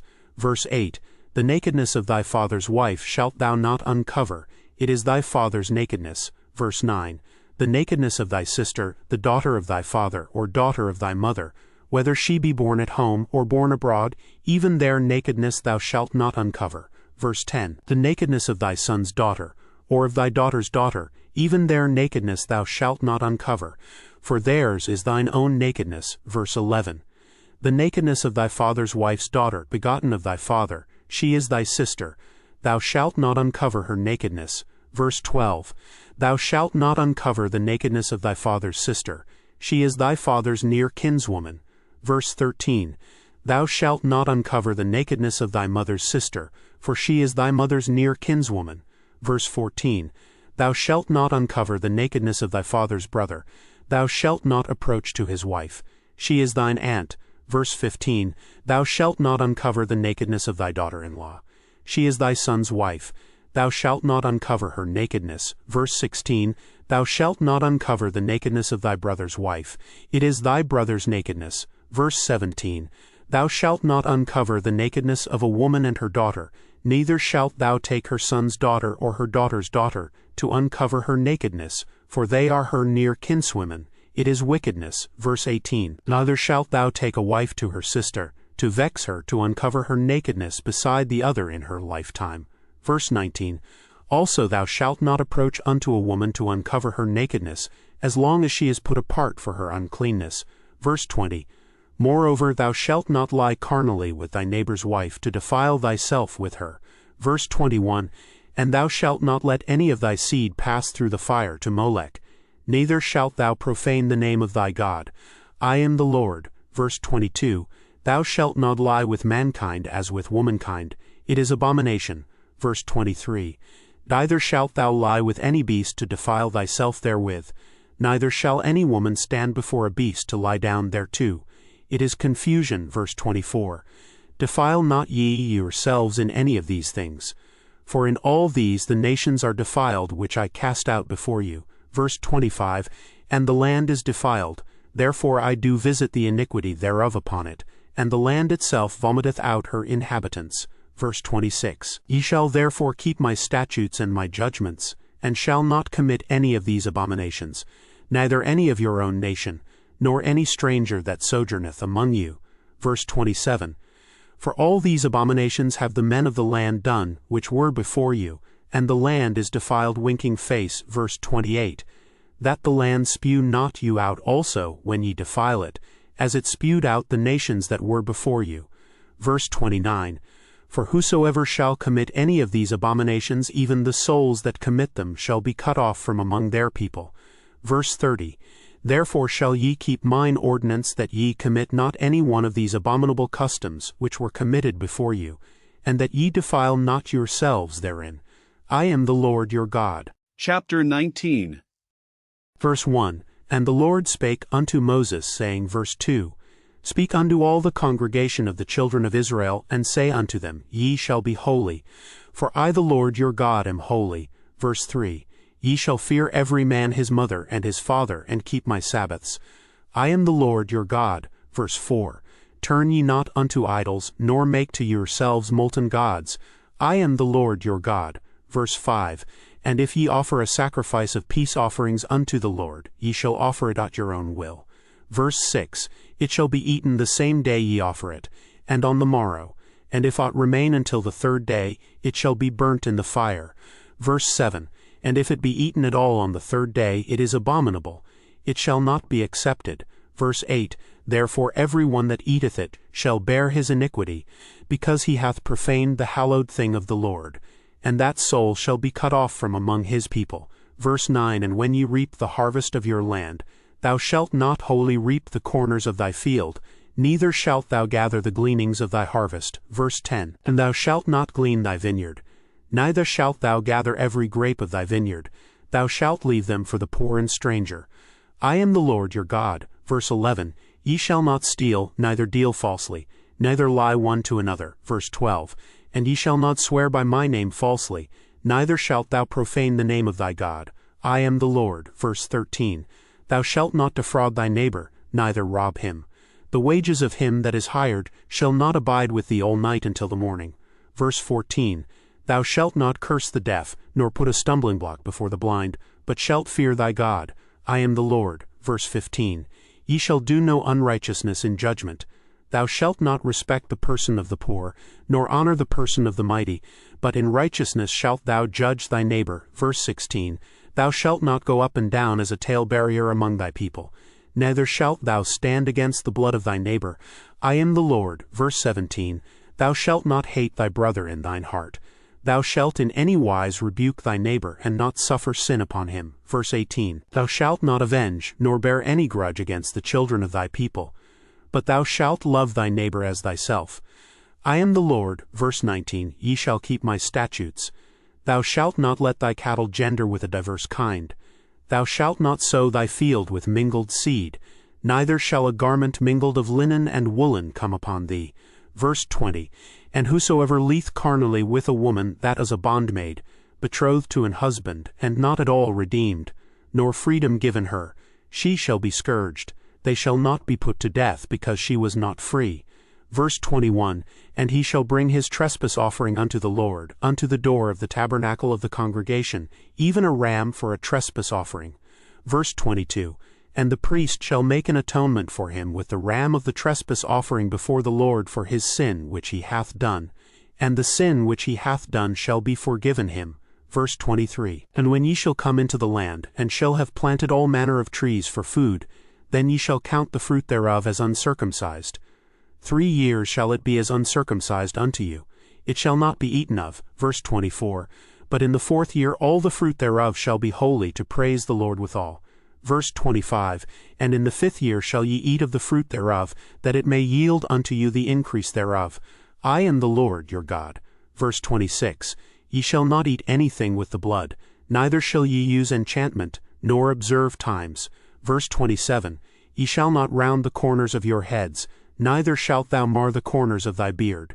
Verse 28, Ye shall not make any cuttings in your flesh for the dead, nor print any marks upon you. I am the Lord. Verse 29, Do not prostitute thy daughter, to cause her to be a whore, lest the land fall to whoredom, and the land become full of wickedness. Verse 30, Ye shall keep my Sabbaths, and reverence my sanctuary. I am the Lord. Verse 31, Regard not them that have familiar spirits, neither seek after wizards, to be defiled by them. I am the Lord your God. Verse 32, Thou shalt rise up before the hoary head, and honor the face of the old man, and fear thy God.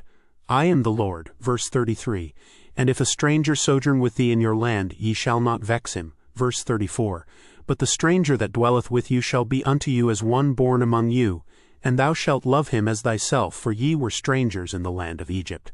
I am the Lord your God. Verse 35, Ye shall do no unrighteousness in judgment, in metyard, in weight, or in measure. Verse 36, Just balances, just weights, a just ephah, and a just hin shall ye have. I am the Lord your God, which brought you out of the land of Egypt. Verse 37, Therefore shall ye observe all my statutes and all my judgments, and do them.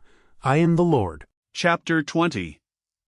Verse 1, And the Lord spake unto Moses, saying, Verse 2, Again thou shalt say to the children of Israel, whosoever he be of the children of Israel, or of the strangers that sojourn in Israel, that giveth any of his seed unto Molech, he shall surely be put to death. The people of the land shall stone him with stones.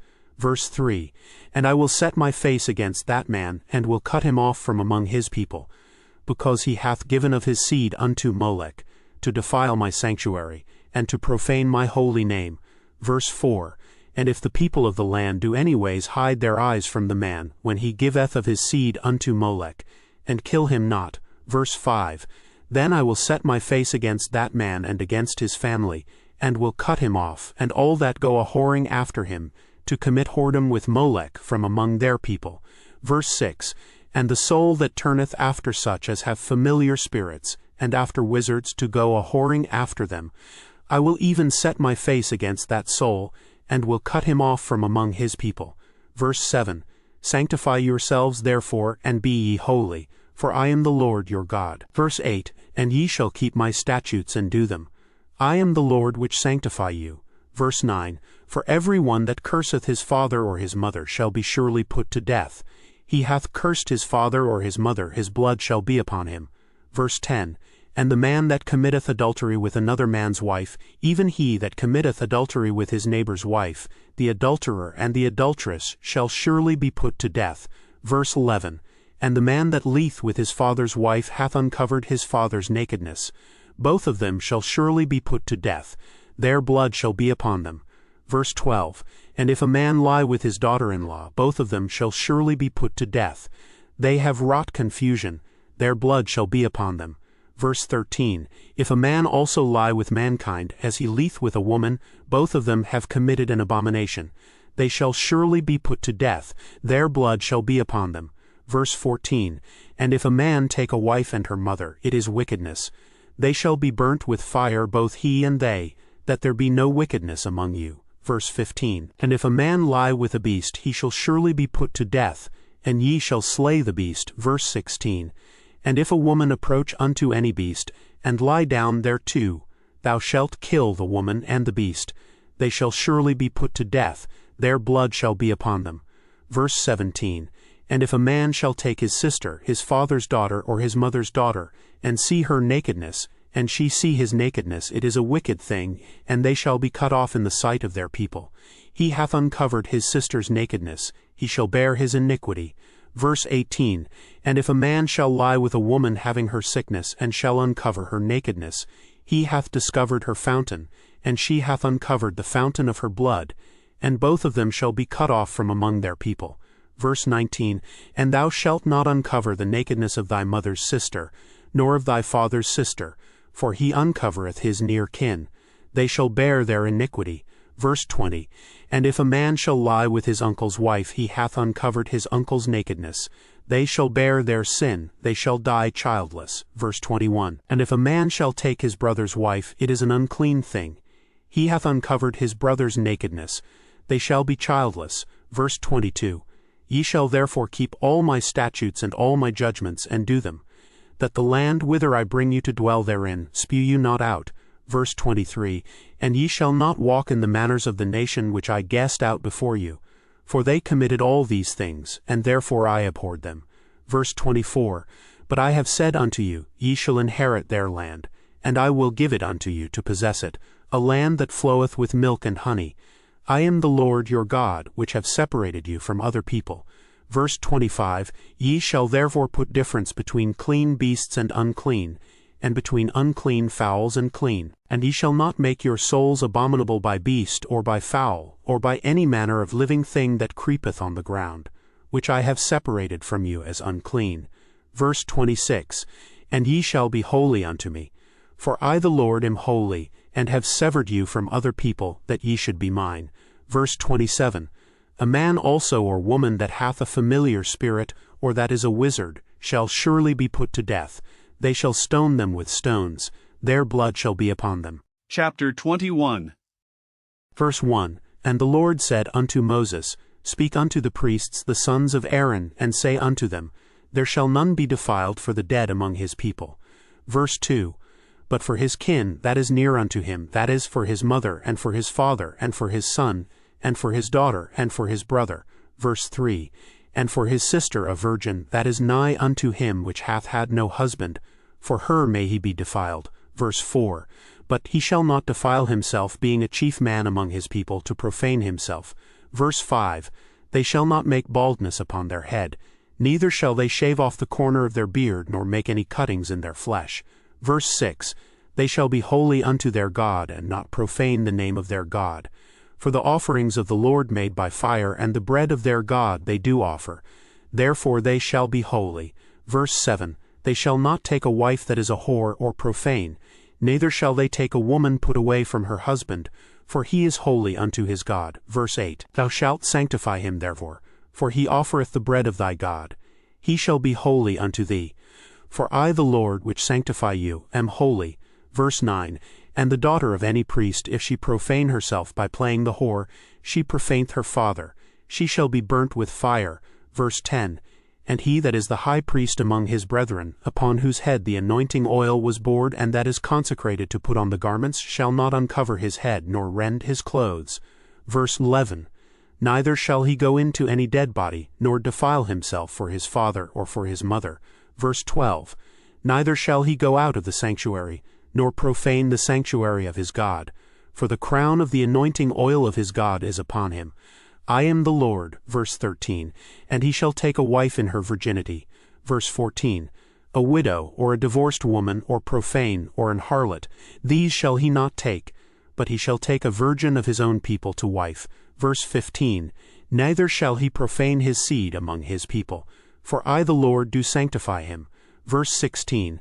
And the Lord spake unto Moses, saying, verse 17, Speak unto Aaron, saying, Whosoever he be of thy seed in their generations that hath any blemish, let him not approach to offer the bread of his God. Verse 18. For whatsoever man he be that hath a blemish, he shall not approach. A blind man, or a lame, or he that hath a flat nose, or anything superfluous. Verse 19. Or a man that is broken-footed or broken-handed. Verse 20. Or crook-backed, or a dwarf, or that hath a blemish in his eye, or be scurvy, or scabbed, or hath his stones broken. Verse 21. No man that hath a blemish of the seed of Aaron the priest shall come nigh to offer the offerings of the Lord made by fire. He hath a blemish, he shall not come nigh to offer the bread of his God. Verse 22. He shall eat the bread of his God, both of the most holy and of the holy. Verse 23.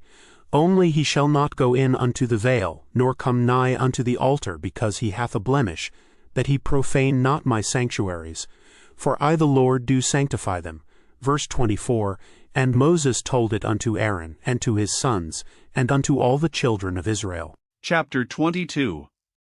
Verse 1. And the Lord spake unto Moses, saying, verse 2, Speak unto Aaron and to his sons, that they separate themselves from the holy things of the children of Israel, and that they profane not my holy name in those things which they hallow unto me. I am the Lord. Verse 3.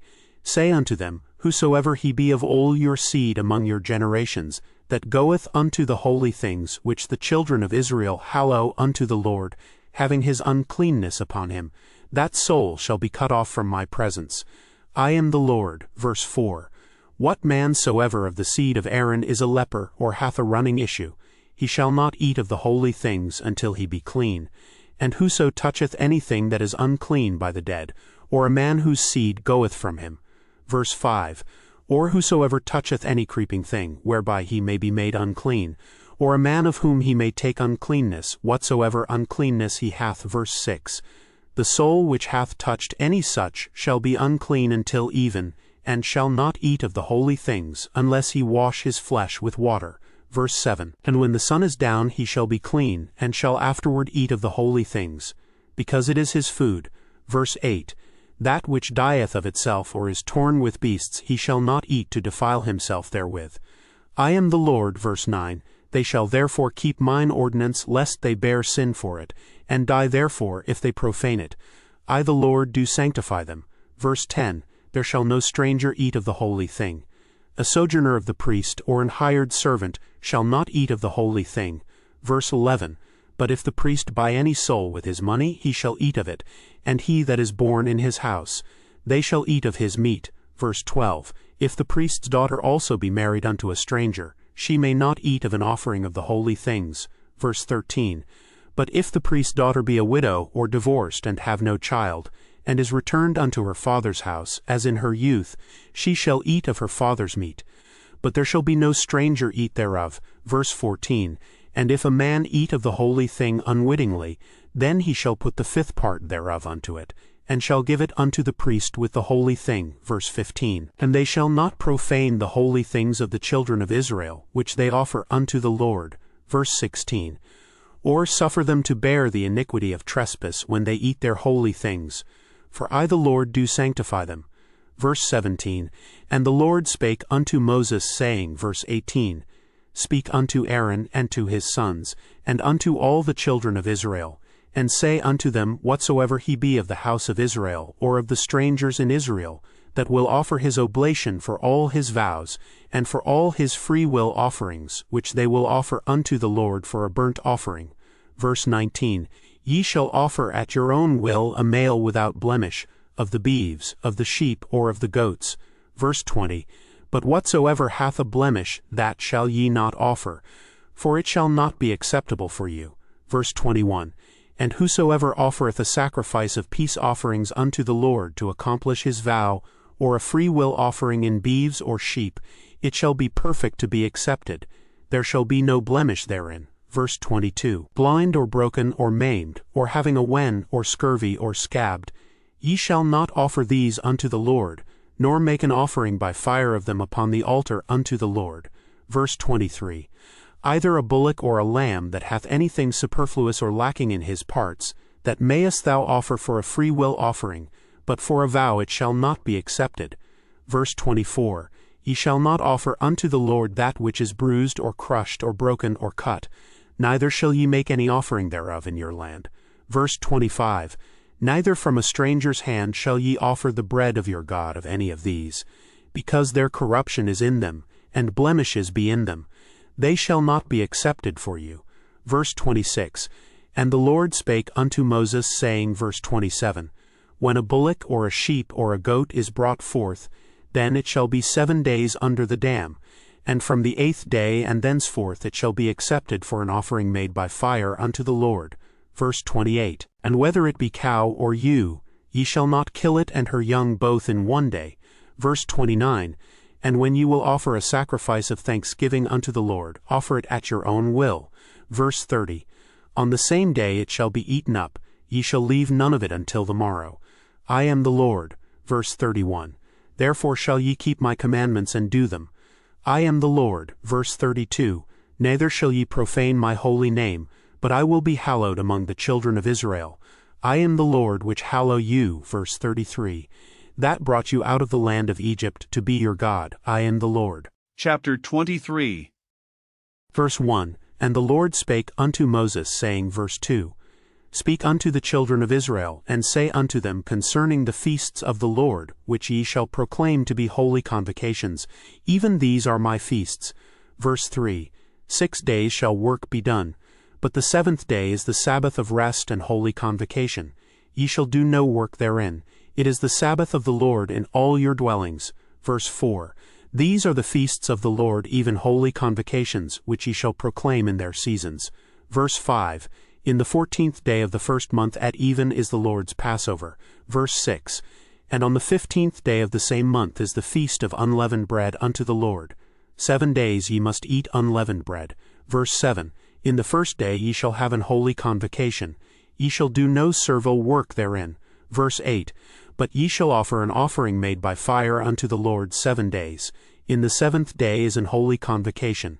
Ye shall do no servile work therein.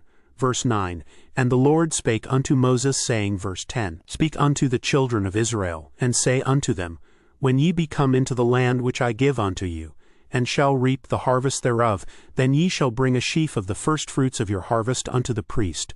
Verse 11, And he shall wave the sheaf before the Lord to be accepted for you.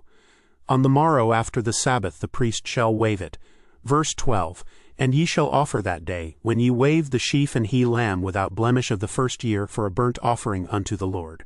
Verse 13, And the meat offering thereof shall be 2/10 deals of fine flour mingled with oil, an offering made by fire unto the Lord for a sweet savor.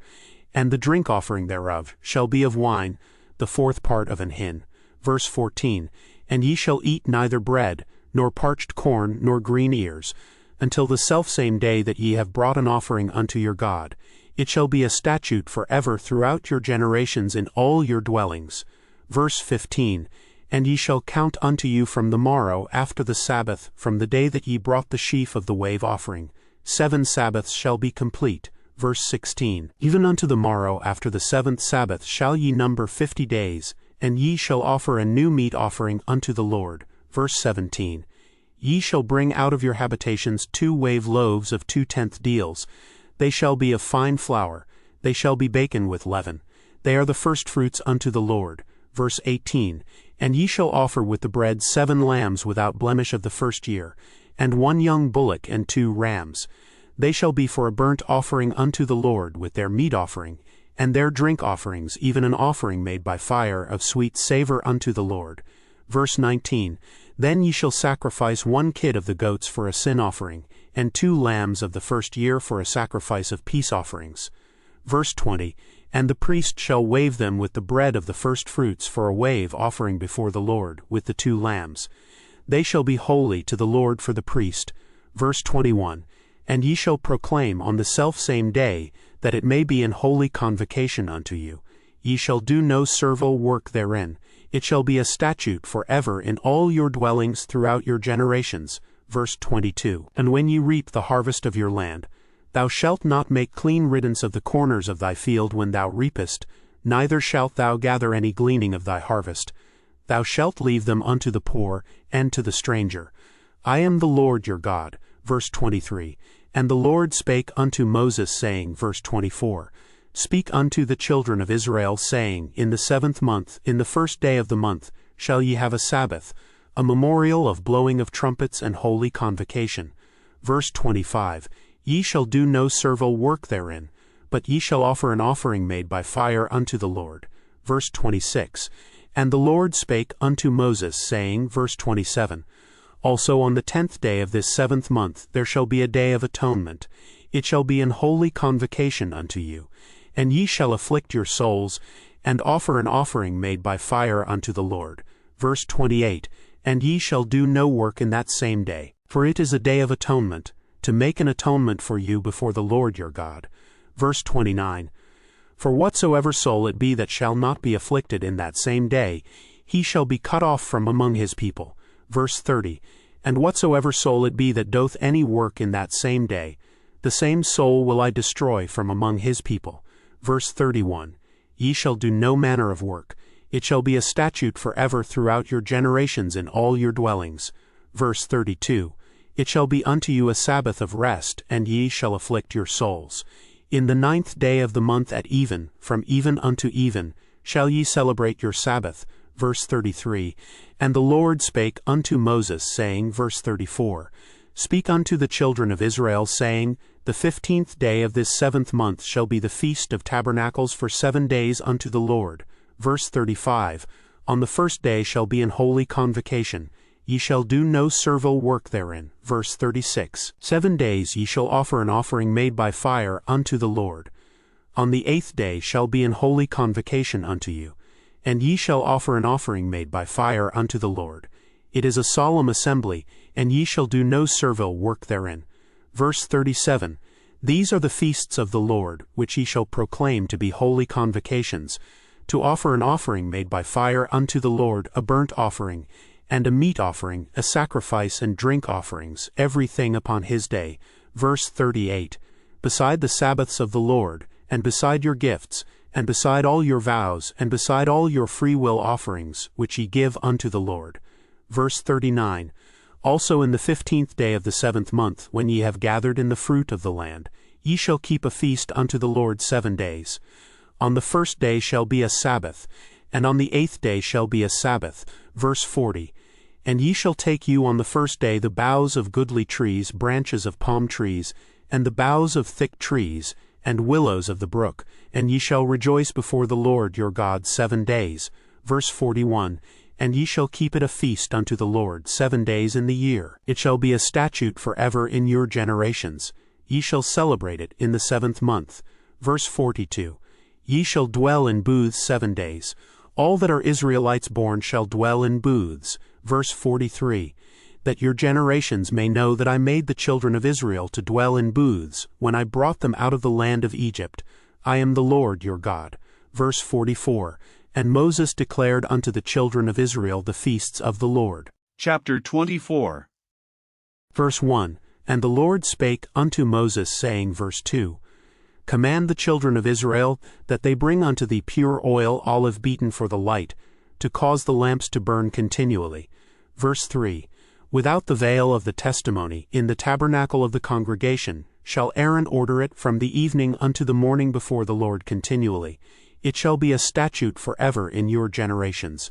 Verse 4, He shall order the lamps upon the pure candlestick before the Lord continually. Verse 5, And thou shalt take fine flour, and bake 12 cakes thereof. 2/10 deals shall be in 1 cake.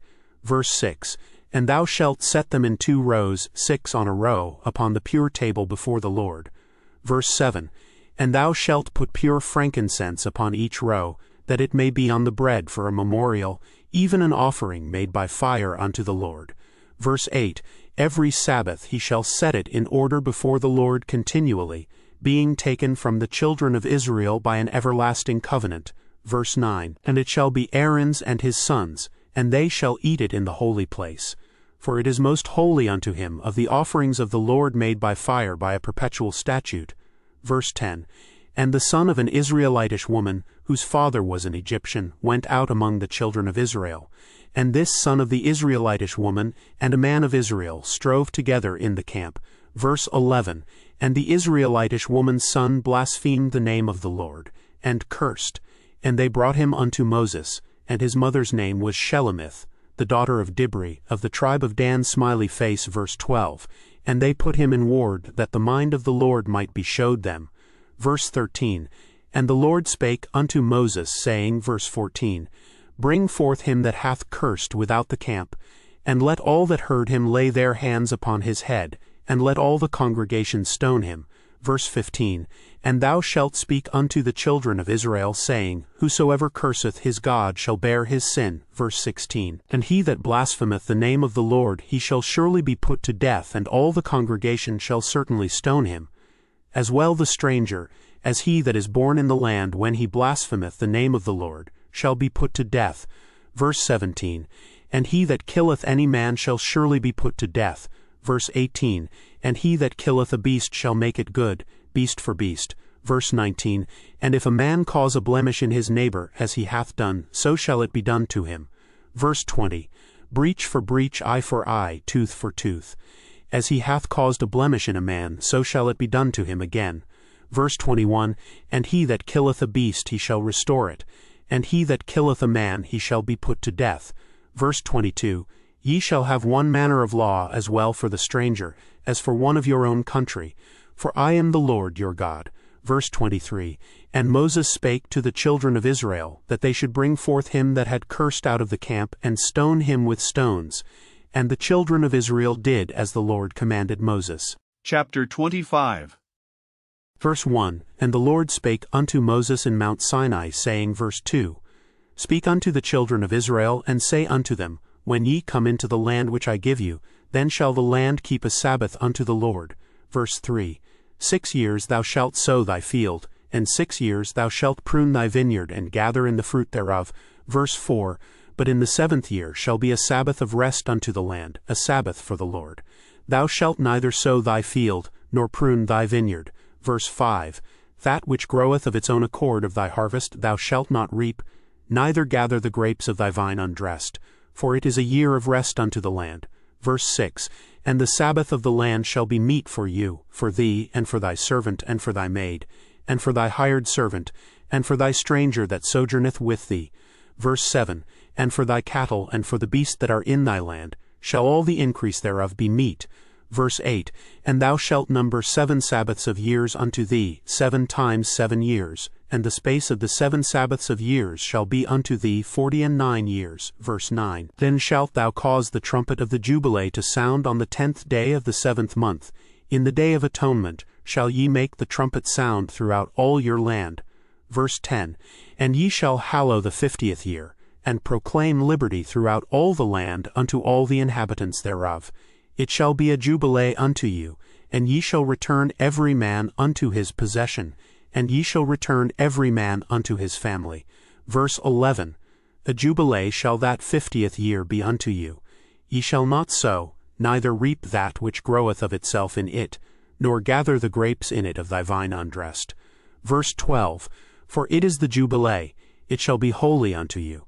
Ye shall eat the increase thereof out of the field. Verse 13, In the year of this jubilee ye shall return every man unto his possession. Verse 14, And if thou sell aught unto thy neighbor, or buyest aught of thy neighbor's hand, ye shall not oppress one another. Verse 15, According to the number of years after the Jubilee thou shalt buy of thy neighbor, and according unto the number of years of the fruits he shall sell unto thee. Verse 16. According to the multitude of years thou shalt increase the price thereof, and according to the fewness of years thou shalt diminish the price of it. For according to the number of the years of the fruits doth he sell unto thee. Verse 17. Ye shall not therefore oppress one another, but thou shalt fear thy God, for I am the Lord your God. Verse 18. Wherefore ye shall do my statutes and keep my judgments and do them, and ye shall dwell in the land in safety. Verse 19. And the land shall yield her fruit, and ye shall eat your fill and dwell therein in safety. Verse 20. And if ye shall say, What shall we eat the 7th year? Behold, we shall not sow nor gather in our increase. Verse 21. Then I will command my blessing upon you in the 6th year, and it shall bring forth fruit for 3 years. Verse 22. And ye shall sow the 8th year, and eat yet of old fruit until the 9th year.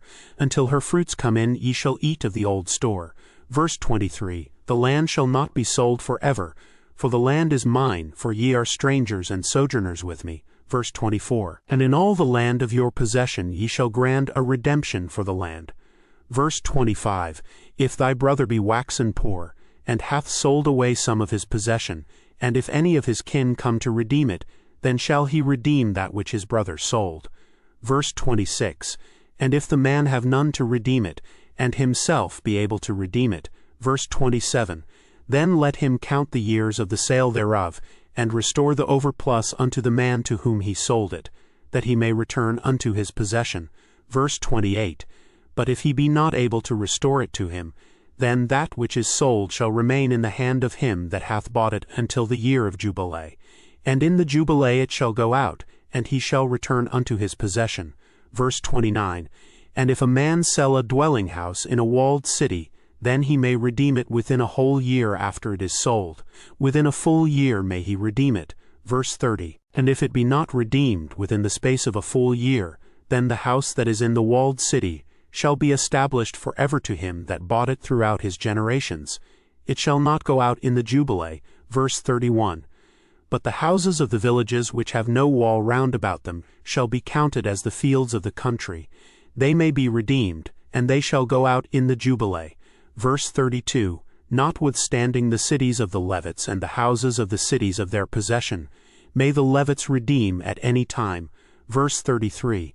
And if a man purchase of the Levites, then the house that was sold, and the city of his possession, shall go out in the year of Jubilee. For the houses of the cities of the Levites are their possession among the children of Israel.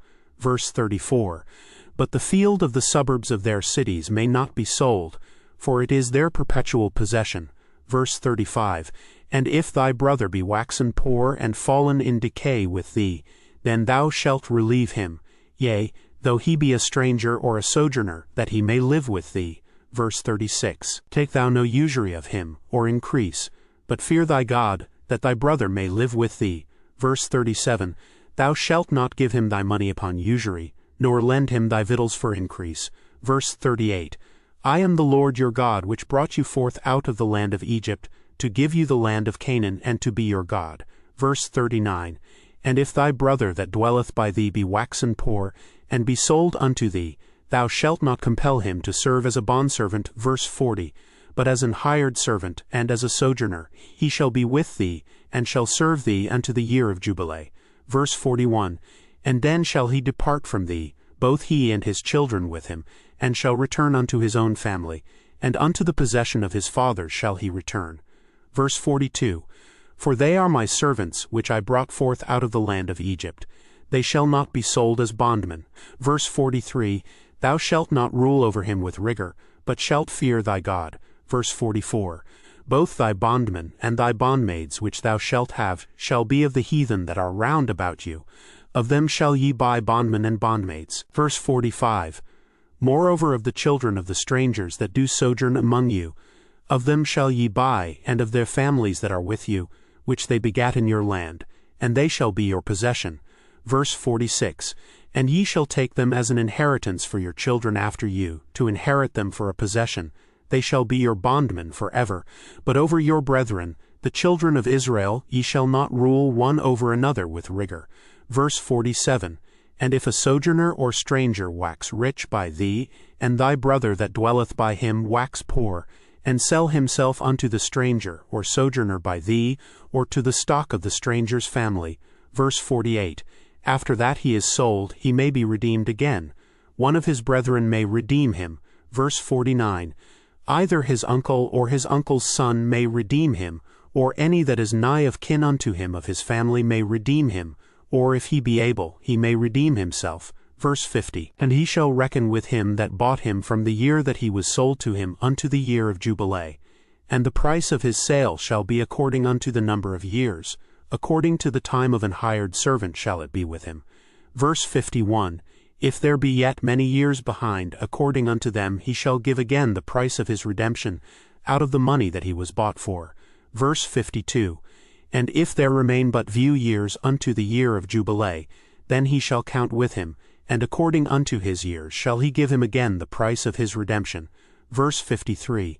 And as a yearly hired servant shall he be with him, and the other shall not rule with rigor over him in thy sight. Verse 54. And if he be not redeemed in these years, then he shall go out in the year of jubilee, both he and his children with him. Verse 55. For unto me the children of Israel are servants. They are my servants whom I brought forth out of the land of Egypt. I am the Lord your God. Chapter 26. Verse 1. Ye shall make you no idols nor graven image, neither rear you up a standing image, neither shall ye set up any image of stone in your land to bow down unto it. For I am the Lord your God. Verse 2.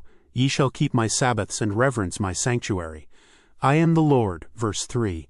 If ye walk in my statutes and keep my commandments and do them. Verse 4. Then I will give you rain in due season, and the land shall yield her increase, and the trees of the field shall yield their fruit. Verse 5. And your threshing shall reach unto the vintage, and the vintage shall reach unto the sowing time. And ye shall eat your bread to the full, and dwell in your land safely. Verse 6. And I will give peace in the land, and ye shall lie down, and none shall make you afraid. And I will rid evil beasts out of the land, neither shall the sword go through your land. Verse 7. And ye shall chase your enemies, and they shall fall before you by the sword. Verse 8. And 5 of you shall chase 100, and 100 of you shall put 10,000 to flight, and your enemies shall fall before you by the sword. Verse 9. For I will have respect unto you, and make you fruitful, and multiply you, and establish my covenant with you. Verse 10. And ye shall eat old store, and bring forth the old because of the new. Verse 11. And I set my tabernacle among you, and my soul shall not abhor you. Verse 12. And I will walk among you, and will be your God, and ye shall be my people. Verse 13. I am the Lord your God, which brought you forth out of the land of Egypt, that ye should not be their bondmen. And I have broken the bands of your yoke, and made you go upright. Verse 14.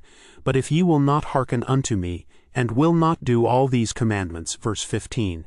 And if ye shall despise my statutes, or if your soul abhor my judgments, so that ye will not do all my commandments, but that ye break my covenant. Verse 16. I also will do this unto you. I will even appoint over you terror, consumption, and the burning ague, that shall consume the eyes, and cause sorrow of heart. And ye shall sow your seed in vain, for your enemies shall eat it. Verse 17. And I will set my face against you, and ye shall be slain before your enemies. They that hate you shall reign over you, and ye shall flee when none pursueth you. Verse 18. And if ye will not yet for all this hearken unto me, then I will punish you 7 times more for your sins. Verse 19. And I will break the pride of your power, and I will make your heaven as iron and your earth as brass. Verse 20. And your strength shall be spent in vain, for your land shall not yield her increase, neither shall the trees of the land yield their fruits. Verse 21. And if ye walk contrary unto me, and will not hearken unto me, I will bring 7 times more plagues upon you according to your sins. Verse 22. I will also send wild beasts among you, which shall rob you of your children, and destroy your cattle, and make you few in number, and your highways shall be desolate. Verse 23. And if ye will not be reformed by me by these things, but will walk contrary unto me. Verse 24. Then will I also walk contrary unto you, and will punish you yet 7 times for your sins. Verse 25. And I will bring a sword upon you, that shall avenge the quarrel of my covenant. And when ye are gathered together within your cities, I will send the pestilence among you, and ye shall be delivered into the hand of the enemy. Verse 26. And when I have broken the staff of your bread, 10 women shall bake your bread in one oven, and they shall deliver you your bread again by weight, and ye shall eat, and not be satisfied. Verse 27. And if ye will not for all this hearken unto me, but walk contrary unto me. Verse 28. Then I will walk contrary unto you also in fury, and I, even I, will chastise you 7 times for your sins. Verse 29. And ye shall eat the flesh of your sons, and the flesh of your daughters shall ye eat. Verse 30. And I will destroy your high places, and cut down your images, and cast your carcasses upon the carcasses of your idols, and my soul shall abhor you. Verse 31. And I will make your cities waste, and bring your sanctuaries unto desolation, and I will not smell the savor of your sweet odors. Verse 32. And I will bring the land into desolation, and your enemies which dwell therein shall be astonished at it. Verse 33. And I will scatter you among the heathen, and will draw out a sword after you. And your land shall be desolate, and your cities waste. Verse 34. Then shall the land enjoy her Sabbaths, as long as it lieth desolate, and ye be in your enemy's land. Even then shall the land rest and enjoy her Sabbaths. Verse 35. As long as it lieth desolate it shall rest, because it did not rest in your Sabbaths when ye dwelt upon it. Verse 36. And upon them that are left alive of you I will send a faintness into their hearts in the lands of their enemies, and the sound of a shaken leaf shall chase them, and they shall flee as fleeing from a sword, and they shall fall when none pursueth. Verse 37. And they shall fall one upon another, as it were before a sword, when none pursueth. And ye shall have no power to stand before your enemies. Verse 38. And ye shall perish among the heathen, and the land of your enemies shall eat you up. Verse 39. And they that are left of you shall pine away in their iniquity in your enemies' lands, and also in the iniquities of their fathers shall they pine away with them. Verse 40. If they shall confess their iniquity, and the iniquity of their fathers, with their trespass which they trespassed against me, and that also they have walked contrary unto me. Verse 41.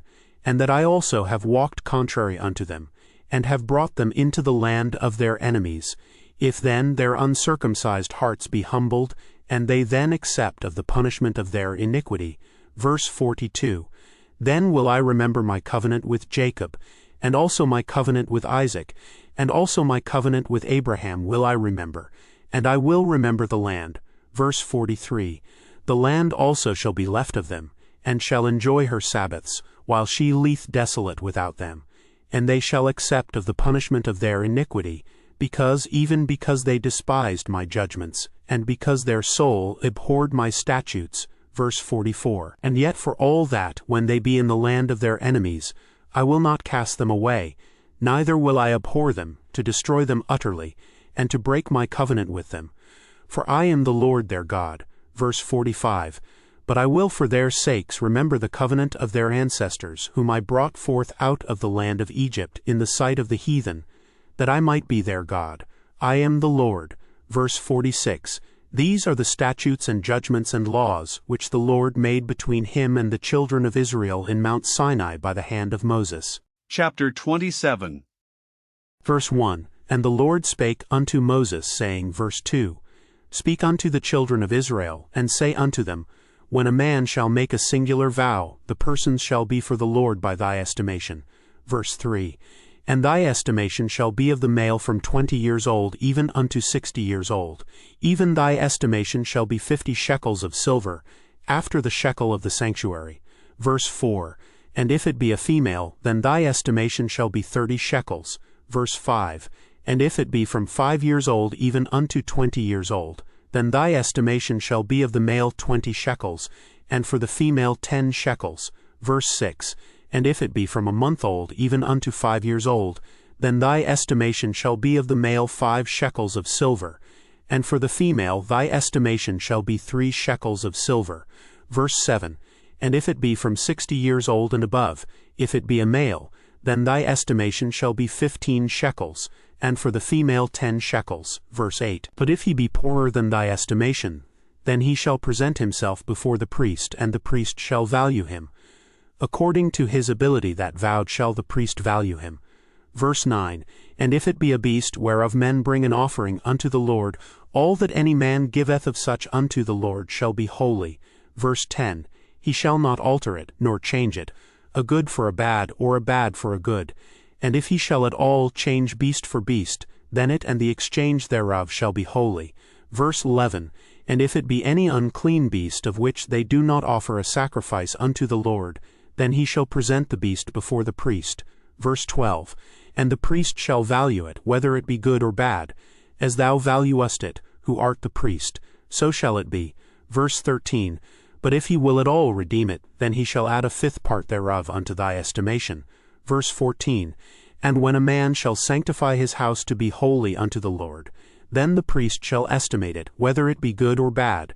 As the priest shall estimate it, so shall it stand. Verse 15, And if he that sanctified it will redeem his house, then he shall add the fifth part of the money of thy estimation unto it, and it shall be his.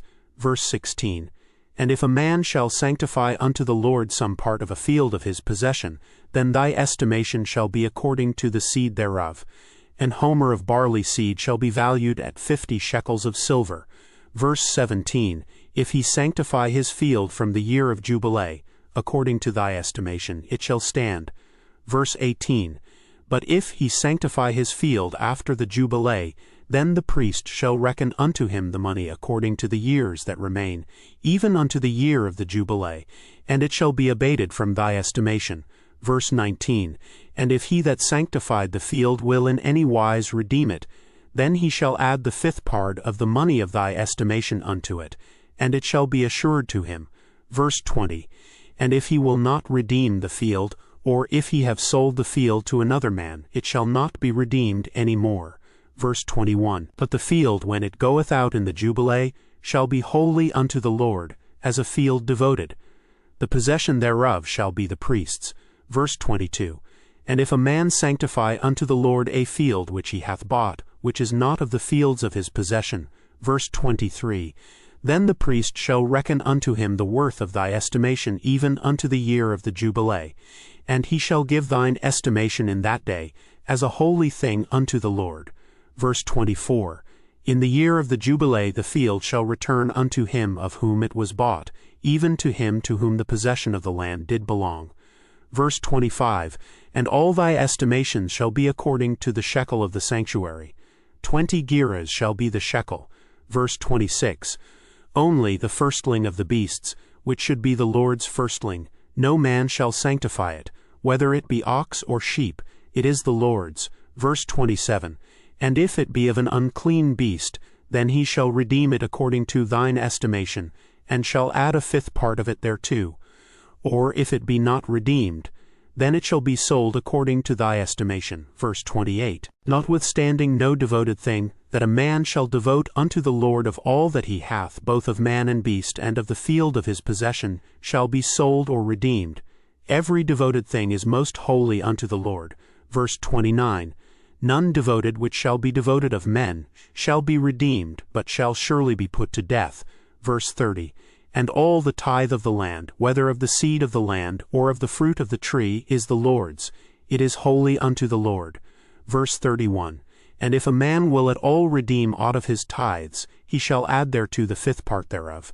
Verse 32, And concerning the tithe of the herd or of the flock, even of whatsoever passeth under the rod, the 10th shall be holy unto the Lord. Verse 33, He shall not search whether it be good or bad, neither shall he change it. And if he change it at all, then both it and the change thereof shall be holy, it shall not be redeemed. Verse 34, These are the commandments which the Lord commanded Moses for the children of Israel in Mount Sinai. End of the book of the fourth book of Moses, called Numbers. Chapter 1. Verse 1, And the Lord spake unto Moses in the wilderness of Sinai in the tabernacle of the congregation, on the first day of the 2nd month, in the 2nd year, after they were come out of the land of Egypt, saying, Verse 2, Take ye the sum of all the congregation of the children of Israel, after their families, by the house of their fathers, with the number of their names, every male by their polls. Verse 3, From 20 years old and upward all that are able to go forth to war in Israel. Thou and Aaron shall number them by their armies. Verse 4, And with you there shall be a man of every tribe, every one head of the house of his fathers. Verse 5, And these are the names of the men that shall stand with you, of the tribe of Reuben, Elizur the son of Shedeur. Verse 6, Of Simeon, Shelumiel the son of Zurishaddai. Verse 7, Of Judah, Nahshon the son of Amminadab. Verse 8, Of Issachar, Nethaneel the son of Zuar. Verse 9, Of Zebulun, Eliab the son of Helon. Verse 10, Of the children of Joseph, of Ephraim, Elishama the son of Ammihud. Of Manasseh, Gamaliel the son of Pedazur. Verse 11, Of Benjamin, Abedin the son of Gideoni. Verse 12, Of Dan, Ahiezer the son of Ammishaddai. Verse 13, Of Asher, Pagiel the son of Ochran. Verse 14, Of Gad, Eliasaph the son of Duel. Verse 15, Of Naphtali, Ahira the son of Enan. Verse 16, These were the renowned of the congregation, princes of the tribes of their fathers, heads of thousands in Israel. Verse 17, And Moses and Aaron took these men which are expressed by their names. Verse 18, And they assembled all the congregation together on the first day of the second month, and they declared their pedigrees after their families, by the house of their fathers, according to the number of the names, from 20 years old and upward by their polls. Verse 19, As the Lord commanded Moses, so he numbered them in the wilderness of Sinai. Verse 20, And the children of Reuben, Israel's eldest son, by their generations, after their families, by the house of their fathers, according to the number of the names, by their polls, every male from 20 years old and upward, all that were able to go forth to war. Verse 21, Those that were numbered of them, even of the tribe of Reuben, were 46,500. Verse 22, Of the children of Simeon, by their generations, after their families, by the house of their fathers, those that were numbered of them, according to the number of the names, by their polls, every male from 20 years old and upward, all that were able to go forth to war. Verse 23, Those that were numbered of them, even of the tribe of Simeon, were 59,300. Verse 24, Of the children of Gad, by their generations, after their families, by the house of their fathers, according to the number of the names, from 20 years old and upward, all that were able to go forth to war. Verse 25, Those that were numbered of them, even of the tribe of Gad, were 45,650. Verse 26, Of the children of Judah, by their generations, after their families, by the house of their fathers, according to the number of the names, from 20 years old and upward, all that were able to go forth to war. Verse 27, Those that were numbered of them, even of the tribe of Judah, were 314,600. Verse 28, Of the children of Issachar, by their generations, after their families, by the house of their fathers, according to the number of the names, from 20 years old and upward, all that were able to go forth to war. Verse 29, Those that were numbered of them, even of the tribe of Issachar, were 54,400. Verse 30, Of the children of Zebulun, by their generations, after their families, by the house of their fathers, according to the number of the names, from 20 years old and upward, all that were able to go forth to war. Verse 31, Those that were numbered of them, even of the tribe of Zebulun, were 57,400. Verse 32, Of the children of Joseph, namely of the children of Ephraim, by their generations, after their families, by the house of their fathers, according to the number of the names, from 20 years old and upward, all that were able to go forth to war. Verse 33, Those that were numbered of them, even of the tribe of Ephraim, were 40,500. Verse 34, Of the children of Manasseh, by their generations, after their families, by the house of their fathers, according to the number of the names, from 20 years old and upward, all that were able to go forth to war. Verse 35, Those that were numbered of them, even of the tribe of Manasseh, were 32,200. Verse 36, Of the children of Benjamin, by their generations, after their families, by the house of their fathers, according to the number of the names, from 20 years old and upward, all that were able to go forth to war. Verse 37, Those that were numbered of them, even of the tribe of Benjamin, were 35,400. Verse 38, Of the children of Dan, by their generations, after their families, by the house of their fathers, according to the number of the names, from 20 years old and upward, all that were able to go forth to war. Verse 39. Those that were numbered of them, even of the tribe of Dan, were 62,700. Verse 40. Of the children of Asher by their generations, after their families, by the house of their fathers, according to the number of the names, from 20 years old and upward, all that were able to go forth to war. Verse 41. Those that were numbered of them, even of the tribe of Asher, were 41,500. Verse 42. Of the children of Naphtali, throughout their generations, after their families, by the house of their fathers, according to the number of the names, from 20 years old and upward, all that were able to go forth to war. Verse 43. Those that were numbered of them, even of the tribe of Naphtali, were 53,400. Verse 44. These are those that were numbered, which Moses and Aaron numbered, and the princes of Israel, being 12 men. Each one was for the house of his fathers. Verse 45. So were all those that were numbered of the children of Israel, by the house of their fathers, from 20 years old and upward, all that were able to go forth to war in Israel. Verse 46. Even all they that were numbered were 600,000 and 3,550. Verse 47. But the Levites after the tribe of their fathers were not numbered among them. Verse 48. For the Lord had spoken unto Moses, saying, verse 49, Only thou shalt not number the tribe of Levi, neither take the sum of them among the children of Israel. Verse 50. But thou shalt appoint the Levites over the tabernacle of testimony, and over all the vessels thereof, and over all things that belong to it. They shall bear the tabernacle and all the vessels thereof, and they shall minister unto it, and shall encamp round about the tabernacle. Verse 51. And when the tabernacle setteth forward, the Levites shall take it down. And when the tabernacle is to be pitched, the Levites shall set it up, and the stranger that cometh nigh shall be put to death. Verse 52. And the children of Israel shall pitch their tents, every man by his own camp, and every man by his own standard, throughout their hosts. Verse 53. But the Levites shall pitch round about the tabernacle of testimony, that there be no wrath upon the congregation of the children of Israel. And the Levites shall keep the charge of the tabernacle of testimony. Verse 54. And the children of Israel did according to all that the Lord commanded Moses, so did they. Chapter 2. Verse 1. And the Lord spake unto Moses and unto Aaron, saying, verse 2, Every man of the children of Israel shall pitch by his own standard with the ensign of their father's house. Far off about the tabernacle of the congregation shall they pitch. Verse 3. And on the east side toward the rising of the sun shall they of the standard of the camp of Judah pitch throughout their armies. And Nahshon the son of Amminadab shall be captain of the children of Judah. Verse 4. And his host and those that were numbered of them were 314,600. Verse 5. And those that do pitch next unto him shall be the tribe of Issachar. And Nethaneel the son of Zuar shall be captain of the children of Issachar. Verse 6. And his host and those that were numbered thereof were 54,400. Verse 7. Then the tribe of Zebulun. And Eliab the son of Helon shall be captain of the children of Zebulun. Verse 8.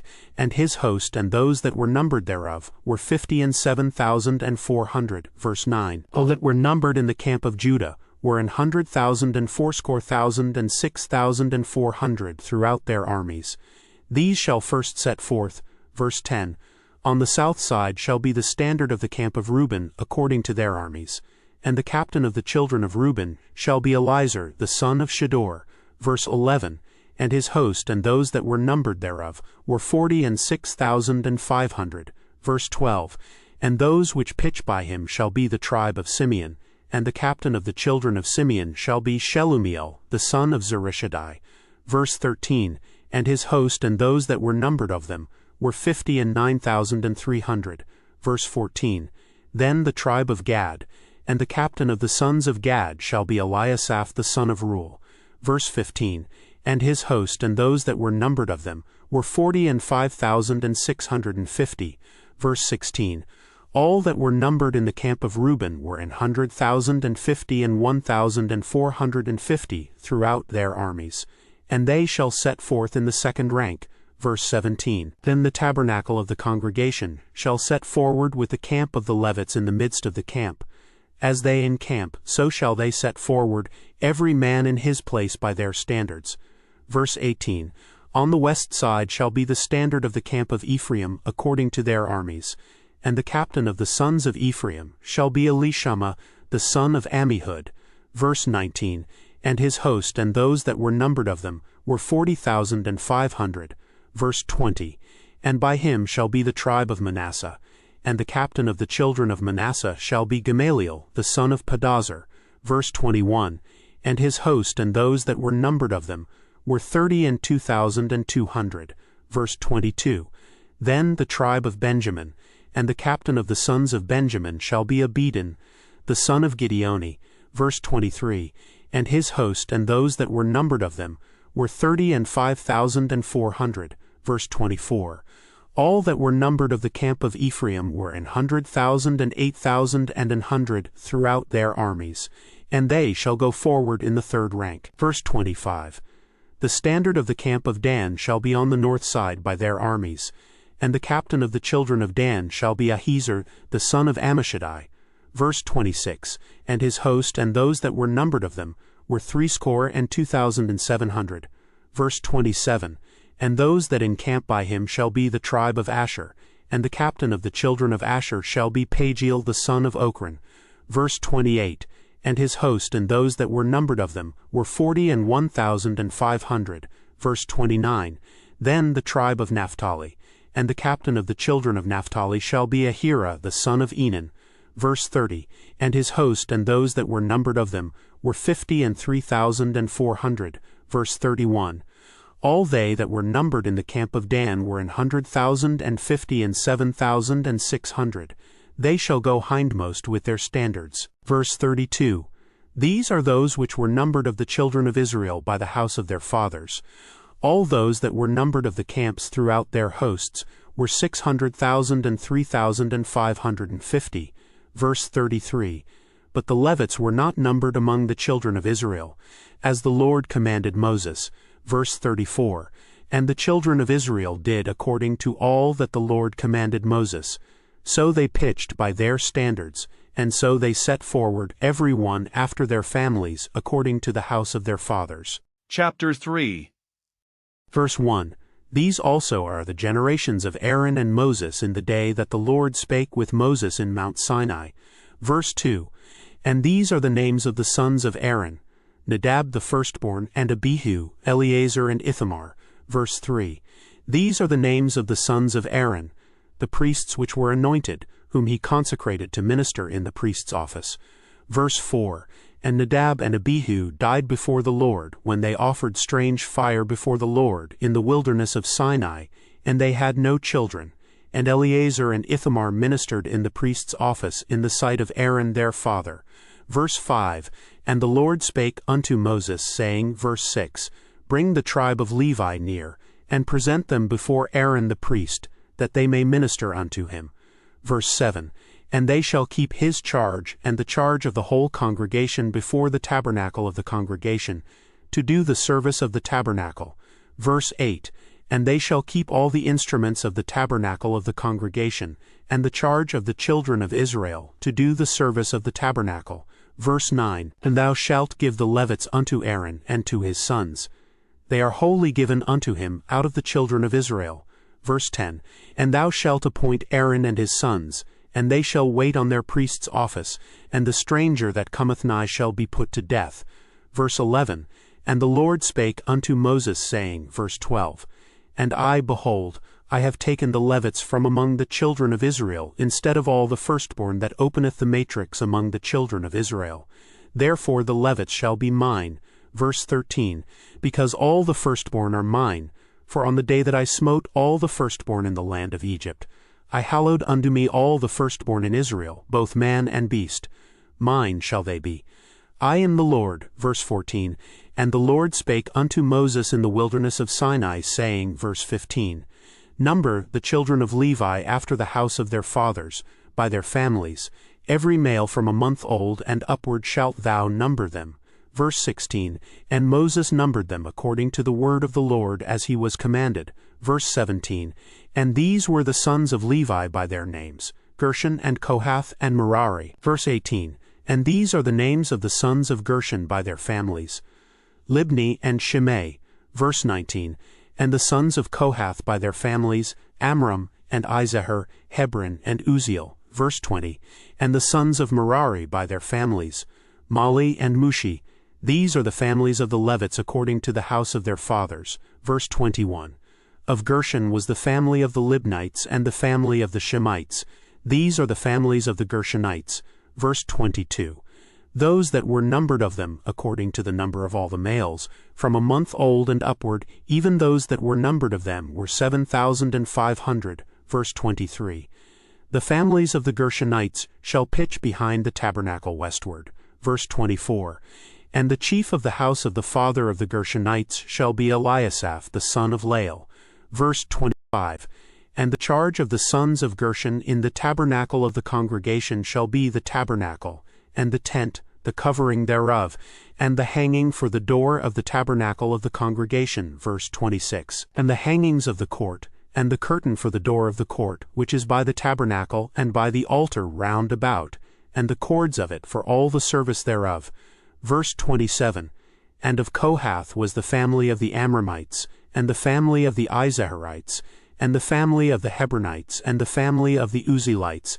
These are the families of the Kohathites.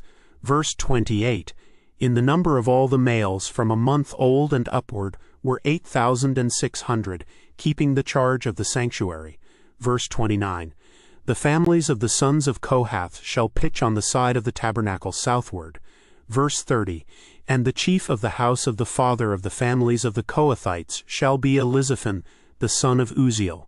Verse 31, And their charge shall be the ark, and the table, and the candlestick, and the altars, and the vessels of the sanctuary, wherewith they minister, and the hanging, and all the service thereof. Verse 32, And Eleazar the son of Aaron the priest shall be chief over the chief of the Levites, and have the oversight of them, that keep the charge of the sanctuary. Verse 33, Of Merari was the family of the Malites and the family of the Mushites. These are the families of Merari. Verse 34, And those that were numbered of them, according to the number of all the males, from a month old and upward, were 6,200. Verse 35, And the chief of the house of the father of the families of Merari was Zuriel, the son of Abihal. These shall pitch on the side of the tabernacle northward. Verse 36, And under the custody and charge of the sons of Merari shall be the boards of the tabernacle and the bars thereof, and the pillars thereof, and the sockets thereof, and all the vessels thereof, and all that serveth thereto. Verse 37, And the pillars of the court round about, and their sockets, and their pins, and their cords. Verse 38, But those that encamp before the tabernacle toward the east, even before the tabernacle of the congregation eastward, shall be Moses, and Aaron and his sons, keeping the charge of the sanctuary for the charge of the children of Israel. And the stranger that cometh nigh shall be put to death. Verse 39, All that were numbered of the Levites, which Moses and Aaron numbered at the commandment of the Lord, throughout their families, all the males from a month old and upward, were 22,000. Verse 40, And the Lord said unto Moses, Number all the firstborn of the males of the children of Israel from a month old and upward, and take the number of their names. Verse 41, And thou shalt take the Levites for me, I am the Lord, instead of all the firstborn among the children of Israel, and the cattle of the Levites instead of all the firstlings among the cattle of the children of Israel. Verse 42, And Moses numbered, as the Lord commanded him, all the firstborn among the children of Israel. Verse 43, And all the firstborn males by the number of names from a month old and upward of those that were numbered of them, were 22,213. Verse 44, And the Lord spake unto Moses, saying, Verse 45, Take the Levites instead of all the firstborn among the children of Israel, and the cattle of the Levites instead of their cattle, and the Levites shall be mine. I am the Lord. Verse 46, And for those that are to be redeemed of the 213 of the firstborn of the children of Israel, which are more than the Levites. Verse 47, Thou shalt even take 5 shekels apiece by the poll. After the shekel of the sanctuary shalt thou take them. The shekel is 20 gerahs. Smiley face. Verse 48. And thou shalt give the money, wherewith the odd number of them is to be redeemed, unto Aaron and to his sons. Verse 49. And Moses took the redemption money of them that were over and above them, that were redeemed by the Levites. Verse 50. Of the firstborn of the children of Israel took he the money, 1,365 shekels, after the shekel of the sanctuary. Verse 51. And Moses gave the money of them that were redeemed unto Aaron and to his sons, according to the word of the Lord, as the Lord commanded Moses. Chapter 4. Verse 1. And the Lord spake unto Moses and unto Aaron, saying, verse 2, Take the sum of the sons of Kohath from among the sons of Levi, after their families, by the house of their fathers. Verse 3. From 30 years old and upward, even until 50 years old, all that enter into the host, to do the work in the tabernacle of the congregation. Verse 4. This shall be the service of the sons of Kohath in the tabernacle of the congregation, about the most holy things. Verse 5. And when the camp setteth forward, Aaron shall come, and his sons, and they shall take down the covering veil, and cover the ark of testimony with it. Verse 6. And shall put thereon the covering of badger skins, and shall spread over it a cloth wholly of blue, and shall put in the staves thereof. Verse 7. And upon the table of shewbread they shall spread a cloth of blue, and put thereon the dishes, and the spoons, and the bowls, and covers to cover withal, and the continual bread shall be thereon. Verse 8. And they shall spread upon them a cloth of scarlet, and cover the same with a covering of badger skins, and shall put in the staves thereof. Verse 9. And they shall take a cloth of blue, and cover the candlestick of the light, and his lamps, and his tongs, and his snuffdishes, and all the oil vessels thereof, wherewith they minister unto it. Verse 10. And they shall put it and all the vessels thereof within a covering of badger skins, and shall put it upon a bar. Verse 11. And upon the golden altar they shall spread a cloth of blue, and cover it with a covering of badger skins, and shall put to the staves thereof. Verse 12. And they shall take all the instruments of ministry, wherewith they minister in the sanctuary, and put them in a cloth of blue, and cover them with a covering of badger skins, and shall put them on a bar. Verse 13. And they shall take away the ashes from the altar, and spread a purple cloth thereon. Verse 14. And they shall put upon it all the vessels thereof, wherewith they minister about it, even the censers, the flesh hooks, and the shovels, and the basins, all the vessels of the altar. And they shall spread upon it a covering of badger skins, and put to the staves of it. Verse 15. And when Aaron and his sons have made an end of covering the sanctuary, and all the vessels of the sanctuary, as the camp is to set forward, after that the sons of Kohath shall come to bear it. But they shall not touch any holy thing, lest they die.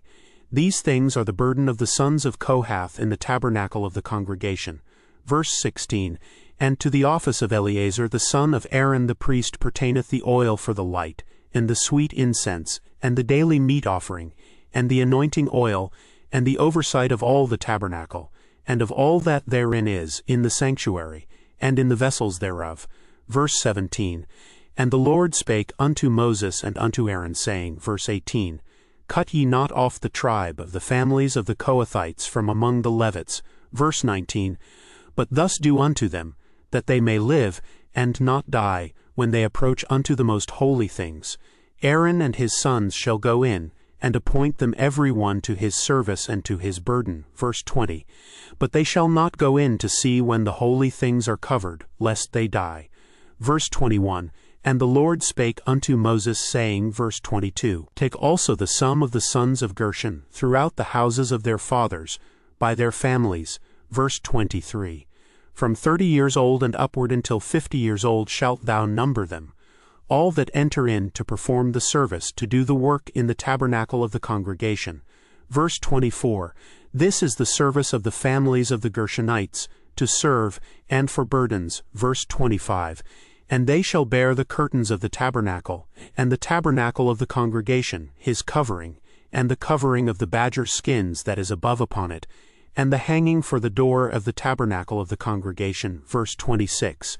And the hangings of the court, and the hanging for the door of the gate of the court, which is by the tabernacle and by the altar round about, and their cords, and all the instruments of their service, and all that is made for them, so shall they serve. Verse 27. At the appointment of Aaron and his sons shall be all the service of the sons of the Gershonites, in all their burdens, and in all their service, and ye shall appoint unto them in charge all their burdens. Verse 28. This is the service of the families of the sons of Gershon in the tabernacle of the congregation, and their charge shall be under the hand of Ithamar the son of Aaron the priest. Verse 29. As for the sons of Merari, thou shalt number them after their families by the house of their fathers. Verse 30. From 30 years old and upward even unto 50 years old shalt thou number them, every one that entereth into the service to do the work of the tabernacle of the congregation. Verse 31. And this is the charge of their burden, according to all their service in the tabernacle of the congregation. The boards of the tabernacle, and the bars thereof, and the pillars thereof, and sockets thereof. Verse 32. And the pillars of the court round about, and their sockets, and their pins, and their cords, with all their instruments, and with all their service, and by name ye shall reckon the instruments of the charge of their burden. Verse 33. This is the service of the families of the sons of Merari, according to all their service, in the tabernacle of the congregation, under the hand of Ithamar, the son of Aaron the priest. Verse 34. And Moses and Aaron and the chief of the congregation numbered the sons of the Kohathites, after their families, and after the house of their fathers. Verse 35. From 30 years old and upward even unto 50 years old, every one that entereth into the service for the work in the tabernacle of the congregation. Verse 36. And those that were numbered of them by their families were 2,750. Verse 37. These were they that were numbered of the families of the Kohathites, all that might do service in the tabernacle of the congregation, which Moses and Aaron did number, according to the commandment of the Lord by the hand of Moses. Verse 38. And those that were numbered of the sons of Gershon, throughout their families, and by the house of their fathers. Verse 39. From 30 years old and upward even unto 50 years old, every one that entereth into the service for the work in the tabernacle of the congregation. Verse 40. Even those that were numbered of them, throughout their families, by the house of their fathers, were 2,630. Verse 41. These are they that were numbered of the families of the sons of Gershon, of all that might do service in the tabernacle of the congregation, whom Moses and Aaron did number according to the commandment of the Lord. Verse 42. And those that were numbered of the families of the sons of Merari, throughout their families, by the house of their fathers. Verse 43. From 30 years old and upward even unto 50 years old, every one that entereth into the service for the work in the tabernacle of the congregation. Verse 44. Even those that were numbered of them, after their families, were 3,200. Verse 45. These be those that were numbered of the families of the sons of Merari, whom Moses and Aaron numbered, according to the word of the Lord by the hand of Moses. Verse 46. All those that were numbered of the Levites, whom Moses and Aaron and the chief of Israel numbered, after their families, and after the house of their fathers. Verse 47. From 30 years old and upward even unto 50 years old, every one that came to do the service of the ministry, and the service of the burden in the tabernacle of the congregation. Verse 48. Even those that were numbered of them were 8,580. Verse 49. According to the commandment of the Lord they were numbered by the hand of Moses, every one according to his service, and according to his burden. Thus were they numbered of him, as the Lord commanded Moses. Chapter 5. Verse 1. And the Lord spake unto Moses, saying. Verse 2. Command the children of Israel that they put out of the camp every leper, and every one that hath an issue, and whosoever is defiled by the dead. Verse 3. Both male and female shall ye put out, without the camp shall ye put them, that they defile not their camps in the midst whereof I dwell. Verse 4. And the children of Israel did so, and put them out without the camp. As the Lord spake unto Moses, so did the children of Israel. Verse 5.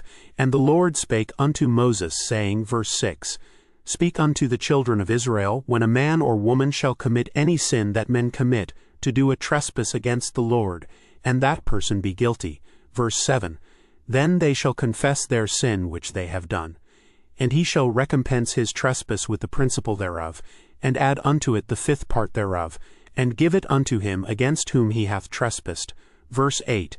But if the man have no kinsman to recompense the trespass unto, let the trespass be recompensed unto the Lord, even to the priest, beside the ram of the atonement, whereby an atonement shall be made for him. Verse 9. And every offering of all the holy things of the children of Israel, which they bring unto the priest, shall be his. Verse 10. And every man's hallowed things shall be his. Whatsoever any man giveth the priest, it shall be his. Verse 11.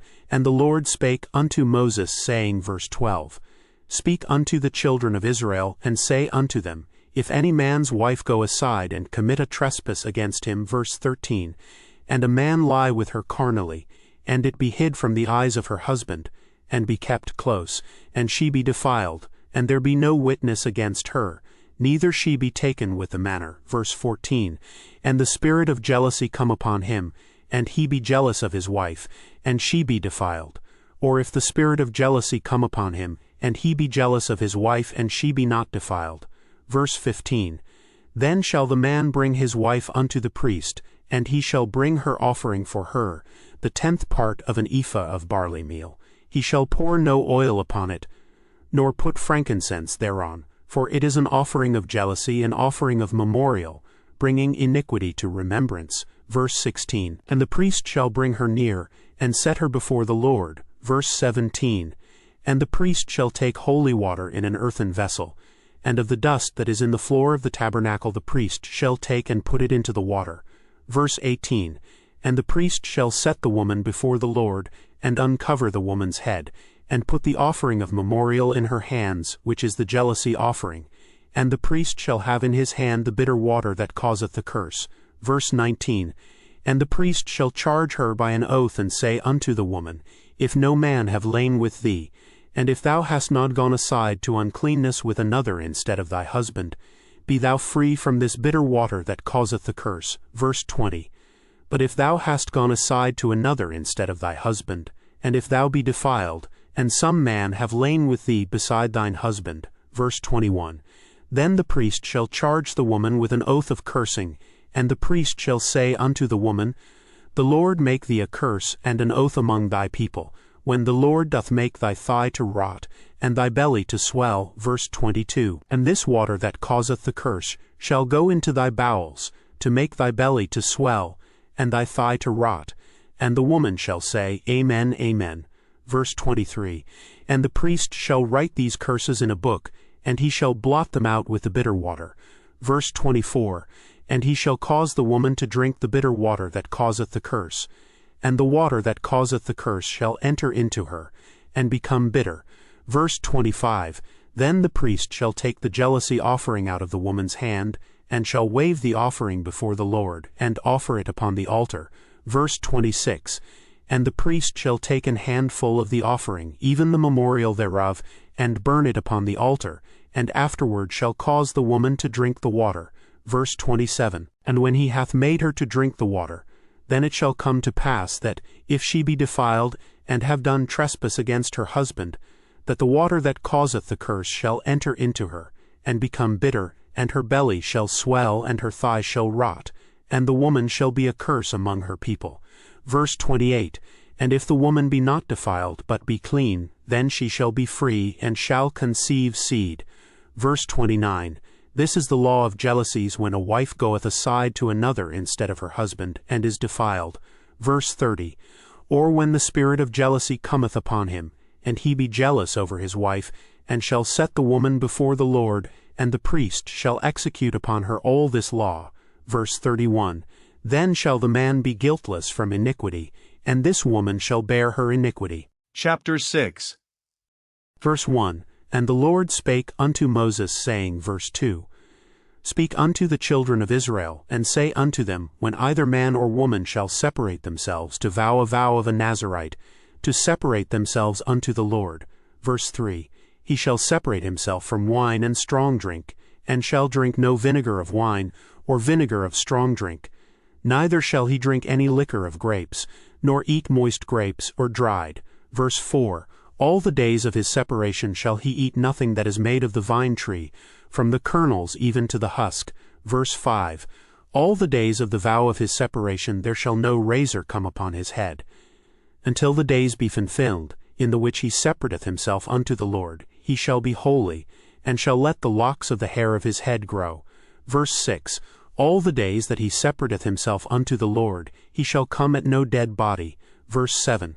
He shall not make himself unclean for his father or for his mother, for his brother or for his sister when they die, because the consecration of his God is upon his head. Verse 8. All the days of his separation he is holy unto the Lord. Verse 9. And if any man die very suddenly by him, and he hath defiled the head of his consecration, then he shall shave his head in the day of his cleansing. On the 7th day shall he shave it. Verse 10. And on the 8th day he shall bring 2 turtles or 2 young pigeons to the priest to the door of the tabernacle of the congregation. Verse 11. And the priest shall offer the one for a sin offering, and the other for a burnt offering, and make an atonement for him, for that he sinned by the dead, and shall hallow his head that same day. Verse 12. And he shall consecrate unto the Lord the days of his separation, and shall bring a lamb of the first year for a trespass offering. But the days that were before shall be lost, because his separation was defiled. Verse 13. And this is the law of the Nazarite, when the days of his separation are fulfilled. He shall be brought unto the door of the tabernacle of the congregation. Verse 14. And he shall offer his offering unto the Lord, 1 he-lamb of the first year, without blemish, for a burnt offering, and 1 ewe-lamb of the first year, without blemish, for a sin offering, and 1 ram without blemish for peace offerings. Verse 15. And a basket of unleavened bread, cakes of fine flour mingled with oil, and wafers of unleavened bread, anointed with oil, and their meat offering, and their drink offerings. Verse 16. And the priest shall bring them before the Lord, and shall offer his sin offering and his burnt offering. Verse 17. And he shall offer the ram for a sacrifice of peace offerings unto the Lord with the basket of unleavened bread. The priest shall offer also his meat offering, and his drink offering. Verse 18. And the Nazarite shall shave the head of his separation at the door of the tabernacle of the congregation, and shall take the hair of the head of his separation, and put it in the fire which is under the sacrifice of the peace offerings. Verse 19. And the priest shall take the sodden shoulder of the ram, and 1 unleavened cake out of the basket, and 1 unleavened wafer, and shall put them upon the hands of the Nazarite, after the hair of his separation is shaven. Verse 20. And the priest shall wave them for a wave offering before the Lord. This is holy for the priest, with the wave breast and heave shoulder, and after that the Nazarite may drink wine. Verse 21. This is the law of the Nazarite who hath vowed, and of his offering unto the Lord for his separation, beside that his hand shall get. According to the vow which he vowed, so he must do after the law of his separation. Verse 22. And the Lord spake unto Moses, saying, verse 23, Speak unto Aaron and unto his sons, saying, On this wise ye shall bless the children of Israel, saying unto them, verse 24, The Lord bless thee and keep thee. Verse 25, The Lord make his face shine upon thee, and be gracious unto thee. Verse 26, The Lord lift up his countenance upon thee, and give thee peace. Verse 27, And they shall put my name upon the children of Israel, and I will bless them. Chapter 7. Verse 1. And it came to pass on the day that Moses had fully set up the tabernacle, and had anointed it, and sanctified it, and all the instruments thereof, both the altar and all the vessels thereof, and had anointed them, and sanctified them. Verse 2. That the princes of Israel, heads of the house of their fathers, who were the princes of the tribes, and were over them that were numbered, offered. Verse 3. And they brought their offering before the Lord, chicks-covered wagons and 12 oxen, a wagon for 2 of the princes, and for each one an ox, and they brought them before the tabernacle. Verse 4. And the Lord spake unto Moses, saying, verse 5, Take it of them, that they may be to do the service of the tabernacle of the congregation, and thou shalt give them unto the Levites, to every man according to his service. Verse 6. And Moses took the wagons and the oxen, and gave them unto the Levites. Verse 7. 2 wagons and 4 oxen he gave unto the sons of Gershon according to their service. Verse 8. And 4 wagons and 8 oxen he gave unto the sons of Merari, according unto their service under the hand of Ithamar, the son of Aaron the priest. Verse 9, But unto the sons of Kohath he gave none, because the service of the sanctuary belonging unto them was that they should bear upon their shoulders. Verse 10, And the princes offered for dedicating of the altar in the day that it was anointed, even the princes offered their offering before the altar. Verse 11, And the Lord said unto Moses, They shall offer their offering each prince on his day, for the dedicating of the altar. Verse 12, And he that offered his offering the first day was Nahshon the son of Amminadab of the tribe of Judah. Verse 13, And his offering was 1 silver charger, the weight thereof was 130 shekels, 1 silver bowl of 70 shekels, after the shekel of the sanctuary. Both of them were full of fine flour mingled with oil for a meat offering. Verse 14, 1 spoon of 10 shekels of gold, full of incense. Verse 15, 1 young bullock, 1 ram, 1 lamb of the first year, for a burnt offering. Verse 16, 1 kid of the goats for a sin offering. Verse 17, And for a sacrifice of peace offerings, 2 oxen, 5 rams, 5 he-goats, 5 lambs of the first year.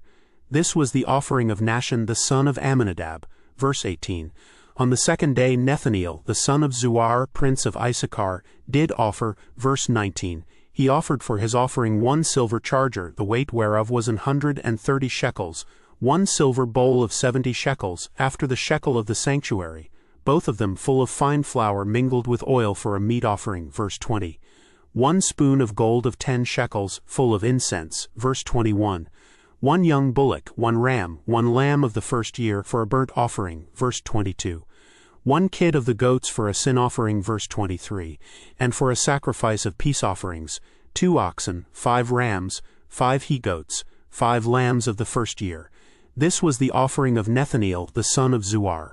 Verse 24, On the third day Eliab the son of Helon, prince of the children of Zebulun, did offer. Verse 25, His offering was 1 silver charger, the weight whereof was 130 shekels, 1 silver bowl of 70 shekels, after the shekel of the sanctuary, both of them full of fine flour mingled with oil for a meat offering. Verse 26, 1 golden spoon of 10 shekels, full of incense. Verse 27, 1 young bullock, 1 ram, 1 lamb of the first year, for a burnt offering. Verse 28, 1 kid of the goats for a sin offering. Verse 29, And for a sacrifice of peace offerings, 2 oxen, 5 rams, 5 he-goats, 5 lambs of the first year.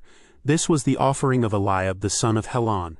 Verse 30, On the 4th day Elizur the son of Shedor, prince of the children of Reuben, did offer. Verse 31, His offering was 1 silver charger of the weight of 130 shekels, 1 silver bowl of 70 shekels, after the shekel of the sanctuary, both of them full of fine flour mingled with oil for a meat offering. Verse 32, 1 golden spoon of 10 shekels, full of incense. Verse 33, 1 young bullock, 1 ram, 1 lamb of the first year for a burnt offering. Verse 34, 1 kid of the goats for a sin offering. Verse 35, And for a sacrifice of peace offerings, 2 oxen, 5 rams, 5 he-goats, 5 lambs of the first year. This was the offering of Elizur the son of Shedor. Verse 36, On the 5th day Shelumiel the son of Zurishaddai, prince of the children of Simeon, did offer. Verse 37, His offering was 1 silver charger, the weight whereof was 130 shekels, 1 silver bowl of 70 shekels, after the shekel of the sanctuary, both of them full of fine flour mingled with oil for a meat offering. Verse 38, 1 golden spoon of 10 shekels, full of incense. Verse 39, 1 young bullock, 1 ram, 1 lamb of the first year for a burnt offering. Verse 40, 1 kid of the goats for a sin offering. Verse 41, And for a sacrifice of peace offerings, 2 oxen, 5 rams, 5 he-goats, 5 lambs of the first year. This was the offering of Shelumiel the son of Zurishaddai.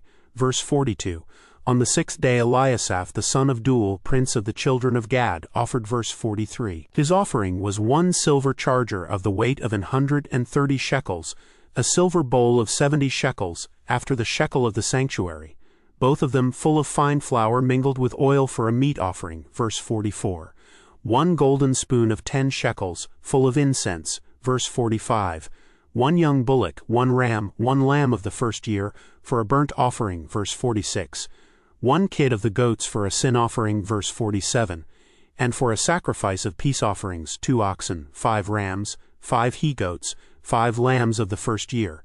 This was the offering of Eliasaph the son of Deuel. Verse 48, on the 7th day Elishama the son of Ammihud, prince of the children of Ephraim, offered. Verse 49, his offering was 1 silver charger, the weight whereof was 130 shekels, 1 silver bowl of 70 shekels, after the shekel of the sanctuary, both of them full of fine flour mingled with oil for a meat offering. Verse 50, 1 golden spoon of 10 shekels, full of incense. Verse 51, 1 young bullock, 1 ram, 1 lamb of the first year, for a burnt offering. Verse 52, 1 kid of the goats for a sin offering. Verse 53, and for a sacrifice of peace offerings, 2 oxen, 5 rams, 5 he-goats, 5 lambs of the first year. This was the offering of Elishama the son of Ammihud. Verse 54, on the 8th day offered Gamaliel the son of Pedazur, prince of the children of Manasseh. Verse 55, his offering was 1 silver charger of the weight of 130 shekels, 1 silver bowl of 70 shekels, after the shekel of the sanctuary, both of them full of fine flour mingled with oil for a meat offering. Verse 56, 1 golden spoon of 10 shekels, full of incense. Verse 57, 1 young bullock, 1 ram, 1 lamb of the first year for a burnt offering. Verse 58, 1 kid of the goats for a sin offering. Verse 59, and for a sacrifice of peace offerings, 2 oxen, 5 rams, 5 he-goats, 5 lambs of the first year. This was the offering of Gamaliel the son of Pedazur. Verse 60, on the 9th day Abidan the son of Gideoni, prince of the children of Benjamin, offered. Verse 61, his offering was 1 silver charger, the weight whereof was 130 shekels, 1 silver bowl of 70 shekels, after the shekel of the sanctuary, both of them full of fine flour mingled with oil for a meat offering. Verse 62, 1 golden spoon of 10 shekels, full of incense. Verse 63, 1 young bullock, 1 ram, 1 lamb of the first year, for a burnt offering. Verse 64, 1 kid of the goats for a sin offering. Verse 65, and for a sacrifice of peace offerings, 2 oxen, 5 rams, 5 he-goats, 5 lambs of the first year. This was the offering of Abidan the son of Gideoni. Verse 66, on the 10th day Ahiezer the son of Ammishaddai, prince of the children of Dan, offered. Verse 67, his offering was 1 silver charger, the weight whereof was 130 shekels, 1 silver bowl of 70 shekels, after the shekel of the sanctuary, both of them full of fine flour mingled with oil for a meat offering. Verse 68, 1 golden spoon of 10 shekels, full of incense. Verse 69, 1 young bullock, 1 ram, 1 lamb of the first year, for a burnt offering. Verse 70, 1 kid of the goats for a sin offering. Verse 71, and for a sacrifice of peace offerings, 2 oxen, 5 rams, 5 he-goats, 5 lambs of the first year. This was the offering of Ahiezer the son of Ammishaddai. Verse 72, on the 11th day Pagiel the son of Ochran, prince of the children of Asher, offered. Verse 73, his offering was 1 silver charger, the weight whereof was 130 shekels, 1 silver bowl of 70 shekels, after the shekel of the sanctuary, both of them full of fine flour mingled with oil for a meat offering. Verse 74, 1 golden spoon of 10 shekels, full of incense. Verse 75, 1 young bullock, 1 ram, 1 lamb of the first year, for a burnt offering. Verse 76, 1 kid of the goats for a sin offering. Verse 77, and for a sacrifice of peace offerings, 2 oxen, 5 rams, 5 he-goats, 5 lambs of the first year. This was the offering of Pagiel the son of Ochran. Verse 78, on the 12th day Ahira the son of Enan, prince of the children of Naphtali, offered. Verse 79, his offering was 1 silver charger, the weight whereof was 130 shekels, 1 silver bowl of 70 shekels, after the shekel of the sanctuary, both of them full of fine flour mingled with oil for a meat offering. Verse 80, 1 golden spoon of 10 shekels, full of incense. Verse 81, 1 young bullock, 1 ram, 1 lamb of the first year, for a burnt offering. Verse 82, 1 kid of the goats for a sin offering. Verse 83, and for a sacrifice of peace offerings, 2 oxen, 5 rams, 5 he-goats, 5 lambs of the first year. This was the offering of Ahira the son of Enan. Verse 84, this was the dedication of the altar in the day when it was anointed by the princes of Israel. 12 chargers of silver, 12 silver bowls, 12 spoons of gold. Verse 85, each charger of silver weighing 130 shekels, each bowl 70.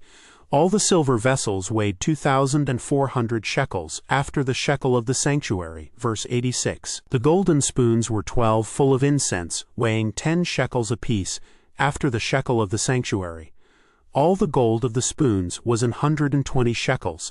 Verse 87, all the oxen for the burnt offering were 12 bullocks, the rams 12, the lambs of the first year 12 with their meat offering, and the kids of the goats for sin offering 12. Verse 88, and all the oxen for the sacrifice of the peace offerings were 20 and 4 bullocks, the rams 60, the he-goats 60, the lambs of the first year 60. This was the dedication of the altar. After that it was anointed. Verse 89, and when Moses was gone into the tabernacle of the congregation to speak with him, then he heard the voice of one speaking unto him from off the mercy seat that was upon the ark of testimony, from between the 2 cherubims, and he spake unto him. Chapter 8. Verse 1, and the Lord spake unto Moses, saying, verse 2, speak unto Aaron, and say unto him, when thou lightest the lamps, the 7 lamps shall give light over against the candlestick. Verse 3, and Aaron did so. He lighted the lamps thereof over against the candlestick, as the Lord commanded Moses. Verse 4, and this work of the candlestick was of beaten gold. Unto the shaft thereof, unto the flowers thereof was beaten work, according unto the pattern which the Lord had showed Moses, so he made the candlestick. Verse 5, and the Lord spake unto Moses, saying, verse 6, take the Levites from among the children of Israel, and cleanse them. Verse 7, and thus shalt thou do unto them, to cleanse them. Sprinkle water of purifying upon them, and let them shave all their flesh, and let them wash their clothes, and so make themselves clean. Verse 8, then let them take a young bullock with his meat offering, even fine flour mingled with oil, and another young bullock shalt thou take for a sin offering. Verse 9, and thou shalt bring the Levites before the tabernacle of the congregation, and thou shalt gather the whole assembly of the children of Israel together. Verse 10, and thou shalt bring the Levites before the Lord, and the children of Israel shall put their hands upon the Levites. Verse 11, and Aaron shall offer the Levites before the Lord for an offering of the children of Israel, that they may execute the service of the Lord.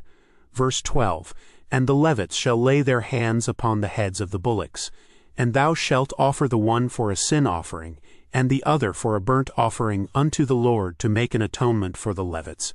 Verse 13, and thou shalt set the Levites before Aaron and before his sons, and offer them for an offering unto the Lord. Verse 14, thus shalt thou separate the Levites from among the children of Israel, and the Levites shall be mine.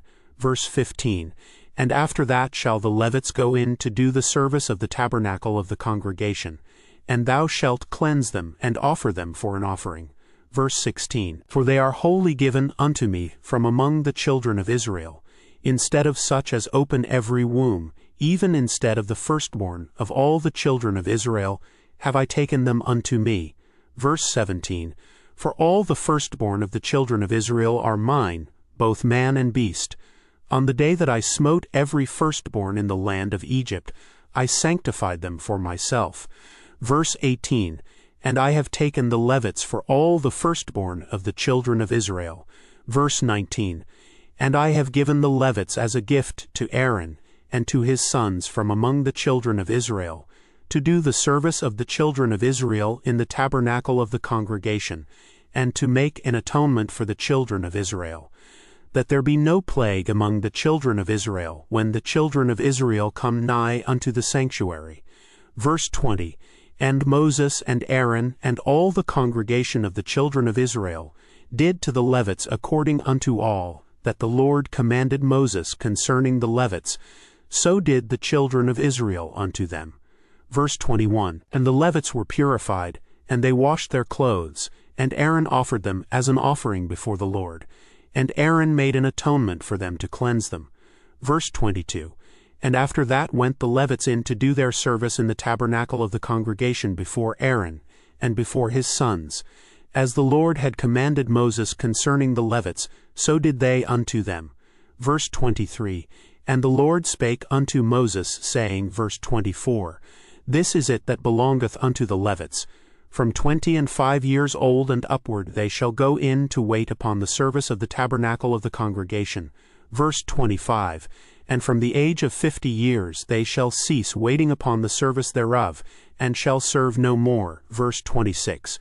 But shall minister with their brethren in the tabernacle of the congregation, to keep the charge, and shall do no service. Thus shalt thou do unto the Levites touching their charge. Chapter 9. Verse 1. And the Lord spake unto Moses in the wilderness of Sinai, in the 1st month of the 2nd year after they were come out of the land of Egypt, saying, Verse 2. Let the children of Israel also keep the Passover at his appointed season. Verse 3. In the 14th day of this month, at even, ye shall keep it in his appointed season. According to all the rites of it, and according to all the ceremonies thereof, shall ye keep it. Verse 4. And Moses spake unto the children of Israel, that they should keep the Passover. Verse 5. And they kept the Passover on the 14th day of the 1st month at even in the wilderness of Sinai. According to all that the Lord commanded Moses, so did the children of Israel. Verse 6. And there were certain men, who were defiled by the dead body of a man, that they could not keep the Passover on that day. And they came before Moses and before Aaron on that day. Verse 7. And those men said unto him, We are defiled by the dead body of a man. Wherefore are we kept back, that we may not offer an offering of the Lord in his appointed season among the children of Israel? Verse 8. And Moses said unto them, Stand still, and I will hear what the Lord will command concerning you. Verse 9. And the Lord spake unto Moses, saying, Verse 10, Speak unto the children of Israel, saying, If any man of you or of your posterity shall be unclean by reason of a dead body, or be in a journey afar off, yet he shall keep the Passover unto the Lord. Verse 11. The 14th day of the 2nd month at even they shall keep it, and eat it with unleavened bread and bitter herbs. Verse 12. They shall leave none of it unto the morning, nor break any bone of it. According to all the ordinances of the Passover they shall keep it. Verse 13. But the man that is clean, and is not in a journey, and forbeareth to keep the Passover, even the same soul shall be cut off from among his people. Because he brought not the offering of the Lord in his appointed season, that man shall bear his sin. Verse 14. And if a stranger shall sojourn among you, and will keep the Passover unto the Lord, according to the ordinance of the Passover, and according to the manner thereof, so shall he do. Ye shall have one ordinance both for the stranger and for him that was born in the land. Verse 15. And on the day that the tabernacle was reared up, the cloud covered the tabernacle, namely, the tent of the testimony. And at even there was upon the tabernacle as it were the appearance of fire, until the morning. Verse 16. So it was alway. The cloud covered it by day, and the appearance of fire by night. Verse 17. And when the cloud was taken up from the tabernacle, then after that the children of Israel journeyed. And in the place where the cloud abode, there the children of Israel pitched their tents. Verse 18. At the commandment of the Lord, the children of Israel journeyed, and at the commandment of the Lord they pitched. As long as the cloud abode upon the tabernacle, they rested in their tents. Verse 19.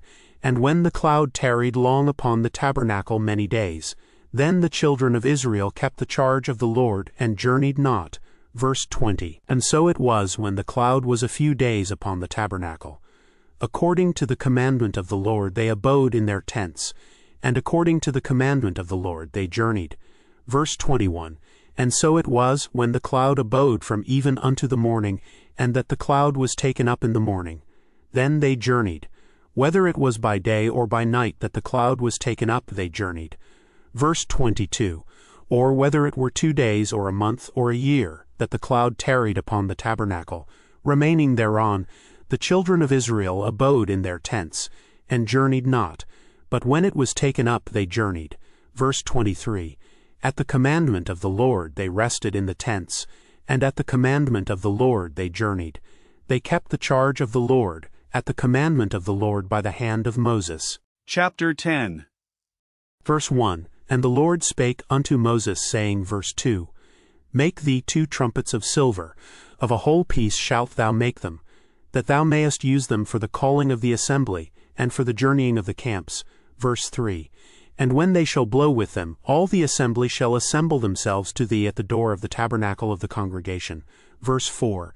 And if they blow but with one trumpet, then the princes which are heads of the thousands of Israel shall gather themselves unto thee. Verse 5. When ye blow an alarm, then the camps that lie on the east parts shall go forward. Verse 6. When ye blow an alarm the second time, then the camps that lie on the south side shall take their journey. They shall blow an alarm for their journeys. Verse 7. But when the congregation is to be gathered together, ye shall blow, but ye shall not sound an alarm. Verse 8. And the sons of Aaron, the priests, shall blow with the trumpets, and they shall be to you for an ordinance forever throughout your generations. Verse 9. And if ye go to war in your land against the enemy that oppresseth you, then ye shall blow an alarm with the trumpets, and ye shall be remembered before the Lord your God, and ye shall be saved from your enemies. Verse 10. Also in the day of your gladness, and in your solemn days, and in the beginnings of your months, ye shall blow with the trumpets over your burnt offerings, and over the sacrifices of your peace offerings, that they may be to you for a memorial before your God. I am the Lord your God. Verse 11. And it came to pass on the 20th day of the second month, in the second year, that the cloud was taken up from off the tabernacle of the testimony. Verse 12. And the children of Israel took their journeys out of the wilderness of Sinai, and the cloud rested in the wilderness of Paran. Verse 13.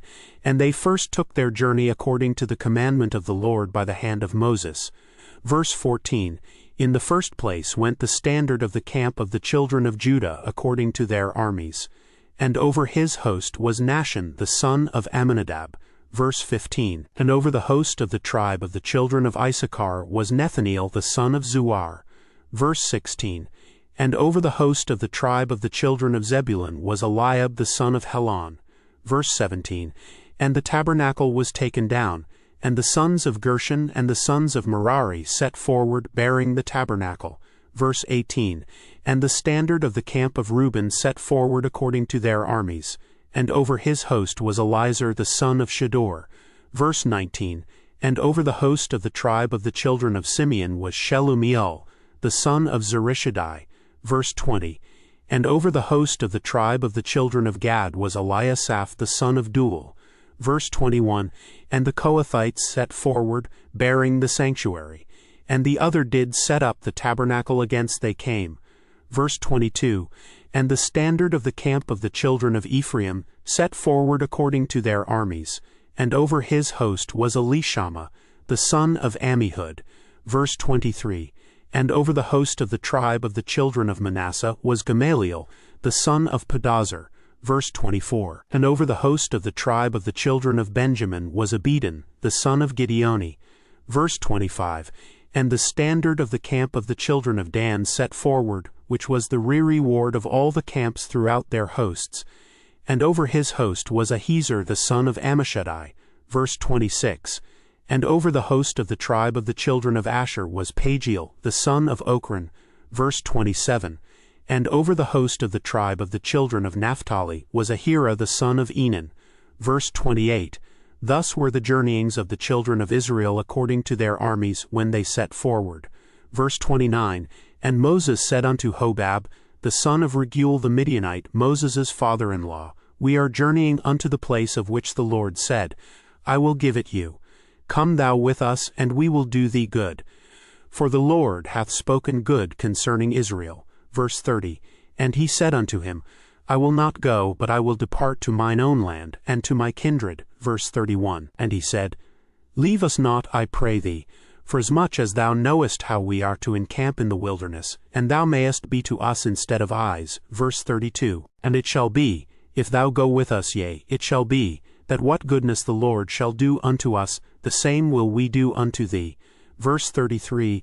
And they departed from the mount of the Lord 3 days' journey, and the ark of the covenant of the Lord went before them in the 3 days' journey to search out a resting place for them. Verse 34. And the cloud of the Lord was upon them by day, when they went out of the camp. Verse 35. And it came to pass when the ark set forward, that Moses said, Rise up, Lord, and let thine enemies be scattered, and let them that hate thee flee before thee. Verse 36. And when it rested, he said, Return, O Lord, unto the many thousands of Israel. Chapter 11. Verse 1, And when the people complained, it displeased the Lord. And the Lord heard it, and his anger was kindled. And the fire of the Lord burnt among them, and consumed them that were in the uttermost parts of the camp. Verse 2, And the people cried unto Moses, and when Moses prayed unto the Lord, the fire was quenched. Verse 3, And he called the name of the place Taberah, because the fire of the Lord burnt among them.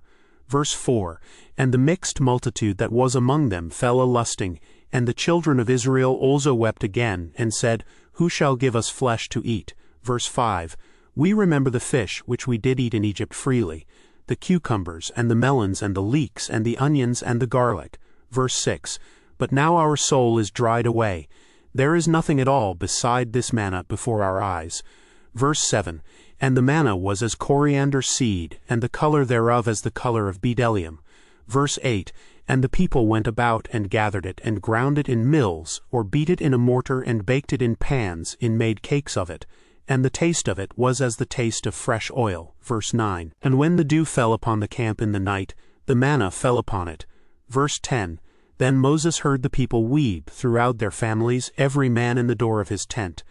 And the anger of the Lord was kindled greatly. Moses also was displeased. Verse 11, And Moses said unto the Lord, Wherefore hast thou afflicted thy servant? And wherefore have I not found favor in thy sight, that thou layest the burden of all this people upon me? Verse 12, Have I conceived all this people? Have I begotten them, that thou shouldest say unto me, Carry them in thy bosom, as a nursing father beareth the sucking child, unto the land which thou swarest unto their fathers? Verse 13, Whence should I have flesh to give unto all this people? For they weep unto me, saying, Give us flesh, that we may eat. Verse 14, I am not able to bear all this people alone, because it is too heavy for me. Verse 15, And if thou deal thus with me, kill me, I pray thee out of hand, if I have found favor in thy sight, and let me not see my wretchedness. Verse 16, And the Lord said unto Moses, Gather unto me 70 men of the elders of Israel, whom thou knowest to be the elders of the people, and officers over them, and bring them unto the tabernacle of the congregation, that they may stand there with thee. Verse 17, And I will come down and talk with thee there. And I will take of the Spirit which is upon thee, and will put it upon them, and they shall bear the burden of the people with thee, that thou bear it not thyself alone. Verse 18, And say thou unto the people, Sanctify yourselves against tomorrow, and ye shall eat flesh.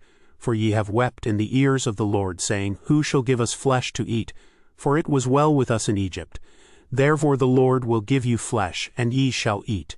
Verse 19, Ye shall not eat 1 day, nor 2 days, nor 5 days, neither 10 days, nor 20 days. Verse 20, But even a whole month, until it come out at your nostrils, and it be loathsome unto you, because that ye have despised the Lord which is among you, and have wept before him, saying, Why came we forth out of Egypt? Verse 21, And Moses said, The people, among whom I am, are 600,000 footmen, and thou hast said, I will give them flesh, that they may eat a whole month.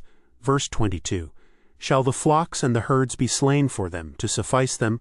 Or shall all the fish of the sea be gathered together for them, to suffice them? Verse 23, And the Lord said unto Moses, Is the Lord's hand waxed short? Thou shalt see now whether my word shall come to pass unto thee or not. Verse 24, And Moses went out and told the people the words of the Lord, and gathered the 70 men of the elders of the people, and set them round about the tabernacle. Verse 25, And the Lord came down in a cloud, and spake unto him, and took of the Spirit that was upon him, and gave it unto the 70 elders.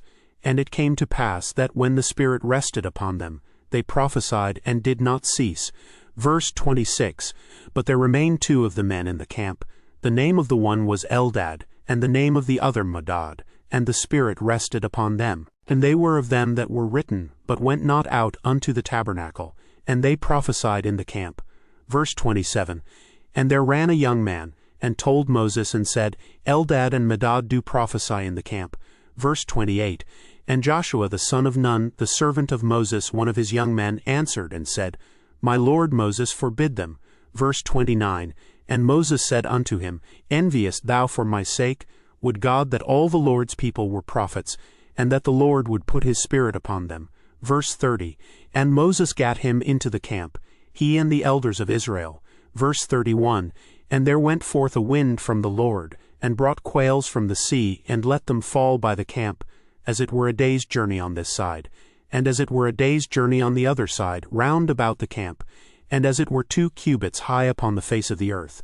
Verse 32, And the people stood up all that day, and all that night, and all the next day, and they gathered the quails. He that gathered least gathered 10 homers, and they spread them all abroad for themselves round about the camp. Verse 33, And while the flesh was yet between their teeth, ere it was chewed, the wrath of the Lord was kindled against the people, and the Lord smote the people with a very great plague. Verse 34, And he called the name of that place Kibroth-hattaavah, because there they buried the people that lusted. Verse 35, And the people journeyed from Kibroth-hattaavah unto Hazeroth, and abode at Hazeroth. Chapter 12. Verse 1, And Miriam and Aaron spake against Moses because of the Ethiopian woman whom he had married. For he had married an Ethiopian woman. Verse 2, And they said, Hath the Lord indeed spoken only by Moses? Hath he not spoken also by us? And the Lord heard it. Verse 3, Now the man Moses was very meek above all the men which were upon the face of the earth. Verse 4, And the Lord spake suddenly unto Moses, and unto Aaron, and unto Miriam, Come out, ye 3, unto the tabernacle of the congregation. And they 3 came out. Verse 5, And the Lord came down in the pillar of the cloud, and stood in the door of the tabernacle, and called Aaron and Miriam, and they both came forth. Verse 6, And he said, Hear now my words. If there be a prophet among you, I the Lord will make myself known unto him in a vision, and will speak unto him in a dream. Verse 7, My servant Moses is not so, who is faithful in all mine house. Verse 8, With him will I speak mouth to mouth, even apparently, and not in dark speeches, and the similitude of the Lord shall he behold. Wherefore then were ye not afraid to speak against my servant Moses? Verse 9, And the anger of the Lord was kindled against them, and he departed. Verse 10, And the cloud departed from off the tabernacle, and behold, Miriam became leprous, white as snow. And Aaron looked upon Miriam, and behold, she was leprous. Verse 11, And Aaron said unto Moses, Alas, my Lord, I beseech thee, lay not the sin upon us, wherein we have done foolishly, and wherein we have sinned. Verse 12, Let her not be as one dead, of whom the flesh is half consumed, when he cometh out of his mother's womb. Verse 13, And Moses cried unto the Lord, saying, Heal her now, O God, I beseech thee. Verse 14, And the Lord said unto Moses, If her father had but spit in her face, should she not be ashamed 7 days? Let her be shut out from the camp 7 days, and after that let her be received in again. Verse 15, And Miriam was shut out from the camp 7 days, and the people journeyed not till Miriam was brought in again. Verse 16, And afterward the people removed from Hazeroth, and pitched in the wilderness of Paran. Chapter 13. Verse 1, And the Lord spake unto Moses, saying, Verse 2, Send thou men, that they may search the land of Canaan, which I give unto the children of Israel. Of every tribe of their fathers shall ye send a man, every one a ruler among them. Verse 3, And Moses by the commandment of the Lord sent them from the wilderness of Paran. All those men were heads of the children of Israel. Verse 4, And these were their names, of the tribe of Reuben, Shammua the son of Zachir. Verse 5, Of the tribe of Simeon, Shaphat the son of Hori. Verse 6, Of the tribe of Judah, Caleb the son of Jephunneh. Verse 7, Of the tribe of Issachar, Igal the son of Joseph. Verse 8, Of the tribe of Ephraim, Ashiah the son of Nun. Verse 9, Of the tribe of Benjamin, Palti the son of Raphu. Verse 10, Of the tribe of Zebulun, Gadiel the son of Sodi. Verse 11, Of the tribe of Joseph, namely, of the tribe of Manasseh, Gadi the son of Susi. Verse 12, Of the tribe of Dan, Amiel the son of Jamali. Verse 13, Of the tribe of Asher, Sethur the son of Michael. Verse 14, Of the tribe of Naphtali, Nabi the son of Veshhi. Verse 15, Of the tribe of Gad, Gul the son of Maki. Verse 16, These are the names of the men which Moses sent to spy out the land. And Moses called Ashiah the son of Nun Jehoshua. Verse 17, And Moses sent them to spy out the land of Canaan, and said unto them, Get you up this way southward, and go up into the mountain. Verse 18, And see the land, what it is, and the people that dwelleth therein, whether they be strong or weak, few or many. Verse 19, and what the land is that they dwell in, whether it be good or bad, and what cities they be that they dwell in, whether in tents or in strongholds. Verse 20. And what the land is, whether it be fat or lean, whether there be wood therein or not.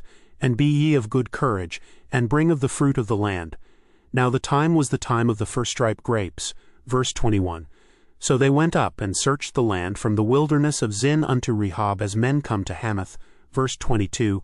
And they ascended by the south, and came unto Hebron, where Ahiman, Sheshai, and Talmai, the children of Anak, were. Now Hebron was built 7 years before Zon in Egypt. Verse 23. And they came unto the brook of Eshcol, and cut down from thence a branch with one cluster of grapes.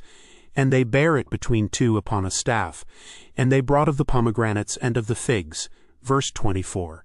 The place was called the brook Eshcol, because of the cluster of grapes which the children of Israel cut down from thence. Verse 25. And they returned from searching of the land after 40 days. Verse 26. And they went and came to Moses, and to Aaron, and to all the congregation of the children of Israel, unto the wilderness of Paran to Kadesh, and brought back word unto them, and unto all the congregation, and showed them the fruit of the land. Verse 27. And they told him, and said, We came unto the land whither thou sentest us, and surely it floweth with milk and honey, and this is the fruit of it. Verse 28. Nevertheless the people be strong that dwell in the land, and the cities are walled and very great. And moreover we saw the children of Anak there. Verse 29. The Amalekites dwell in the land of the south, and the Hittites, and the Jebusites, and the Amorites dwell in the mountains. And the Canaanites dwell by the sea and by the coast of Jordan. Verse 30. And Caleb stilled the people before Moses, and said, Let us go up at once and possess it, for we are well able to overcome it. Verse 31. But the men that went up with him said, We be not able to go up against the people, for they are stronger than we. Verse 32. And they brought up an evil report of the land which they had searched unto the children of Israel, saying, The land through which we have gone to search it is a land that eateth up the inhabitants thereof, and all the people that we saw in it are men of a great stature. Verse 33. And there we saw the giants, the sons of Anak, which come of the giants. And we were in our own sight as grasshoppers, and so we were in their sight. Chapter 14. Verse 1. And all the congregation lifted up their voice and cried, and the people wept that night. Verse 2. And all the children of Israel murmured against Moses and against Aaron. And the whole congregation said unto them, Would God that we had died in the land of Egypt, or would God we had died in this wilderness. Verse 3. And wherefore hath the Lord brought us unto this land, to fall by the sword, that our wives and our children should be a prey? Were it not better for us to return into Egypt? Verse 4. And they said one to another, Let us make a captain, and let us return into Egypt. Verse 5. Then Moses and Aaron fell on their faces before all the assembly of the congregation of the children of Israel. Verse 6. And Joshua the son of Nun, and Caleb the son of Jephunneh, which were of them that searched the land, rent their clothes. Verse 7. And they spake unto all the company of the children of Israel, saying, The land which we passed through to search it is an exceeding good land. Verse 8. If the Lord delight in us, then he will bring us into this land, and give it us, a land which floweth with milk and honey. Verse 9. Only rebel not ye against the Lord, neither fear ye the people of the land, for they are bread for us. Their defense is departed from them, and the Lord is with us. Fear them not. Verse 10. But all the congregation bade stone them with stones. And the glory of the Lord appeared in the tabernacle of the congregation before all the children of Israel. Verse 11. And the Lord said unto Moses, How long will this people provoke me? And how long will it be ere they believe me? For all the signs which I have showed among them. Verse 12. I will smite them with the pestilence and disinherit them, and will make of thee a greater nation and mightier than they. Verse 13. And Moses said unto the Lord, Then the Egyptians shall hear it. For thou broughtest up this people in thy might from among them, winking face. Verse 14. And they will tell it to the inhabitants of this land. For they have heard that thou, Lord, art among this people, that thou, Lord, art seen face to face, and that thy cloud standeth over them, and that thou goest before them by daytime in a pillar of a cloud, and in a pillar of fire by night. verse 15. Now if thou shalt kill all this people as one man, then the nations which have heard the fame of thee will speak, saying, verse 16, because the Lord was not able to bring this people into the land which he sware unto them, therefore he hath slain them in the wilderness. Verse 17, and now I beseech thee, let the power of my Lord be great, according as thou hast spoken, saying, verse 18, the Lord is long-suffering, and of great mercy, forgiving iniquity and transgression, and by no means clearing the guilty, visiting the iniquity of the fathers upon the children unto the third and fourth generation. Verse 19, pardon, I beseech thee, the iniquity of this people according unto the greatness of thy mercy, and as thou hast forgiven this people, from Egypt even until now. Verse 20, and the Lord said, I have pardoned according to thy word. Verse 21, but as truly as I live, all the earth shall be filled with the glory of the Lord. Verse 22, because all those men which have seen my glory, and my miracles which I did in Egypt and in the wilderness, and have tempted me now these 10 times, and have not hearkened to my voice. Verse 23, surely they shall not see the land which I swear unto their fathers, neither shall any of them that provoked me see it. Verse 24, but my servant Caleb, because he had another spirit with him, and hath followed me fully, him will I bring into the land whereinto he went, and his seed shall possess it. Verse 25, now the Amalekites and the Canaanites dwelt in the valley. Tomorrow turn you, and get you into the wilderness by the way of the Red Sea. Verse 26, and the Lord spake unto Moses and unto Aaron, saying, verse 27, how long shall I bear with this evil congregation which murmur against me? I have heard the murmurings of the children of Israel, which they murmur against me. Verse 28, say unto them, as truly as I live, saith the Lord, as ye have spoken in mine ears, so will I do to you. Verse 29, your carcasses shall fall in this wilderness, and all that were numbered of you, according to your whole number, from 20 years old and upward, which have murmured against me. Verse 30, doubtless ye shall not come into the land concerning which I swear to make you dwell therein, save Caleb the son of Jephunneh and Joshua the son of Nun. Verse 31, but your little ones, which ye said should be a prey, them will I bring in, and they shall know the land which ye have despised. Verse 32, but as for you, your carcasses, they shall fall in this wilderness. Verse 33, and your children shall wander in the wilderness 40 years, and bear your whoredoms, until your carcasses be wasted in the wilderness. Verse 34, after the number of the days in which ye searched the land, even 40 days, each day for a year, shall ye bear your iniquities, even 40 years, and ye shall know my breach of promise. Verse 35, I the Lord have said, I will surely do it unto all this evil congregation that are gathered together against me. In this wilderness they shall be consumed, and there they shall die. Verse 36, and the men which Moses sent to search the land, who returned, and made all the congregation to murmur against him, by bringing up a slander upon the land. Verse 37, even those men that did bring up the evil report upon the land, died by the plague before the Lord. Verse 38, but Joshua the son of Nun and Caleb the son of Jephunneh, which were of the men that went to search the land, lived still. Verse 39, and Moses told these sayings unto all the children of Israel, and the people mourned greatly.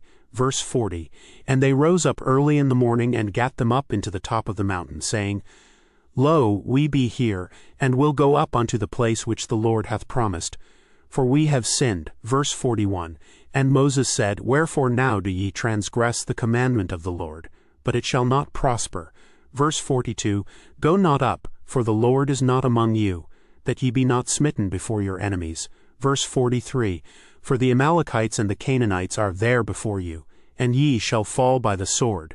Because ye are turned away from the Lord, therefore the Lord will not be with you. Verse 44, but they presumed to go up unto the hill top. Nevertheless the ark of the covenant of the Lord and Moses departed not out of the camp. Verse 45, then the Amalekites came down, and the Canaanites which dwelt in that hill, and smote them, and discomfited them, even unto Hormah. Chapter 15. Verse 1, and the Lord spake unto Moses, saying, verse 2, speak unto the children of Israel, and say unto them, when ye be come into the land of your habitations, which I give unto you. Verse 3, and will make an offering by fire unto the Lord, a burnt offering, or a sacrifice in performing a vow, or in a free will offering, or in your solemn feasts, to make a sweet savor unto the Lord of the herd or of the flock. Verse 4. Then shall he that offereth his offering unto the Lord bring a meat offering of a 10th deal of flour mingled with the 4th part of an hin of oil. Verse 5. And the 4th part of an hin of wine, for a drink offering, shalt thou prepare with the burnt offering or sacrifice for 1 lamb. Verse 6. Or for a ram, thou shalt prepare for a meat offering 2/10 deals of flour mingled with the 3rd part of an hin of oil. Verse 7. And for a drink offering thou shalt offer the 3rd part of an hin of wine, for a sweet savor unto the Lord. Verse 8. And when thou preparest a bullock for a burnt offering, or for a sacrifice in performing a vow or peace offerings unto the Lord. Verse 9. Then shall he bring with a bullock a meat offering of 3/10 deals of flour mingled with half an hin of oil. Verse 10. And thou shalt bring for a drink offering half an hin of wine, for an offering made by fire, of a sweet savor unto the Lord.